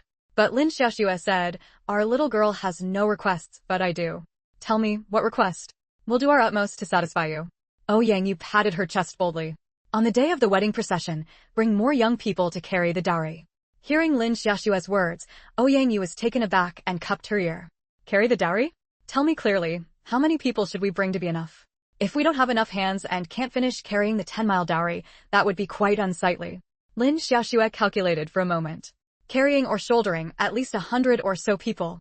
Furniture, wedding quilts, pots and pans, clothes and jewelry, each item is quite numerous. The things currently in Hong Kong won't be included, but everything in the capital must be carried to the new house for it to count as a proper marriage. End of chapter. Chapter 1495, The Century Wedding 3. Hua Xuedong followed ancient customs to marry Quan Xingnan, so her family naturally had to provide a dowry that stretched for miles. Seeing the dowry chests of all sizes piled up in the left and right side rooms and the east and west wing rooms, Quan Xingnan was stunned. There were 16 quilts in total, 8 for the top and 8 for the bottom, with linings made of cotton cloth printed with double happiness symbols on pink or red backgrounds, and covers made of high-quality materials like silk, satin, and brocade, all featuring auspicious patterns symbolizing marital harmony and many children, such as pomegranates with 100 seeds, mandarin ducks playing in water, dragons and phoenixes bringing good fortune, a harmonious union lasting 100 years, and 100 children celebrating spring. In addition, there were 2 silk quilts, 2 towel quilts, and 2 cashmere quilts, a pair of mandarin duck pillows, and a pair of red pillowcases. That was all for the bedding. Next came the furniture. A canopy bed, a chaise lounge, a pair of tea tables, a writing desk, an octagonal table, 8 armchairs, a dressing table, a curio shelf, a bookcase, 4 pairs of round drum stools, a pair of basin stands, 2 pairs of clothing trunks, a pair of grandson and granddaughter buckets, and a set of cabinets including a top cabinet, a tall cabinet, a money cabinet, and a 3 horizontal cabinet. A small portion was made of red sandalwood, most of it was rosewood, and some was chicken wing wood and camphor wood. The carvings were exquisite, coated with layer after layer of vermilion lacquer. Many people say that those with daughters start saving their dowries when the girls are very young. Back in Jiling, we began preparing for you, hiring old carpenters from the Jiang'an region, and it was only finished last year. Hearing Lin Xiaoshue's words, Quan Xingnan's eyes immediately filled with tears. Mom. Lin Xiaoxue smiled gently. You love classical culture, so your father instructed the old craftsman to make this set of furniture in the traditional style. I know that the courtyard house the fourth brother has prepared for you as matching dowry items, all made of top-grade materials like red sandalwood and wangwali, but this set is our heartfelt gift to you as parents. With that, she pointed to the dozens of vermilion-lacquered, gold-traced chests in the room. We've sorted your jewelry. The more valuable pieces are packed in these chests, each one filled with jewelry boxes, 28 chests in total. From childhood to adulthood, whether gifts from others, items she bought herself, or pieces crafted after stone gambling, the collection was substantial. Mom, you've gone to so much trouble. Quan Xingnan's voice was slightly choked. Silly girl, isn't it only right for me to worry about my daughter's wedding? Lin Xiaoxue wiped her tears and pointed to the 4 clothing trunks among the furniture. Those hold clothes, shoes, and socks for all 4 seasons. It's just a gesture, a formality. There's also a money-pressing chest, which will need to be packed and sealed by a fortunate person the night before your wedding. This is already more than enough, Quan Xingnan said. But Lin Xiaoxue replied, not enough. My daughter deserves the best of everything. She led Quan Xingnan through every room, showing her basins, spittoons, bathtubs, and more, truly everything from pots and pans to bowls and ladles. One room was filled entirely with antique furnishings, large items like screens, bonsai, large vases, and jade mountains, small items like brush pots, brush washers, tea canisters, tea sets, tea trays, fruit trays, and 8 treasure boxes, and valuable items like Rui scepter made of gold, jade, jadeite, and red sandalwood, as well as authentic calligraphy and paintings by famous masters, wood carvings, and stone carvings. A large portion of these were bargains picked up by old Master Yun, while some were bought at market price. Inside the large vases were a pair of feather dusters, dyed red and green. Mom, can over 100 people even carry all this? Although she had long expected her dowry to be substantial, seeing such a spectacle still gave Quan Xingnan a great shock. Don't worry, the large items will be carried, and the small ones will be packed in chests and carried on poles. End of chapter. Chapter 1496, The Century Wedding For. As soon as Ouyang returned home, she relayed Lin Xiaoshue's words to the family. Old Master Qin waved his hand and said, don't say 100 people, even if it's 200, I can call them over. Send word to Xiachan and have him gather the lads who are off duty that day. Have them all wear green military uniforms, march proudly and spiritedly to carry the dowry, more impressive than any sedan chair bearers. Set up tables for them that day too and invite them to eat. Xiachan was currently serving in the capital military region, holding a considerable position. Although Old Master Qin wanted to invite soldiers to carry the dowry, he strictly followed the rules and only sought off-duty soldiers to avoid outsiders saying he was using state public personnel for his son's wedding. Fourth brother said he made a phoenix coronet and a ceremonial robe for Nanan. I wonder if it's been delivered to her yet. Qin Jing spoke up. Old Madame Qin smiled and said, how could that be? The phoenix coronet and ceremonial robe must be in the bridal chamber to be brought over on the day of the wedding procession. In the old days, the groom had to compose a poem urging the bride to dress up when he came to fetch her. Once he entered the door, he would present the phoenix coronet and ceremonial robe, and even fine items like rouge and powder had to be brought along. Then he would set off firecrackers to urge the bride to dress, and only then would she change her clothes and put on the phoenix coronet and ceremonial robe. Ji Mingxin and Ouyang were astonished. So much trouble? It's about etiquette, old Madame Qin explained. In the old days, wealthy families did it this way. Wasn't the last dynasty the Qing dynasty? Qing dynasty weddings were held in the evening. That was also a custom of their clan. None of them were Manchu, so they didn't need to hold the wedding in the evening. That evening, Huishi Wedding returned, and everyone asked to admire the phoenix coronet and ceremonial robe he had made for Quan Xingnan. Ouyang laughed. Fourth brother, Nanan will wear a phoenix coronet and ceremonial robe. You can't just wear a suit and tie, can you? Did you make yourself a set of wide-sleeved robes? Or a long gown and mandarin jacket? I've seen on TV that in the Qing dynasty, they wore long gowns and mandarin jackets. Hua Xiuedong glanced at them. They're all in the bridal chamber. Early the next morning, all the Qin family members, young and old, appeared at the bridal chamber, strongly insisting that he let them broaden their horizons. Hua Xiuedong helplessly walked into the bridal chamber, opened the large brass lock hanging on the wardrobe, carefully took out a red brocade box, placed it on the 8 immortals table in the outer room, and then opened the small brass lock on the box. Ouyang quickly opened the box, and when she saw what was inside, she gasped sharply, her eyes wide. A phoenix coronet that could be called priceless. The cap base was woven from gold wire, covered with silk fabric. On the top, bottom, front, back, left, and right, there were 12 golden dragons and 12 emerald phoenixes. The golden dragons were crafted using filigree techniques, and the emerald phoenixes were finished with the art of kingfisher feather inlay. The dragon soared and the phoenixes danced, each with a different expression, yet all were vivid and lifelike, as if they were about to fly off the coronet and ascend into the clouds. The dragon's eyes and the phoenix's eyes were inlaid with rubies, and the dragon's mouths and the phoenix's beaks each held jeweled tassels. The dragon's necks and the phoenix's necks were adorned with flower ornaments made of gems in the center surrounded by pearls, along with emerald clouds and leaves, so dazzling that one couldn't clearly see or count them all. On both sides of the phoenix coronet were side ornaments called bobin, 6 panels in total, featuring golden dragons, flower ornaments, tassels, and more. Radiant with jewels, exquisite beyond compare. My heavens, fourth brother, you really outdid yourself. How many people, how much thought, and how many crafts went into creating this phoenix coronet? I think it's even more magnificent than the 12 dragon, 9 phoenix coronet of Empress Shouting of the Ming Dynasty.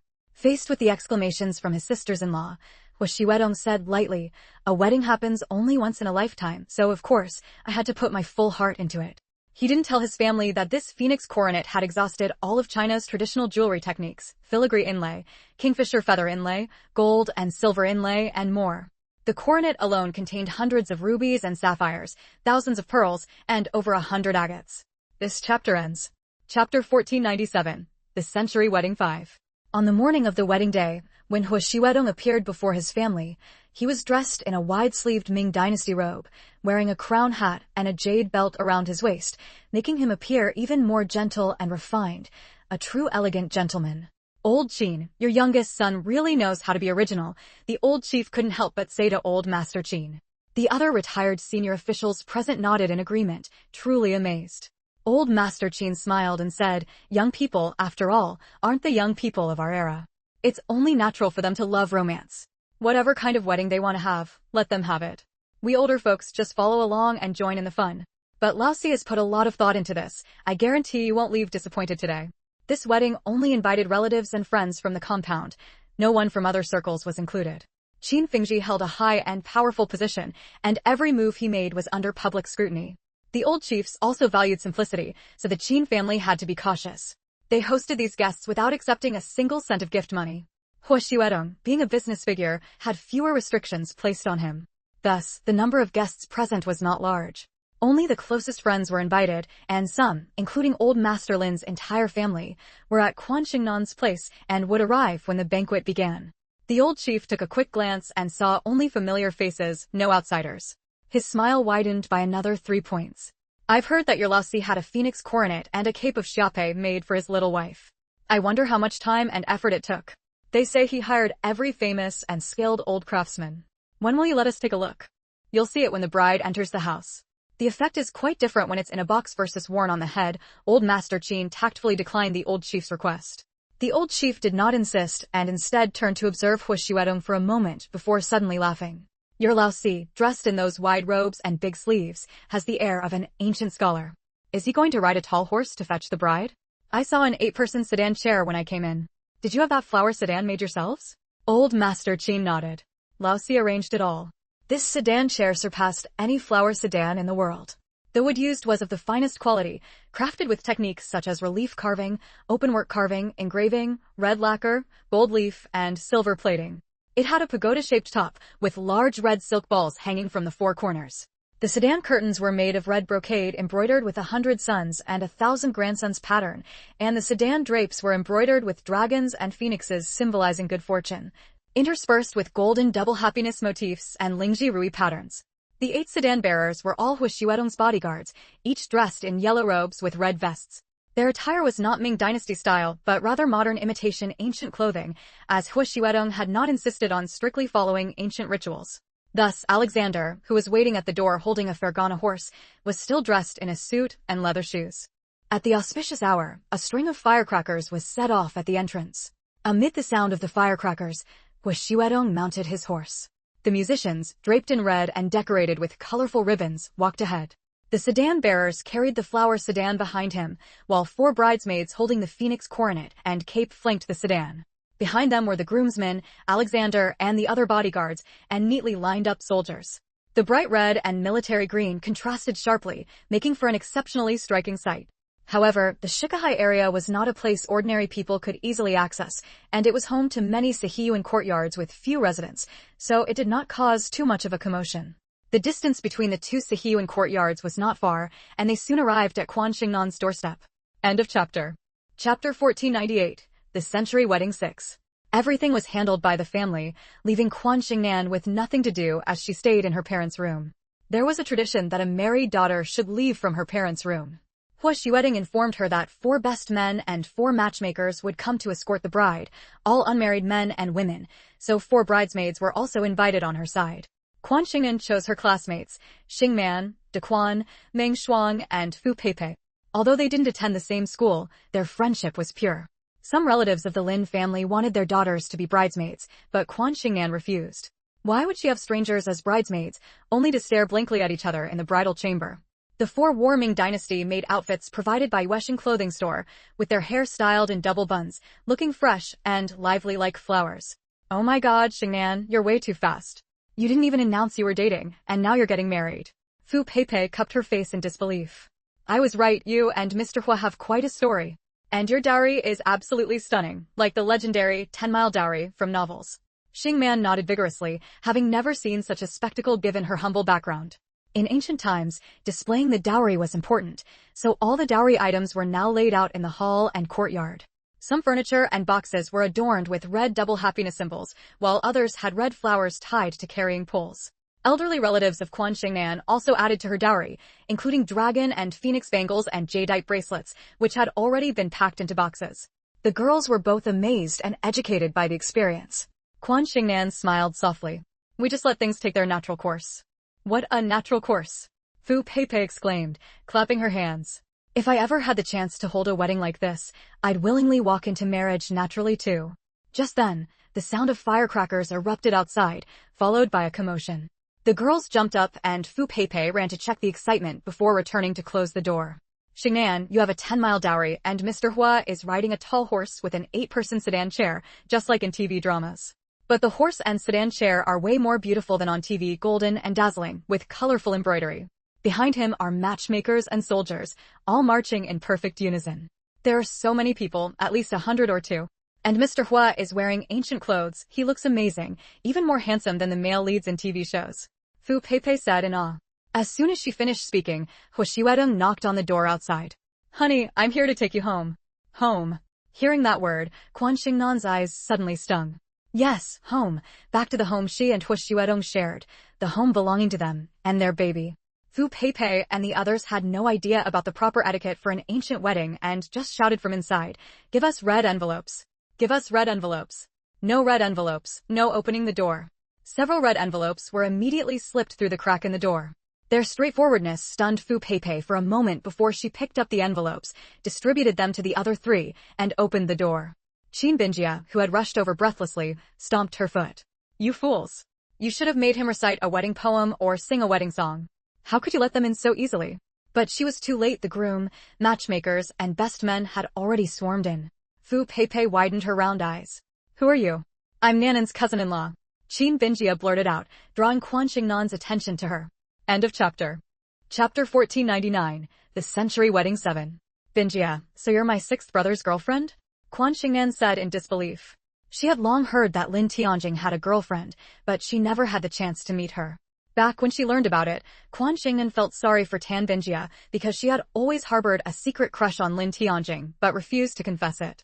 So when Lin Tianjing got a girlfriend, her secret crush naturally could never turn into an open one. Unexpectedly, she turned out to be Lin Tianjing's other half. Quan Xingnan was very happy for Tan Binjia. That's right, didn't your 6th brother tell you? We've been together for a long time. Tan Binjia walked up to her and pulled a brocade box from her backpack. Because of this, I arrived a step late and made your wedding less than perfect. Quan Xingnan smiled gently. Nothing in the world is perfect. A little imperfection is just right. She understood what Tan Binjia meant, but she didn't want to blame Fu Peipei. How many girls who had just graduated from high school had ever been bridesmaids? If blame were to be placed, everyone bore responsibility, because no one had told her what procedures to follow. Fu Peipei finally snapped out of it and immediately apologized to her. I'm sorry, Shanann, It's okay. Quan Xingnan gave her a soft smile. I think today's groom must be very grateful that you didn't make things difficult for him. That's right, thank you very much, miss, for your leniency, allowing me to see my bride so quickly. Hua Xuedong smiled in agreement, his eyes fixed on his wife sitting on the bed, shining with a bright light. In her casual clothes, without makeup, her skin was like jade, her face like a flower, as if she were a painting or a poem.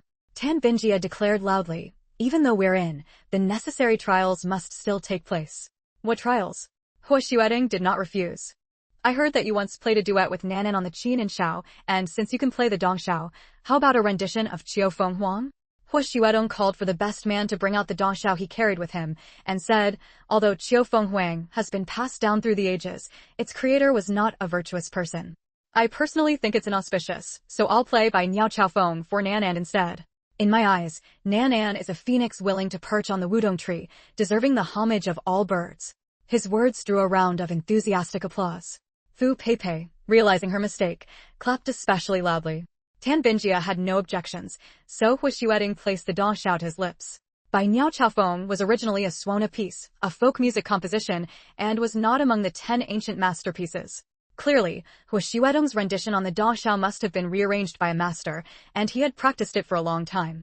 As the sound of the xiao rose, it seemed as if flocks of birds appeared before everyone's eyes, paying homage to their king.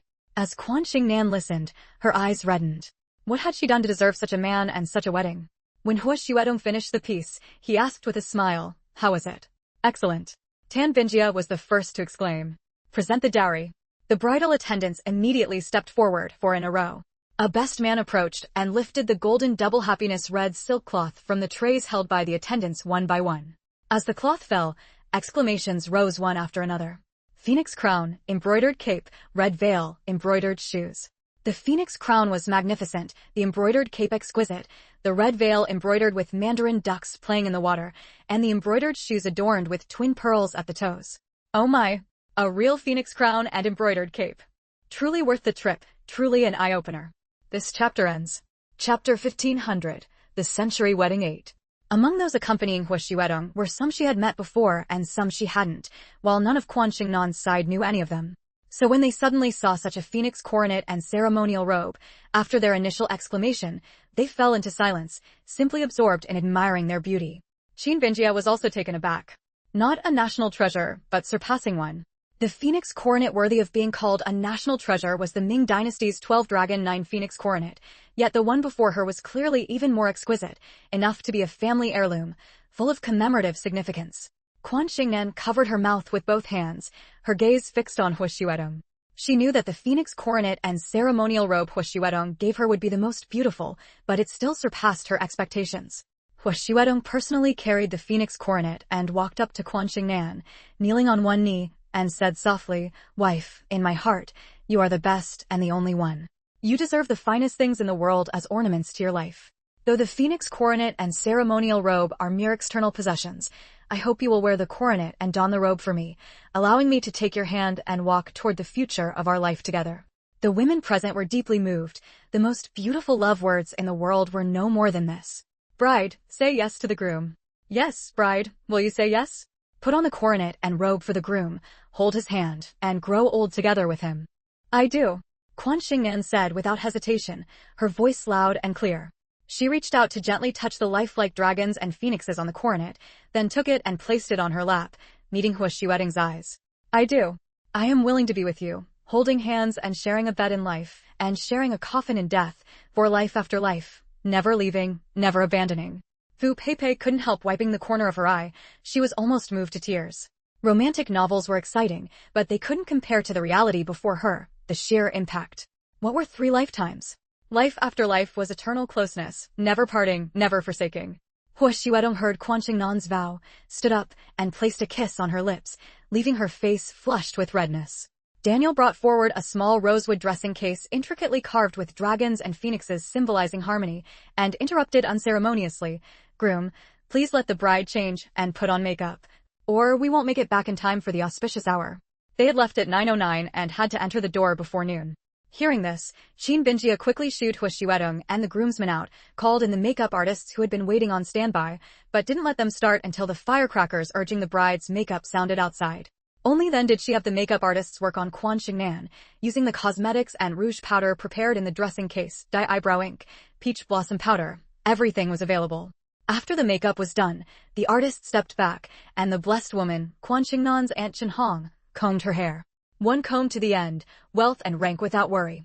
2 combs to the end, no illness and no sorrow. 3 combs to the end, many children and long life. Comb again to the tips, mutual respect and love. 2 combs to the tips, flying side by side. 3 combs to the tips, forever bound as one.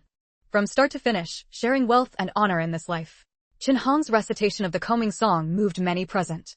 The hairstylist quickly stepped forward to style Quan Xingnan's hair. Since she needed to wear the phoenix coronet, they simply swept her glossy black hair into a classic updo and then placed the coronet on her head. The tasks of the makeup artists and hairstylist ended there. After they left, Shin Binjia closed the door. The bridesmaids and matron helped Quan Xingnan take off her casual side-fastening robe and layer by layer put on the ceremonial robe, along with the jewelry placed with the coronet and robe, bracelets, rings, and earrings all matching the set. Fully adorned, Quan Xingnan was breathtakingly beautiful. End of chapter.